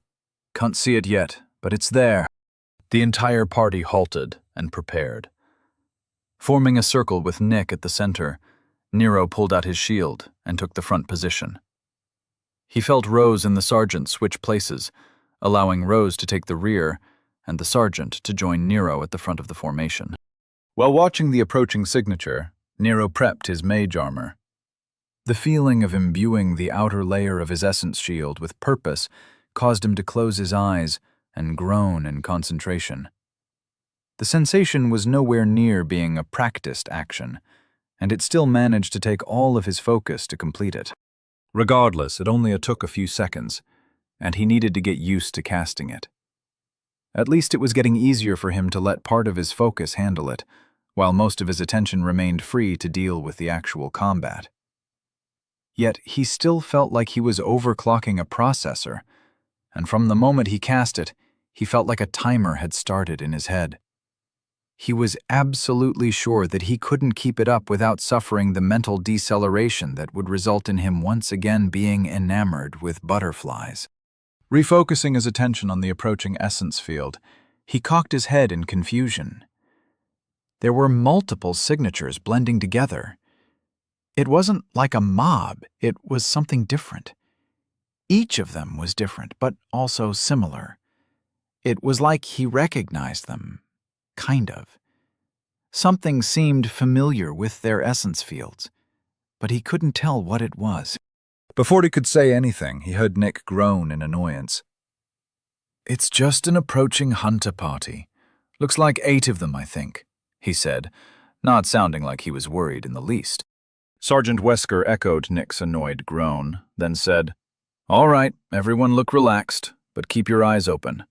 No point in letting them get the jump on us if they turn out to be hostile. Stabbers are rare, but it's best to be prepared." Nero felt the translation of stabbers come through, and he couldn't stop himself from chuckling. Essentially, it meant a large group of weaklings that stabbed hard-working people in the back in order to kill them and take their loot. What a great word, he thought. Soon enough, a group appeared through the trees, around 40 or 50 feet away, all of them dressed in various shades of fantasy chic. There were a couple leather-clad rogues or rangers, some robe-wearing mages, 2 full-plated tanks, and even what looked like some kind of cleric sporting a staff topped with a glowing ball of light. Despite them all being human, Nero thought they looked ready for Comic-Con. Though, in his opinion, one of them should really be an elf. Or, at the very least, a dwarf. Nero watched Sergeant Wesker take a few steps forward, slinging his shield over his shoulder, somehow wedging it under his backpack. One of these days, I'm really going to have to figure out how he does that, he thought. It didn't take long for the approaching group to clear the remaining distance, and they lined up in a half circle about 10 feet off from Wesker, while one of the leather-clad rogues continued forward, raising a hand in greeting. The rogue, or maybe ranger, was almost 6 feet tall, attractive, and surprisingly female. It wasn't her gender that was surprising to Nero. It was that she had the same haircut as Wesker, almost like a flat top. Nero stifled a chuckle when he realized that she was, in fact, a she, and not just some androgynous-looking dude. We seek peace. Our group is safe. I am Brianna, and this is my hunting party. We heard a rumor that an encampment is being erected in the area. Do you know if the army is allowing parties to base out of there yet? She asked. Nero was close enough to get a good look at her equipment, and he thought the woman looked pretty capable. She was strapped full of knives, and she had a bow along with a quiver of arrows slung across her back. The sword at her side didn't look out of place, and her essence field felt strong. If he had to guess, she wasn't as strong as Wesker, but she felt much stronger than Rose did. He could barely feel Rose at all. Whether that was due to her low level or something else, he didn't know. But once that thought crossed his mind, he couldn't help but wonder why he hadn't noticed it before. Nero couldn't see the sergeant's face, as he was facing away from him, but he could tell the man's mood wasn't very happy based on his essence signature. The man took his time answering the question, but eventually he replied in what seemed like some kind of prescribed greeting. Safety in groups. Peace in the wilds. As far as I know, the encampment is still being built. For now, it is only for Dorchester's elites, and I seriously doubt that changed. Where exactly did you hear that rumor?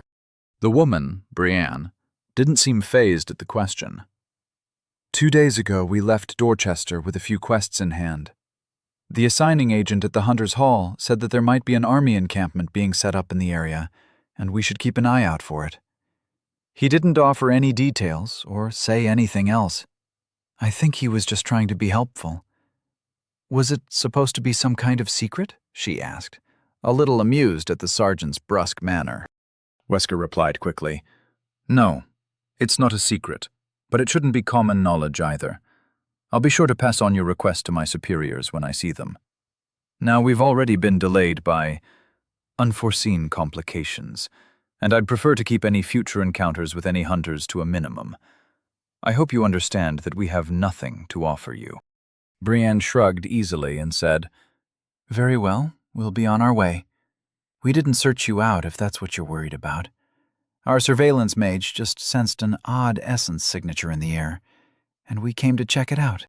One of the robed individuals from the hunter's side coughed lightly to bring attention to himself, then said loudly, It's the short one, the one hiding behind the tower shield. His voice was light, as if Nero was somehow funny to him. Brienne's eyes looked past the sergeant, focusing on Nero. From her perspective, she could see a 4-foot-tall tower shield being held a few inches off the ground, and a white mop of hair floating above a youthful pair of eyes, peeking over the top. She also found the sight amusing and offered the tiny hunter a smile. Nero's eyes furrowed, and he could see the humor dancing in the woman's eyes at his agitation. But he didn't respond to their provocations. He wasn't going to drop his guard, as he knew that people generally sucked, so he was perfectly happy letting the sergeant deal with the newcomers. He'd hide behind his shield, and anyone that wanted to point and laugh was welcome to it. He'd be more than happy to trade his pride for safety. Their opinion didn't matter to him in the least. At least, that's what he told himself. Wesker looked over his shoulder, appraising Nero. It was obvious that he wondered what the surveillance mage was talking about. What was so odd about Nero's essence signature that they were interested in checking it out? On the hunter's side, the man dressed as a cleric took a step forward. His white robes and glowing staff caused everyone to turn their attention to him. He had a weird look on his face, and his voice was full of excitement when he asked, Are you the new Lord Walker? The one the Temple of the Sun spoke about? Nero had no idea what the guy was talking about, so he didn't reply. However, Sergeant Wesker's response was a little more obvious. His shoulders tensed, and he stood straight up, almost at attention. What are you talking about? He's just an elite hunter's apprentice. Though, what's this about Lord Walker? He asked, pretending that Nero wasn't anyone worth mentioning. Brienne crossed her arms and glared at the white-robed man. Her voice was harsh when she said, "I told you to limit your sermons to the campfire. No one wants to hear about whatever ridiculous interpretation of events your superiors are currently promoting. We're here for a job, and we're going to stick to it." The man didn't back down, seemingly surprising Brienne with his persistence. "If he's really the Lord Walker, the one responsible for freeing us from Dorchan's curse, then we owe it to him to offer whatever aid we can. Refusing to support him is tantamount to aiding in the destruction of Dorchester. If the Lord Walker requires anything, then I, for one, will give it." Now Nero was even more confused. What the hell was the Dorchan curse? And did she say sermons? Like religious sermons? Nick's voice was louder than necessary, and filled with mirth. "I'm sorry to interrupt, but did you say there was a sermon about Lord Walker? What do the faithful of the goddess Serene have to say about him?" he asked happily, seemingly very pleased with what he was hearing. Nero looked over his shoulder, glaring at Nick with every ounce of hatred he could summon.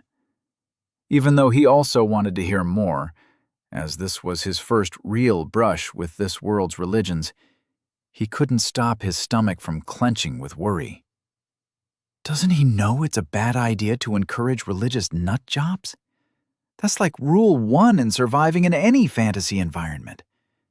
Does that son of a bitch want to get me martyred or something? He thought to himself. Chapter 135. Whatever it is you believe in, I agree with you, so don't ask me about it. While Kendra was focused on the data being collected by their essence scanners, she did her best to ignore the sounds of work being done in the central power room. The city's engineers were currently working hard to bring the massive power generator online. Once active, it would provide the first 5 levels of the mountain complex with power, allowing the city to start getting the other facilities up and running. There was a massive amount of work to do before the mountain city was ready to receive the immigrants fleeing from the density shift. And before any of that happened, these scans had to be done, and the complex's safety level needed to be ascertained. Kendra saved the dataset she was working on, then stood up from her chair to take a break. Taking a few steps away from the folding travel table they were using for their equipment, she looked around the dimly lit room. Their current lab left a great deal to be desired. As part of Mountain Team 5, they'd been down in here for hours, and even if everything proceeded according to plan, they'd be spending the next few nights here. She mentally pushed her annoyance with the situation to the back of her head. It wasn't productive to dwell on it. With her hands behind her hips, she stretched her back while groaning in relief. This type of work should really be done in a lab. Making us analyze the data on site is completely unnecessary. Not to mention insulting, she thought to herself. A voice from behind her called out, "Hey Kendra, come over here and take a look at this. Tell me what you see." She looked over at her partner David, who was currently staring at several holograms with a slight frown on his face. Even though she'd known him for years, she couldn't tell if he was worried, interested, or just confused. Since they'd left the lab, his social skills were getting worse every day. Sighing at the thought of how dull her only companion was, she walked over to see what he was talking about. Taking her place behind him, she looked over his shoulder to see holograms depicting several isolated sections of the tunnel complex, complete with essence density overlays and range variance calculations. Not seeing anything terribly interesting, she asked, "What am I supposed to be looking at?" David raised his hand, pointing at one of the holographic projections, and said, "Does this look right to you?" She narrowed her eyes, staring hard at the data, trying to find anything out of the ordinary. The map showed a large underground farming enclosure, complete with housing towers and support facilities.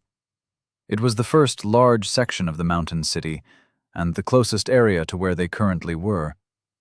Glancing at the essence scans, along with the calculation parameters, she didn't see anything out of place.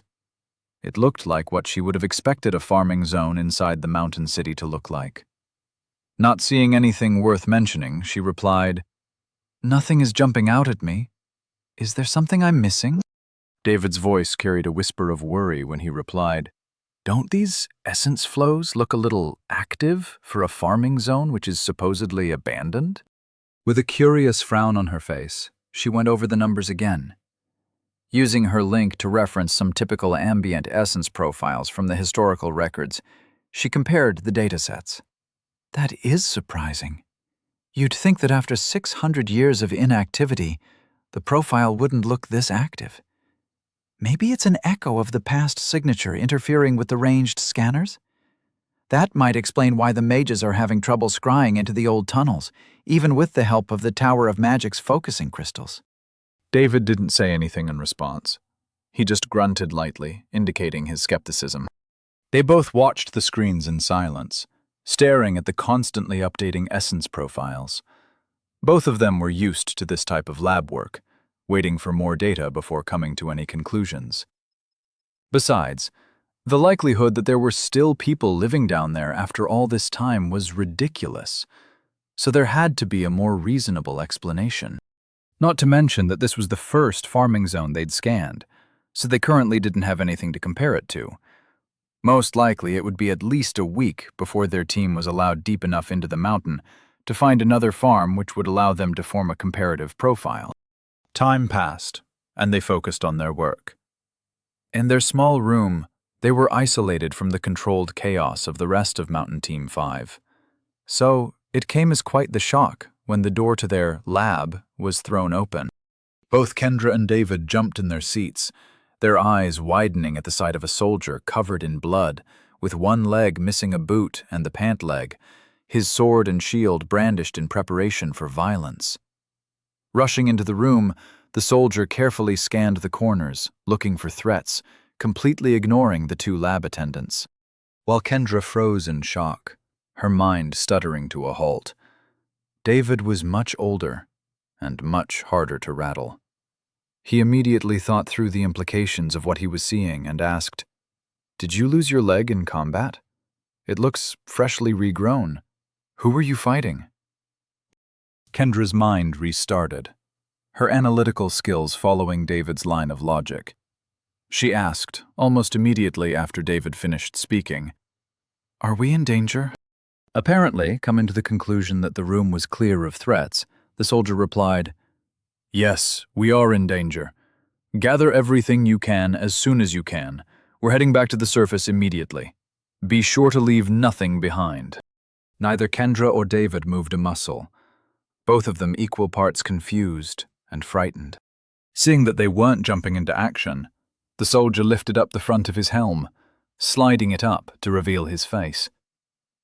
He adopted an understanding look, the same look a parent gives a frightened child, and said, "There is nothing to be concerned about. We're handling it. But I need you both to start getting this equipment stored immediately.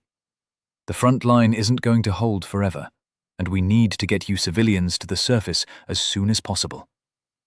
Now get moving." Kendra and David started shutting down their equipment, speeding up as they sensed the impatience rolling off the soldier's essence field. David didn't pause his hasty collection of the equipment, but he did ask, "What exactly is the situation out there?" The soldier was currently staring blankly into the air, obviously communicating through his link, most likely through a private military channel. He didn't respond to David's question. Instead, he just continued focusing on what he was hearing. David and Kendra shared a worried look, not liking the fact that the soldier seemed too preoccupied to answer a simple question. It took almost 20 minutes of focused work to get all the scanners and gear to be powered down, disconnected, and stored for travel. It wasn't perfect, but it was the best they could do, with the pressure of the soldier impatiently hovering over them, silently urging them to hurry up. Slinging their packs over their shoulders, they took one last look around to see if they missed anything. Finally ready, Kendra asked hesitantly. Can you please tell us what's going on? The soldier seemed to snap back to reality, looking approvingly around the room. Looks good. Now, when we leave here, please stay behind me. We're one of the last groups to leave. Most of the engineers are already gone, and we don't have anyone else to spare guiding you to the surface. Once we get to the main corridor, follow the trail left for you and report back to the surface as soon as you can. Keep the talking to a minimum, your eyes open, and call out if you see anything. Ready? David's voice was calm but firm. Before we go anywhere, I want to know what's out there. The soldier met David's stare and replied, Apparently kobolds have taken over the mountain city. Somehow they broke the wards, got in, united several tribes, and as far as we could tell, it looks like they have progressed to a Class 5 city threat. They must have been breeding for centuries, right under our noses. So, most likely, we will soon be at war. Kendra felt her hands start to tremble, and she looked over at David, her face paling. David gave her an encouraging nod, indicating that they would make it through this. Returning the nod with a forced smile, she tightened the straps on her backpack. This kind of shit never happened when I was in my lab, she complained to herself. Nero felt the hairs on the back of his neck stand up in protest to all the attention he was receiving. He could feel the various eyes trying to subtly sneak glances at him, judging him, wondering about him. After they'd had a delightfully awkward conversation about his supposed divinely sanctioned aid in clearing the Dorchan curse, Nick had been able to convince Sergeant Wesker to let the group of hunters join them in dealing with their next mark. Apparently, between the sergeant's desire to get their assignment finished before nightfall and the cleric's misplaced hero worship of Nero, any reservations the man had were met. Now their group had ballooned to 13, and Nero was surrounded by people overly interested in his life. The worst part about it was that the sergeant no longer cared about keeping everyone quiet. Since the group was now large enough to deal with anything they might come across, he'd assigned Nero to the middle of the group, sandwiched between Nick and the cleric. While everyone else was focusing on the flanks, Nero was doing his best to explain to the cleric, who was charmingly named Brian, that to the best of his knowledge he was not sent by the goddess Serene. Furthermore, while he may have had a hand in the events surrounding the latest noble war, he had not been the one to actually end the Dorchan line. And as far as saving the city, that responsibility fell on the shoulders of the city's military. As a new noble, he'd of course do all he could to help, but he was unfortunately unable to shoulder such a monumental responsibility. Brian didn't buy it at all. Currently, Nick was smiling ear to ear, encouraging Brian's misunderstanding with not-so-subtle praise for Nero's accomplishments, and everyone around them was able to listen in on his bullshit.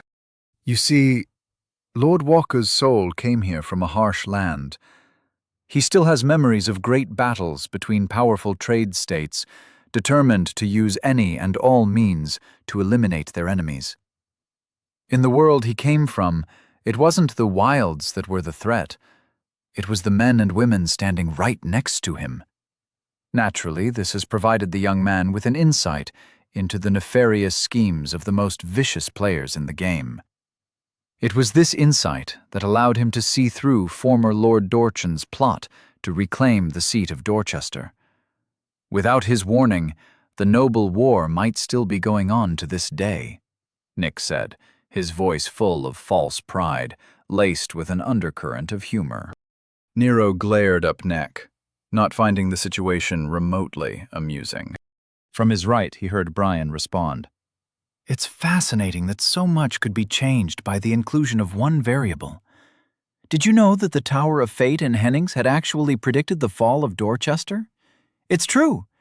Can you believe they kept quiet about it, only alerting some of their most fiscally supportive adherents to the prophecy?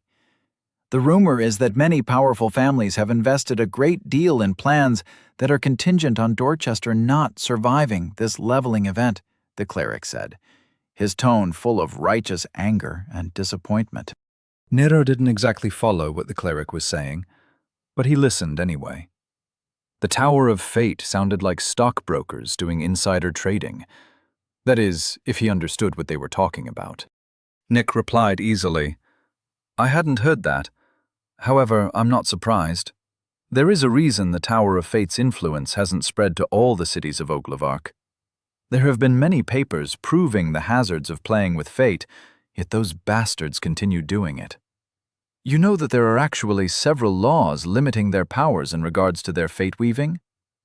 As for me, I side with the Tower of Magic in regards to this issue. They believe that the old King's Matrix was never intended to be used as a tool for benefits. It was merely created to stave off losses." Brian replied, as if he were campaigning for office. "Well said. The Temple of the Sun relies on the goddess for guidance. Only those who've reached the higher planes can see the flows of fate clearly enough to aid our growth. It's through our connection to them that we may get through these trying times. As long as we remember her, she will continue to work tirelessly for us, turning fate to our favor and preparing us for the trials that we will face in the coming days." Nero couldn't stop himself from rolling his eyes at the religious propaganda. Feeling the cleric's hand land gently on his shoulder, he nearly jumped in surprise. Repressing the urge to violently shake off the offending appendage, he looked up the smiling cleric with what he hoped could be construed as an equally honest smile. Meeting Nero's earnest eyes, Brian said, "I, and many others, thank her for sending you to us.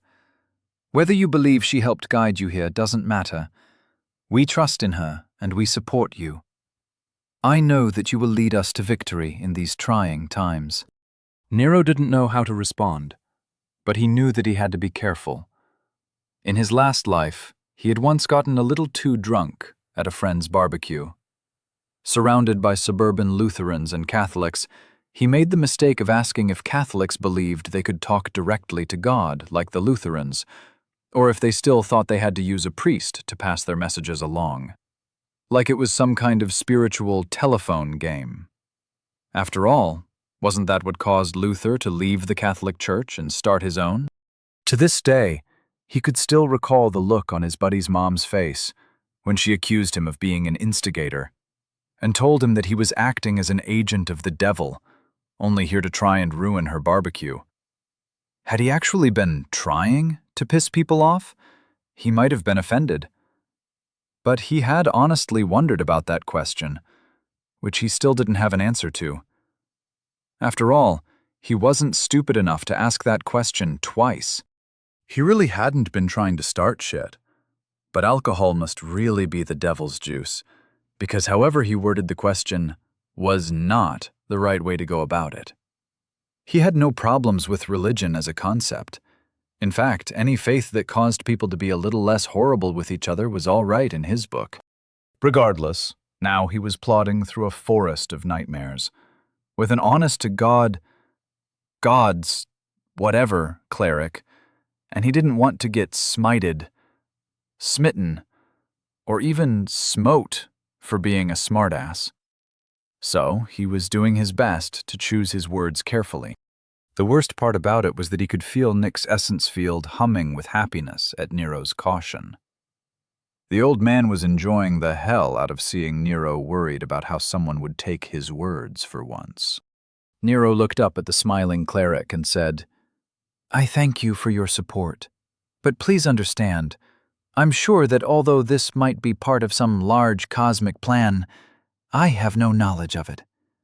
Also, I know very little about your religion, so hopefully you'll not be offended by any accidental insult I might give you or your goddess."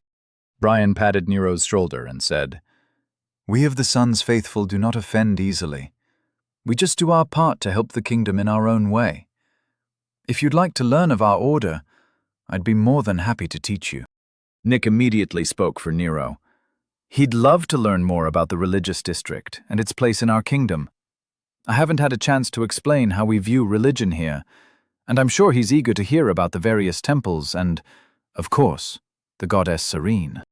Nero offered Nick a deadpan stare for a few seconds, then turned back to Brian with a fake smile and said, "Yup, I'd love to hear about your Lord and Savior Serene. Lay it on me." Brian's smile made him look every inch the Sunday morning pastor Nero expected him to be.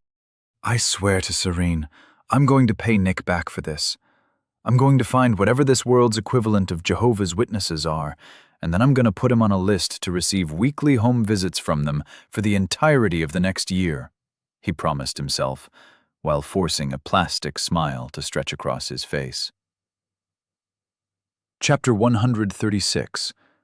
The Practicality of Religion. General Branson scrolled through the latest proposal for updated appropriations standards at the Hunters Hall. In the past, the amount of local essence crystal production made the issue relatively simple. For years, the wilds surrounding Dorchester were relatively safe. If and when hunters were sent out for specific quests and contracts, the taxes were handled on a case-by-case basis. Now, they were saying that system was no longer feasible. As he scanned through the supporting paperwork, he saw what the Tower of Trade was talking about. It no longer made sense to go through each quest's after-action report in detail. There just weren't enough attendants to handle the load. Dorchester was going to have to adopt the more common model of arrival interviews handled by the gate guards. Most larger cities currently do it this way, and hundreds of years ago, Dorchester used to do the same. He sighed heavily. This meant that he would have to temporarily pull men away from the wilds and aid the city's garrisons until more guards could be trained. At least we'll be putting this new income to good use. Now, where is the status report on the wall cannons? He wondered, while flicking through the holograms to find what he was looking for. An alarm went off in his link. An emergency update concerning an imminent threat to the city. His screens tinted red, and a new ping appeared at the top of his incoming messages. His eyes widened a little, but he didn't panic. Smoothly closing the files he had been working on, he brought up the emergency alert's details. Quickly scanning through the situation summary, his jaw dropped open in shock. Kobolds? Seriously? Shooting up from his desk, he marched toward the door to his office, waving his hand to throw open the doors. After making his way into his outer office, he stared hard at his aides. His loud voice was both calm and full of steel. "Summon all commandos to the Situation Room. Emergency teleports are authorized. I want them there in 5 minutes. Activate the wall defense protocols, along with the military's hub override. I want the information office sending out updates immediately. Recall any units we have contact with outside the walls. We need them back here as soon as possible." The moment the general had started speaking, the aides had started working. As he rattled off orders, they smoothly carried them out, without question. The holograms on their desks flickered quickly, chunks of information being sent out to all corners of Dorchester. Seeing his aides rising to the challenge, unquestioningly following his orders, the general's heart swelled with pride. "We may not be a large city, but we know what we're about," he thought to himself. "After you finish here, join me in the Situation Room. From now on, that's where we'll be working," he said, then marched off through the outer office doors into the hallway. He could see the red lights pulsing and warning along the edges of the ceiling, alerting everyone in Central Command to the gravity of the situation. As he walked, he read through the reports coming out of the Gate 22 Command Center. In addition to the 3 full squads still unaccounted for, there were over 300 confirmed casualties. The commander on site, Commander Johann Gallegos, was right. They were at war. This wasn't a monster swarm or a beast wave. This was a hostile civilization invading through their blind spot. If their forces weren't able to hold them back long enough, the fighting could very well spill into the city. If it got bad enough, they could lose all of Gate 22. "That will not happen," he said to himself. Arriving at the emergency Astra teleportation platform, He nodded to the attending technician. The young woman looked stern and capable, her hands flying over the controls with precision and skill. Voice was calm and steady, she said. Teleportation coordinates set to the arrival zone outside the War Council chambers in the keep, sir. Let me know when you're ready. Taking his place on the platform, he glanced over at her and replied, "Good to go." With a flash of light, the general watched his surroundings change. He appeared in a reinforced room at the base of the keep. The platform he was standing on was just one of many. Alongside him were several other platforms currently filling with his commanders. Not wasting time, he marched through the doors to the Situation Room. Out of the corner of his eye, he saw the tall, ornate doors to his left. Through there was the War Council chambers. I won't let it come to that, he promised himself. Around a giant circular table, several commanders were already working at their screens, coordinating the army's withdrawal from the wilds and preparing to address this new threat to their city. Taking his place at the table, he leaned over his fists and addressed the men and women charged with defending the people of Dorchester. His voice carried through the room, subtly infused with essence. You all read the reports coming out of Gate 22. I want each and every command center to send me a report of what forces you have available to reinforce the mountain gate. Pull them off the road crews if you have to. The refugees from the outer villages and towns will have to wait. We need to solidify a front before we can begin cleaning out these vermin from our ancestral halls. We can worry about who is responsible for letting this happen later. For now, we have a threat to eliminate, and eliminate it we will. Get to work. All around him the commanders nodded in agreement, their faces filled with quiet determination. The room was silent, as most of the communication was being handled through their links, but the ambient essence hummed with their unified purpose. Every one of them was focused like a laser on the task at hand. They may have been preparing for a beast wave, but they were always ready to defend their walls. Nero had expected a sermon on the evils of the world, or proselytizing on glories of the Temple of the Sun. But that wasn't at all what he got. Brian, the cleric, introduced him to this world's religions as if he were a recruiter at a job fair. Even combat didn't blunt his enthusiasm for the subject. While maintaining his charming smile, Brian launched glowing rays of light that struck their companions, surrounding them with a subtle white glow. With a happy undercurrent to his voice, he said, You see, Lord Walker, this is one of the many abilities granted through the connection to our goddess. She is always there for us, supporting our efforts, healing our wounds, and watching over her adherents. Nero stood near the back of the party, well away from the combat, awkwardly listening to the cleric, while Nick stood on his other side, calmly observing the fight. The rest of the party was currently dealing with a group of oversized boar-type monsters that were mutated and had spiky protrusions sticking up out of their spines. It was strange to see 8-foot-tall, bulging bundles of muscle with snouts resembling a pig crossed with a crocodile. He didn't know if he should be horrified, disgusted, or amused. Sergeant Wesker and the Hunter Party's frontline fighters had corralled 3 large monsters into a group, forcing them all into one area so the ranged party members could finish them off.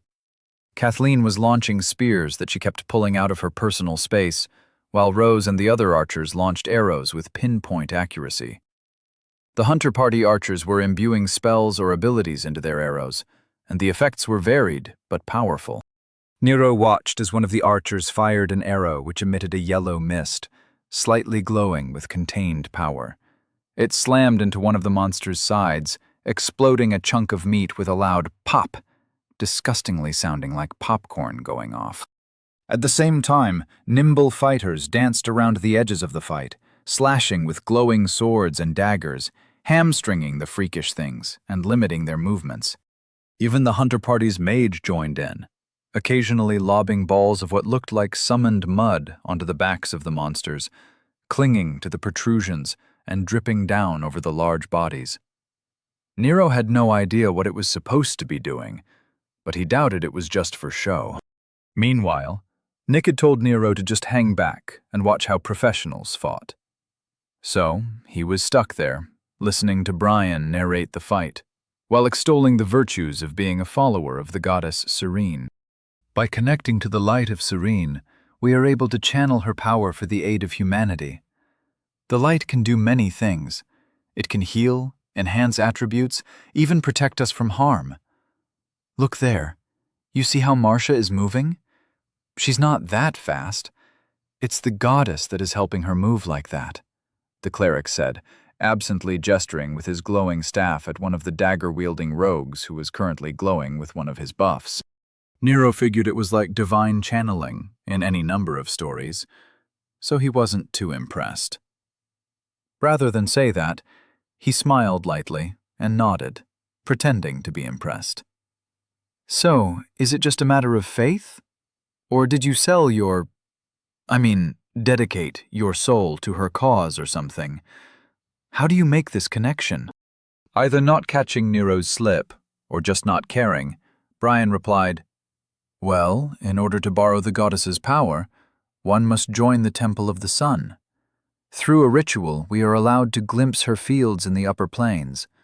Once there, if she finds you worthy, she will allow you to connect your center to her light. With that connection, you will find a wellspring of power at your fingertips. You will be able to cast for hours, with barely any strain on your reserves. Skeptical, Nero wanted to ask, What's the catch? However, he managed to hold himself back. Luckily, Nick chimed in, seemingly interested in the subject. It's actually a fascinating phenomenon. There has been some interesting work done in the eastern cities concerning planar channeling. By connecting to the various planes, essence streams are pulled through the ether within the caster's soul. Although the uses are limited, it is still a powerful technique, albeit one with quite a few drawbacks, he said. While they were chatting amiably, the rest of the party was still pounding the monsters into submission. Glancing at the battle, Nero could see one of the boar's faces was ruined, half its head replaced by a smoking crater. It toppled over, clearly dead, leaving the remaining two to rage at the sight of their fallen comrade. Maybe these are pack animals or something, he wondered, the idle thought fleeting across his mind. Brian's voice stole back Nero's attention. While it's true that divine channeling doesn't promote level stress at the same rate as magic training, it makes up for it with much larger power reserves. And there is nothing wrong with being a specialized caster, he said, almost like he was used to having this argument with mages.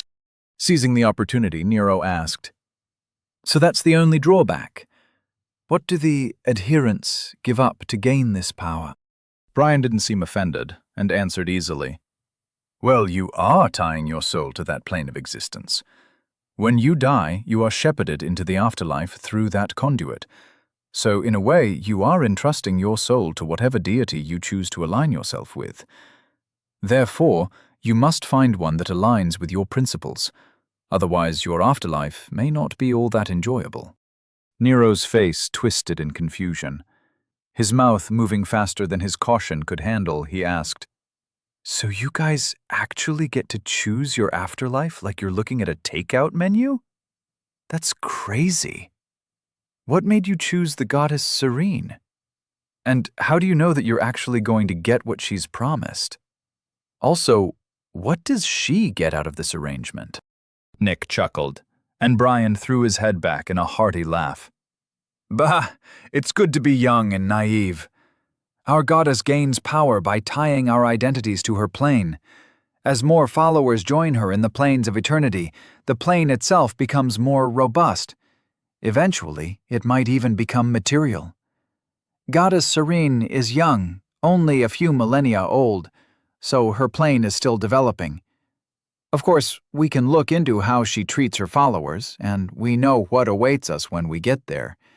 She is not a demon who offers power for false promises, or a devil who tricks the overly ambitious with lies wrapped in truth, he said, finishing his speech with some casual hatred thrown in toward what Nero thought were mythical creatures. Nero's eyebrows shot up, but he didn't say anything. After all, it kinda made sense that devils and demons existed here. He'd heard Nick and Jennings talk about the lower planes, and people seemed to swear by using phrases like, "Hells be damned," or "What in all the hells," and other such nonsense. The sounds of battle stopped, and Nero looked over at the party. No one even seemed out of breath. Kathleen walked over and casually collected her spears, while keeping an eye on her surroundings. Rose was exchanging words with the archers, probably getting tips on her chosen profession. Even Sergeant Wesker was casually pulling out his Essence collection rod. The entire scene was just too weird. There was no tension in the air, and the lack of excitement made Nero feel a little uncomfortable. Nero's thoughts were interrupted by Nick. The old man said, "There are a lot of churches throughout Oglivok. Normally, when a child reaches the age of awakening, they choose which belief most closely aligns with their personal principles. There are a few classes at the center which cover the local religions. They're usually sponsored by the religious district. The Temple of the Sun is currently the most popular choice among residents of Dorchester, or at least it was the last time I checked." Brian cheerfully added, "Yes, it is. We are also the most prolific in our outreach programs. There are classes on channeling and personal development, plus combat instruction in the ways of the light, and sponsorship opportunities for new businesses willing to partner with the temple." Nero wasn't really understanding how the whole religion thing worked. It seemed more like a club than a religion. There must be something he was missing. Looking up at the cheerful cleric, he asked, "So what do the different religions believe in? Is there a holy scripture or something that you're required to follow? Or some great evil that you are dedicated to fighting? Like, what's your biggest moral outrage at the moment?" Brian looked down at Nero, a little confused at the question. Not knowing what to say, he looked over at Nick, silently asking for a translation. Nick chuckled and said, "Nero's asking about your doctrine of faith." Brian's smile returned, and he said, "Oh, I see. Well, every church is different, but we at the Temple of the Sun are primarily dedicated to agricultural development and the growth of civilization. But, like all legally validated faiths, we are dedicated to removing the influence of the lower planes from our society. Wherever there is the stink of corruption, we will be there to stamp it out. Our kingdom's roots will not be strangled by the evils of the hells-be-damned nightmares that stalk our plane from below." Yep, that's the kind of hatred Nero was expecting from a religious nutjob. However, he had to admit that it didn't sound so crazy when there was actual scientific evidence of what the hells actually looked like. This wasn't the first time his preconceptions were challenged by his new reality, so he handled it well enough. Coughing lightly to clear his throat, Nero decided to refocus the conversation on what he thought was more important. "So, you guys don't have any particular issue with alcohol or same-sex marriage or any of that kind of thing?" Brian stared at Nero with utter confusion for a good 5 seconds. I'm not exactly sure what you're asking. The faithful of Serene are dedicated to farming and growth. If that's not for you, I guess you could look into some of the other faiths. There is the Temple of Victory, that might be more what you're looking for. They host monthly revels that I hear get pretty wild."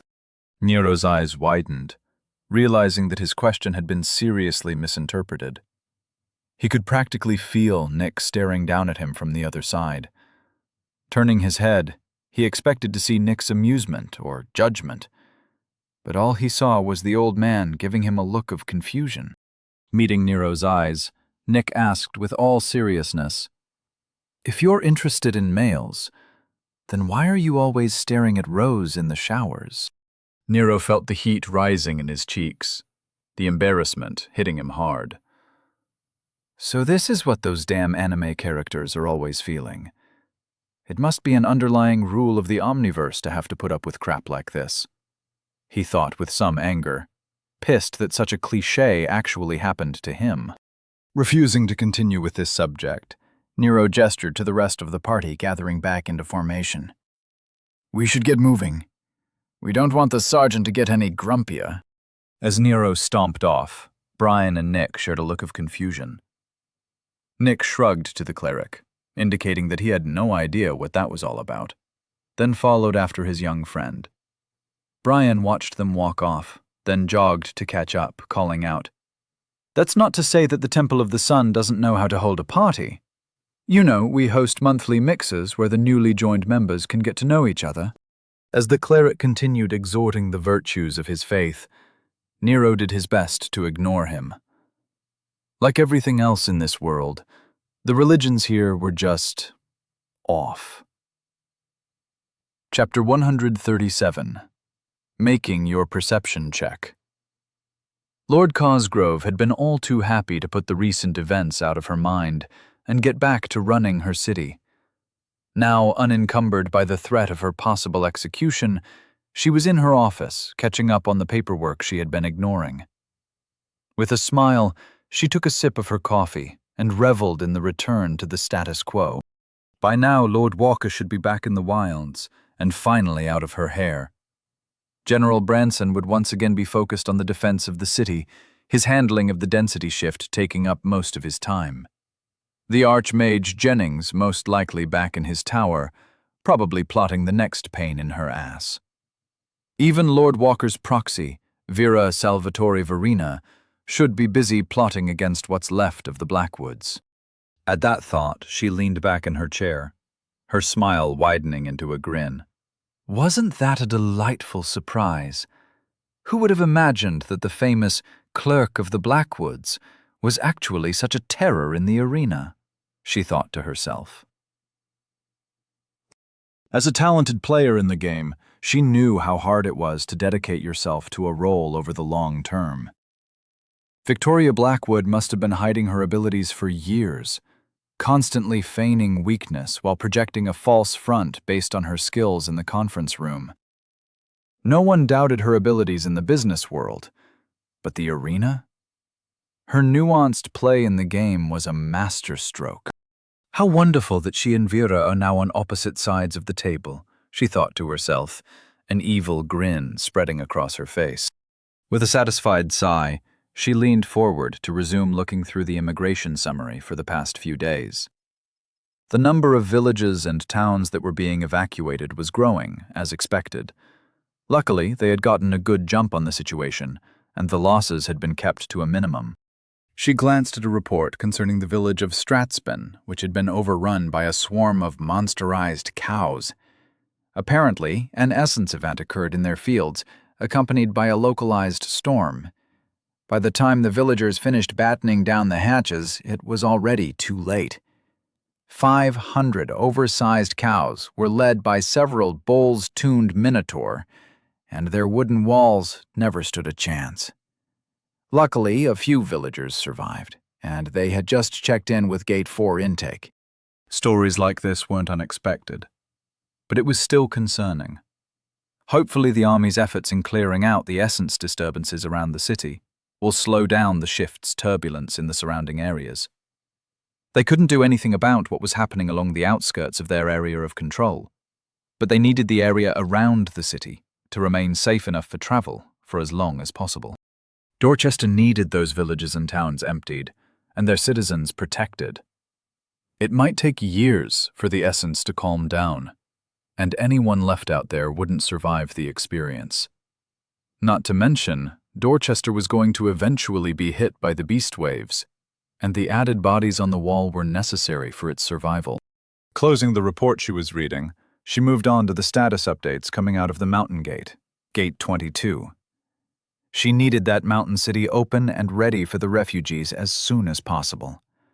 Already, they'd had close to 50,000 people make their way inside her walls, and she expected that number to double in the next few days. After all was said and done, the population of Dorchester might triple by the time the evacuations finished. Scanning the reports, she sipped her coffee and estimated their food reserves and resource allocations. Right in front of her eyes, a new report shot to the front of her inbox. Her link tinted crimson, and the lights in her room changed to a pulsing red glow. Her normally comfortable and elegant office lost all of its charm, and she shot to her feet in surprise. Her eyes flew across the incoming report, absorbing all the critical information in moments. The door to her office flew open, and her stern-faced aide, Jessica Chandler, met her eyes with a determined stare. "Orders, my lord?" she asked, no fear in her voice. Taking a moment to close her eyes and breathe deeply and clear her mind, seconds passed in silence. When she was ready, Lord Cosgrove hardened her resolve and opened her eyes. With ice in her voice, she commanded, "Summon the council and send out the general alarm. Tell Guard Dalton to coordinate with the army, and tell Lord Brinks to initiate wartime protocols. I want someone from the Tower of Distributions on site as soon as possible." As Lord Cosgrove barked out orders, she strode through her office doors, heading for the Hall of Leadership. Ms. Chandler followed along behind her, dutifully disseminating her words to various functionaries that maintained Dorchester's operations. Everyone in the halls moved with purpose, no fear in their hearts. In the face of this new threat, the citizenry of Oglevark would not be found wanting. Nero focused all his attention on carefully probing the tangled ball of essence floating in front of him. Compared to the one he'd seen before, there were several differences that stood out. For one, this one was much smaller than the one his team had dealt with a few hours ago. Also, even though the essence strings looked similar, something about them looked entirely different. It was like the difference between a ball of yarn and a ball of rubber bands, or maybe wire. But that all seemed inconsequential when compared to the fact that this one was rotating, actually spinning in place like it was a giant, slow music box, sans musical accompaniment. Using his psychic field, he ran his consciousness over the strings, being very careful not to accidentally kill himself again. The stress of maintaining such a firm hold over his mental projection was so strong it made his forehead sweat and his heart rate increase. Not to mention that it was very difficult to keep focused when the two idiots on his right wouldn't stop arguing. "No, you're not listening to me. I'm not saying we can't diffuse the essence signature as if it were a spawn point. The point is that I don't think this even is as a spawn point. I doubt it even meets the energy threshold. So calling it one is both inaccurate and evidence of your ineptitude," Nick said, while rubbing his chin in thought, his voice falling back into his old lecturing tone, complete with the patronizing not-so-subtext. Peter scoffed hard, not agreeing with Nick at all. As the Hunter team's mage, he was usually the one who was in charge of dealing with the essence events. He wasn't shy about claiming to be the most knowledgeable Hunter mage in Dorchester. His nasally voice reminded Nero of the AV nerds he used to get his anime from back in high school. "I've seen hundreds of these things, and I'm telling you that this is a spawn point. The only reason the energy threshold might be under 300 Us is that it is still in the growth stage.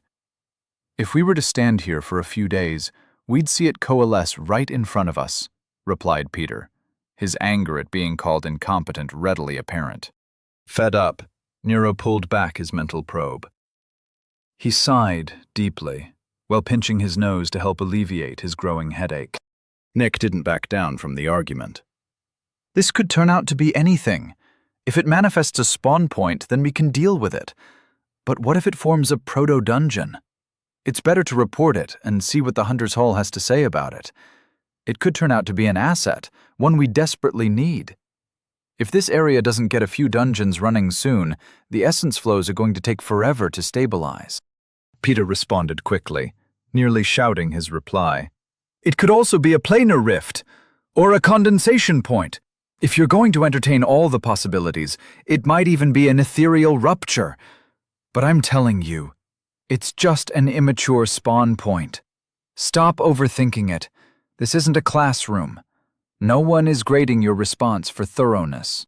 Looking over his shoulder, Nero could see Sergeant Wesker calmly standing next to a bored Brienne. Neither of them appeared remotely interested in what the two nerds were saying.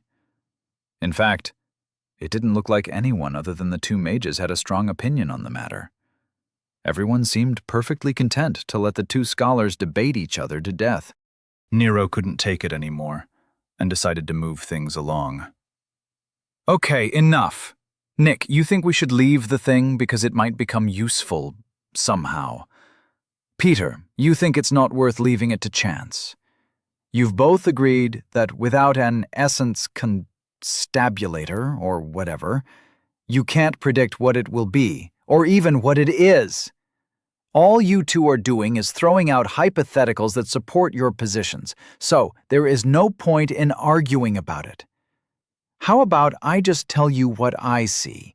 Then you'll have more information, and maybe we can get on with our day. Peter looked down at Nero, both metaphorically and literally, replying, "You don't happen to have an essence contrainductor on you, do you? Then what in the hells do you think you can tell me about what we're dealing with? Can you even see the hells be damned thing?" Nero didn't get a chance to reply, because Nick took a step forward and said, "Ignore him, Nero. Just tell me what you found out." After throwing a glare at Peter, he turned away from the annoying mage and replied to Nick in an even tone. "It's a smaller ball of tangled essence. The strings are much thinner, and there isn't anything affecting the ambient essence. I'm pretty sure it's not connected to another plane, or if it is, it's not transmitting anything from the other side.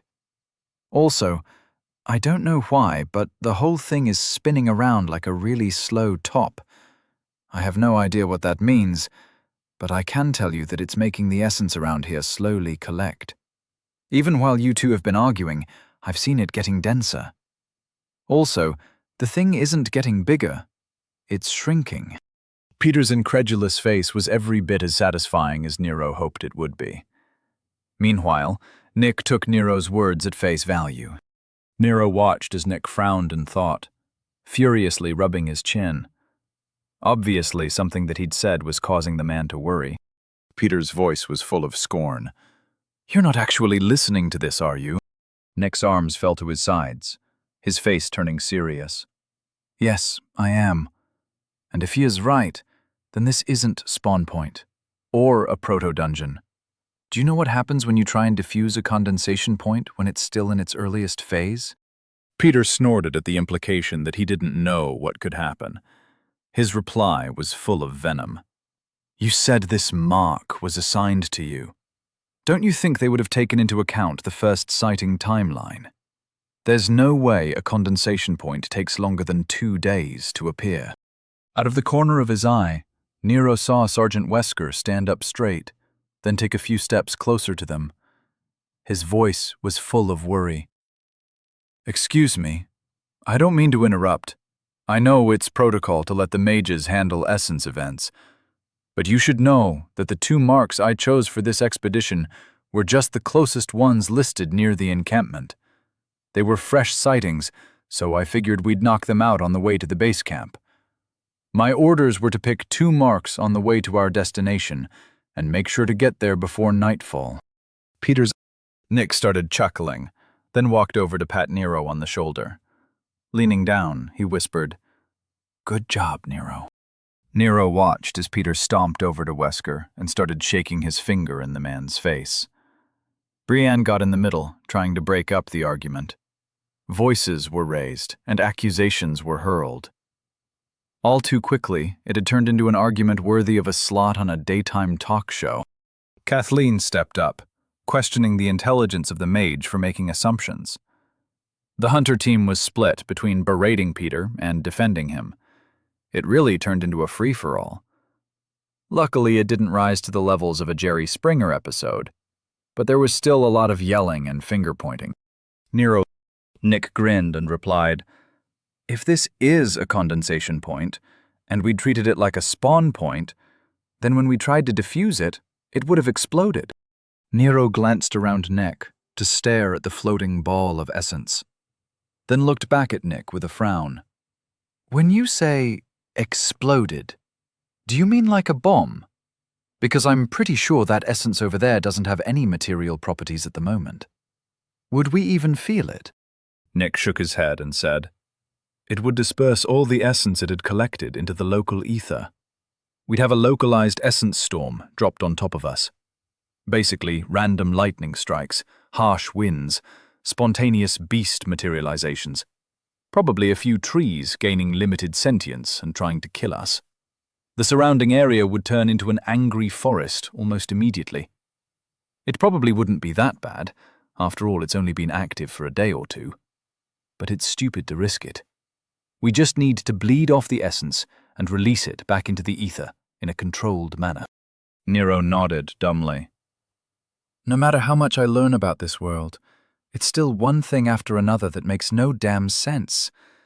Why can't things just be simple? Reality, in any form, always manages to piss me off, he thought to himself. While the sergeant and the hunter team's mage debated who was at fault for almost unleashing a localized apocalypse, Nick led Nero closer to the essence event and said, "Now watch closely. This is how you funnel essence away from an essence knot. This will work for any non-solidified planar event, but don't do this on a fully manifested spawn point, or you'll end up summoning a mob right on top of you." Nero nodded along, dutifully paying attention to what Nick was doing in the ethereal plane. "I need to get my ass to the base camp. I could really use a few hours to read my mission packet and maybe reread some of those books Jennings gave me. I'm starting to think I might have missed a few things," he thought to himself. Chapter 138. So, no dinner then? Kendra and David clung to each other while their group was led through the massive Mountain Gate corridor, stunned at how much had changed since they'd last been topside. Just 2 days ago, when they had entered the gate, none of this was here.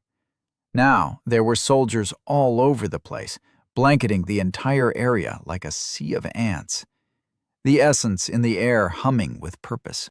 The Mountain Gate was the primary entrance to the underground city complex, and for their entire lives it has been closed.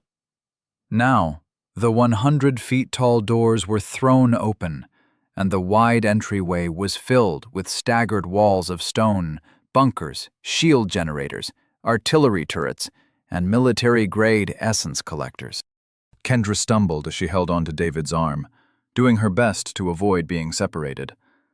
His knuckles were white as he held her hand.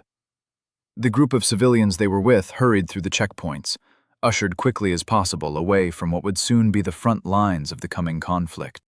Her head whipped around as she felt the essence in the air coalesce into a massive shield stretching all the way to the ceiling. The sound of the generator starting up made her teeth shake. All around her, she saw light blue shields sprouting from the tops of the walls, each checkpoint acting as a bulwark against invasion. Hundreds of armored soldiers, each with their blue tabards blending together into a sea of steel and color, made her head swim. Staff-wielding mages with hard eyes were spread out through the groups hovering around the bunkers, along with support staff dressed in military canvas uniforms. She had never seen anything like it. It took them 20 minutes to get through the defensive lines and finally see the sun again. What they saw when they got there was just as startling as the corridor behind them. The large square which usually housed stalls and merchants had been cleared out. Now military tents took their place, and they could see more bunkers being constructed by the Military Engineering Corps. Metal essence carriages delivered liquid stone and enchanted frames for defensive positions. As they were herded toward the back of the square, they watched the preparations progress smoothly. Thousands of men and women of Dorchester focused on the singular task of preparing to repel the invaders. Leaning close to David, she whispered, "Is this all really necessary? They're just kobolds, right?" David's face was having trouble maintaining its typical blank expression. He responded quietly, "It's true that kobolds aren't usually that much of a threat, but that's only when they are in isolated tribes. The military wouldn't be mobilizing like this if there weren't more going on than that. This is bad, Kendra. Very bad." Looking at the front of their column, they saw the group they were part of being led toward one of the large tents in the rear. It had large flags hanging down around the side, indicating a temporary command center. David patted Kendra's hand and said, "Don't worry. I'm sure they'll handle it. Let's just get our data turned over and head back to the center to find out what we should be doing." Kendra nodded absently, perfectly fine with letting the situation develop on its own. Her place was in the lab, and the military world springing up all around them made her feel incredibly out of place. Nero enjoyed the remainder of their trip to the encampment. Now that both their targets had been taken care of, the focus was entirely on getting to their destination and rejoining the elites. The hunters were basically acting as escorts, while Kathleen and Sergeant Wesker led them all through the forest. Muro and Nick were once again relegated to the middle of the formation, and had nothing to do other than listen to everyone debate the best practices of surviving in the wilds. No one, including the mage, was interested in talking with Nero the know-it-all. And to Nero's delight, even Brian, the cleric, was no longer bothering him with an introduction to religion. With so many more people, the trip was incredibly dull, and Nero was loving it. With one ear, he listened to them all chatting about how different the wilds have gotten and what the future looked like for their profession. Sergeant Wesker spoke about the Army's role in eliminating essence events before they grew into threats, and how the next few years will be primarily about cultivating the wilds into a self-sustaining ecosystem.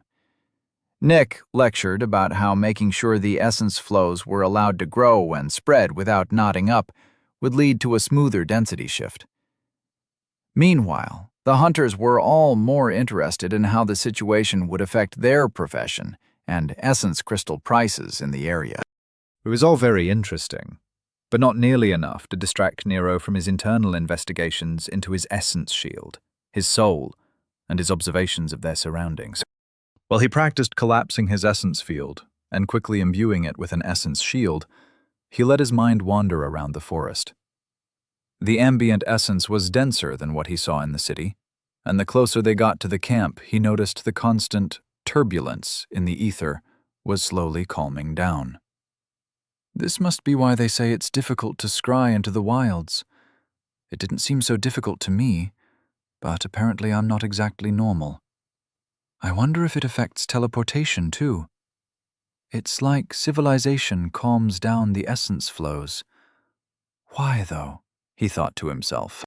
Nero was beginning to come to terms with the fact that he might not be able to rely on other people's experiences to figure out what he can do. It was clear he could sense things in the ether that even Nick couldn't, and possibly even Jennings. If they weren't able to explain what he was seeing, then how was he supposed to learn from them? While Nero was practicing his magic, observing the ether, and avoiding conversations, their party made great time through the wilds. The battles became more infrequent the closer they got to the encampment, as the surrounding area had already been cleared out by the elites.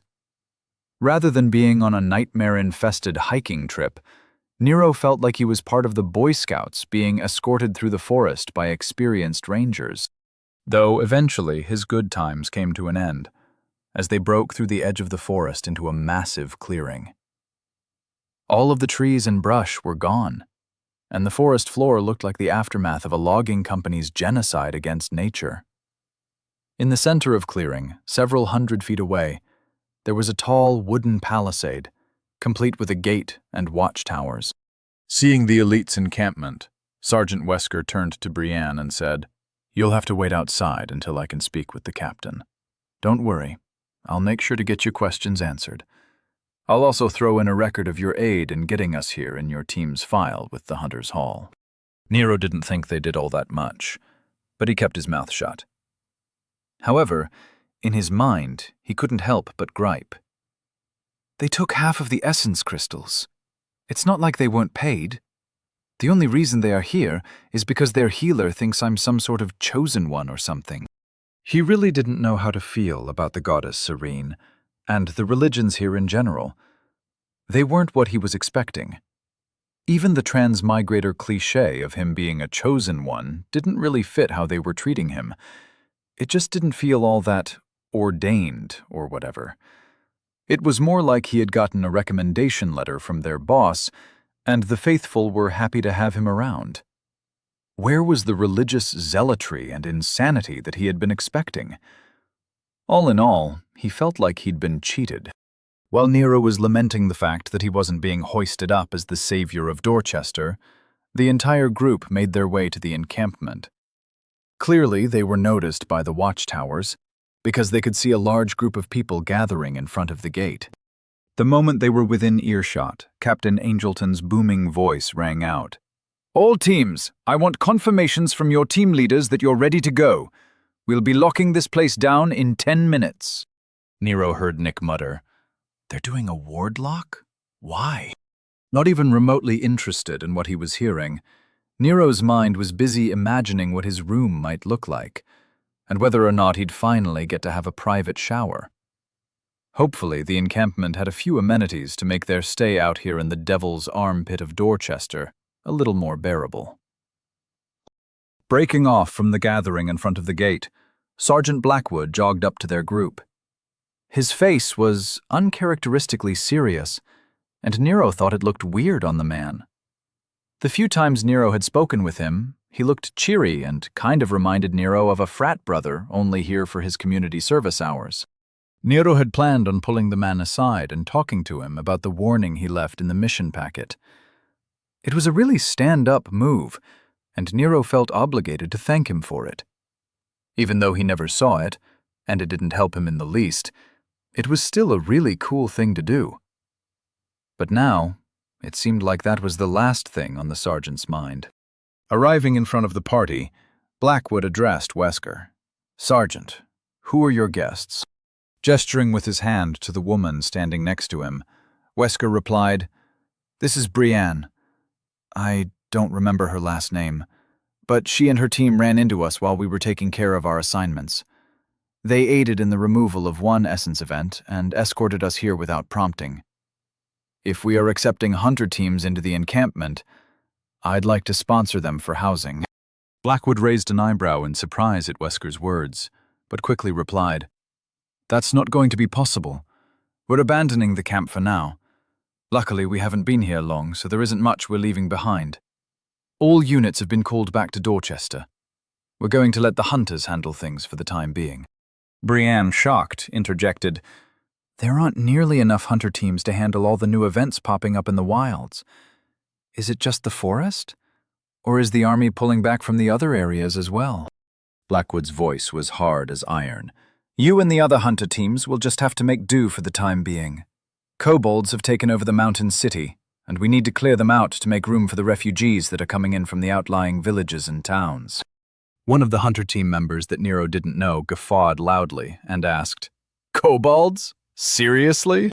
While everyone started whispering and muttering amongst themselves, Brian's voice cut through the chatter and asked, "When you say they took over the mountain city, are you saying that they've reached civilization levels? How large a force do they have?" Looks of understanding and wariness started popping up all around Nero, and he couldn't help but wonder what the hell was going on.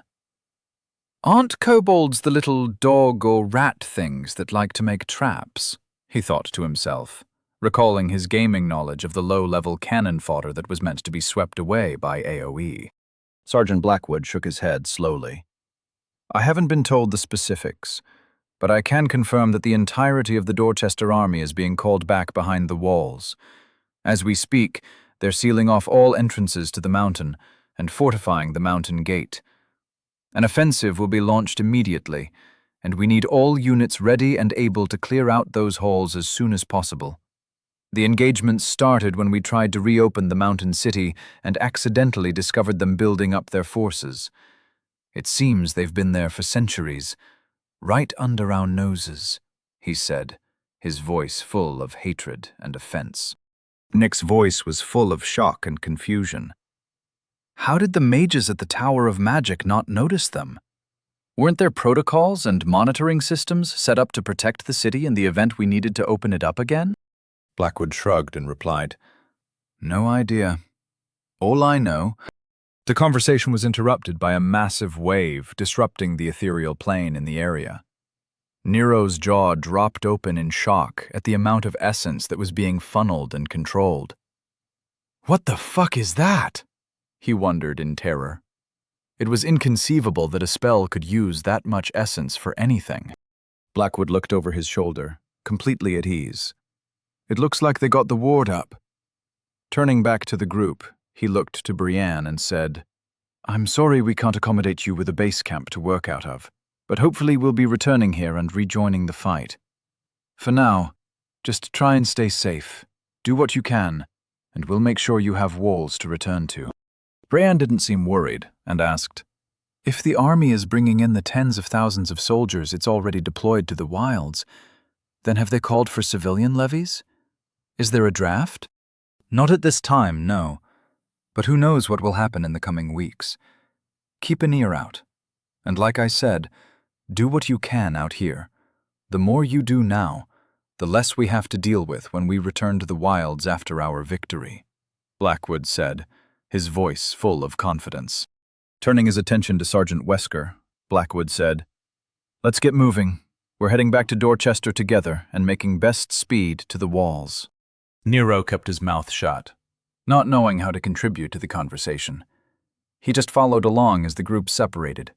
He exchanged a nod with Brian, who stared at him with a knowing look, as if this were all part of some grand plan. It made the hairs on the back of his neck stand up, and his mouth go dry. "Yup, there is the blind faith that terrifies me to my core, and makes my balls shrivel up in panic," he said to himself, as he nearly ran to keep up with his teammates, heading off to join the rest of the elites, preparing to head out. In no time at all, he was surrounded by the familiar faces he had trained with, but gone were the confident, happy grins he had come to know. Now there was a sense of determination, mixed with anticipation. These men and women were ready to face what was coming, knowing full well what was waiting for them. Nero, on the other hand, was having trouble processing all that he'd heard. Apparently, there was a hidden mountain city that had been taken over by kobolds. It was right next to Dorchester, and for some reason, the army had decided to kill all of them and take over their city? Was he understanding this correctly? As the massive group of elites started off back to Dorchester at a run, Nero was in the middle of the pack with Nick. Reaching out, he opened up a connection to his friend, hoping for some answers. Accepting the connection, Nick asked, "What is it, Nero? I'm a little preoccupied with my thoughts at the moment." Nero glared at Nick's backpack, currently bouncing in front of him as they ran through the woods. "My thoughts aren't exactly a calm lake of serenity either at the moment. Can you explain to me what exactly is happening? Are we really going to go massacre an entire people and take their land?" Nick stumbled, surprised at Nero's question. "Nero, first of all, it's our land. Well, it's no one's land, but it's our city. We built it. We conquered that mountain and cleared it of all outside influence. Secondly, they are kobolds. What do you expect us to do? We need that city cleared to make room for the incoming refugees fleeing the density shift," he said. Nero wasn't sure if he was supposed to be defending the kobolds' rights. It was almost like an echo of all the past atrocities perpetrated by his ancestors back on Earth, was crying out for him to stand up and shout, "It's wrong," or something. Yet, he could feel Nick's absolute certainty that this was what had to happen through his essence field. It was unnerving. Nick sensed Nero's emotions bouncing all over the place and asked, "Just tell me what's bothering you. I can't answer a question you don't ask." Deciding to just get into it, Nero asked, "Is there no way to just not fight? They're a civilization, right? Give peace a chance and all that. They are sentients, aren't they? They're not monsters." Nero could feel the moment Nick understood what he was getting at. The old man's essence field nearly blossomed with understanding. Nick replied, "I think you're assuming some things that aren't entirely accurate. Yes, they are sentients. No, they aren't monsters. Kobolds are a species that has a long history with humans, and an even longer history with this plane of existence. We don't know if they are from this plane, or if they migrated here like humans did, but—" "Wait, humans aren't from here? Where are we from?" Nero asked excitedly. Sighing, Nick replied, "Not now, Nero, one thing at a time. Different races see the world through entirely different perspectives. We are food for kobolds. They are capable of creating civilizations. but they are not anything like ours. They are focused on the accumulation of land and the control of the local essence flows. When strong enough, they are comparable to humans in physical might and power, but they really excel in planar magic. They have a calling in their blood to reach out to the elemental planes and convert the world around them in its image. Depending on the clan, it could be any number of planes that they want to bridge our world with. As humans, we are at odds by our very nature. There can be no peace. We kill them, and they kill us. The world around us is decided by the victor. Nero nodded. It wasn't like a racial thing, then. It was two opposing ideals fighting for control of an area. Just like a real-life MOBA game. I guess that's a lot easier than having to deal with some kind of racial discrimination subplot that I'd have to overcome. No, coming together despite our differences. Thank God. I would have sucked at that, he thought to himself.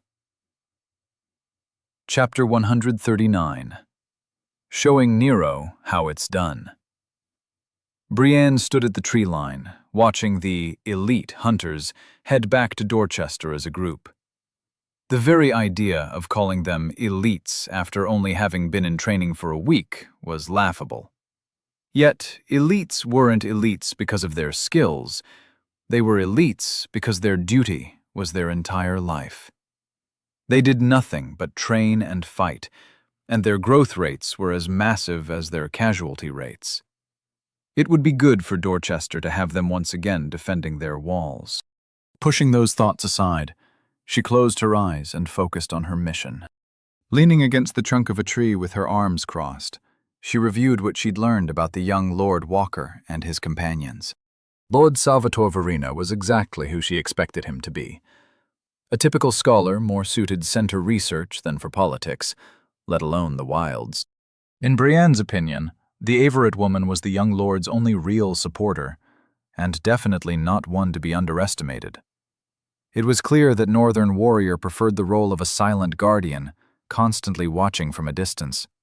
Even when Kathleen wasn't looking, Brienne could still feel the woman's eyes on her. Sergeant Wesker seemed much colder than she thought he'd be. Apparently, the rumors of Lord Walker's close relationship with the military were just that, rumors. Based on what she'd seen, the military was only keeping Lord Walker close because they didn't know what to do with him. If they truly valued the young lord, they wouldn't assign someone like Wesker as his primary contact. Which led to Rose Vikander, who was a delightful surprise. There was very little known about how she came to be part of Lord Walker's team, but evidence of the general's personal involvement did exist. Considering how closely the young woman was watching Lord Walker, her role as a spy for the military was basically confirmed. What was surprising was how good Rose seemed to be. She was a natural and easily dismissed due to her level. She felt her second-in-command, Neela, approach her from behind. Not turning around, she heard Neela's soft voice ask, "Mission's accomplished. Should we finish our cover assignments or make an excuse to the rest of the party and head back to Dorchester? We can use the Cobalt situation as a cover. Everyone will be eager to check in with their families." Brienne was nothing if not pragmatic. Only she and Neela knew about their primary mission, and there was no reason to cast doubt on their motives by altering the plan. It would be too out of character for her to alter their plans. After all, they weren't in a hurry. Shrugging herself off the tree, she looked up at the canopy to judge how much of the day's light remained. Turning around, she saw the rest of her team standing around, idly discussing what the Kobold invasion meant for Dorchester, and for them. Keeping her voice low, she replied, "We'll continue with the assignments we took. After seeing how Brian fawned over the young lord, let's not give anyone a reason to doubt that our encounter was anything but chance. Let's camp here. We've only got around an hour left before nightfall. I'll be along shortly."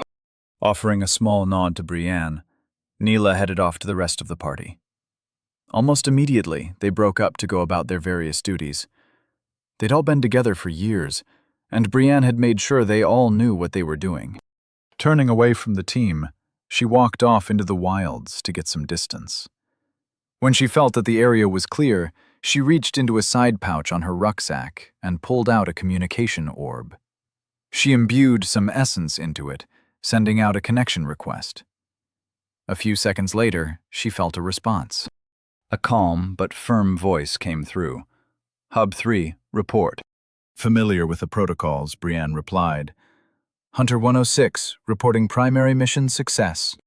A few seconds of silence passed, and Brienne waited for whoever was monitoring Hub 3 to look up the relevant mission information. She tapped her fingers on her sword hilt, trying to remain patient, but secretly hoping they would hurry up. The voice on the other end of the communication orb suddenly replied, Very good, Hunter 106. You're the first to complete the request. In fact, we weren't expecting anyone to attempt it at all due to recent events. When will you present your findings? Brienne did some mental math in her head, estimating how long it would take for her team to finish with the Hunter's Hall assignments they'd accepted. Giving herself some breathing room, she replied, Tell Lord Blackwood, that I'll be back in Dorchester in 4 days, 5 at the latest. Although it was weird to no longer be able to call her friend by her name, it was good to see she was finally getting what she deserved. After all, years of planning had paid off exactly as she'd hoped they would. Once again, Nero's understanding of the wilds was challenged. He'd seen what it was like to travel with a small, unpracticed group. Then he'd seen what a larger group of skilled hunters could do. And now he was seeing what it looked like when a small army was bulldozing through the forest. He did his best to take it all in. Trying to estimate their numbers, he saw that there were probably over 100 people heading back to Dorchester from the encampment. The extra people must have come later. Maybe support staff or other teams using their base to rest, he wondered. Deciding that it wasn't important, Nero focused on how they fought. The amount of noise the large group made caused them to be constantly assaulted by monsters from all sides. Apparently, they didn't need scouts due to their sensing abilities, so everyone stayed in one giant formation. If there was one word to describe what he was seeing, it was humbling. Nick had told him that the elites had been pulled from monster hunting teams from all over Dorchester, their levels ranging from probably 20 all the way up to 40. The idea being that elites were meant to dedicate their entire life to the cause, and in return, they'd get the full support of the city. They weren't meant to be the best now, but that was their entire purpose. It was hard to estimate ages, but Nero could tell by how they fought who was a veteran and who was still learning. Through his senses, he watched a wiry man bounce through the tree branches, launching arrows of fire into monsters while he flew through the air. It was stunning and incredibly intimidating. All around him, he saw breathtaking displays of destruction. There was a woman wielding a two-handed sword that was taller than he was, and it was glowing orange.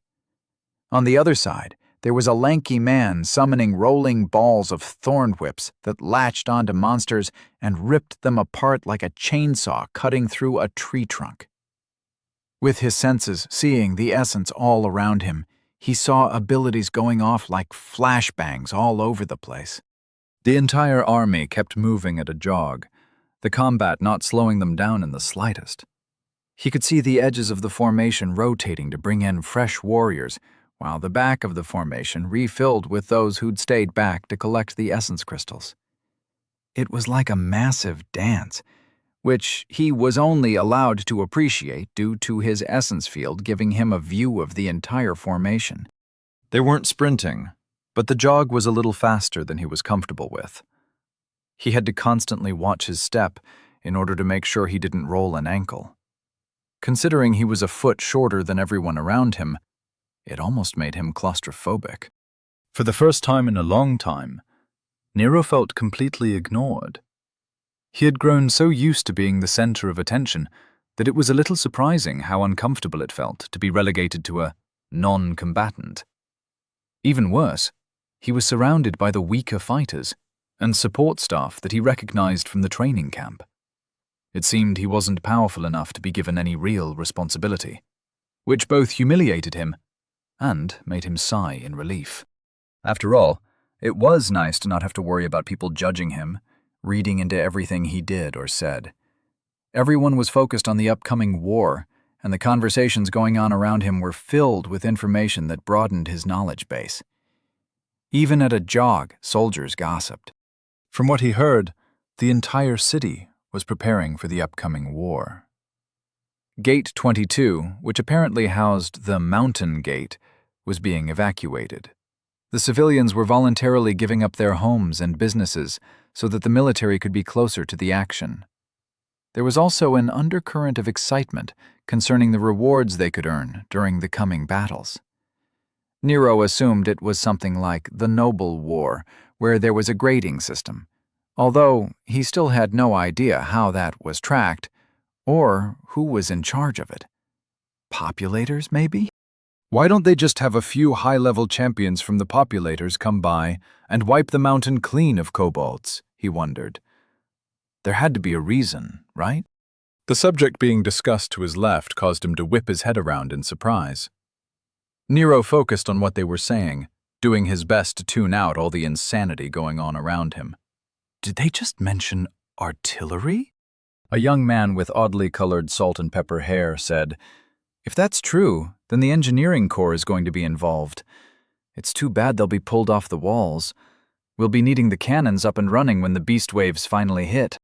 The woman on his right replied, "I saw the status update myself while I was in the communications tower. They listed requests for all essence crystals we collected to be turned over immediately. The numbers they were requisitioning could only mean they were activating the artillery teams, mechanized divisions, and shield generators. Hopefully all of that old equipment is still working. I doubt it's seen any use since the last beast wave, maybe even the old Dorchan rebellion." The man replied immediately, "No doubt they've already been seen to. It was probably one of the first things Command looked into when they heard about the density shift." She nodded and replied, "I hope you're right. But you should keep in mind that they thought they had plenty of time before the beast waves hit." Nero listened closely, reading into whatever they said. "This is going to be a war? Like a real war?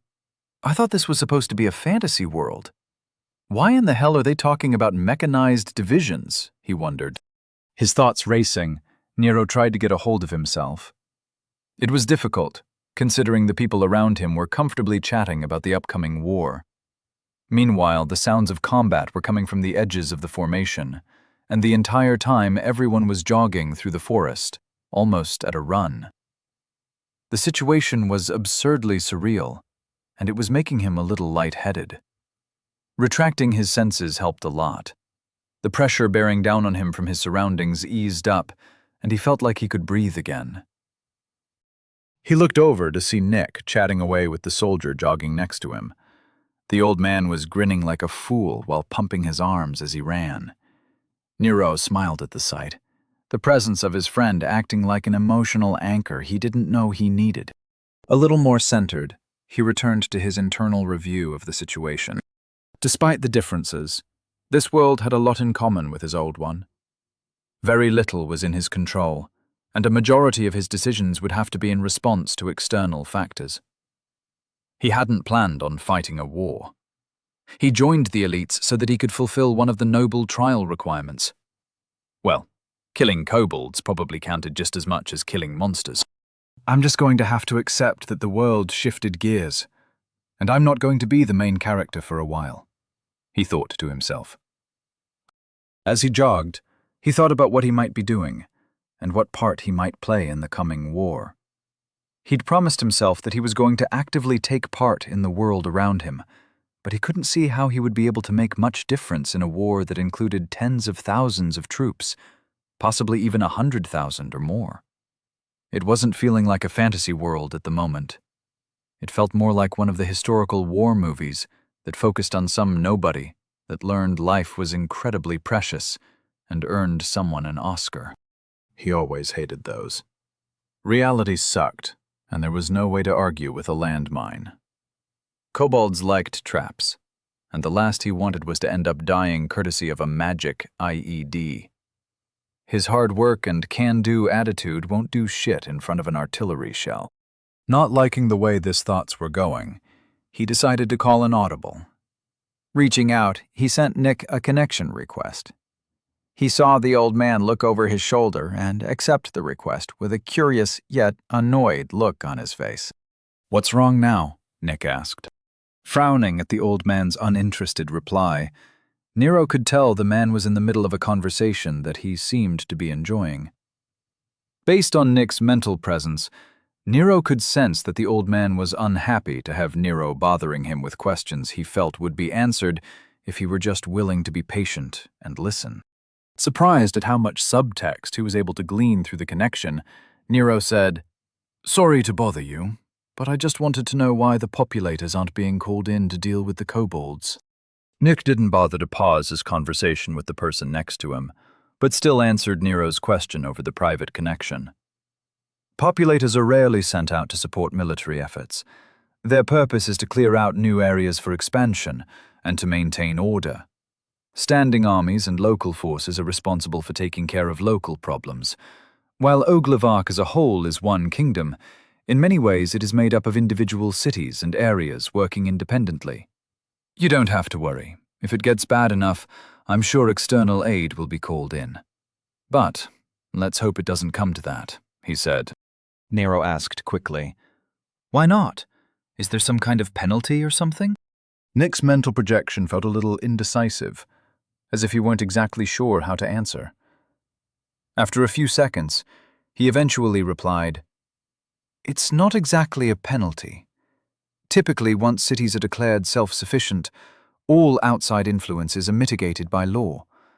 However, if aid is requested, it opens Dorchester up to have nobles from other cities join without starting from the bottom. It's not exactly bad, but it does tend to cause some stability issues in the upper echelons of power. While not immediately a problem, in 100 years we might look back and regret ever having called for aid." Nero took a moment to digest that interesting nugget of information. He had always wondered why Vera came from a noble family, but wasn't a noble.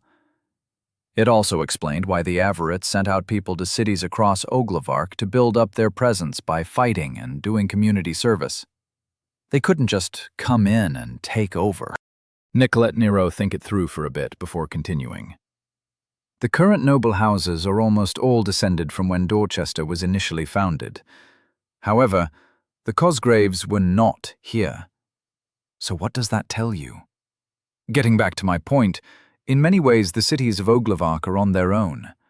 The kingdom itself is really just an agreement to abide by common practices, which are enforced by the royal family and the ruling council, overseen by the local Tower of Law. That isn't to say there aren't kingdom forces that might arrive before the beast waves come. Those soldiers are almost like mercenaries, paid for by the crown, that can temporarily bolster the defenses of a city without consequences. However, I doubt they'll arrive anytime soon, so I wouldn't count on seeing them. Nero nodded, the picture of how Oglevark worked becoming a little clearer. Of course, there were plenty of things he still didn't understand. Like, if outside nobles couldn't come here, then how did that Cranston asshole have enough influence to almost have him killed? But, almost as if he were answering his own question, the solution came to him. It was a mage tower thing. They are probably like guilds in games that stretch across city borders. The members don't hold local power, but they still hold some influence. Suddenly, the metaphor in his head started taking shape. Oglevark was like the federal government. The cities were like states, and the different towers were like outsourced governmental services overseen by private monopolies masquerading as clubs. That answered so many annoying questions he had, even though he was positive that the comparison was probably incredibly flimsy. It really helped him wrap his head around the ridiculousness of how they seemed to govern themselves. "You all right, Nero? Your emotions are all over the place," Nick asked, looking over his shoulder to check on Nero. Nero replied, "Yeah, I think I'm just starting to put your government in terms I can kinda understand. Don't worry, I'm not going to assume that I've figured anything out. But I'll probably no longer get a headache when you say something so stupid that it makes me question how you all haven't killed yourselves yet. Nick didn't know what to say to that, so he just replied, all right. If there's nothing else, I'm going to focus on my conversation now. Did you know that Gate 12 has an animal sanctuary that is currently studying monsterization and targeted elemental evolution? This young lady's brother works for Gate 12's Center Research Center and has had success breeding fire-breathing goats.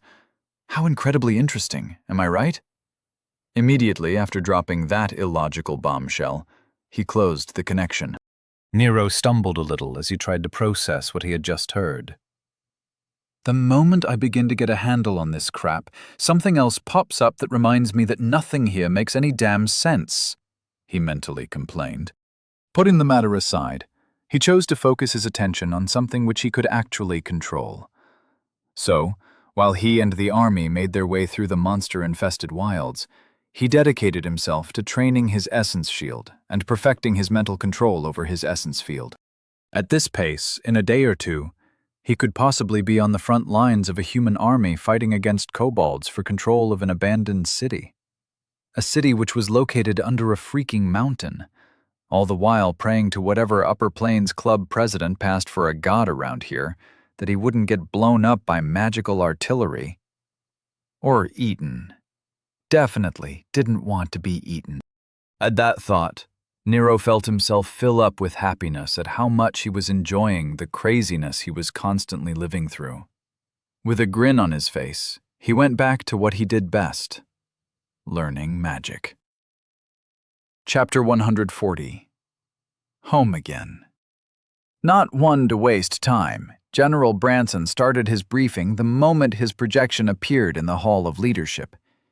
His face hovered above the center of the room, the projection displaying him on each side of a large, square holographic box. Every person of influence in Dorchester was present, nobles and near-nobles alike. They all were silent as the man in charge of protecting their city began to speak. The general's voice was loud, and it echoed around the massive room. Before I get into the requisition authorizations we'll need, I'll begin with a brief update on our situation. I'm sure you've all been reading the reports, casualty projections, and strategy suggestions, but the past 30 hours have been hectic, and I'd prefer if we confine this meeting to the facts and the Army's immediate needs. The Leadership Council all nodded, eager to hear the comprehensive status update they've been waiting for. It was understandable that the general was unable to do so before now, but if they were to help, they needed to know what was going on. There was only so much they could learn from the general intelligence they'd been receiving through the Army's updates on the Thought Hub. Below the general's hovering projection, a 3D model of the massive mountain appeared. The detail was immaculate, and they all watched as the exterior became translucent. The outline of the interior fortifications and tunnels was clearly displayed. From the central pathway through the mountain gate, they saw the various levels going both down into the depths and up through the mountain. Several tunnels with exits protruding to the surface were highlighted. Most of those were green, while others were varying shades of red. The general's voice narrated what they were seeing. During our initial efforts to reopen the underground city, Mountain Teams 4, 5, and 9 came into conflict with what we initially thought were kobold scouting parties. After quickly eliminating them, our priority was intelligence gathering. After all, the entire complex was supposed to be locked down. We attempted scrying and essence scanning, but what the mages were seeing wasn't what was actually down there. So, we were forced to send teams down to visually inspect the tunnels. Unfortunately, what we found was a coordinated response that nearly wiped out our investigative forces. While several sections started flashing, highlighting the areas where the early conflicts occurred, several more projections appeared. Each one was showing a memory engram from some of the members of the mountain teams that were part of the initial battles. The general's grim voice continued on. After pulling back, we reinforced the mountain gate as a precaution against invasion. At this time, the kobolds have been repelled, and our line is holding. Enemy numbers are still unknown, but several scouts were able to get deep enough to give us some idea of what we're dealing with. The projections changed to show that several of the large caverns which had once housed their ancestors now had been repurposed into kobold dens on a scale which boggled the mind. Massive stone pillars had been erected, each with numerous hollows filled with flickering torches. The structures stretched to the ceiling, indicating thousands upon thousands of kobolds. At their base, forests of misshapen trees which had been adapted to live in underground environments covered what was once farmland. The overhead essence lights remained unpowered, leaving the images shrouded in shadow. We weren't able to get too deep. These images are only from sub-level 5. Even more concerning, we were unable to retrieve any intelligence concerning what was happening on the higher floors. But all of this leads us to believe that the kobolds have taken over the mountain city. Until we know more, their civilization will be treated as a Class 6 threat. His tone was ominous, leaving no question as to the seriousness of the situation. Lord Cosgrove's voice interrupted him. How do we know they've progressed to a Class 6? Do you have reason to believe that they have access to planar gates or totemic magic? Seemingly unbothered by the question, the general replied, "We have no direct evidence, but if the population numbers are anywhere near what we think they are, then it's incredibly unlikely that they haven't made contact with their brethren in the elemental planes. Also, they're advanced enough to be interfering with our ranged intelligence gathering. Whether it's a mirror ward, illusionary great magic, or something we've never heard of, there is no way for us to see what's happening down there. So, for now, we're treating their existence as a city killer." Everyone in the chamber knew what that meant. If they were unable to stop them, populators would come and wipe their city, the mountain, and most of the surrounding area clear off the map. Hopefully, they'd at least evacuate them all first. Oglevark wouldn't stand for a threat of this magnitude to exist within its borders. After giving the room a minute to process the peril they were in, the general's tone snapped them all back to reality. "We've already dealt with almost all of the known egress points out of the mountain, and teams are currently eliminating anything they find on the surface. For now, they've been contained. Our next step is to go in and dig them out. The area around the mountain gate has been repurposed for the army's use, and divisions are being assembled as we speak." Looks of appreciation and relief were seen on everyone's faces. That was great news, and boded well for the chances of Dorchester making it through this crisis in one piece. Calm and collected, the general continued. "What we need going forward is your support and resources. If you open the briefing packet you've been sent, we'll begin with what we need from the Guard."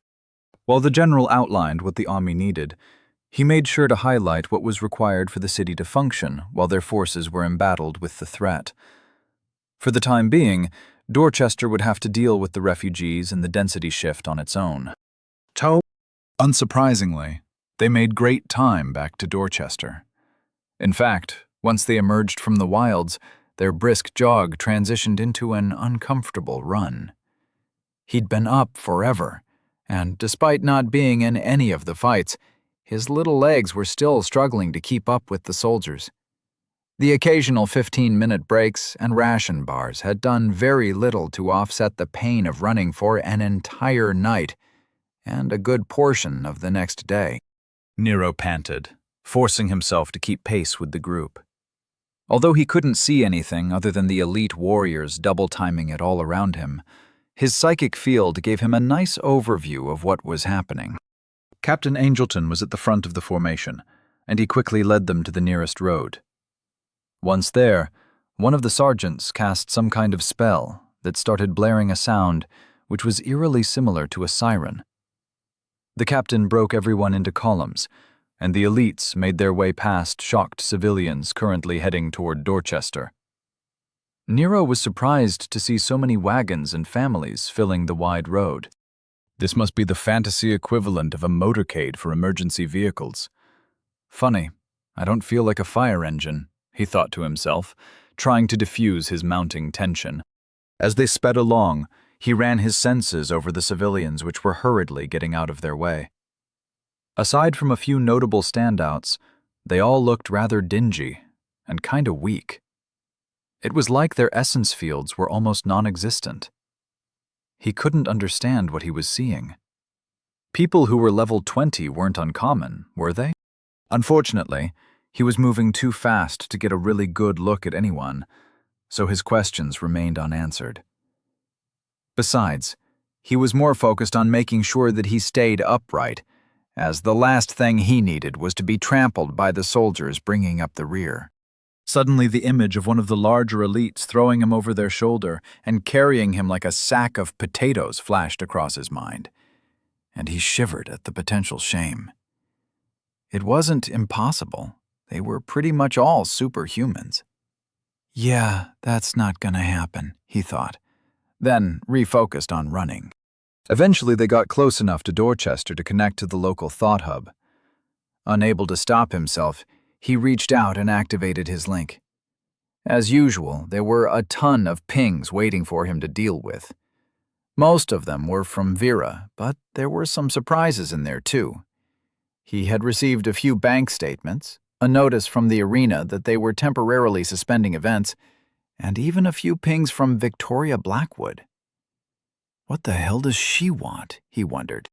Opening the message, he almost stumbled when he read the contents. According to the first ping, she wanted to create closer ties with House Walker, and she requested a dinner when he had the time. The next ping was from a few hours later, and she politely retracted the invitation while applauding him for his service with the elites. She went on to say that the invitation remained open, and whenever he had time, he should contact her directly, as she looked forward to working together for the betterment of Dorchester. What a load of shit, he thought. Ignoring the blatant political doublespeak, he just forwarded the pings to Vera. She would deal with them at some point. Realizing what he'd just done, he winced. It was never a good idea to send a woman a message without first checking what they'd already sent him. Immediately, he started going through the multiple pings in his backlog. Some of them were still there from before he had his dinner at the keep. It was like seeing a record of his time in Dorchester narrated by an angry soccer mom. His thoughts bounced around as he read through the pings. There's the one where she warned me to behave in front of the nobles. Oh, she was really pissed about the whole assassination thing, huh? Wait, that's from the first time someone tried to kill me. Yep, there's the record of the bet she made on my behalf with the arena. Then this one is about the training schedule. Blah, blah, blah. Huh, she took over the estate I own? Cool. I need to get over there at some point. Holy crap, I have a lot of employees. When the hell did I tell her to start a mercenary company? Nero's mind was reeling as he went through them. There was so much information that he had been ignoring that he felt like an absentee father hearing about his kids' accomplishments from the nanny.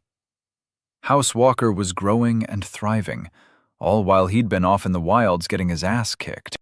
Nero kept reading, finally going through all the paperwork and records Vera had been sending him. He noted a few pings from people he hadn't met yet, recognizing their names from Vera's pings. There was his household manager, Vance Lester, who was currently maintaining his estate. Some lady named Joanne Upton, who was the new director of Walker Security Contractors, or WSC. There really were too many pings from people he didn't know, all of whom were sending him updates concerning their work on his behalf. He was so enthralled by what he was reading, he didn't notice that the column was coming to a stop. His thoughts were brought out of his link when he face-planted into the backpack of the soldier in front of him. Stuttering to a stop, Nero grabbed his bleeding nose. Son of a bitch, he thought in annoyance. Panting hard, he looked up at the tired faces of the surrounding soldiers, wondering what was going on. They were all staring forward, calmly waiting for something to happen. Focusing on his essence field, he tried to see what was happening at the front of the formation. He realized what was going on almost immediately. The incredibly tall walls were almost blinding his mental senses. I can't believe I didn't notice they were enchanted. I need to start paying closer attention. How do main characters handle all this crap happening at the same time? Where the hell is my helper fairy, or my AI companion? My old life was defined by me constantly playing catch-up, and this one isn't turning out much better, he lamented. Now that he was paying closer attention, he was able to see when they were given leave to enter the city. Barely having been given enough time to catch his breath, they were back to running again. Hopefully we'll be given some time to rest before we get sent into the mountain to fight the lizards. Dogs? What the hell do kobolds look like here? All I'm getting from the word is a vague concept of an animal-like enemy that could either be short, tall, hairy, or smooth.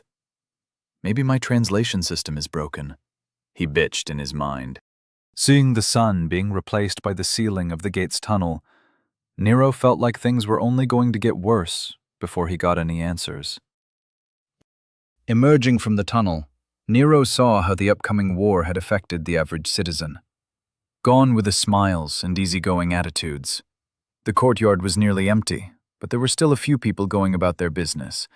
Yet, now there was an undercurrent of defiance hanging in the air. It was surprising, because he'd figured there would be more fear and panic. But it kind of made sense, considering that they've been living their entire lives behind enemy lines. Just past the walls there was death, eagerly waiting to claim them. On that cheery note, Nero focused on where they were heading. Their columns ran through the city, past the gate compound, and straight toward a large warehouse. It was around 2 stories tall and made of solid gray stone. To Nero, it looked like a storage facility for all the crap no one wanted in their houses, but they were too lazy to get rid of. It even had a gate surrounding the property, as if the owners wanted to advertise that there was something inside worth stealing. The wide wooden doors were thrown open, and soldiers stood by at the entrance with what looked like clipboards. Happy to finally be walking again, Nero put his hands on his hips and tilted his head back in relief while trying to catch his breath.